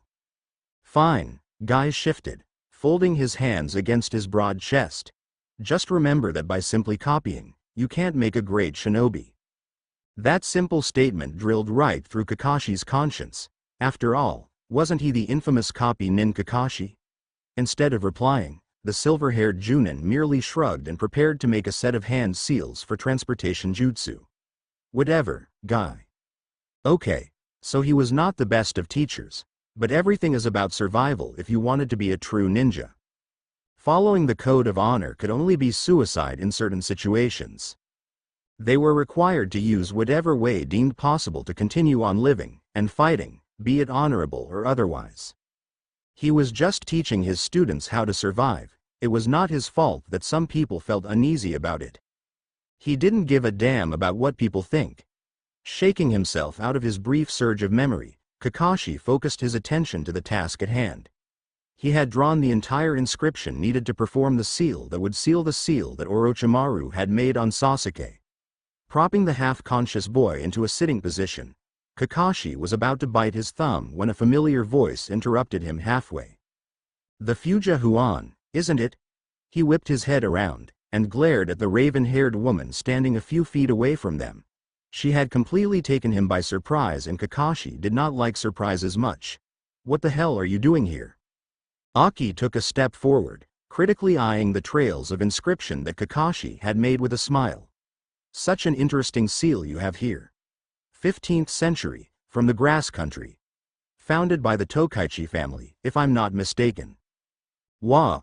I have a passion for seals, the woman simply explained, treading closer to the two Konoha shinobi. Her eyes were still trained on the inscription, reading the complicated sequence of unidentifiable words as she went along them. It's very ingenious of you to remember the whole citation, because I've met several unfortunate people that can never place them rightly. Kakashi was not interested in anything but Sasuke at that point, and Aki was not but an unwelcome interruption. He turned to his student once again, deciding to forego any sort of conversation with the son's representative. I don't have much time here, Daidenshi-san. She flashed him an amused smile. But of course, do go on with the ritual. I'm merely here as an observer. A snarl nearly escaped the Junin's throat, but he held it back in time. The woman was still Konoha's guest, and being rude to a potential ally was not a very intelligent thing to do. Damn political influence to hell. Kakashi huffed haughtily and prepared himself to continue with the ritual. But once again, he was unceremoniously interrupted by the unwanted guest. Though I do think that I can suggest a better solution for your student's predicament, Aki said, in the same silky voice that Kakashi had learnt to despise since the first time he heard it. The Fuja Huan is not that effective in trapping chakra tainted by evil. His first reaction was to grit his teeth and chanted something along the line of, "No killing foreign villages representative," and, "Breath in, breathe out," mentally. His second was to repeat the first one with an additional, "Fuck Orochimaru." Needless to say, Kakashi was not planning in playing the role of an amiable host for long, if Aki kept on interrupting like that. But what she had said caught his attention, despite making him more annoyed at the woman. The Fuja Huan was the only way to rain Orochimaru's seal that he could think of, and another suggestion from an experienced shinobi, though she sure as hell didn't look like one, was more than welcomed. The Chunin paused, and stared wordlessly at Aki, a gesture to urge her to continue. Knowing that she had Kakashi's attention, Aki glided straight towards the Chunin and Sasuke. She kneeled down in front of the youngest Uchiha and tilted the boy's face up with her slender fingers, examining each scars and every exhaustion lines that marred Sasuke's pale face. Kakashi was eyeing the raven-haired woman cautiously, prepared to defend his student if something bad should happen. Aki, perhaps sensing the Chunin's stiffness, looked up and smiled at Kakashi in a reassuring manner, before returning to her examination on Sasuke. Once in a while, she would mutter something inaudible and nodded her head. To Kakashi's bewilderment, it seemed as though she was conversing with something or someone. But as he was the only one there that was not unconscious, it was not possible, unless she was speaking with something that was invisible to naked eyes. After a few minutes of silence, Aki straightened up and ran a finger around the seal on Sasuke's neck. Her eyes were thoughtful, though unreadable. "It is worse than what I had first thought," Aki said, looking at Kakashi with a grave expression etched onto her face. "I need more time before I can make the most appropriate suggestion." The silver-haired Chunin frowned at her words. "But time is something that we can't afford to waste right now. Especially with that bastard Orochimaru running around freely out there." Aki shook her head, blue eyes hardening as she spoke. "That is true, but I'll only ask for one day. 24 hours after this, I'll come to you and your student with the best solution for his problem." As if reading what was going on underneath Kakashi's thick mass of silver hair, she warned him with a slight narrowing of eyes. "And no, I can't allow you to perform the Fuja Huan yet, as I'm afraid that it will influence what I might come up with. Some seals can affect others, usually in a negative way." Kakashi growled at the demand, his pride a little injured at the authority that laced Aki's statement. "Sasuke is my responsibility right now, not yours. I'm the one who's going to decide whether or not to accept your help." "Once again, you're right." But Aki took a step forward, decreasing the distance between Kakashi and her. "Both of us know that he stands better chance if you allow me to help him." The staring match that ensued afterwards ended up with a draw as both shinobi broke their eye contact when Sasuke groaned. Kakashi exhaled loudly and hefted his student's limp form over his shoulder, before his one visible eye glared at Aki. 24 hours, that's it. 1 minute more and I'll take everything into my own hands."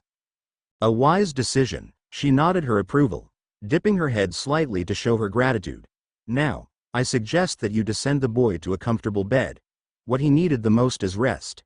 And make sure that he keeps his emotion in check." "I know that," Kakashi snapped, preparing to do a teleportation jutsu to the nearest hospital.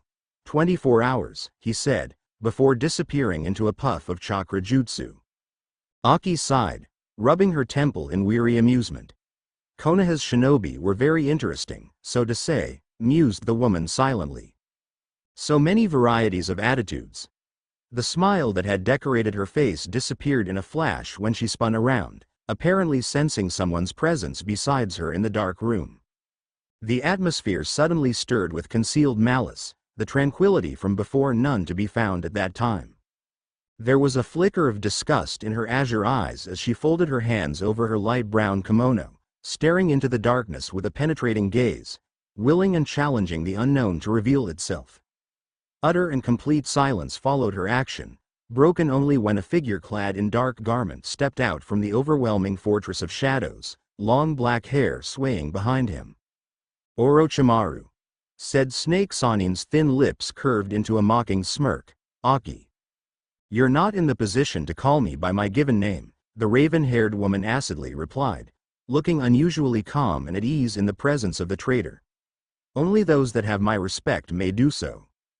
Still as vain as ever, I see, snapped Orochimaru, his smirk faltering. His posture was one that was readying himself for a battle, a complete contrast against the Sun Woman's easy grace. Aki raised an eyebrow. And you're still as repulsive as ever. That makes us even. Orochimaru hissed at the insult, snake-like eyes narrowing. The foreplay was evidently over. Why are you here? Hadn't that old nuisance you called father decided to sever any contact with outside world?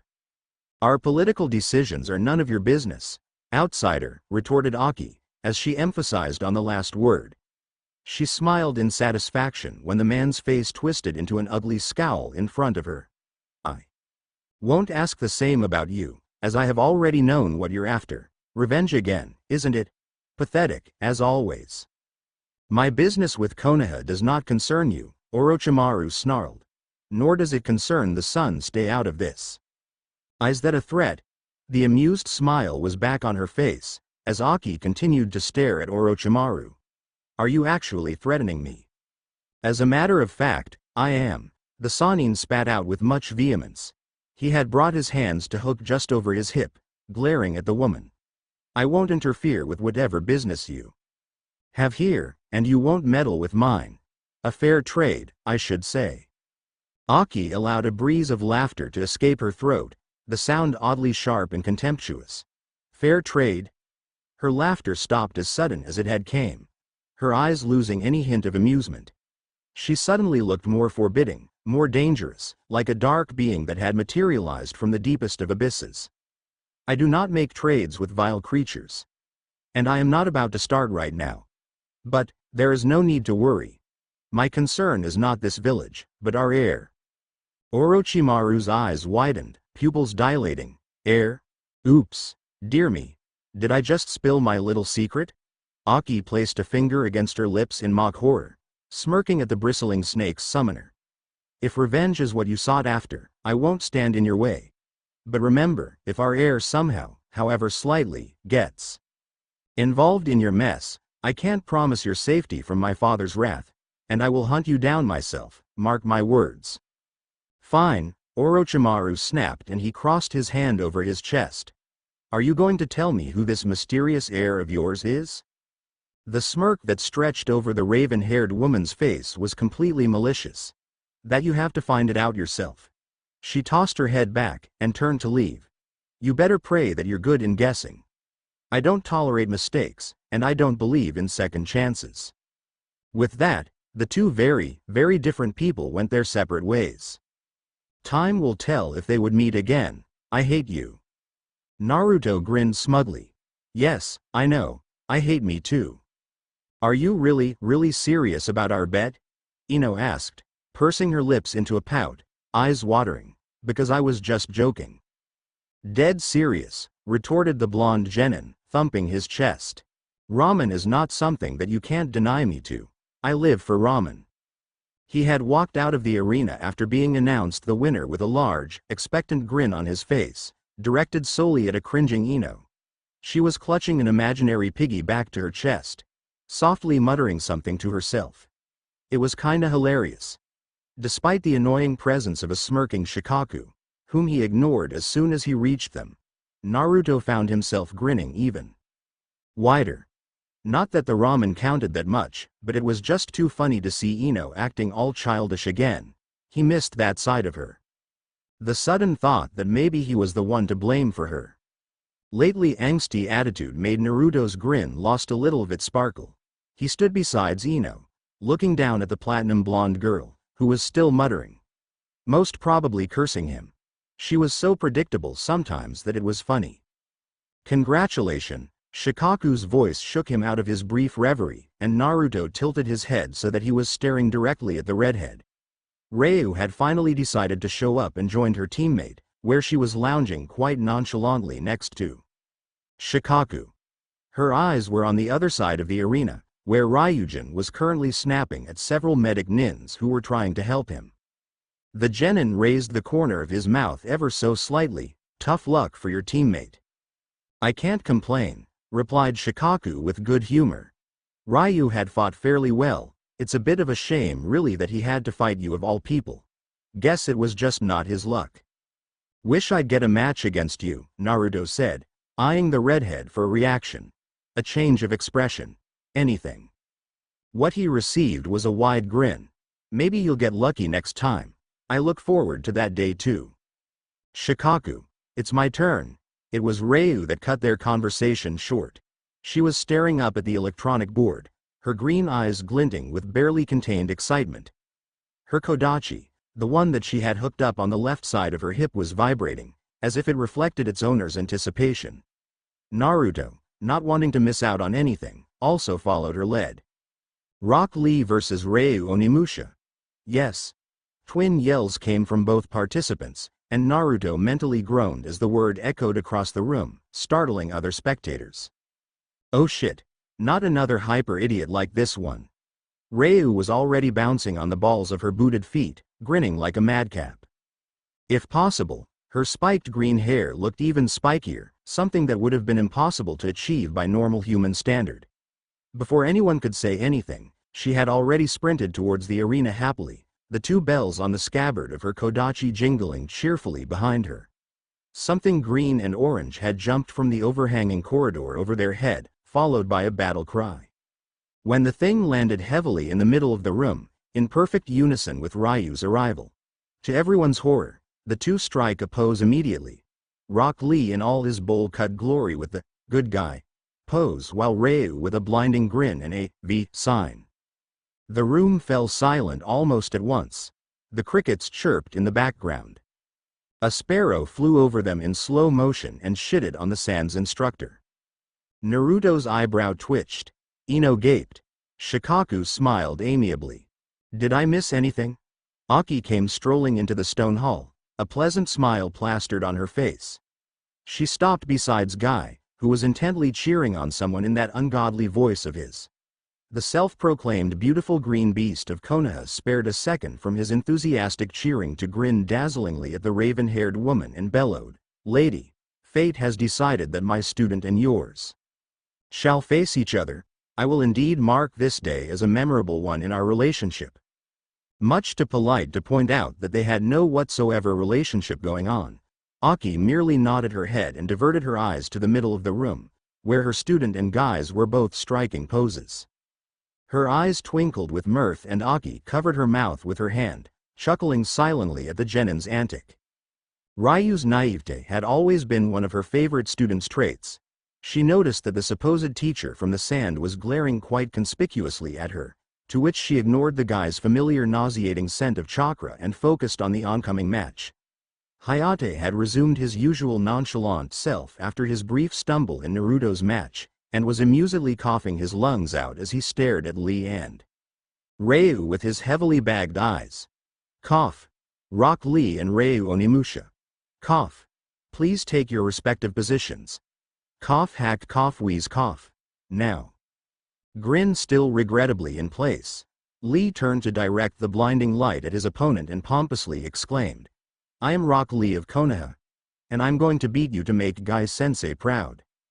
"I am Ryu Onimusha of the Sun," Ryu declared, a grin of her own to match that of Lee's.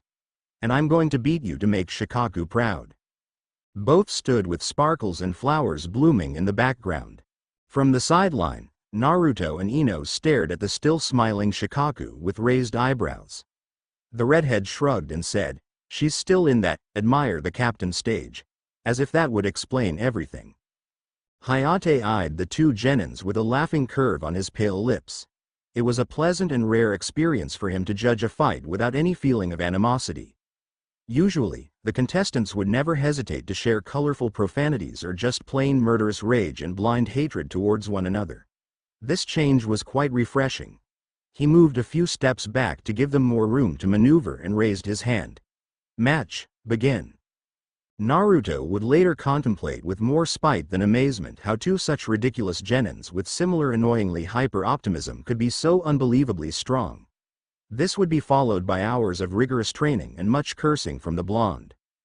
Once Hayate gave the signal for the start of their match, Lee and Ryu had both jumped back, foolish behavior disappearing in a flash. They were suddenly more matured, and looked every bit of an experienced fighter. Lee was standing erect on one side, one hand on his hip while another held out in his infamous challenging gesture. "Let's show them a fight that they won't forget." "That works fine with me," replied Ryu, cracking the knuckles of her bandaged hands with a nod. She unattached her kodachi from her hip and unsheathed its gleaming blade, before tossing the scabbard aside. The green-haired kunoichi fell into her fighting style, holding the kodachi in both hands. Her eyes were sharp and watchful under jade fringes. "Here I come." With a burst of speed, the Sun Genin disappeared from view, only to appear behind Lee and was swinging the blade towards him in a graceful arc. Lee had obviously seen the movement, as he jumped high to avoid the low blow. He twisted in mid-air and aimed a kick at Ryu, who had resumed a defensive stance, kodachi held slightly above her head. Ninja Sandal pressed heavily against sharpened metal, to which Ryu had flipped, flat surface facing upward so that she could support the sudden weight above her with her other hand. She gave the sword a flick, which forced Lee to jump away from the Sun Genin. He landed not far from Ryu, dropping immediately into his own unique fighting style. Wasting no time, Lee rushed forward, crying out a Konoha Senpu, as his leg swung into the trademark spin kick. The move connected with Ryu, who had blocked it yet again with her sword. Though the impact had been mostly taken care of, the girl still found herself skidding back, the soles of her boots screeching over the stone floor. She didn't wait until she had fully stopped when she used her Japanese sword as an anchor, leaving a deep trail of cracks that ran over the floor. Lee had retreated after his attack, critically scrutinizing his opponent. He waited until Ryu was back on her feet, the kunoichi running a thumb over the sharp edge of her kodachi. She looked up to meet his gaze and flashed him an impressed grin, before brandishing the kodachi like the start of her first attack. There was a long silence that followed their action, where every spectator was eagerly waiting for more of that fast-paced battle. Both did not use any flashy or explosive jutsu, but the fluidity and grace in their movement easily captivated the audience.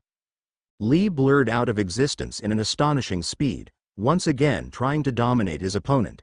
Faring exceptionally well against her rival, Ryu raised her kodachi and made a thrust at an empty space to her left, where Lee suddenly materialized out of nowhere and slowed down in order to dodge the clean plunge.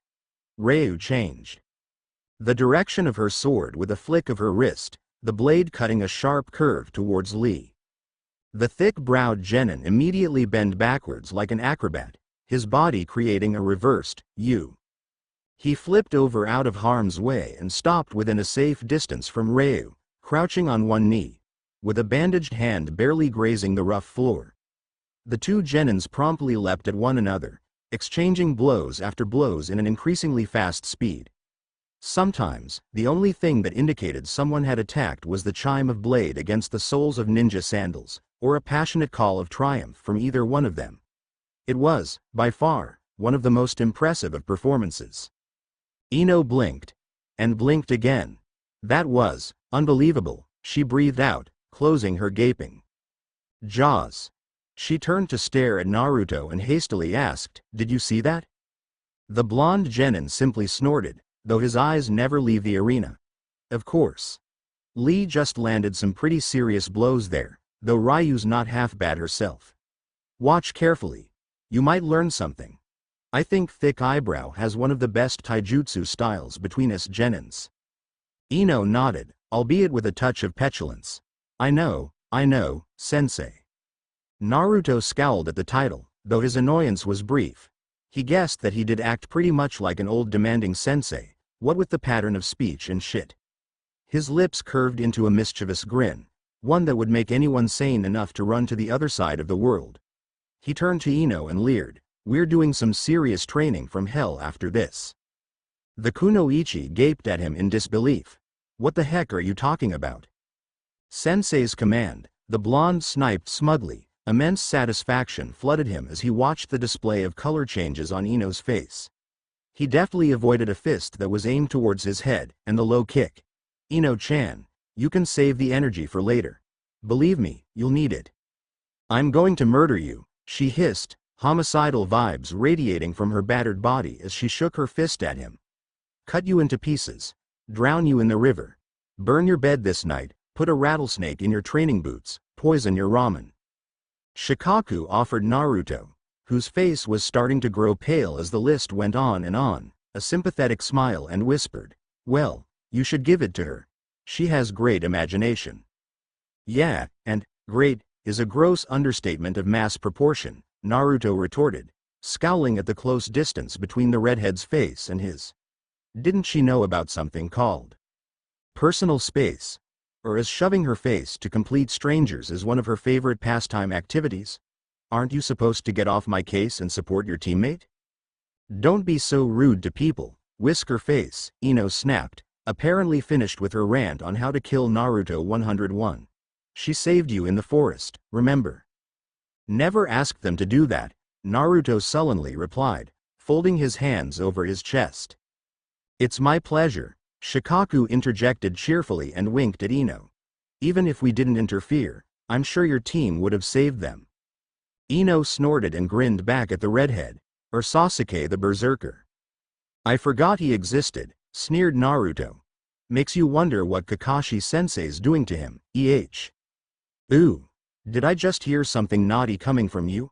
The blonde Kunoichi giggled, not even bothering to cover the glint of evil glee in her eyes. Naruto blinked at the question, while Shikaku simply smirked at his obliviousness. What the heck are you talking? And then, the answer came to him, in the form of obscene mental images from a disturbingly explicit magazine he had once had the misfortune to read. He groaned and shook his head. Shit, Ino. That's my sensei and teammate you're talking about. Well, like you've never heard about teacher-student relationship, shrugged the girl, still giggling helplessly. She was the one who had shown Naruto the magazine in the first place, in vengeance for losing 3 times in a row to the said genin. Too much information, the genin groaned again, his hands clamping down on his ears. He glared death at Ino and snapped. You do realize that you're giving me sickening mental images, don't you? It was Ino's turn to grin. That's the whole purpose, stupid. My secret, mess with your opponent's head's no jutsu, and you're the first to experiment it. Be honored. You're truly an amazing shinobi, Yamanaka-san, Shikaku complimented in amusement. Ino's grin turned absolutely smug. Tell me something that I don't know. Lee was apparently leading in the match. His condition was loads better than his son opponent. He was leagues ahead in speed and stamina, especially after shedding whatever weight he was wearing. There was a triumphant smile on his face as he doubled his attack on Ryu, who was doing worse than when they had begun. Lines of frustration were etched on the green-haired girl's face as she blocked another kick with her kodachi, only to be thrown backwards when Lee followed his kick with a jab to her exposed stomach. There was no question of who had the most advantage in their match of speed, taijutsu level and endurance. The fight was getting one-sided, though Ryu was still holding on and prolonging the match despite her struggle. It was 10 minutes later that she finally slumped over in exhaustion, after barely surviving the kill your opponent from the impact without killing yourself in the process technique from Lee. The thick-browed genin staggered up from the man-made crater, flashing a thumb up at the audience and his beloved Guy-sensei. Hayate declared the end of the match, victory going to Konoha. TBCA, N. Another chapter is out. Am happy with how it turned out to be, though I wished I could have written fighting scene better. Lee deserves a better platform to further exploit his ability. I love Guy-sensei to death. He's just so funny. The brief appearance from Orochimaru is fun to write to, though Aki had finally revealed the reason for the hidden son's interest in the Chunin exam. Was that enough hint to feed your curiosity, people? And I will be very happy to receive some feedback for this chapter. I don't think I'll be writing more matches. These were enough to fry my brain as it is. Current status is searching, search completed. Brain not detected, now you know. Kara, end of the road to everyone out there that reads this fanfiction of mine. I'd like to thank you for your reviews and constructive criticism and general support. I appreciate them very, very much, and it pains me to do what I'm about to do right now. I'm dropping fighting all odds. This is my project for a very long time, and I just don't know how to phrase what I'm feeling right now. I love Naruto Ino, and I will never stop loving this pairing. But I've decided to drop FAO for numerous reasons, and I'm here to inform you of my decision, so that none will wait for the next update. Consider this a permanent hiatus. I'm really sorry. I love each and every one of you out there. Thank you for such a fun ride. The experience had been priceless to me. Kara.